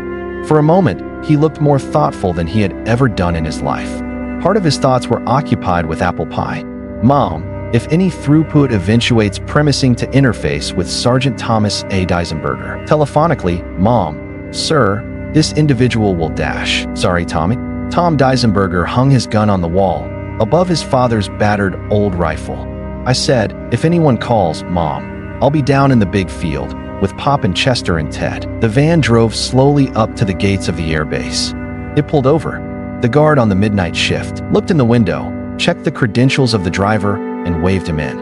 The van meandered across the concrete. It parked on the tarmac of the empty airstrip, near where two men sat, sharing a bottle of wine. One of the men wore dark glasses. Surprisingly, no one else seemed to be paying them the slightest attention. "Are you saying," said Crowley, "that he planned it this way all along? From the very beginning?" Aziraphale conscientiously wiped the top of the bottle and passed it back. "Could have," he said. "Could have. One could always ask him, I suppose." "From what I remember," replied Crowley, thoughtfully, "and we were never actually on what you might call speaking terms, he wasn't exactly one for a straight answer. In fact, he'd never answer at all. He'd just smile, as if he knew something that you didn't." "And of course that's true," said the angel. "Otherwise, what'd be the point?" There was a pause, and both beings stared reflectively off into the distance, as if they were remembering things that neither of them had thought of for a long time. The van driver got out of the van, carrying a cardboard box and a pair of tongs. Lying on the tarmac were a tarnished metal crown and a pair of scales. The man picked them up with the tongs and placed them in the box. Then he approached the couple with the bottle. "Excuse me, gents," he said, "but there's meant to be a sword around here somewhere as well. At least, that's what it says here at any rate, and I was wondering." Aziraphale seemed embarrassed. He looked around himself, vaguely puzzled, then stood up, to discover that he had been sitting on the sword for the last hour or so. He reached down and picked it up. "Sorry," he said, and put the sword into the box. The van driver, who wore an International Express cap, said not to mention it, and really it was a godsend them both being there like this, since someone was going to have to sign to say that he'd duly collected what he'd been sent for, and this had certainly been a day to remember. Aziraphale and Crowley both agreed with him that it had, and Aziraphale signed the clipboard that the van driver gave him, witnessing that a crown, a pair of balances, and a sword had been received in good order and were to be delivered to a smudged address and charged to a blurred account number. The man began to walk back to his van. Then he stopped and turned. "If I was to tell my wife what happened to me today," he told them, a little sadly, "she'd never believe me. And I wouldn't blame her, because I don't either." And he climbed into his van, and he drove away. Crowley stood up, a little unsteadily. He reached a hand down to Aziraphale. "Come on," he said. "I'll drive us back to London." He took a jeep. No one stopped them. It had a cassette player. This isn't general issue, even for American military vehicles, but Crowley automatically assumed that all vehicles he drove would have cassette players, and therefore this one did. Within seconds of his getting in, the cassette that he put on as he drove was marked Handel's Water Music, and it stayed Handel's Water Music all the way home. Sunday, the first day of the rest of their lives. At around 10:30, the paper boy brought the Sunday papers to the front door of Jasmine Cottage. He had to make 3 trips. The series of thumps as they hit the mat woke up Newton Pulsifer. He left Anathema asleep. She was pretty shattered, poor thing. She'd been almost incoherent when he'd put her to bed. She'd run her life according to the prophecies, and now there were no more prophecies. She must be feeling like a train which had reached the end of the line, but still had to keep going somehow. From now on, she'd be able to go through life with everything coming as a surprise, just like everyone else. What luck! The telephone rang. Newt dashed for the kitchen and picked up the receiver on the second ring. "Hello," he said. A voice of forced friendliness tinted with desperation gabbled at him. "No," he said, "I'm not. And it's not Devisy, it's Device. As in nice. And she's asleep." "Well," he said, "I'm pretty sure she doesn't want any cavities insulated. Or double glazing. I mean, she doesn't own the cottage, you know. She's only renting it." "No, I'm not going to wake her up and ask her," he said. "And tell me, right, Miss Morrow, why don't you lot take Sundays off, like everybody else does?" "Sunday," he said. "Of course it's not Saturday. Why would it be Saturday? Saturday was yesterday. It's honestly Sunday today, really. What do you mean, you've lost a day? One haven't got it. Seems to me you've got a bit carried away with selling." "Hello," he growled, and replaced the receiver. "Telephone salespeople. Something dreadful ought to happen to them." He was assailed by a moment of sudden doubt. Today was Sunday, wasn't it? A glance at the Sunday papers reassured him. If the Sunday Times said it was Sunday, you could be sure that they'd investigated the matter. And yesterday was Saturday. Of course, yesterday was Saturday, and he'd never forget Saturday for as long as he lived. If only he could remember what it was he wasn't meant to forget. Seeing that he was in the kitchen, Newt decided to make breakfast. He moved around the kitchen as quietly as possible to avoid waking the rest of the household, and found every sound magnified. The antique fridge had a door that shut like the crack of doom. The kitchen tap dribbled like a diuretic gerbil, but made a noise like Old Faithful. And he couldn't find where anything was.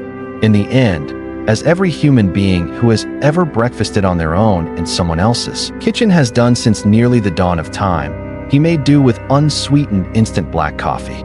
Except for Giovanni Jacopo Casanova, 1725 to 1798, famed a moodist and litterateur who revealed in volume 12 of his memoirs that, as a matter of course, he carried around with him at all times a small valise containing a loaf of bread, a pot of choice Seville marmalade, a knife, fork, and small spoon for stirring, 2 fresh eggs packed with care in unspun wool, a tomato or love apple, a small frying pan, a small saucepan, a spirit burner, a chafing dish, a tin box of salted butter of the Italian type, 2 bone china plates. Also a portion of honeycomb as a sweetener for my breath and for my coffee. Let my readers understand me when I say to them all, a true gentleman should always be able to break his fast in the manner of a gentleman, wheresoever he may find himself. On the kitchen table was a roughly rectangular, leather-bound cinder. He could just make out the words N-I-A and ace on the charred cover. What a difference a day made, he thought. It turns you from the ultimate reference book to a mere barbecue briquette. Now then, how exactly had they got it? He recalled a man who smelled of smoke and wore sunglasses even in darkness. And there was other stuff all running together. Boys on bikes, an unpleasant buzzing, a small, grubby, staring face. It all hung around in his mind, not exactly forgotten, but forever hanging on the cusp of recollection, a memory of things that hadn't happened. How could you have that? And there was the matter of Dick Turpin. It looked like the same car, except that forever afterwards, it seemed able to do 250 miles on a gallon of petrol, ran so quietly that you practically had to put your mouth over the exhaust pipe to see if the engine was firing, and issued its voice-synthesized warnings in a series of exquisite and perfectly phrased haikus, each one original and apt. Late frost burns the bloom. Would a fool not let the belt restrain the body? It would say. And the cherry blossom tumbles from the highest tree. One needs more petrol. He sat staring at the wall until a knock at the door brought him back to earth. There was a small dapper man in a black raincoat standing on the doorstep. He was holding a cardboard box, and he gave Newt a bright smile. "Mister," he consulted a piece of paper in one hand. "Pulsifer?" "Pulsifer," said Newt. "It's a hard S. I'm ever so sorry," said the man. "I've only ever seen it written down. Air. Well then, it would appear that this is for you and Mrs. Pulsifer." Newt gave him a blank look. "There is no Mrs. Pulsifer," he said coldly. The man removed his bowler hat. "Oh, I'm terribly sorry," he said. "I mean that. Well, there's my mother," said Newt. "But she's not dead. She's just in Dorking. I'm not married." "How odd. The letter is quite, specific." "Who are you?" said Newt. He was wearing only his trousers, and it was chilly on the doorstep. The man balanced the box awkwardly and fished out a card from an inner pocket. He handed it to Newt.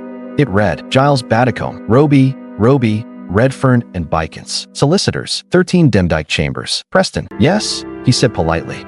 "And what can I do for you, Mr. Batacombe?" "You could let me in," said Mr. Batacombe. "You're not serving a writ or anything, are you?" said Newt.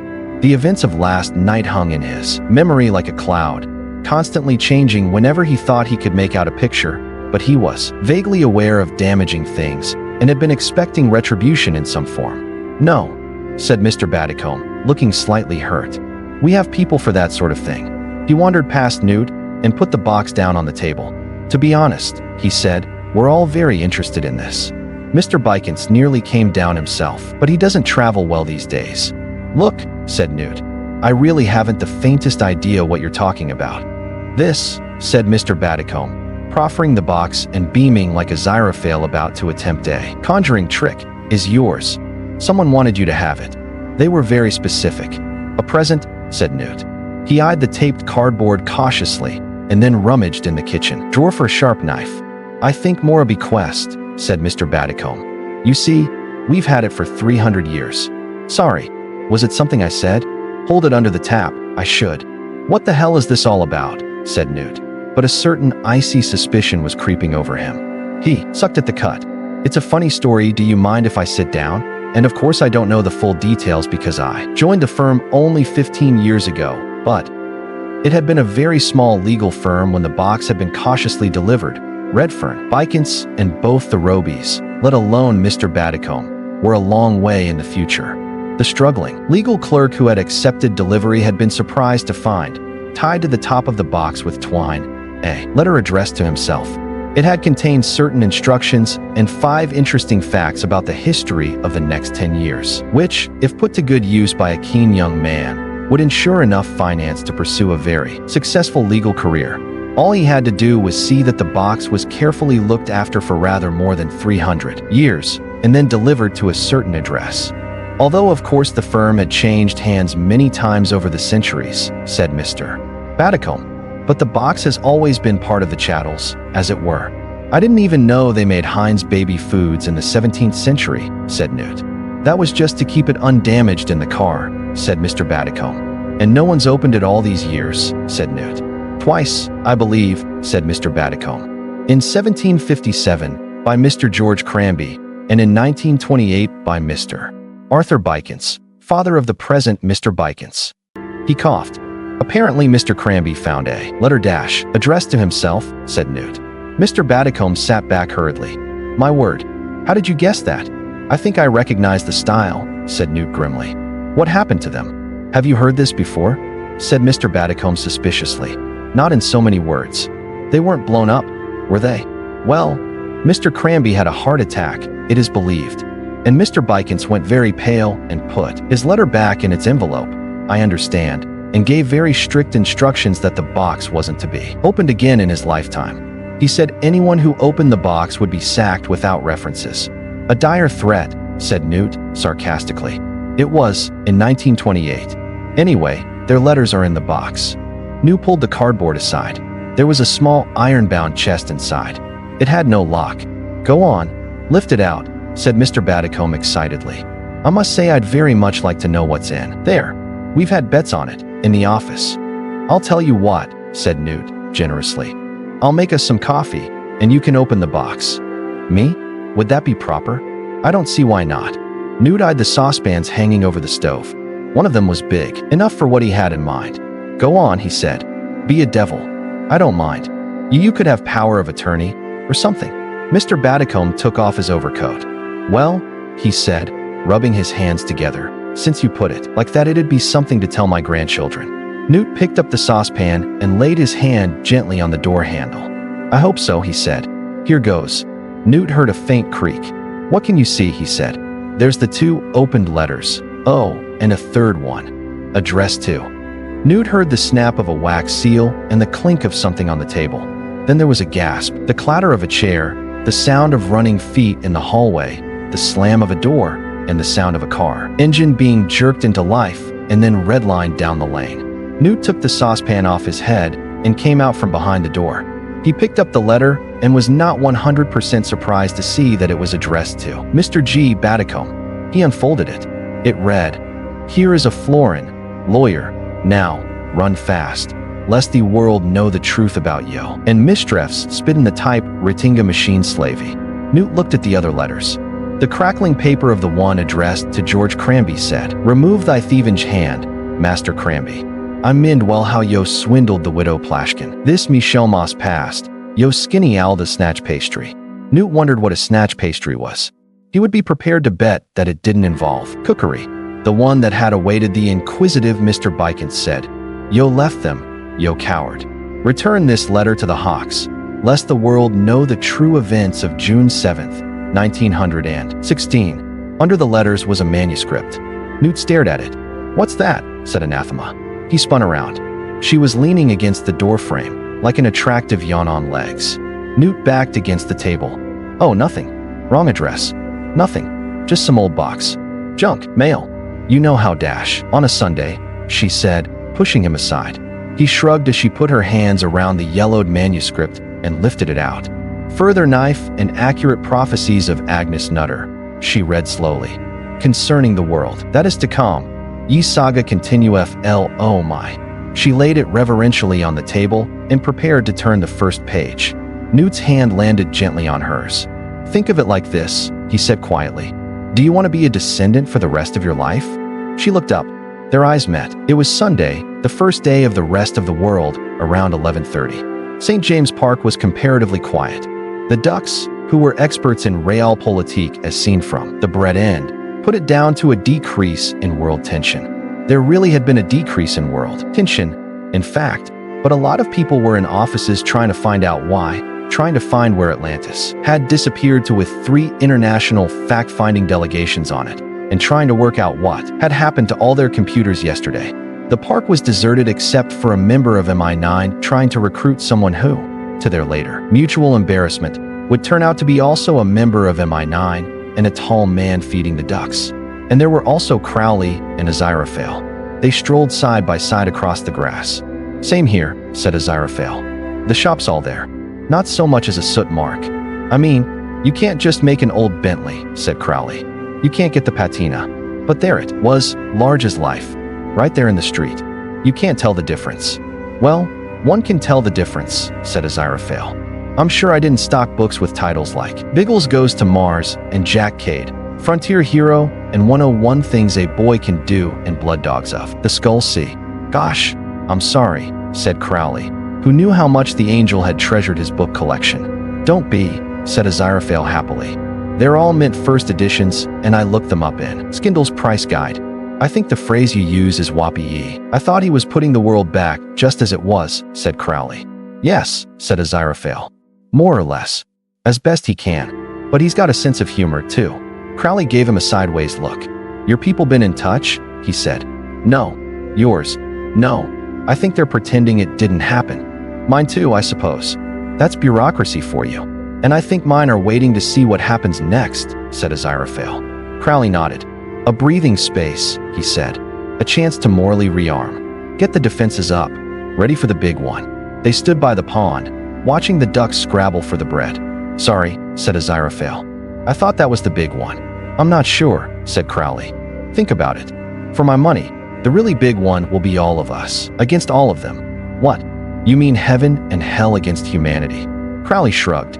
"Of course, if he did change everything, then maybe he changed himself, too. Got rid of his powers, perhaps. Decided to stay human." "Oh, I do hope so," said Aziraphale. "Anyway, I'm sure the alternative wouldn't be allowed." "Air, would it? I don't know. You can never be certain about what's really intended. Plans within plans." "Sorry," said Aziraphale. "Well," said Crowley, who'd been thinking about this until his head ached. "Haven't you ever wondered about it all? You know your people and my people. Heaven and hell, good and evil, all that sort of thing? I mean, why?" "As I recall," said the angel, stiffly, "there was the rebellion and dash." "Ah, yes. And why did it happen, eh?" "I mean, it didn't have to, did it?" said Crowley, a manic look in his eye. "Anyone who could build a universe in 6 days isn't going to let a little thing like that happen. Unless they want it to, of course." "Oh, come on. Be sensible," said Aziraphale, doubtfully. "That's not good advice," said Crowley. "That's not good advice at all. If you sit down and think about it sensibly, you come up with some very funny ideas. Like, Why make people inquisitive and then put some forbidden fruit where they can see it with a big neon finger flashing on and off saying this is IT? I don't remember any neon. Metaphorically, I mean, why do that if you really don't want them to eat it? Maybe you just want to see how it all turns out. Maybe it's all part of a great big ineffable plan. All of it. You, me, him, everything. Some great big test to see if what you've built all works properly. You start thinking, it can't be a great cosmic game of chess. It has to be just very complicated solitaire. And don't bother to answer. If we could understand, we wouldn't be us. Because it's all dash. Ineffable, said the figure feeding the ducks. Yeah, right. Thanks.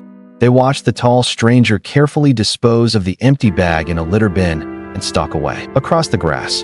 Then Crowley shook his head. What was I saying? He said. Don't know, said Aziraphale.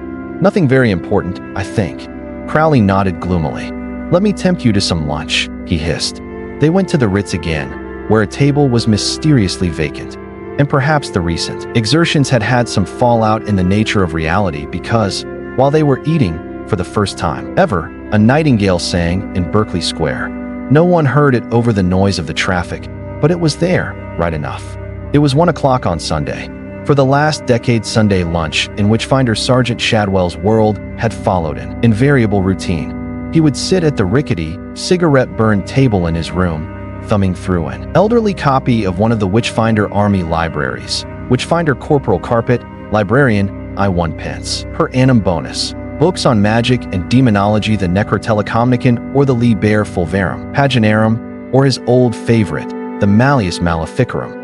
A relentless blockbuster of a book, heartily recommended. Pope Innocent VIII. Then there would be a knock on the door, and Madame Tracy would call out, "Lunch, Mr. Shadwell," and Shadwell would mutter, "Shameless hussy," and wait 60 seconds to allow the shameless hussy time to get back into her room. Then he'd open the door and pick up the plate of liver, which was usually carefully covered by another plate to keep it warm, and he'd take it in, and he'd eat it, taking moderate care not to spill any gravy on the pages he was reading. To the right collector, the Witchfinder Army's library would have been worth millions. The right collector would have to have been very rich and not have minded gravy stains, cigarette burns, marginal notations, or the late Witchfinder Lance Corporal Watling's passion for drawing mustaches and spectacles on all woodcut illustrations of witches and demons. That was what always happened. Except on that Sunday, it didn't. For a start, he wasn't reading. He was just sitting, and when the knock came on the door, he got up immediately and opened it. He needn't have hurried. There was no plate. There was just Madame Tracy, wearing a cameo brooch and an unfamiliar shade of lipstick. She was also standing in the center of a perfume zone. "Aye, Jezebel?" Madame Tracy's voice was bright and fast and brittle with uncertainty. "Hello, Mr. S. I was just thinking. After all we've been through in the last 2 days, seems silly for me to leave a plate out for you, so I've set a place for you. Come on, Mr. S." Shadwell followed, warily. He'd had another dream, last night. He didn't remember it properly, just one phrase that still echoed in his head and disturbed him. The dream had vanished into a haze, like the events of the previous night. It was this: nothing wrong with witch-finding. I'd like to be a witch-finder. It's just, well, you've got to take it in turns. Today we'll go out witch-finding, and tomorrow we could hide, and it'd be the witch's turn to find us. For the second time in 24 hours, for the second time in his life, he entered Madame Tracy's rooms. "Sit down there," she told him, pointing to an armchair. It had an antimacassar on the headrest, a plumped-up pillow on the seat, and a small footstool. He sat down. She placed a tray on his lap and watched him eat, and removed his plate when he had finished. Then she opened a bottle of Guinness, poured it into a glass and gave it to him, then sipped her tea while he slurped his stout. When she put her cup down, it tinkled nervously in the saucer. "I've got a tidy bit put away," she said, apropos of nothing. "And you know, I sometimes think it would be a nice thing to get a little bungalow in the country somewhere. Move out of London. I'd call it the Laurels or Dunroman or Shangri-La," suggested Shadwell, and for the life of him could not think why. "Exactly, Mr. S. Exactly. Shangri-La." She smiled at him. "Are you comfy, love?" Shadwell realized with dawning horror that he was comfortable. Horribly, terrifyingly comfortable. "Aye," he said warily. He had never been so comfortable. Madame Tracy opened another bottle of Guinness and placed it in front of him. Only trouble with having a little bungalow. Called what was your clever idea, Mr. S? Shangri-La. Shangri-La. Exactly. Is that it's not right for one, is it? I mean, two people, they say two can live as cheaply as one. Or 518, thought Shadwell, remembering the massed ranks of the Witchfinder army. She giggled. I just wonder where I could find someone to settle down with. Shadwell realized that she was talking about him. He wasn't sure about this. He had a distinct feeling that leaving Witchfinder Private Pulsifer with the young lady in Tadfield had been a bad move, as far as the Witchfinder Army Book of Rules and Regulations was concerned. And this seemed even more dangerous.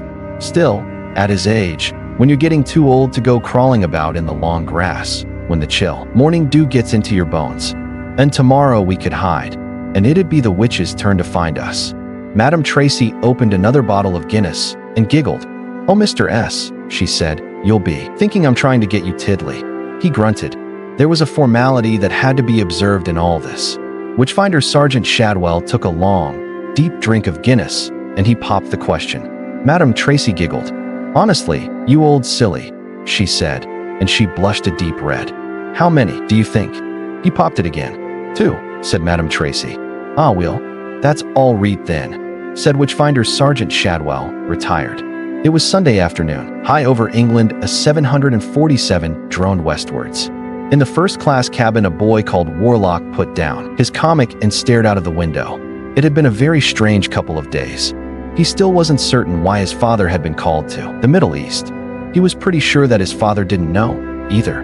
It was probably something cultural. All that had happened was a lot of funny-looking guys with towels on their heads and very bad teeth had shown them around some old ruins. As ruins went, Warlock had seen better. And then one of the old guys had said to him, wasn't there anything he wanted to do? And Warlock had said he'd like to leave. They'd looked very unhappy about that. And now he was going back to the States. There had been some sort of problem with tickets, or flights, or airport destination boards or something. It was weird. He was pretty sure his father had meant to go back to England. Warlock liked England. It was a nice country to be an American in. The plane was at that point passing right above the lower Tadfield bedroom of Greasy Johnson, who was aimlessly leafing through a photography magazine that he'd bought merely because it had a rather good picture of a tropical fish on the cover. A few pages below Greasy's listless finger was a spread on American football and how it was really catching on in Europe, which was odd because when the magazine had been printed, those pages had been about photography in desert conditions.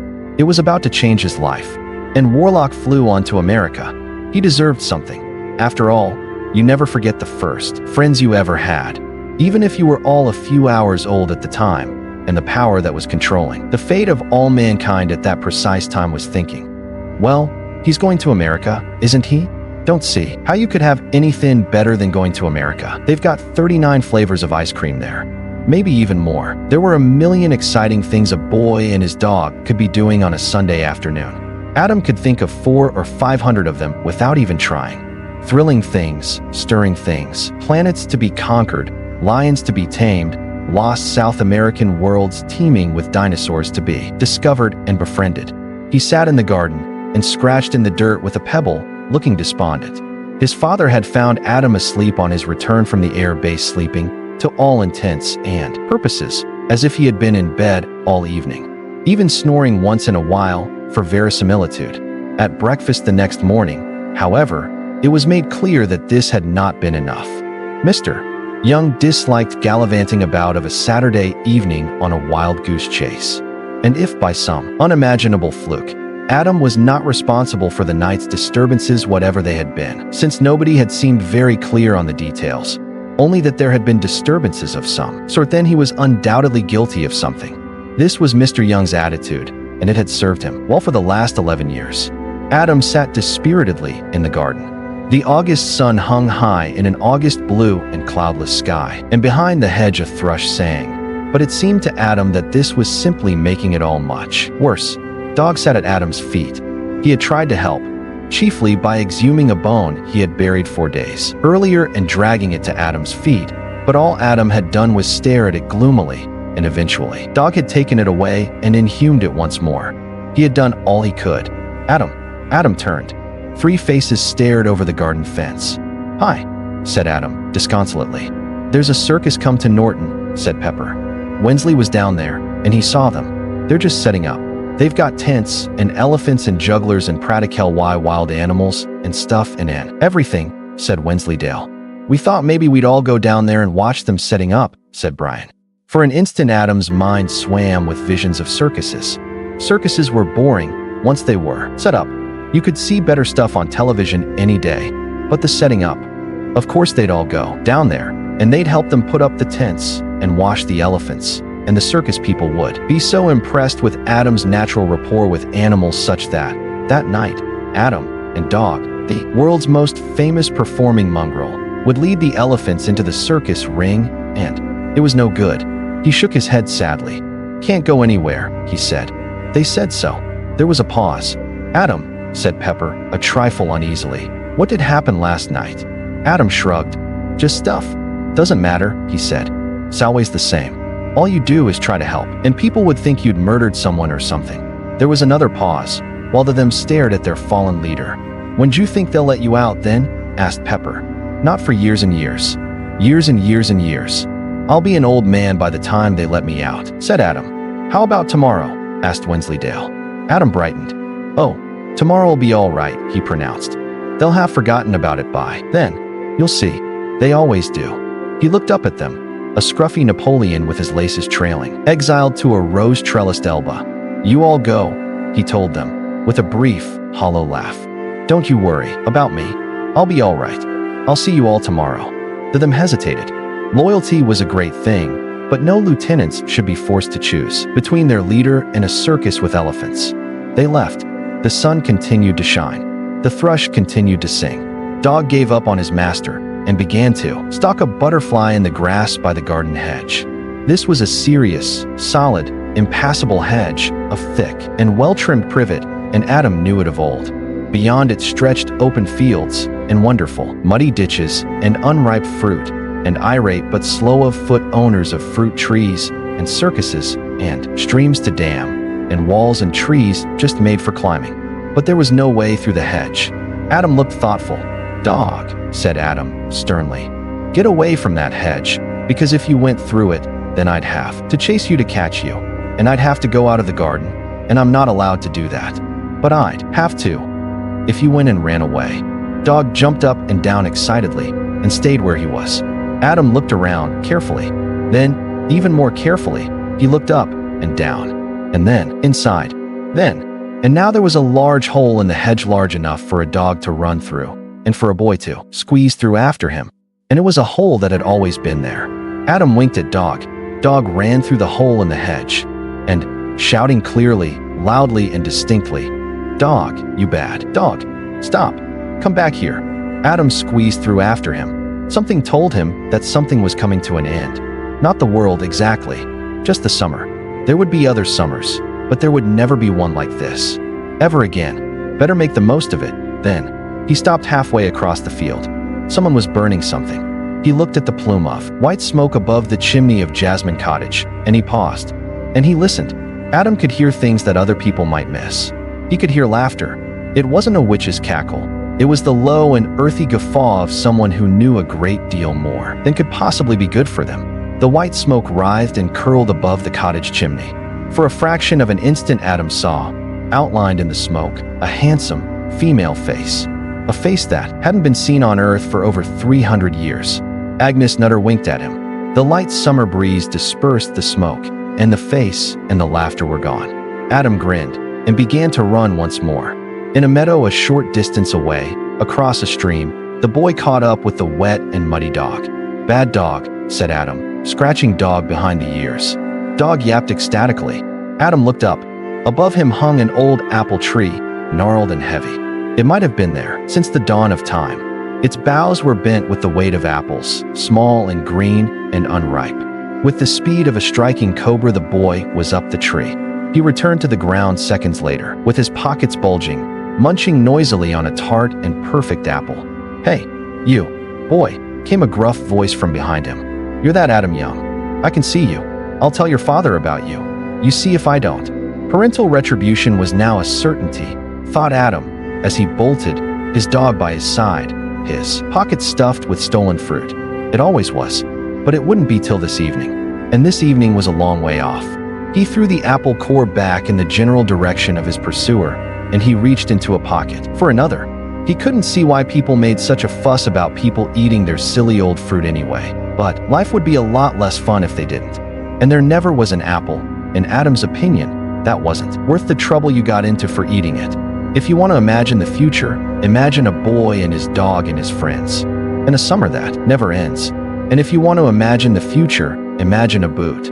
No, imagine a sneaker, laces trailing, kicking a pebble. Imagine a stick to poke at interesting things and throw for a dog that may or may not decide to retrieve it. Imagine a tuneless whistle, pounding some luckless popular song into insensibility. Imagine a figure, half angel, half devil, all human, slouching hopefully towards Tadfield.